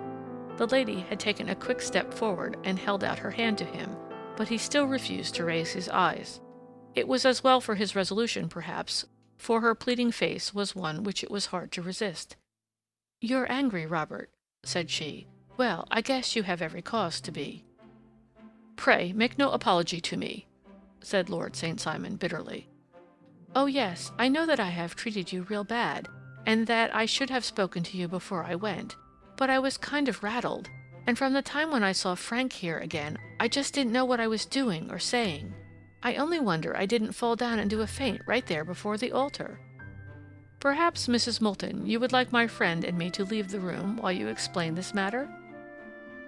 "If I may give an opinion," remarked the strange gentleman, "we've had just a little too much secrecy over this business already. For my part, I should like all Europe and America to hear the rights of it." He was a small, wiry, sunburnt man, clean-shaven, with a sharp face and alert manner. "Then I'll tell our story right away," said the lady. "Frank here and I met in '84 in McGuire's camp near the Rockies, where Pa was working a claim. We were engaged to each other, Frank and I. But then one day Father struck a rich pocket and made a pile, while poor Frank there had a claim that petered out and came to nothing. The richer Pa grew, the poorer was Frank. So at last Pa wouldn't hear of our engagement lasting any longer, and he took me away to Frisco. Frank wouldn't throw up his hand, though, so he followed me there, and he saw me without Pa knowing anything about it. It would have only made him mad to know, so we just fixed it all up for ourselves. Frank said that he would go and make his pile too, and never come back to claim me until he had as much as Pa. So then I promised to wait for him to the end of time, and pledged myself not to marry anyone else while he lived. "Why shouldn't we be married right away then?" said he, "and then I will feel sure of you, and I won't claim to be your husband till I come back." Well, we talked it over, and he had fixed it all up so nicely, with a clergyman all ready and waiting, that we just did it right there, and then Frank went off to seek his fortune, and I went back to Pa. The next I heard of Frank was that he was in Montana, and then he went prospecting in Arizona, and then I heard of him from New Mexico. After that came a long newspaper story about how a miners' camp had been attacked by Apache Indians, and there was my Frank's name among the killed. I fainted dead away, and I was very sick for months after. Pa thought I had a decline, and took me to half the doctors in Frisco. Not a word of news came for a year and more, so that I never doubted that Frank was really dead. Then Lord St. Simon came to Frisco, and we came to London, and a marriage was arranged, and Pa was very pleased. But I felt all the time that no man on this earth would ever take the place in my heart that had been given to my poor Frank. Still, if I had married Lord St. Simon, of course I'd have done my duty by him. We can't command our love, but we can our actions. I went to the altar with him with the intention to make him just as good a wife as it was in me to be. But you may imagine what I felt when, just as I came to the altar rails, I glanced back and saw Frank standing and looking at me out of the first pew. I thought it was his ghost at first, but when I looked again, there he was still, with a kind of question in his eyes, as if to ask me whether I were glad or sorry to see him. I wonder I didn't drop. I know that everything was turning round, and the words of the clergyman were just like the buzz of a bee in my ear. I didn't know what to do. Should I stop the service and make a scene in the church? I glanced at him again, and he seemed to know what I was thinking, for he raised his finger to his lips to tell me to be still. Then I saw him scribble on a piece of paper, and I knew that he was writing me a note. As I passed his pew on the way out, I dropped my bouquet over to him, and he slipped the note into my hand when he returned me the flowers. It was only a line, asking me to join him when he made the sign to me to do so. Of course, I never doubted for a moment that my first duty was now to him, and I determined to do just whatever he might direct. When I got back, I told my maid, who had known him in California and had always been his friend. I ordered her to say nothing, but to get a few things packed and my ulster ready. I know I ought to have spoken to Lord St. Simon, but it was dreadful hard before his mother and all those great people. I just made up my mind to run away and explain afterwards. I hadn't been at the table 10 minutes before I saw Frank out of the window at the other side of the road. He beckoned to me and then began walking into the park. I slipped out, put on my things, and followed him. Some woman came talking something or other about Lord St. Simon to me. Seemed to me from the little I heard as if he had a little secret of his own before marriage also. But I managed to get away from her and soon overtook Frank. We got into a cab together, and away we drove to some lodgings he had taken in Gordon Square. And that was my true wedding after all those years of waiting. Frank had been a prisoner among the Apaches, had escaped, come to Frisco, found that I had given him up for dead and had gone to England, followed me there, and had come upon me at last on the very morning of my second wedding. "I saw it in a paper," explained the American. "It gave the name and the church, but not where the lady lived." Then we had a talk as to what we should do, and Frank was all for openness, but I was so ashamed of it all that I felt as if I should like to vanish away and never see any of them again, just sending a line to Pa, perhaps, to show him that I was alive. It was awful to me to think of all those lords and ladies sitting round that breakfast table and waiting for me to come back. So Frank took my wedding clothes and things and made a bundle of them so that I should not be traced, and dropped them away somewhere where no one could find them. It is likely that we should have gone on to Paris tomorrow, only that this good gentleman, Mr. Holmes, came round to us this evening, though how he found us is more than I can think, and he showed us very clearly and kindly that I was wrong, and that Frank was right, and that we should be putting ourselves in the wrong, if we were so secret. Then he offered to give us a chance of talking to Lord St. Simon alone, and so we came right way around to his rooms at once.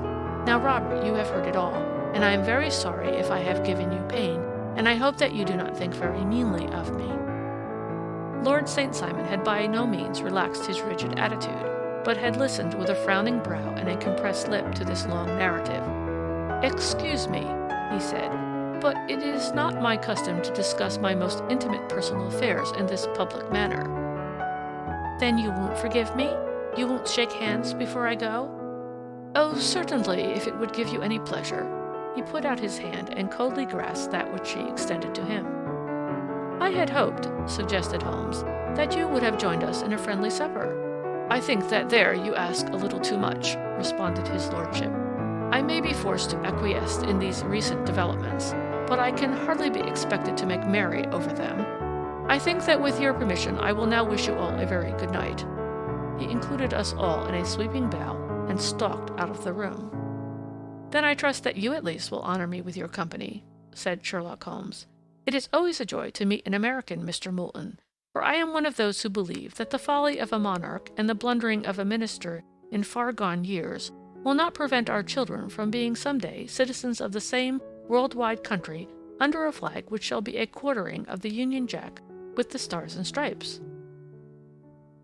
"The case has been an interesting one," remarked Holmes when our visitors had left us, "because it serves to show very clearly how simple the explanation may be of an affair which at first sight seems to be almost inexplicable.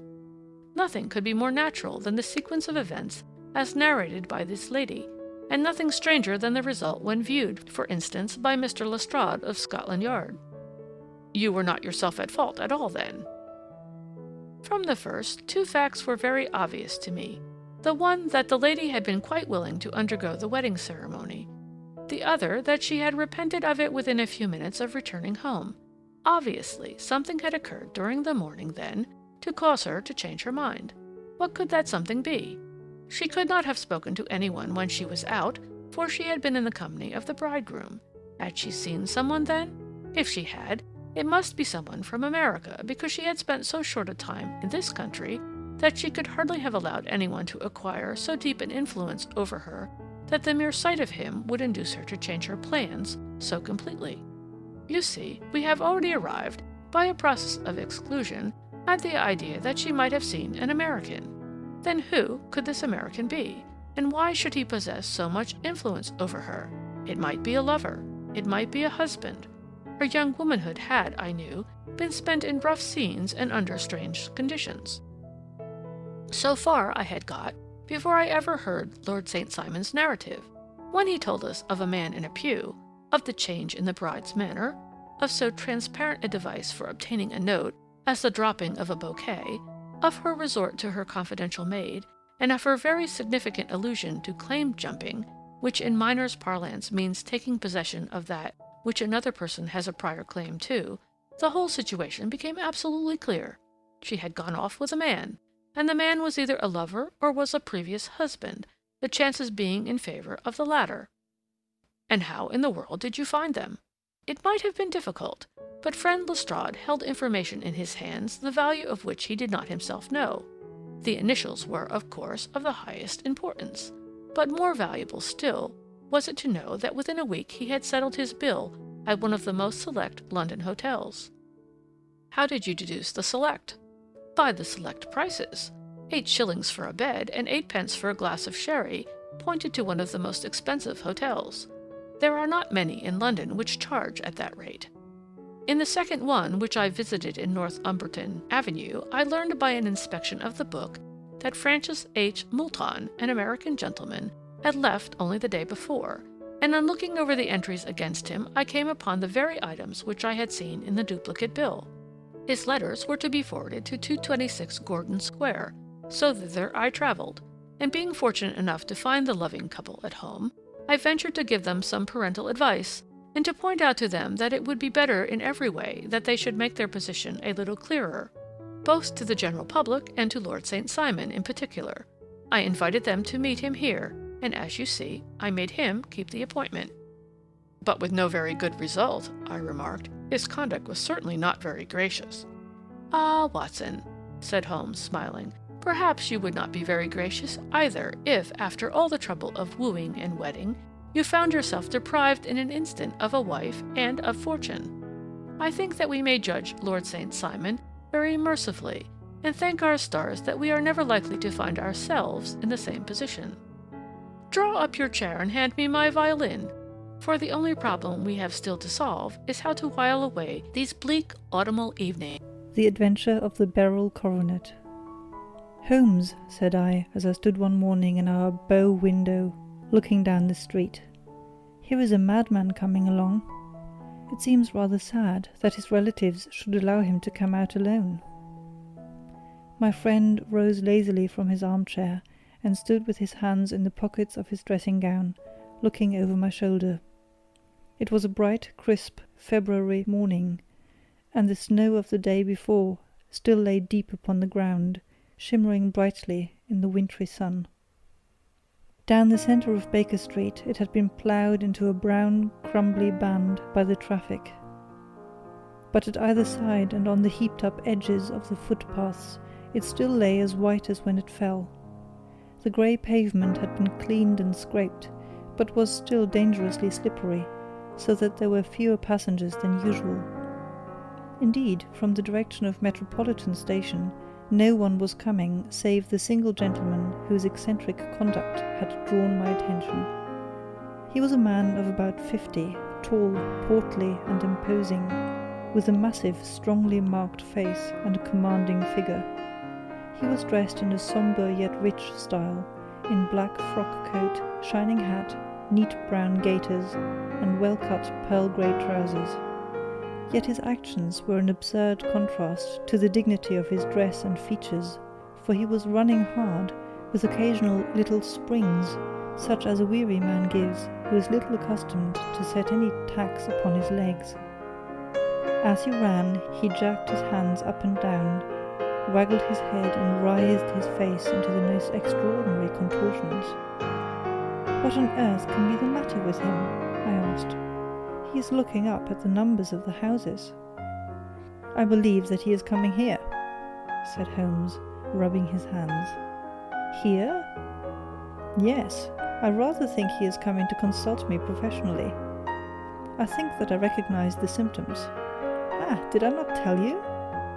As he spoke, the man, puffing and blowing, rushed at our door and pulled at our bell until the whole house resounded with a clanging.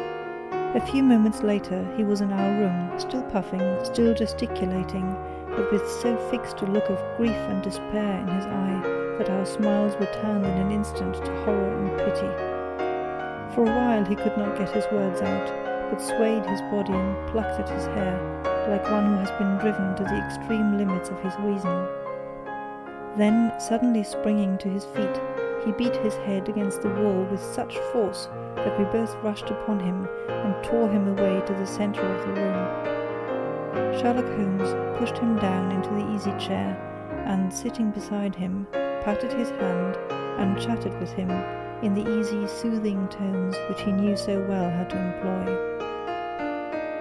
"You have come to tell me your story, have you not?" said he. "You are fatigued with your haste. Pray wait until you have recovered yourself, and then I shall be most happy to look into any little problem which you may submit to me." The man sat for a minute or more with a heaving chest, fighting against his emotion. Then he passed his handkerchief over his brow, set his lips tight, and turned his face towards us. "No doubt you think me mad," said he. "I see that you have had some great trouble," responded Holmes. "God knows I have. A trouble which is enough to unseat my reason, so sudden and so terrible is it. Public disgrace I might have faced, although I am a man whose character has never yet borne a stain. Private affliction also is the lot of every man, but the two coming together, and in so frightful a form, have been enough to shake my very soul. Besides, it is not I alone. The very noblest in the land may suffer, unless some way be found out of this horrible affair." "Pray compose yourself, sir," said Holmes, "and let me have a clear account of who you are and what it is that has befallen you." "My name," answered our visitor, "is probably familiar to your ears.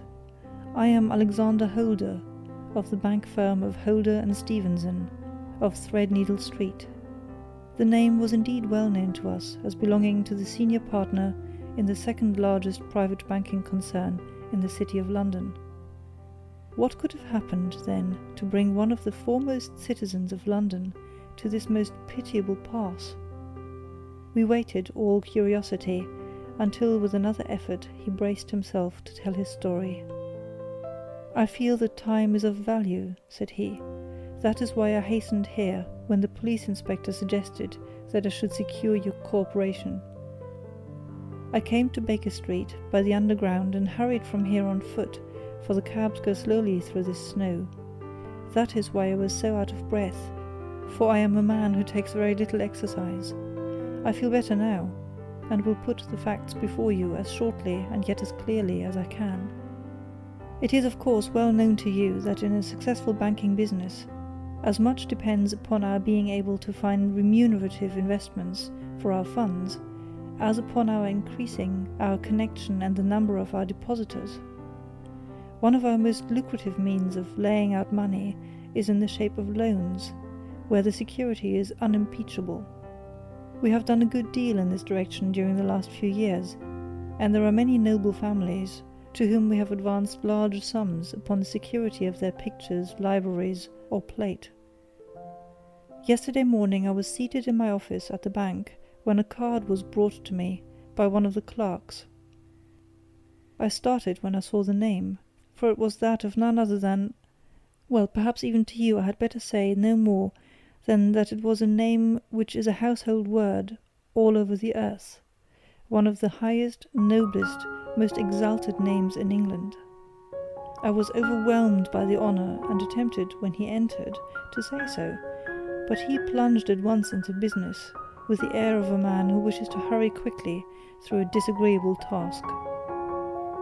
"Mr. Holder," said he, "I have been informed that you are in the habit of advancing money." "The firm does so when the security is good," I answered. "It is absolutely essential to me," said he, "that I should have £50,000 at once. I could, of course, borrow so trifling a sum 10 times over from my friends, but I much prefer to make it a matter of business and so carry out that business myself. In my position you can readily understand that it is unwise to place oneself under obligations." "For how long, may I ask, do you want this sum?" I asked. "Next Monday I have a large sum due to me, and I shall then most certainly repay what you advance, with whatever interest you think is right to charge. But it is very essential to me that the money should be paid at once." "I should be happy to advance it without further parley from my own private purse," said I, "were it not that the strain would be rather more than I could bear. If, on the other hand, I am to do it in the name of the firm, then in justice to my partner, I must insist that, even in your case, every business-like precaution should be taken." "I should much prefer to have it so," said he, raising up a square, black morocco case which he had laid beside his chair. "You have doubtless heard of the beryl coronet." "One of the most precious public possessions of the Empire," said I. "Precisely." He opened the case, and there, embedded in soft, flesh-coloured velvet, lay the magnificent piece of jewellery which he had named. "There are 39 enormous beryls," said he, "and the price of the gold chasing is incalculable. The lowest estimate would put the worth of the coronet at double the sum which I have asked. I am prepared to leave it with you as my security." I took the precious case into my hands and looked in some perplexity from it to my illustrious client. "You doubt its value?" he asked. "Not at all. I only doubt the propriety of my leaving it. You may set your mind at rest about that. I should not dream of doing so, were it not absolutely certain that I should be able in 4 days to reclaim it. It is a pure matter of form. Is the security sufficient? Ample. You understand, Mr. Holder, that I am giving you a strong proof of the confidence which I have in you, founded upon all that I have heard of you. I rely upon you not only to be discreet and to refrain from all gossip upon the matter, but above all, to preserve this coronet with every possible precaution, because I need not say that a great public scandal would be caused if any harm were to befall it. Any injury to it would be almost as serious as its complete loss, for there are no barrels in the world to match these, and it would be impossible to replace them. I leave it with you, however, with every confidence, and I shall call for it in person on Monday morning." Seeing that my client was anxious to leave, I said no more, but, calling for my cashier, I ordered him to pay over 50 £1,000 notes.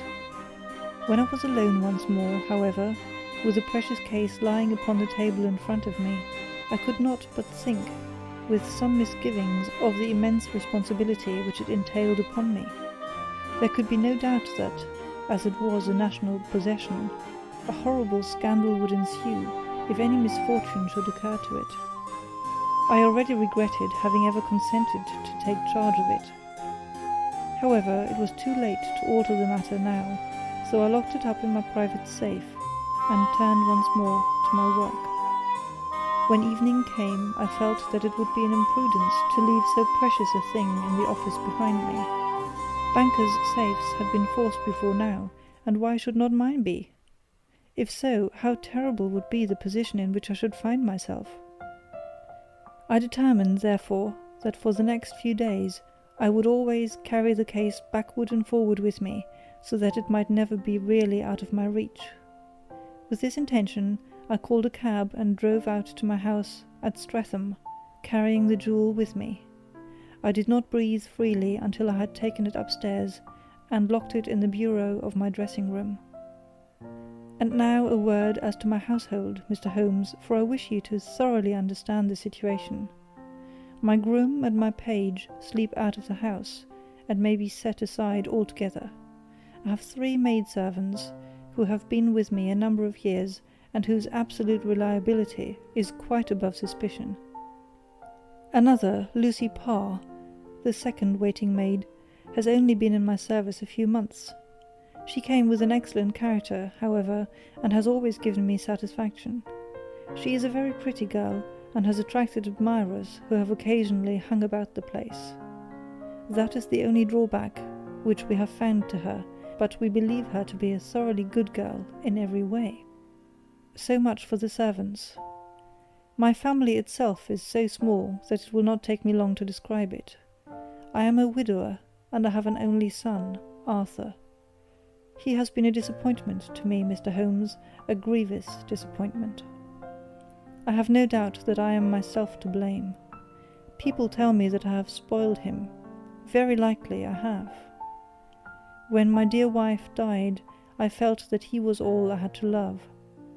I could not bear to see the smile fade even for a moment from his face.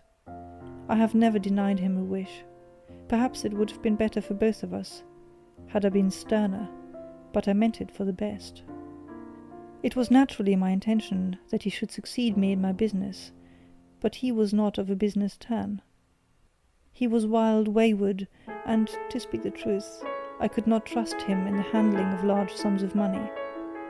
When he was young, he became a member of an aristocratic club, and there, having charming manners, he was soon the intimate of a number of men with long purses and expensive habits. He learned to play heavily at cards and to squander money on the turf, until he had again and again to come to me and implore me to give him an advance upon his allowance, that he might settle his debts of honour. He tried more than once to break away from the dangerous company which he was keeping, but each time the influence of his friend, Sir George Burnwell, was enough to draw him back again. And indeed I could not wonder that such a man as Sir George Burnwell should gain an influence over him, for he has frequently brought him to my house, and I have found myself that I could hardly resist the fascination of his manner. He is older than Arthur, a man of the world to his fingertips, one who had been everywhere, seen everything, a brilliant talker, and a man of great personal beauty. Yet when I think of him in cold blood, far away from the glamour of his presence, I am convinced from his cynical speech and the look which I may have caught in his eyes, that he is one who should be deeply distrusted. So I think, and so too thinks my little Mary, who has a woman's quick insight into character. And now there is only she to be described. She is my niece, but when my brother died 5 years ago and left her alone in the world, I adopted her, and have looked upon her ever since as my daughter. She is a sunbeam in my house, sweet, loving, beautiful, a wonderful manager and housekeeper, yet as tender and quiet and gentle as a woman could be. She is my right hand. I do not know what I could do without her. In only one matter has she ever gone against my wishes. Twice my boy has asked her to marry him, for he loves her devotedly, but each time she has refused him.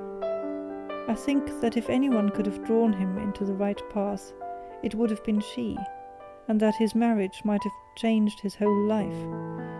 But now, alas, it is too late, forever too late. Now, Mr. Holmes, you know the people who live under my roof, and I shall continue with my miserable story. When we were taking coffee in the drawing-room that night after dinner, I told Arthur and Mary my experience, and of the precious treasure which we had under our roof, suppressing only the name of my client. Lucy Parr, who had brought in the coffee, had, I am sure, left the room, but I cannot swear that the door was closed. Mary and Arthur were much interested and wished to see the famous coronet, but I thought it better not to disturb it. "Where have you put it?" asked Arthur. "In my own bureau." "Well, I hope to goodness the house won't be burgled during the night," said he. "It is locked up," I answered. "Oh, any old key will fit that bureau. When I was a youngster I've opened it myself with the key of the box-room cupboard." He often had a wild way of talking, so that I thought little of what he said. He followed me to my room, however, that night with a very grave face. "Look here, Dad," said he with his eyes cast down. "Can you let me have £200? "No, I cannot," I answered sharply. "I have been far too generous with you in money matters." "You have been very kind," said he, "but I must have this money, or else I can never show my face inside the club again." "And a very good thing too," I cried. "Yes, but you would not have me leave it a dishonoured man," said he. "I could not bear the disgrace. I must raise the money in some way, and if you will not let me have it, then I must try other means." I was very angry, for this was the third demand during the month. "You shall not have a farthing from me," I cried, on which he bowed and left the room without another word. When he was gone, I unlocked my bureau, made sure that my treasure was safe, and locked it again. Then I started to go around the house to see that all was secure, a duty which I normally leave to Mary, but which I thought it well to perform myself that night. As I came down the stairs, I saw Mary herself at the side window of the hall, which she closed and fastened as I approached. "Tell me, Dad," she said, looking, I thought, a little disturbed, "did you give Lucy, the maid, leave to go out tonight?" "Certainly not. She came in just now by the back door. I have no doubt that she has only been to the side gate to see someone, but I think that it is hardly safe, and should be stopped." "You must speak to her in the morning, or I will if you prefer it. Are you sure that everything is fastened?" "Quite sure, Dad." "Then good night." I kissed her and went up to my bedroom again, where I was soon asleep. I am endeavouring to tell you everything, Mr. Holmes, which may have any bearing upon the case, but I beg that you will question me upon any point which I do not make clear. On the contrary, your statement is singularly lucid. I come to a part of my story now which I should wish to be particularly so. I am not a very heavy sleeper, and the anxiety in my mind tended, no doubt, to make me even less so than usual. About 2 a.m, then, I was awakened by some sound in the house. It had ceased ere I was wide awake, but it had left an impression behind, as though a window had gently closed somewhere. I lay listening with all my ears. Suddenly, to my horror, there was a distinct sound of footsteps moving softly in the next room. I slipped out of bed, all palpitating with fear, and peeped round the corner of my dressing-room door. "Arthur," I screamed, "you villain, you thief! How dare you touch that coronet?" The gas was half up, as I had left it, and my unhappy boy, dressed only in his shirt and trousers, was standing beside the light, holding the coronet in his hands. He appeared to be wrenching at it, or bending it with all his strength. At my cry he dropped it from his grasp, and turned as pale as death. I snatched it up and examined it. One of the gold corners, with 3 of the barrels in it, was missing. "You blackguard!" I shouted, beside me with rage. "You have destroyed it! You have dishonoured me forever! Where are the jewels which you have stolen?" "Stolen?" he cried. "Yes, thief!" I roared, shaking him by the shoulder. "There are none missing. There cannot be any missing," said he. "There are 3 missing, and you know where they are. Must I call you a liar as well as a thief? Did I not see you trying to tear off another piece?" "You have called me names enough," said he. "I will not stand it any longer. I shall not say another word about this business, since you have chosen to insult me. I will leave your house in the morning and make my own way in the world." "You shall leave it in the hands of the police," I cried, half mad with grief and rage. "I shall have this matter probed to the bottom." "You shall learn nothing from me," said he with a passion such as I should not have thought was in his nature. "If you choose to call the police, let the police find what they can." By this time the whole house was astir, for I had raised my voice in my anger. Mary was the first to rush into my room, and at the sight of the coronet and of Arthur's face, she read the whole story, and with a scream fell down senseless on the ground. I sent the housemaid for the police, and put the investigation into their hands at once. When the inspector and a constable entered the house, Arthur, who had stood sullenly with his arms folded, asked me whether it was my intention to charge him with theft. I answered that it had ceased to be a private matter, but had become a public one, since the ruined coronet was national property. I was determined that the law should have its way in everything. "At least," he said, "you will not have me arrested at once. It would be to your advantage as well as mine, if I might leave the house for 5 minutes." "That you may get away, or perhaps that you may conceal what you have stolen," said I.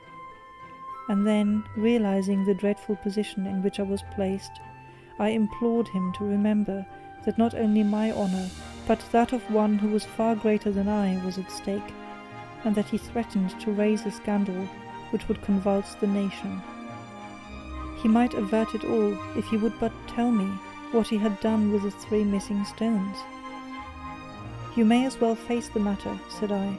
"You have been caught in the act, and no confession could make your guilt more heinous. If you but make such reparation as is in your power, by telling us where the barrels are, all shall be forgiven and forgotten." "Keep your forgiveness for those who ask for it," he answered, turning away from me with a sneer. I saw that he was too hardened for any words of mine to influence him. There was but one way for it. I called in the inspector and gave him into custody. A search was made at once, not only of his person, but of his room, and of every portion of the house where he could possibly have concealed the gems, but no trace of them could be found, nor would the wretched boy open his mouth for all our persuasions and our threats. This morning he was removed to a cell, and I, after going through all the police formalities, have hurried round to you to implore you to use your skill in unravelling the matter. The police have openly confessed that they can at present make nothing of it. You may go to any expense which you think necessary. I have already offered a reward of £1,000. My God, what shall I do? I have lost my honour, my gems, and my son in one night. Oh, what shall I do? He put a hand on either side of his head and rocked himself to and fro, droning to himself like a child whose grief has got beyond words. Sherlock Holmes sat silent for some few minutes, with his brows knitted and his eyes fixed upon the fire. "Do you receive much company?" he asked. None save my partner with his family and an occasional friend of Arthur's. Sir George Burnwell has been several times lately. No one else, I think. Do you go out much in society? Arthur does.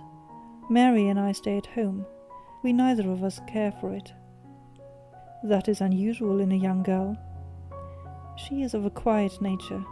Besides, she is not so very young. She is 24. This matter, from what you say, seems to have been a shock to her also. Terrible. She is even more affected than I.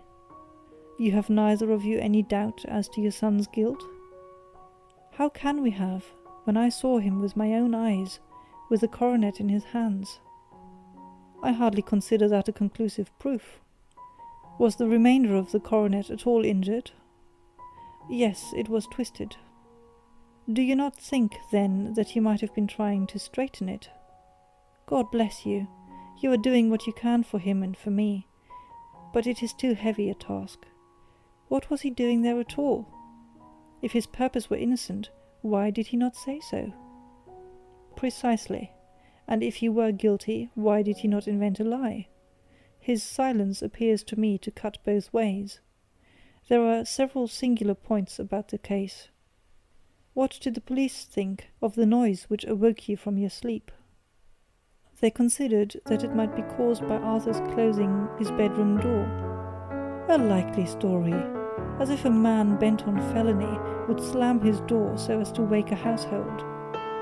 What did they say then of the disappearance of these gems? They are still sounding the planking and probing the furniture in the hope of finding them. Have they thought of looking outside the house? Yes, they have shown extraordinary energy. The whole garden has already been minutely examined. Now, my dear sir, said Holmes, it is not obvious to you now that this matter really strikes very much deeper than either you or the police were at first inclined to think? It appeared to you to be a simple case. To me it seems exceedingly complex.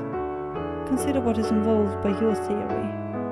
You suppose that your son came down from his bed, went, at great risk, to your dressing room, opened your bureau, took out your coronet, broke off by main force a small portion of it, went off to some other place, concealed 3 gems out of the 39 with such skill that nobody can find them, and then returned with the other 36 into the room in which he exposed himself to the greatest danger of being discovered.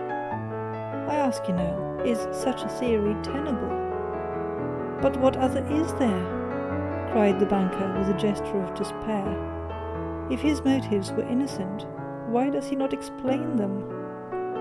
It is our task to find that out, replied Holmes. So now, if you please, Mr. Holder, we will set off for Streatham together, and devote an hour to glancing a little more closely into details. My friend insisted upon my accompanying them in their expedition, which I was eager enough to do, for my curiosity and sympathy were deeply stirred by the story to which we had listened.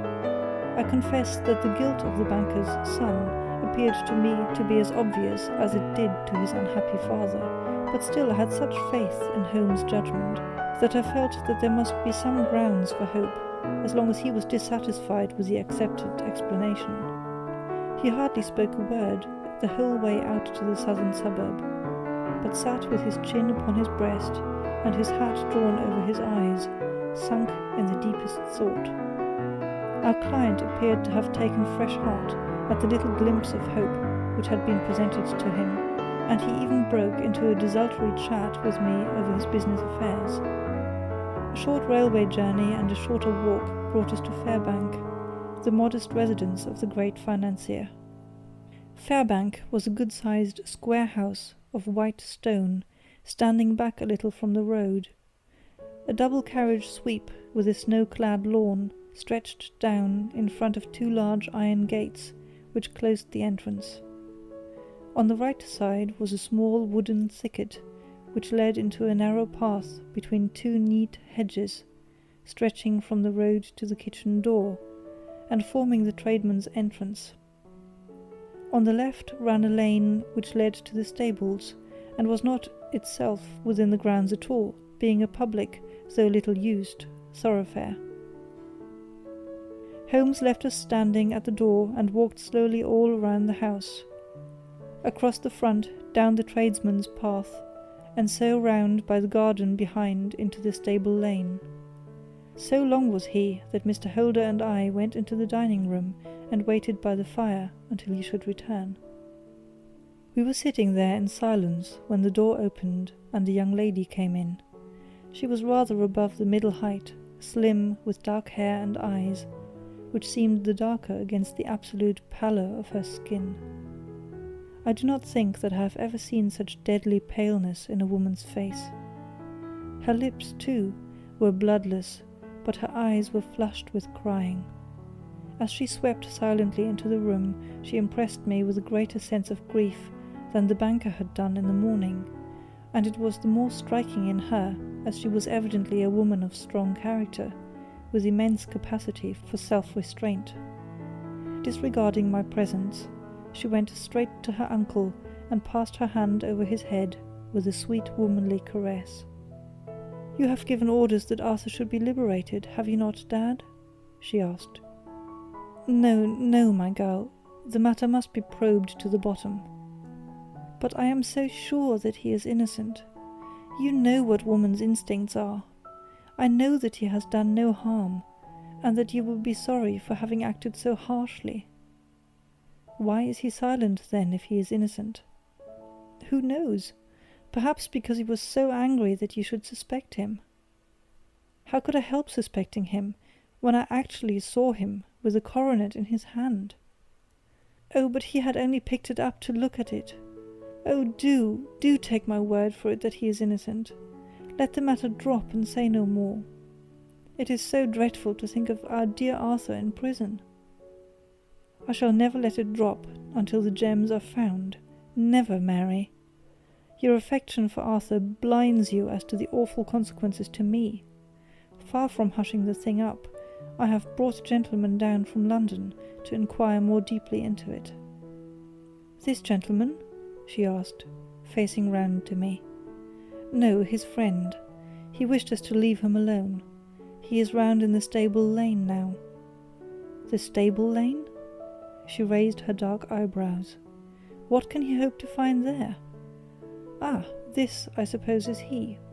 I trust, sir, that you will succeed in proving what I feel sure is the truth, that my cousin Arthur is innocent of his crime." "I fully share your opinion, and I trust with you that we may prove it," returned Holmes, going back to the mat to knock the snow from his shoes. "I believe I have the honour of addressing Miss Mary Holder.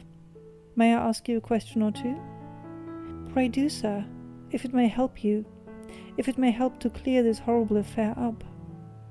"You heard nothing yourself last night?" "Nothing, until my uncle here began to speak loudly. I heard that, and I came down." "You shut up the windows and doors the night before. Did you fasten all the windows?" "Yes." "Were they all fastened this morning?" "Yes." "You have a maid who has a sweetheart. I think that you remarked to your uncle last night that you had been out to see him?" "Yes, and she was the girl who waited in the drawing-room, and who may have heard uncle's remarks about the coronet." "I see. You infer that she may have gone out to tell her sweetheart, and that the two may have planned the robbery." "But what is the good of all these vague theories?" cried the banker impatiently, "when I have told you that I saw Arthur with the coronet in his hands?" "Wait a little, Mr. Holder. We must come back to that. About this girl, Miss Holder.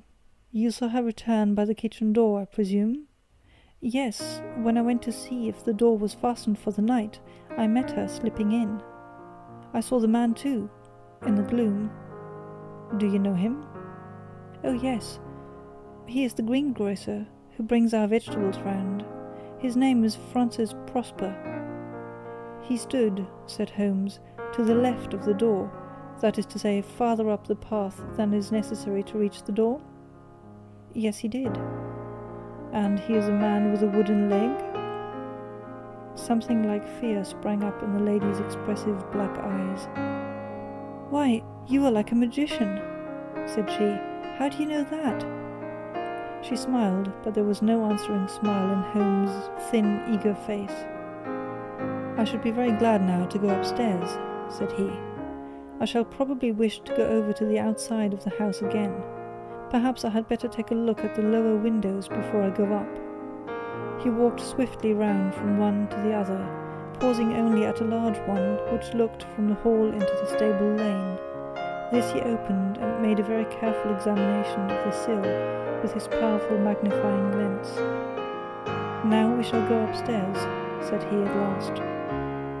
The banker's dressing room was a plainly furnished little chamber with a grey carpet, a large bureau, and a long mirror.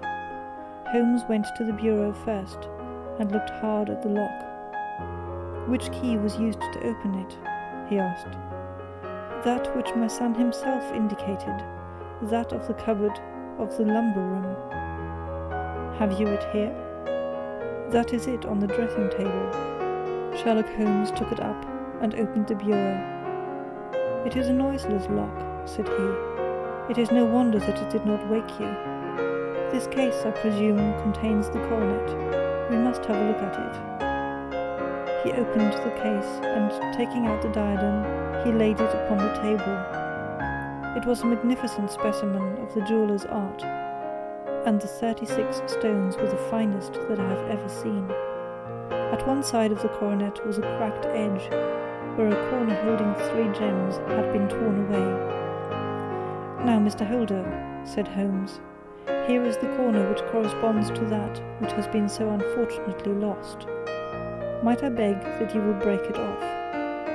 The banker recoiled in horror. "I should not dream of trying it," said he. "Then I will." Holmes suddenly bent his strength upon it, but without result. "I feel it give a little," said he, "but though I am exceptionally strong in the fingers, it would take me all my time to break it. An ordinary man could not do it. Now, what do you think would happen if I did break it, Mr. Holder? There would be a noise like a pistol shot. Do you tell me that all this happened within a few yards of your bed, and that you heard nothing of it?" "I do not know what to think. It is all dark to me." "But perhaps it may grow lighter as we go. What do you think, Miss Holder?" "I confess that I still share my uncle's perplexity." "Your son had no shoes or slippers on when you saw him?" "He had nothing on save only his trousers and shirt." "Thank you. We have certainly been favoured with extraordinary luck during this inquiry, and it will be entirely our own fault if we do not succeed in clearing this matter up. With your permission, Mr. Holder, I shall now continue my investigations outside." He went alone at his own request, for he explained that any unnecessary footmarks might make his task more difficult. For an hour or more he was at work, returning at last with his feet heavy with snow, and his features as inscrutable as ever. "I think that I have seen now all there is to see, Mr. Holder," said he. "I can serve you best by returning to my rooms." "But the gems, Mr. Holmes, where are they?" "I cannot tell." The banker wrung his hands. "I shall never see them again," he cried. "And my son? You give me hopes?" "My opinion is in no way altered." "Then, for God's sake, what was this dark business which was acted in my house last night?" "If you can call upon me at my Baker Street rooms tomorrow morning between 9 and 10, I shall be happy to do what I can to make it clearer. I understand that you give me carte blanche to act for you, provided only that I get back the gems, and that you place no limit on the sum I may draw. I would give my fortune to have them back." "Very good.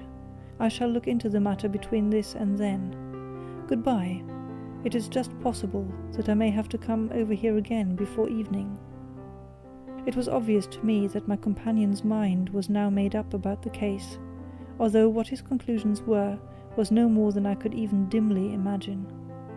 Several times during our homeward journey I endeavoured to sound him upon the point, but he always glided away to some other topic, until at last I gave it over in despair. It was not yet 3 when we found ourselves in our rooms once more. He hurried to his chamber, and was down again in a few minutes, dressed as a common loafer. With his collar turned up, his shiny seedy coat, his red cravat, and his worn boots, he was a perfect sample of the class. "I think that this should do," said he, glancing into the glass above the fireplace. "I only wish that you could come with me, Watson, but I fear that it won't do. I may be on my trail in this matter, or I may be following a will-o'-the-wisp, but I shall soon know which it is.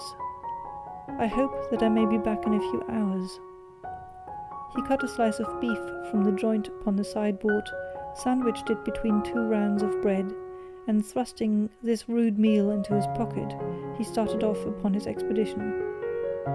I had just finished my tea when he returned, evidently in excellent spirits, swinging an old elastic-sided boot in his hand. He chucked it down into a corner, and helped himself to a cup of tea. "I only looked in as I passed," said he. "I am going right on." "Where to?" "Oh, to the other side of the West End. It may be some time before I get back. Don't wait up for me in case I should be late." "How are you getting on?" "Oh, so-so. Nothing to complain of. I have been out to Streatham since I saw you last, but I did not call at the house. It is a very sweet little problem, and I would not have missed it for a good deal. However, I must not sit gossiping here, but must get these disreputable clothes off, and return to my highly respectable self." I could see by his manner that he had stronger reasons for satisfaction than his words alone would imply. His eyes twinkled, and there was even a touch of colour upon his sallow cheeks. He hastened upstairs, and a few minutes later I heard the slam of the hall door, which told me that he was off once more upon his congenial hunt. I waited until midnight, but there was no sign of his return, so I retired to my room. It was no uncommon thing for him to be away for days and nights on end when he was hot upon a scent, so that his lateness caused me no surprise. I do not know at what hour he came in, but when I came down to breakfast in the morning, there he was with a cup of coffee in one hand and the paper in the other, as fresh and trim as possible. "You will excuse my beginning without you, Watson," said he, "but you remember that our client has rather an early appointment this morning." "Why, it is after 9 now," I answered. "I should not be surprised if that were he. I thought I heard a ring." It was indeed our friend the financier. I was shocked by the change which had come over him, for his face, which was naturally of a broad and massive mould, was now pinched and fallen in, while his hair seemed to me at least a shade whiter. He entered with a weariness and lethargy which was even more painful than his violence of the morning before, and he dropped heavily into the armchair which I pushed forward for him. "I do not know what I have done to be so severely tried," said he. "Only 2 days ago I was a happy and prosperous man, without a care in the world. Now I am left to a lonely and dishonoured age. One sorrow comes close upon the heels of another. My niece Mary has deserted me." "Deserted you?" "Yes. Her bed this morning had not been slept in, her room was empty, and a note for me lay upon the hall table. I had said to her last night, in sorrow and not in anger, that if she had married my boy all might have been well with him. Perhaps it was thoughtless of me to say so. It is to that remark that she refers in this note. My dearest uncle, I feel that I have brought trouble upon you, and that if I had acted differently, this terrible misfortune might never have occurred. I cannot, with this thought in my mind, ever again be happy under your roof, and I feel that I must leave you forever. Do not worry about my future, for that is provided for, and above all do not search for me, for it will be fruitless labour and an ill service to me. In life or in death, I am ever your loving Mary. What could she mean by that note, Mr. Holmes? Do you think it points to suicide? No, nothing of the kind. It is perhaps the best possible solution. I trust, Mr. Holder, that you are nearing the end of your troubles. Ha! You say so. You have heard something, Mr. Holmes, you have learned something. Where are the gems? You would not think £1,000 apiece an excessive sum for them? I would pay 10. That would be unnecessary. 3,000 will cover the matter. And there is a little reward, I fancy. Have you your cheque-book? Here is a pen. Better make it out for £4,000. With a dazed face, the banker made out the required cheque. Holmes walked over to his desk, took out a little triangular piece of gold with 3 gems in it, and threw it down upon the table. With a shriek of joy, our client clutched it up. "You have it!" he gasped. "I am saved! I am saved!" The reaction of joy was as passionate as his grief had been, and he hugged his recovered gems to his bosom. "There is one other thing you owe, Mr. Holder," said Sherlock Holmes rather sternly. "Oh!" He caught up a pen. "Name the sum, and I will pay it." "No, the debt is not to me.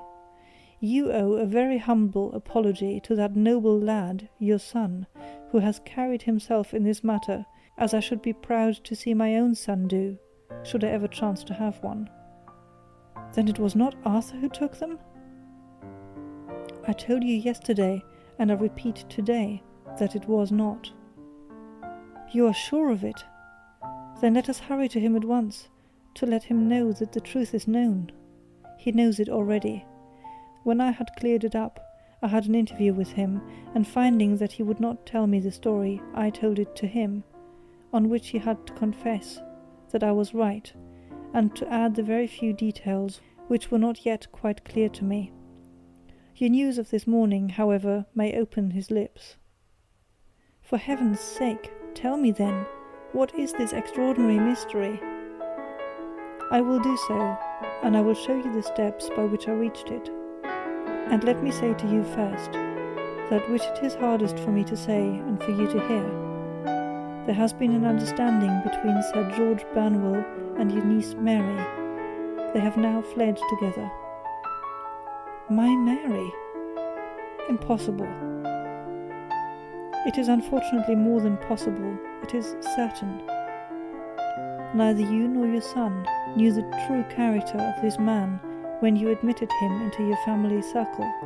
He is one of the most dangerous men in England, a ruined gambler, an absolutely desperate villain, a man without heart or conscience. Your niece knew nothing of such men. When he breathed his vows to her, as he had done to 100 before her, she flattered herself that she alone had touched his heart. The devil knows best what he said, but at least she became his tool, and was in the habit of seeing him nearly every evening." "I cannot and I will not believe it," cried the banker with an ashen face. "I will tell you then what occurred in your house last night. Your niece, when you had, as she thought, gone to your room, slipped down and talked to her lover through the window which leads into the stable lane. His footmarks had pressed right through the snow, so long had he stood there. She told him of the coronet.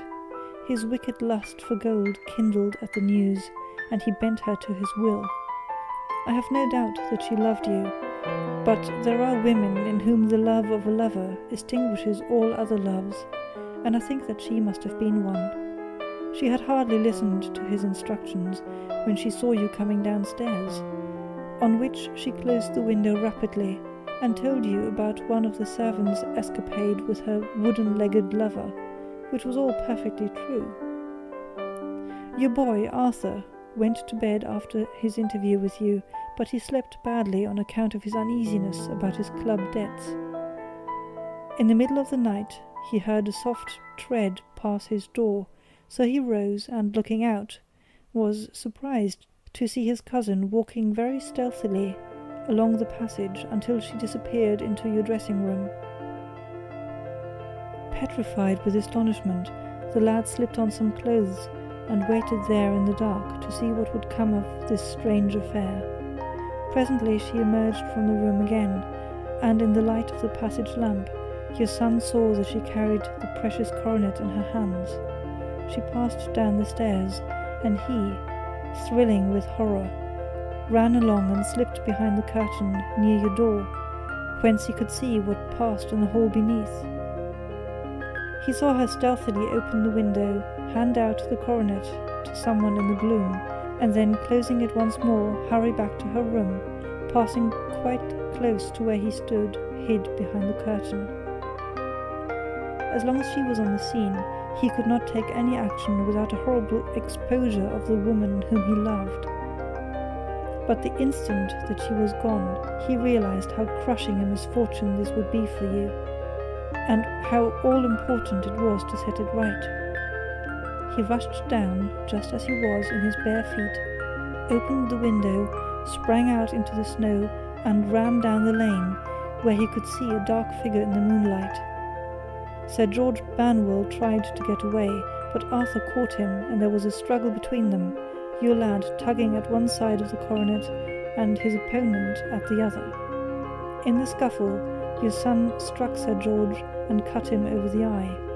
Then something suddenly snapped, and your son, finding that he had the coronet in his hands, rushed back, closed the window, ascended to your room, and had just observed that the coronet had been twisted in the struggle, and was endeavouring to straighten it, when you appeared upon the scene. "Is it possible?" gasped the banker. You then roused his anger by calling him names at a moment when he felt that he had deserved your warmest thanks. He could not explain the true state of affairs without betraying one who certainly deserved little enough consideration at his hands. He took the more chivalrous view, however, and preserved her secret. "And that was why she shrieked and fainted when she saw the coronet," cried Mr. Holder. "Oh my God, what a blind fool I have been! And his asking to be allowed to go out for 5 minutes. The dear fellow wanted to see if the missing piece were at the scene of the struggle. How cruelly I have misjudged him." "When I arrived at the house," continued Holmes, "I at once went very carefully round it to observe if there were any traces in the snow which might help me. I knew that none had fallen since the evening before, and also that there had been a strong frost to preserve impressions. I passed along the tradesman's path, but found it all trampled down and indistinguishable. Just beyond, however, at the far side of the kitchen door, a woman had stood and talked with a man, whose round impressions on one side showed that he had a wooden leg. I could even tell that he had been disturbed, for the woman had run back swiftly to the door, as was shown by the deep toe and light heel marks, while Wooden Leg had waited a little and then had gone away.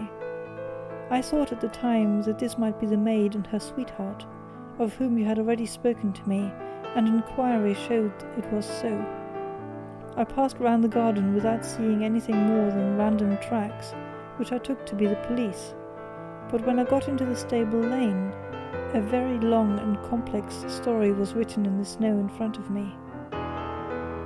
There was a double line of tracks of a booted man, and a second double line, which I saw with delight, belonged to a man with naked feet. I was at once convinced from what you had told me that the latter was your son.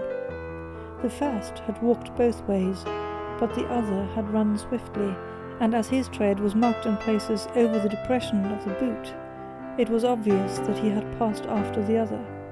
I followed them up and found they led to the hall window, where Boots had worn all the snow away while waiting. Then I walked to the other end, which was 100 yards or more down the lane. I saw where Boots had faced round, where the snow was cut up as though there had been a struggle, and finally where a few drops of blood had fallen to show me that I was not mistaken. Boots had then run down the lane, and another little smudge of blood showed that it was he who had been hurt. When he came to the high road at the other end, I found that the pavement had been cleared, so there was an end to that clue. On entering the house, however, I examined, as you remember, the sill and framework of the hall window with my lens, and I could at once see that someone had passed out. I could distinguish the outline of an instep, where the wet foot had been placed in coming in. I was then beginning to be able to form an opinion as to what had occurred. A man had waited outside the window. Someone had brought the gems. The deed had been overseen by your son. He had pursued the thief, had struggled with him. They had each tugged at the coronet, their united strength causing injuries which neither alone could have effected. He had returned with a prize, but had left a fragment in the grasp of his opponent. So far I was clear. The question now was, who was the man, and who was it brought him the coronet? It is an old maxim of mine, that when you have excluded the impossible, whatever remains, however improbable, must be the truth. Now I knew that it was not you who had brought it down, so there only remained your niece and the maids. And if it were the maids, why should your son allow himself to be accused in their place? There could be no possible reason. As he loved his cousin, however, there was an excellent explanation why he should retain her secret, the more so as the secret was a disgraceful one. When I remembered that you had seen her at that window, and how she had fainted on seeing the coronet again, my conjecture became a certainty. And who could it be who was her confederate? A lover, evidently, for who else could outweigh the love and gratitude which she must feel for you? I knew that you went out little, and that your circle of friends was a very limited one. But among them was Sir George Burnwell. I had heard of him before as a man of evil reputation among women. It must have been he who wore those boots and retained the missing gems. Even though he knew that Arthur had discovered him, he might still flatter himself that he was safe, for the lad could not say a word without compromising his own family. Well, your own good sense will suggest what measures I took next. I went in the shape of a loafer to Sir George's house, managed to pick up an acquaintance with his valet, learned that his master had cut his head the night before, and finally, at the expense of 6 shillings, made all sure by buying a pair of his cast-off shoes. With these I journeyed down to Streatham, and saw that they exactly fitted the tracks. "I saw an ill-dressed vagabond on the lane yesterday evening," said Mr. Holder. "Precisely, it was I. I found that I had my man, so I came home and changed my clothes. It was a delicate part which I had to play then, for I saw that prosecution must be avoided to avert scandal, and I knew that so astute a villain would see that our hands were tied in the matter. I went and saw him. At first, of course, he denied everything. But when I gave him every particular that had occurred, he tried to bluster and took down a life-preserver from the wall. I knew my man, however, and I clapped a pistol to his head before he could strike. Then he became a little more reasonable. I told him that we would give him a price for the stones he held, £1,000 apiece. That brought out the first signs of grief that he had shown. "Why, dash it all," said he, "I've let them go at 600 for the 3. I soon managed to get the address of the receiver who had them, on promising him that there would be no prosecution. Off I set to him, and after much chaffering, I got our stones at £1,000 apiece. Then I looked in upon your son, told him that all was right, and eventually got to my bed at about 2 o'clock, after what I may call a really hard day's work. A day which has saved England from a great public scandal," said the banker, rising. "Sir, I cannot find words to thank you, but you shall not find me ungrateful for what you have done. Your skill has indeed exceeded all that I have heard of. And now I must fly to my dear boy to apologize to him for the wrong which I have done him. As to what you tell me of poor Mary, it goes to my very heart. Not even your skill can inform me where she is now." "I think that we may safely say," returned Holmes, "that she is wherever Sir George Burnwell is. It is equally certain, too, that whatever her sins are, they will soon—" The Adventure of the Copper Beeches. "To the man who loves art for its own sake," remarked Sherlock Holmes, tossing aside the advertisement sheet of the Daily Telegraph, "it is frequently in its least important and lowliest manifestations that the keenest pleasure is to be derived. It is pleasant to me to observe, Watson, that you have so far grasped this truth that in these little records of our cases, which you have been good enough to draw up and, I am bound to say, occasionally to embellish, you have given prominence not so much to the many causes célèbres and sensational trials in which I have figured, but rather to those incidents which may have been trivial in themselves, but which have given room for those faculties of deduction and of logical synthesis which I have made my special province." "And yet," said I, smiling, "I cannot quite hold myself absolved from the charge of sensationalism which has been urged against my records." "You have erred, perhaps," he observed, taking up a glowing cinder with the tongs, and lighting with it the long cherry-wood pipe which was wont to replace his clay when he was in a disputatious rather than a meditative mood. "You have erred, perhaps, in attempting to put color and life into each of your statements, instead of confining yourself to the task of placing upon record that severe reasoning from cause to effect which is really the only notable feature about the thing." "It seems to me that I have done you full justice in the matter," I remarked with some coldness, for I was repelled by the egotism which I had more than once observed to be a strong factor in my friend's singular character. "No, it is not selfishness or conceit," said he, answering, as was his wont, my thoughts rather than my words. "If I claim full justice for my art, it is because it is an impersonal thing, a thing beyond myself. Crime is common.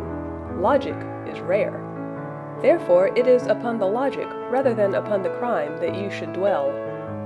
You have degraded what should have been a course of lectures into a series of tales."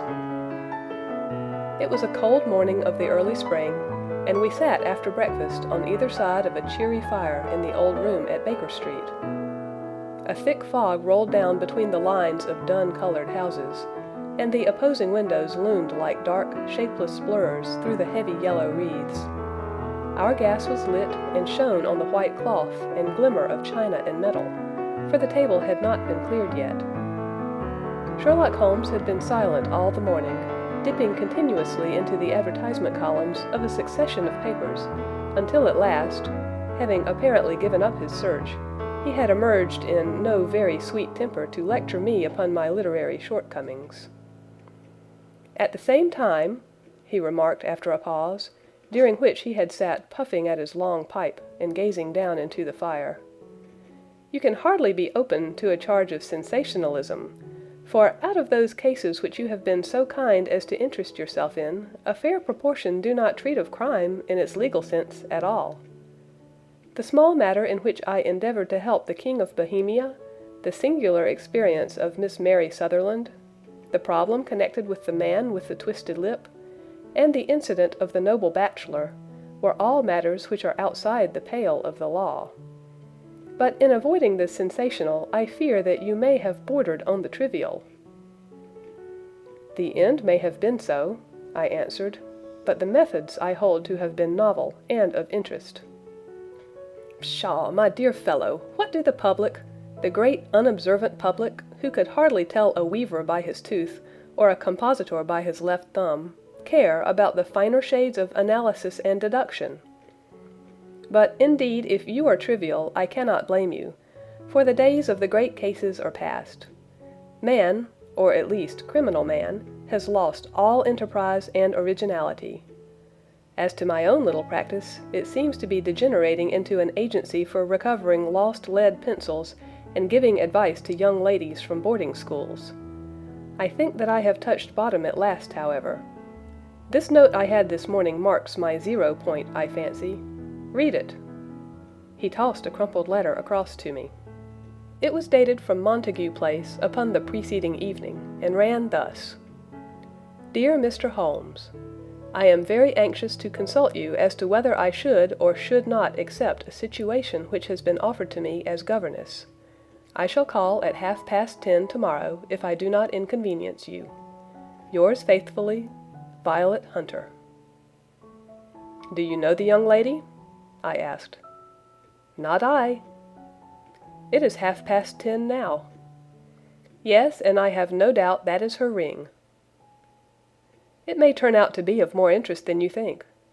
You remember that the affair of the blue carbuncle, which appeared to be a mere whim at first, developed into a serious investigation.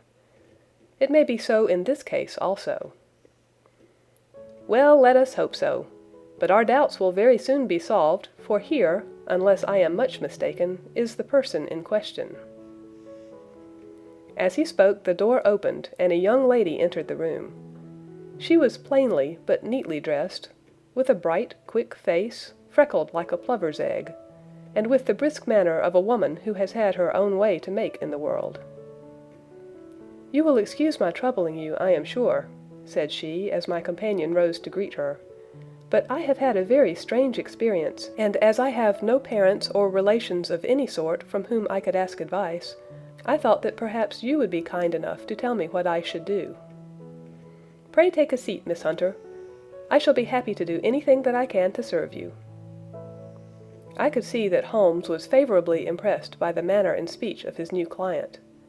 He looked her over in his searching fashion, and then composed himself, with his lids drooping and his fingertips together, to listen to her story. "I have been a governess for 5 years," said she, "in the family of Colonel Spence Monroe. But 2 months ago the Colonel received an appointment at Halifax, in Nova Scotia, and took his children over to America with him, so that I found myself without a situation. I advertised, and I answered advertisements, but without success. At last the little money which I had saved began to run short, and I was at my wits' end as to what I should do. There is a well-known agency for governesses in the West End called Westaways, and there I used to call about once a week in order to see whether anything had turned up which might suit me. Westaway was the name of the founder of the business, but it is really managed by Miss Stoper. She sits in her own little office, and the ladies who are seeking employment wait in an anteroom, and are then shown in one by one, when she consults her ledgers and sees whether she has anything which would suit them. Well, when I called last week, I was shown into the little office as usual, but I found that Miss Stoper was not alone. A prodigiously stout man with a very smiling face and a great heavy chin which rolled down in fold upon fold over his throat, sat at her elbow with a pair of glasses on his nose, looking very earnestly at the ladies who entered. As I came in, he gave quite a jump in his chair, and turned quickly to Miss Stoper. "That will do," said he. "I could not ask for anything better. Capital, capital."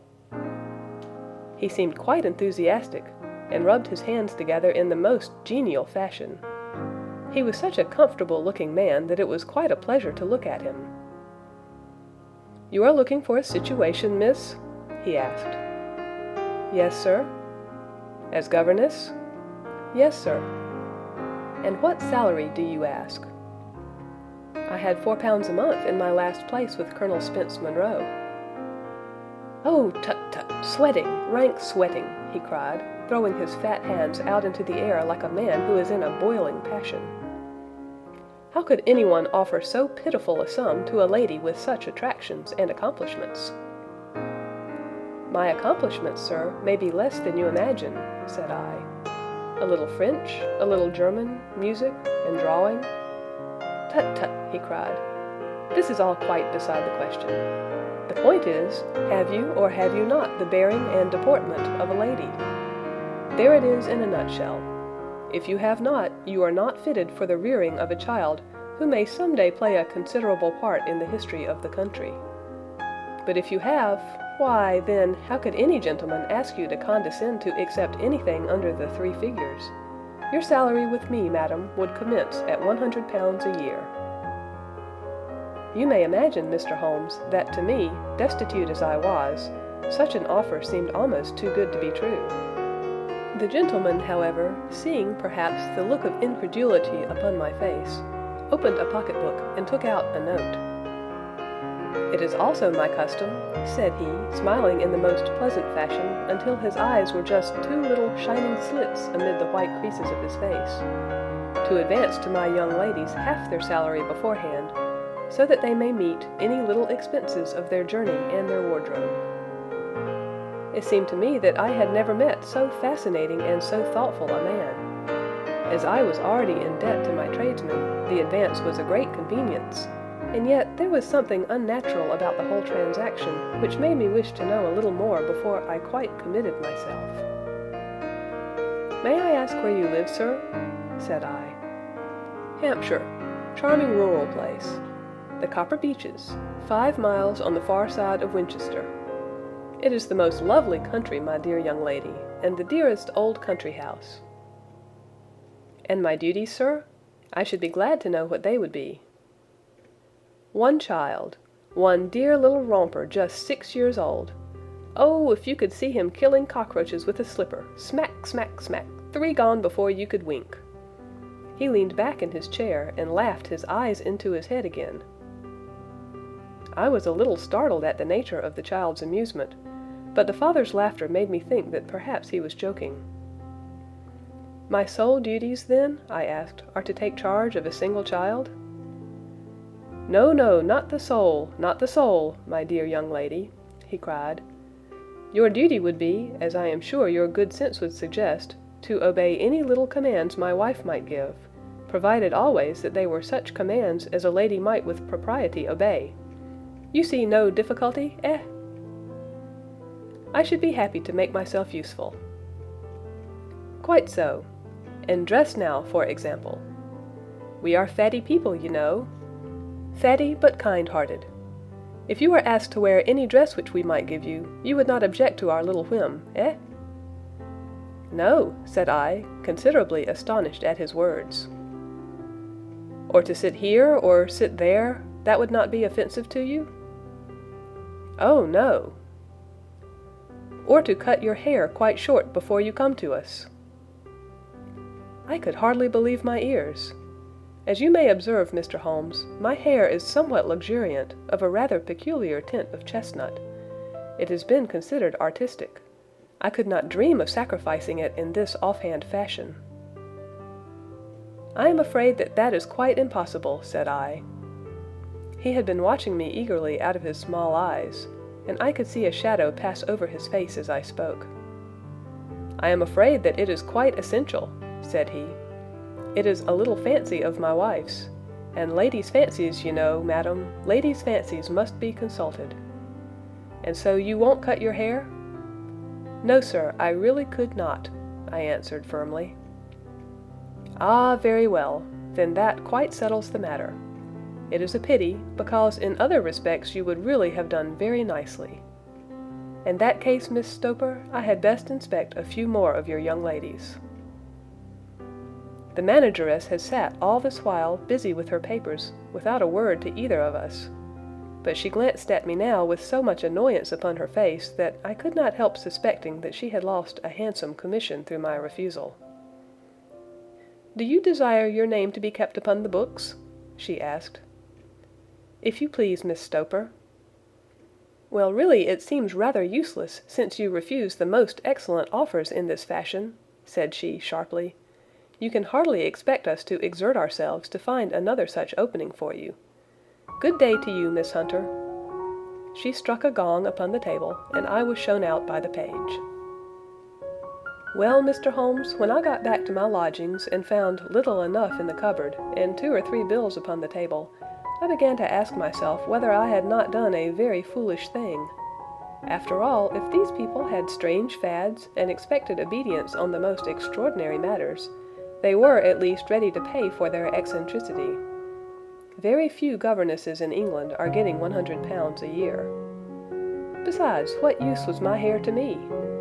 Many people are improved by wearing it short, and perhaps I should be among the number.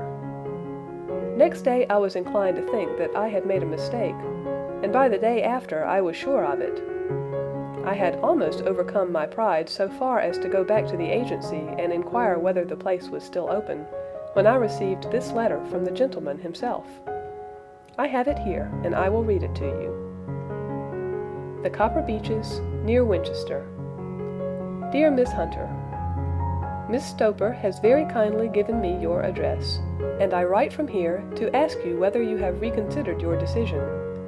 My wife is very anxious that you should come, for she has been much attracted by my description of you. We are willing to give £30 a quarter, or £120 a year, so as to recompense you for any little inconvenience which our fads may cause you. They are not very exacting, after all. My wife is fond of a particular shade of electric blue, and would like you to wear such a dress indoors in the morning. You need not, however, go to the expense of purchasing one, as we have one belonging to my dear daughter Alice, now in Philadelphia, which would, I should think, fit you very well. Then, as to sitting here or there, or amusing yourself in any manner indicated, that need cause you no inconvenience. As regards your hair, it is no doubt a pity, especially as I could not help remarking its beauty during our short interview. But I am afraid that I must remain firm upon this point, and I only hope that the increased salary may recompense you for the loss. Your duties, as far as the child is concerned, are very light. Now do try to come, and I shall meet you with the dog cart at Winchester. Let me know your train. Yours faithfully, Jethro Rucastle. That is the letter which I have just received, Mr. Holmes, and my mind is made up that I will accept it. I thought, however, that before taking the final step, I should like to submit the whole matter to your consideration. Well, Miss Hunter, if your mind is made up, that settles the question, said Holmes, smiling. But you would not advise me to refuse. I confess that it is not the situation which I should like to see a sister of mine apply for. What is the meaning of it all, Mr. Holmes? Ah, I have no data. I cannot tell. Perhaps you have yourself formed some opinion? Well, there seems to me to be only one possible solution. Mr. Rucastle seemed to be a very kind, good-natured man. Is it not possible that his wife is a lunatic, and that he desires to keep the matter quiet for fear she should be taken to an asylum, and that he humors her fancies in every way in order to prevent an outbreak? That is a possible solution. In fact, as matters stand, it is the most probable one. But in any case, it does not seem to be a nice household for a young lady. But the money, Mr. Holmes, the money. Well, yes, of course, the pay is good, too good. That is what makes me uneasy. Why should they give you £120 a year when they could have their pick for £40? There must be some strong reason behind. I thought that if I told you the circumstances, you would understand afterwards if I wanted your help. I should feel so much stronger if I felt that you were at the back of me. Oh, you may carry that feeling away with you. I assure you that your little problem promises to be the most interesting which has come my way for some months. There is something distinctly novel about some of the features. If you should find yourself in doubt or in danger— Danger? What danger do you foresee? Holmes shook his head gravely. It would cease to be a danger if we could define it, said he. But at any time, day or night, a telegram would bring me down to your help. That is enough. She rose briskly from her chair with the anxiety all swept from her face. I shall go down to Hampshire quite easy in my mind now. I shall write to Mr. Rucastle at once, sacrifice my poor hair tonight, and start for Winchester tomorrow. With a few grateful words to Holmes, she bade us both good night and bustled off upon her way. At least, said I as we heard her quick, firm steps descending the stairs, she seems to be a young lady who is very well able to take care of herself. And she would need to be, said Holmes gravely. I am much mistaken if we do not hear from her before many days are past. It was not very long before my friend's prediction was fulfilled. A fortnight went by, during which I frequently found my thoughts turning in her direction, and wondering what strange side alley of human experience this lonely woman had strayed into. The unusual salary, the curious conditions, the light duties, all pointed to something abnormal, though whether a fad or a plot, or whether the man were a philanthropist or a villain, it was quite beyond my powers to determine. As to Holmes, I observed that he sat frequently for half an hour on end, with knitted brows and an abstracted air, but he swept the matter away with a wave of his hand when I mentioned it. "Data, data, data!" he cried impatiently. "I can't make bricks without clay." And yet he would always wind up by muttering that no sister of his should ever have accepted such a situation.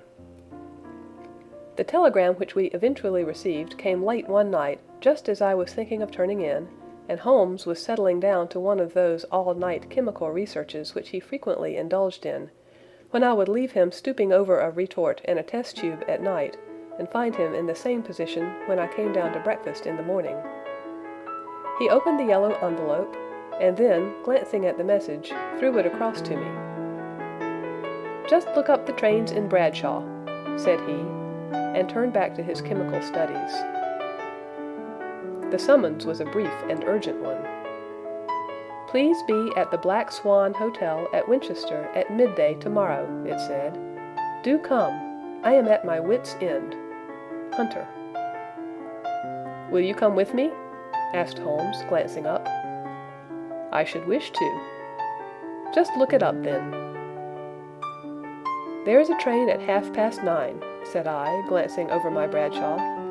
"It is due at Winchester at 11:30. "That will do very nicely. Then perhaps I had better postpone my analysis of the acetones, as we may need to be at our best in the morning." By 11 o'clock the next day we were well upon our way to the old English capital.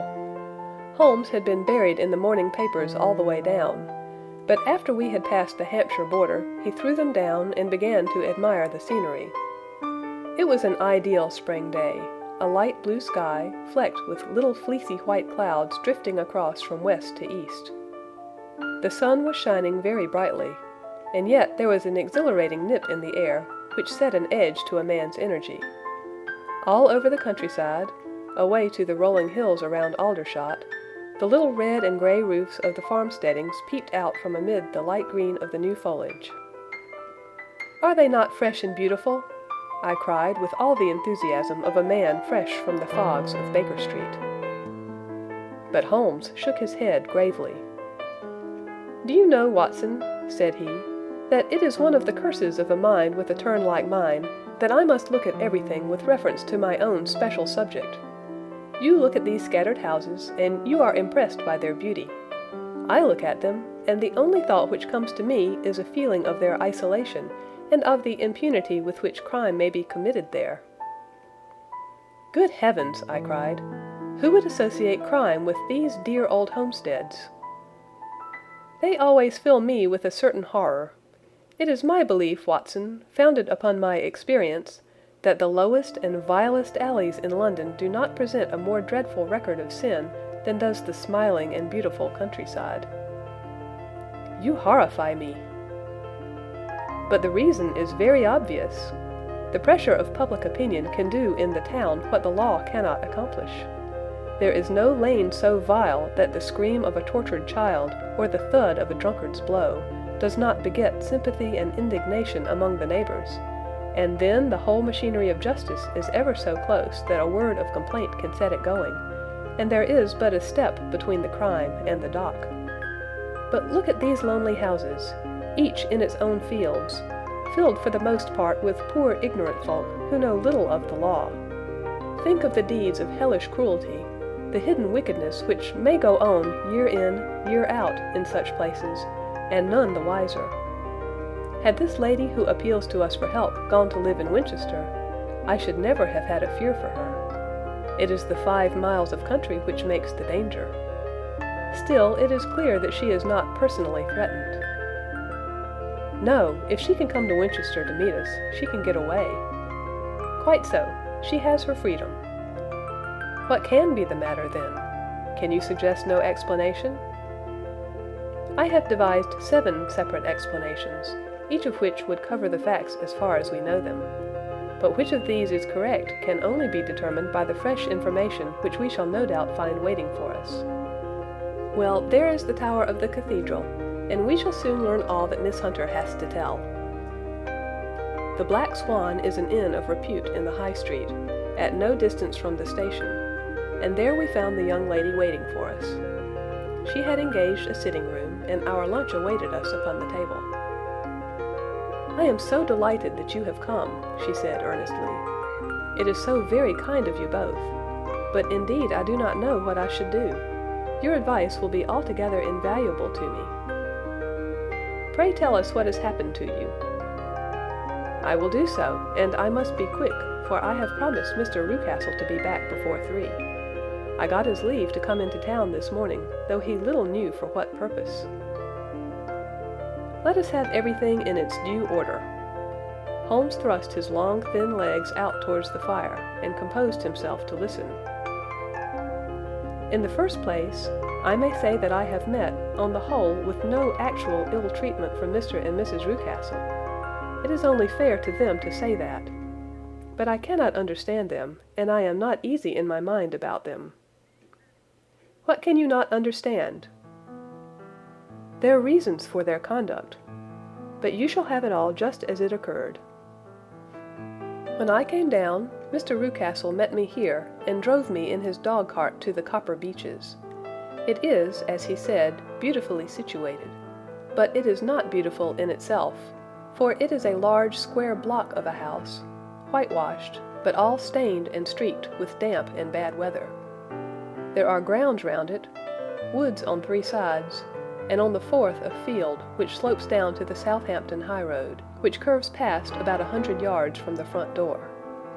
This ground in front belongs to the house, but the woods all round are part of Lord Southerton's preserves. A clump of copper beeches immediately in front of the hall door has given its name to the place.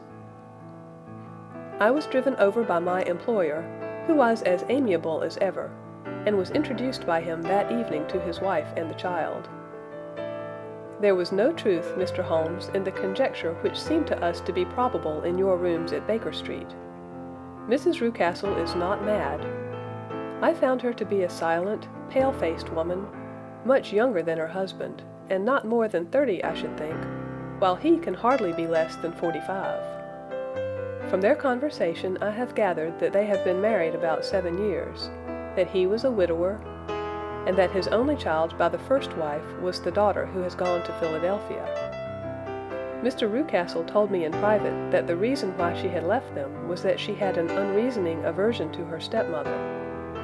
As the daughter could not have been less than 20, I can quite imagine that her position must have been uncomfortable with her father's young wife. Mrs. Rucastle seemed to me to be colorless in mind as well as in feature.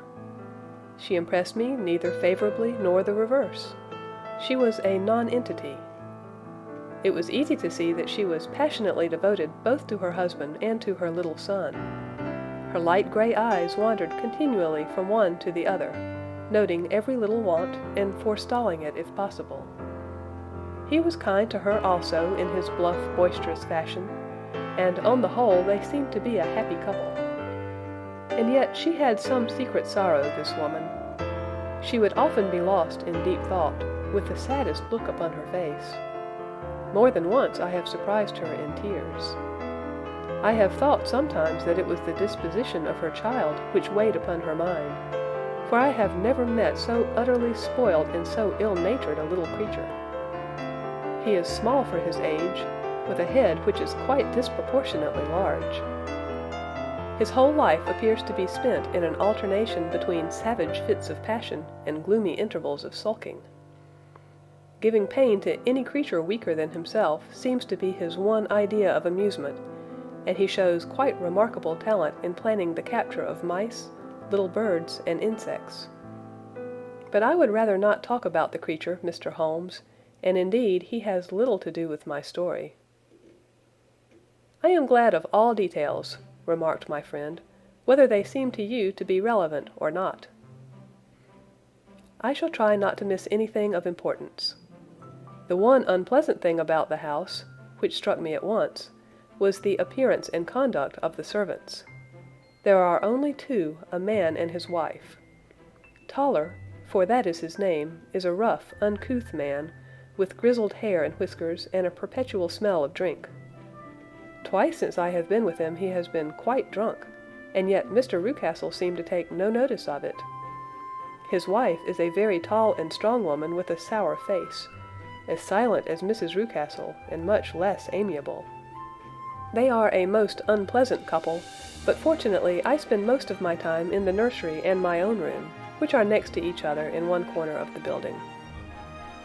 For 2 days after my arrival at the Copper Beeches, my life was very quiet. On the third, Mrs. Rucastle came down just after breakfast and whispered something to her husband. "Oh, yes," said he, turning to me. "We are very much obliged to you, Miss Hunter, for falling in with our whims so far as to cut your hair. I assure you that it has not detracted in the tiniest iota from your appearance. We shall now see how the electric blue dress will become you. You will find it laid out upon the bed in your room, and if you will be so good as to put it on, we should both be extremely obliged." The dress which I found waiting for me was of a peculiar shade of blue. It was of excellent material, a sort of beige, but it bore unmistakable signs of having been worn before. It could not have been a better fit if I had been measured for it. Both Mr. and Mrs. Rucastle expressed a delight at the look of it, which seemed quite exaggerated in its vehemence. They were waiting for me in the drawing-room, which is a very large room stretching along the entire front of the house, with 3 long windows reaching down to the floor. A chair had been placed close to the central window with its back turned towards it. In this I was asked to sit, and then Mr. Rucastle, walking up and down on the other side of the room, began to tell me a series of the funniest stories that I have ever listened to. You cannot imagine how comical he was, and I laughed until I was quite weary. Mrs. Rucastle, however, who has evidently no sense of humor, never so much as smiled, but sat with her hands in her lap and a sad, anxious look upon her face. After an hour or so, Mr. Rucastle suddenly remarked that it was time to commence the duties of the day, and that I might change my dress and go to little Edward in the nursery. 2 days later, this same performance was gone through under exactly similar circumstances. Again I changed my dress, again I sat in the window, and again I laughed very heartily at the funny stories of which my employer had an immense repertoire, and which he told inimitably. Then he handed me a yellow-backed novel, and moving my chair a little sideways that my own shadow might not fall upon the page, he begged me to read aloud to him. I read for about 10 minutes, beginning in the heart of a chapter, and then suddenly, in the middle of a sentence, he ordered me to cease and to change my dress. You can easily imagine, Mr. Holmes, how curious I became as to what the meaning of this extraordinary performance could possibly be. They were always very careful, I observed, to turn my face away from the window, so that I became consumed with the desire to see what was going on behind my back.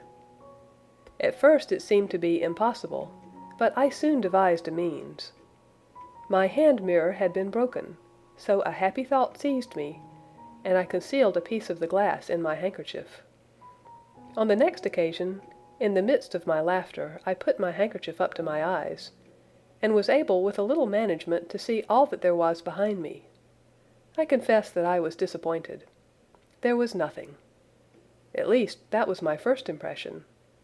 At the second glance, however, I perceived that there was a man standing in the Southampton Road, a small bearded man in a grey suit, who seemed to be looking in my direction. The road is an important highway, and there are usually people there.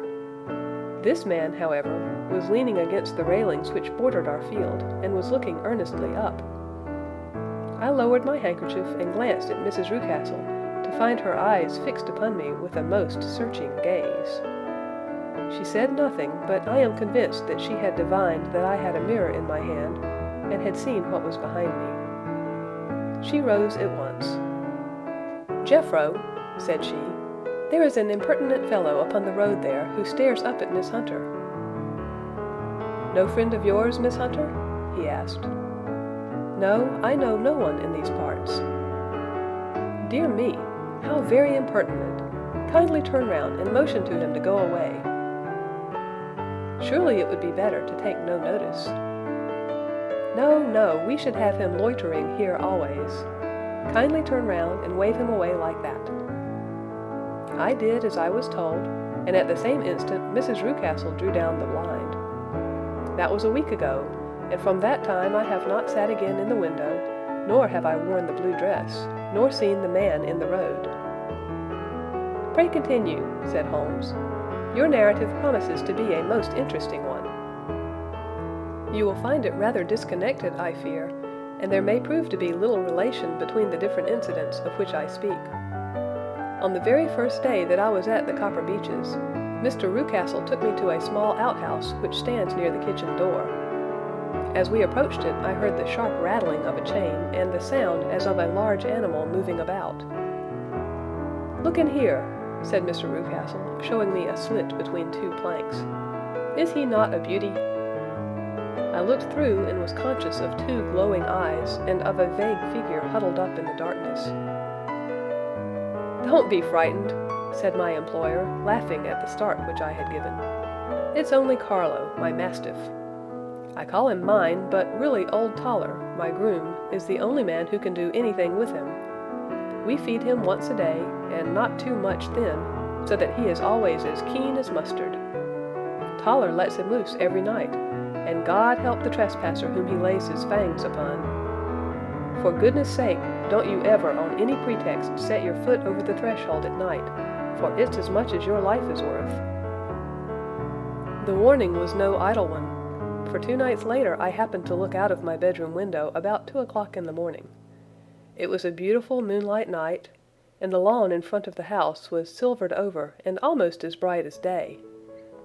I was standing, wrapped in the peaceful beauty of the scene, when I was aware that something was moving under the shadow of the Copper Beeches. As it emerged into the moonshine, I saw what it was. It was a giant dog, as large as a calf, tawny tinted, with hanging jowl, black muzzle, and huge projecting bones. It walked slowly across the lawn and vanished into the shadow upon the other side. That dreadful sentinel sent a chill to my heart which I do not think that any burglar could have done. And now I have a very strange experience to tell you. I had, as you know, cut off my hair in London, and I had placed it in a great coil at the bottom of my trunk. One evening, after the child was in bed, I began to amuse myself by examining the furniture of my room, and by rearranging my own little things. There was an old chest of drawers in the room, the 2 upper ones empty and open, the lower one locked. I had filled the first 2 with my linen, and as I had still much to pack away, I was naturally annoyed at not having the use of the 3rd drawer. It struck me that it might have been fastened by a mere oversight, so I took out my bunch of keys and tried to open it. The very first key fitted to perfection, and I drew the drawer open. There was only one thing in it, but I am sure that you would never guess what it was. It was my coil of hair. I took it up and examined it. It was of the same peculiar tint and the same thickness. But then the impossibility of the thing obtruded itself upon me. How could my hair have been locked in the drawer?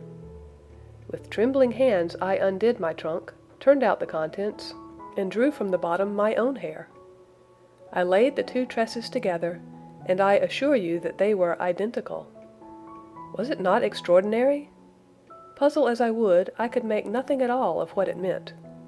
I returned the strange hair to the drawer, and I said nothing of the matter to the Rucastles, as I felt that I had put myself in the wrong by opening a drawer which they had locked.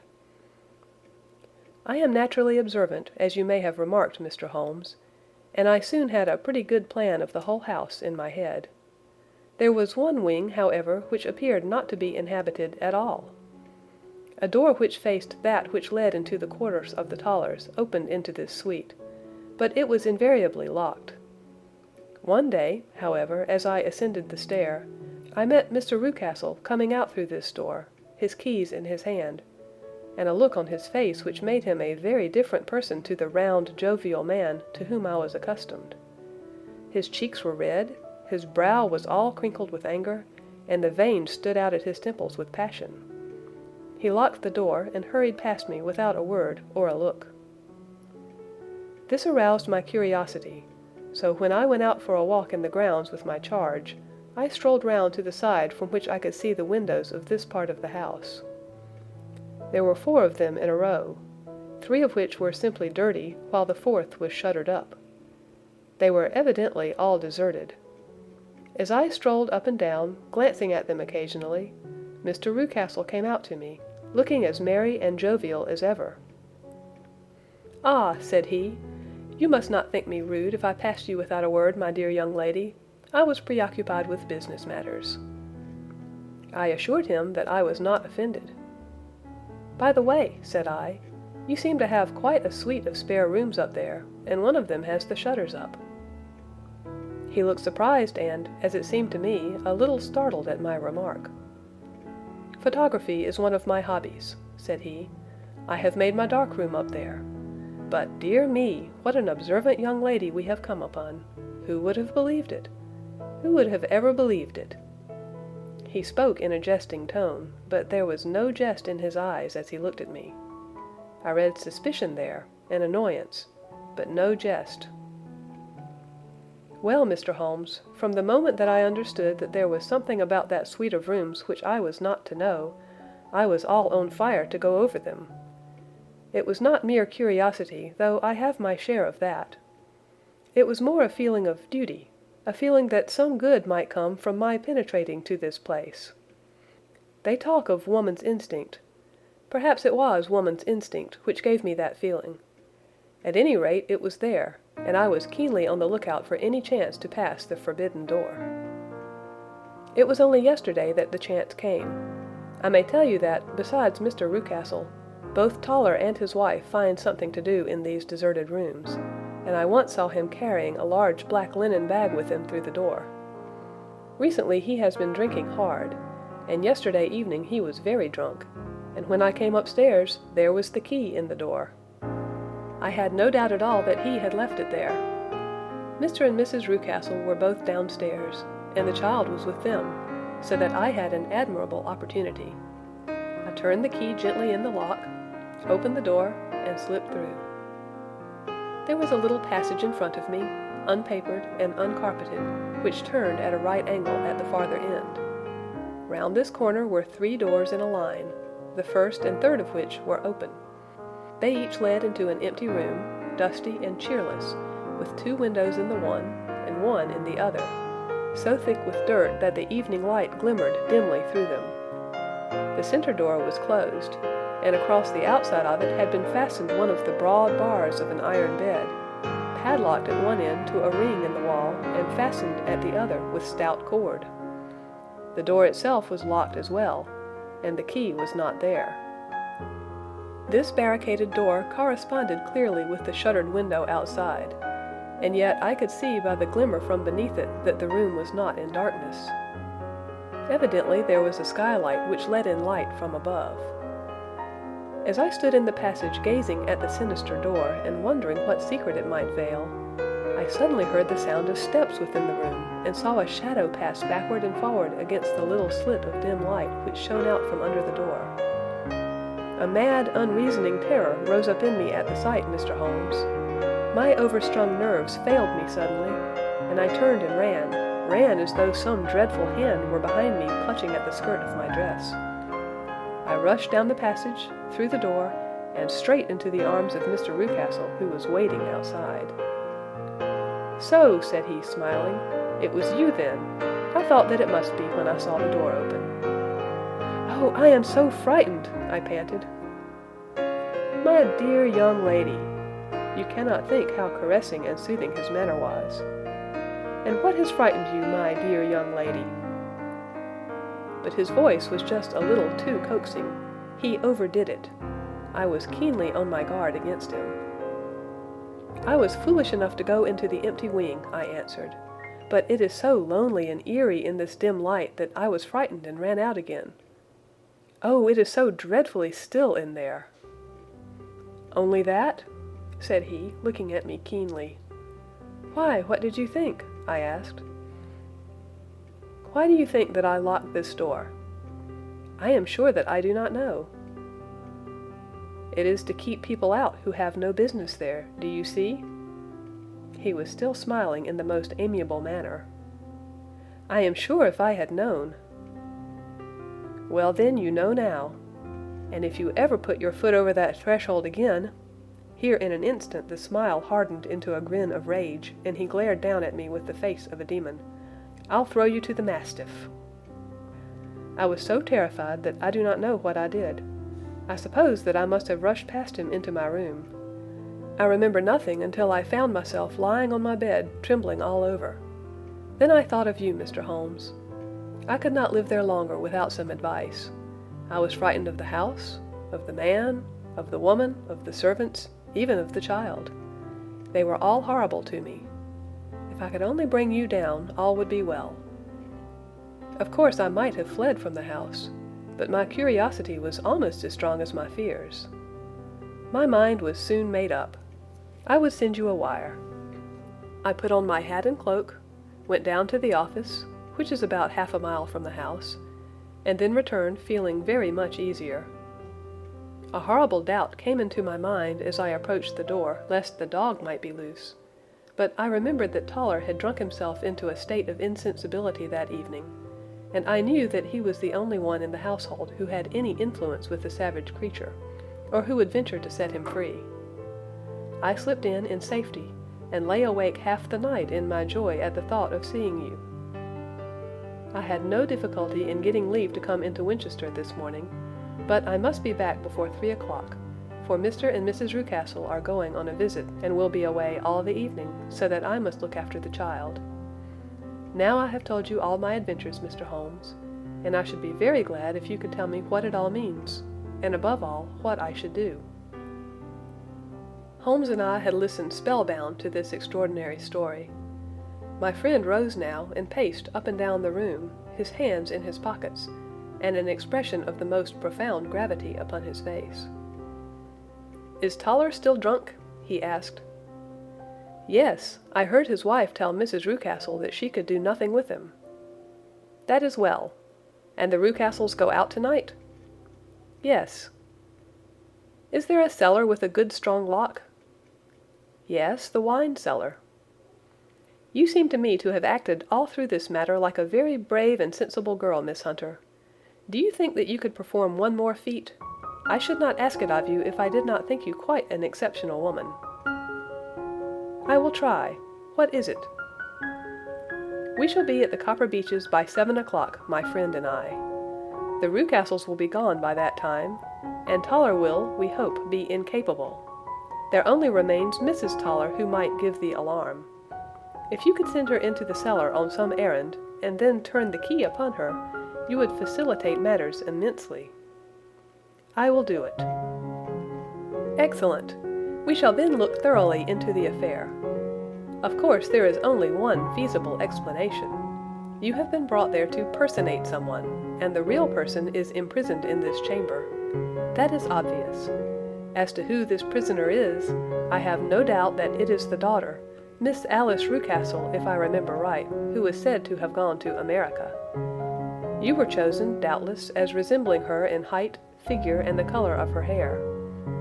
Hers had been cut off, very possibly in some illness through which she has passed, and so, of course, yours had to be sacrificed also. By a curious chance you came upon her tresses. The man in the road was undoubtedly some friend of hers, possibly her fiancé, and no doubt, as you wore the girl's dress and were so like her, he was convinced from your laughter, whenever he saw you, and afterwards from your gesture, that Miss Rucastle was perfectly happy, and that she no longer desired his attentions. The dog is let loose at night to prevent him from endeavoring to communicate with her. So much is fairly clear. The most serious point in the case is the disposition of the child." "What on earth has that to do with it?" I ejaculated. "My dear Watson, you as a medical man are continually gaining light as to the tendencies of a child by the study of the parents. Don't you see that the converse is equally valid? I have frequently gained my first real insight into the character of parents by studying their children. This child's disposition is abnormally cruel, merely for cruelty's sake, and whether he derives this from his smiling father, as I should suspect, or from his mother, it bodes evil for the poor girl who is in their power." "I am sure that you are right, Mr. Holmes," cried our client. "A thousand things come back to me which make me certain that you have hit it. Oh, let us lose not an instant in bringing help to this poor creature. We must be circumspect, for we are dealing with a very cunning man. We can do nothing until 7 o'clock. At that hour we shall be with you, and it will not be long before we solve the mystery." We were as good as our word, for it was just 7 when we reached the Copper Beeches, having put up our trap at a wayside public house. The group of trees, with their dark leaves shining like burnished metal in the light of the setting sun, were sufficient to mark the house, even had Miss Hunter not been standing smiling on the doorstep. "Have you managed it?" asked Holmes. A loud thudding noise came from somewhere downstairs. "That is Mrs. Toller in the cellar," said she. "Her husband lies snoring on the kitchen rug. Here are his keys, which are the duplicates of Mr. Rucastle's." "You have done well indeed," cried Holmes with enthusiasm. "Now lead the way, and we shall soon see the end of this black business." We passed up the stair, unlocked the door, followed on down a passage, and found ourselves in front of the barricade which Miss Hunter had described. Holmes cut the cord and removed the transverse bar. Then he tried the various keys in the lock, but without success. No sound came from within, and at the silence Holmes's face clouded over. "I trust that we are not too late," said he. "I think, Miss Hunter, that we had better go in without you. Now, Watson, put your shoulder to it, and we shall see whether we cannot make our way in." It was an old rickety door, and gave at once before our united strength. Together we rushed into the room. It was empty. There was no furniture save a little pallet bed, a small table, and a basketful of linen. The skylight above was open, and the prisoner gone. "There has been some villainy here," said Holmes. "This beauty has guessed Miss Hunter's intentions and has carried his victim off." "But how?" "Through the skylight. We shall soon see how he managed it." He swung himself up onto the roof. "Ah, yes," he cried. "Here's the end of a long, light ladder against the eaves. That is how he did it." "But it is impossible," said Miss Hunter. "The ladder was not there when the Rucastles went away." "He has come back and done it. I tell you that he is a clever and dangerous man. I should not be very much surprised if this were he whose step I hear now upon the stair. I think, Watson, that it would be as well for you to have your pistol ready."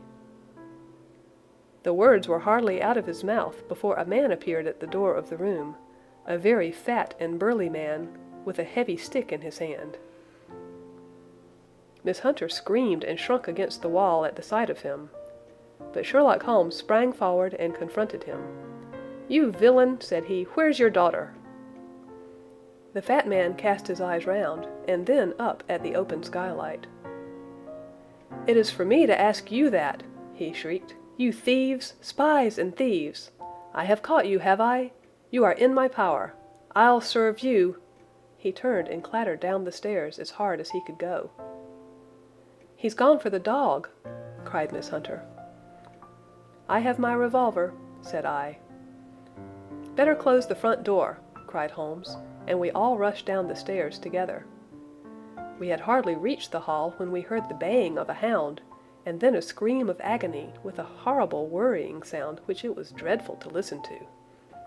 An elderly man with a red face and shaking limbs came staggering out at a side door. "My God!" he cried. "Someone has loosed the dog. It's not been fed for 2 days. Quick, quick, or it'll be too late." Holmes and I rushed out and round the angle of the house, with Toller hurrying behind us. There was the huge famished brute, its black muzzle buried in Rucastle's throat, while he writhed and screamed upon the ground. Running up, I blew its brains out, and it fell over with its keen white teeth still meeting in the great creases of his neck. With much labor we separated them, and carried him, living but horribly mangled, into the house. We laid him upon the drawing-room sofa, and having dispatched the sobered Toller to bear the news to his wife, I did what I could to relieve his pain. We were all assembled round him when the door opened, and a tall, gaunt woman entered the room. "Mrs. Toller!" cried Miss Hunter. "Yes, miss. Mr. Rucastle let me out when and he came back before he went up to you. Ah, miss, it is a pity you didn't let me know what you were planning, for I would have told you that your pains were wasted." "Ha!" said Holmes, looking keenly at her. "It is clear that Mrs. Toller knows more about this matter than anyone else." "Yes, sir, I do, and I am ready enough to tell what I know." "Then pray sit down, and let us hear it, for there are several points on which I must confess that I am still in the dark." "I will soon make it clear to you," said she, "and I'd have done so before now, if I could have got out from the cellar. If there's police court business over this, you'll remember that I was the one that stood your friend, and that I was Miss Alice's friend too. She was never happy at home, Miss Alice wasn't, from the time that her father married again.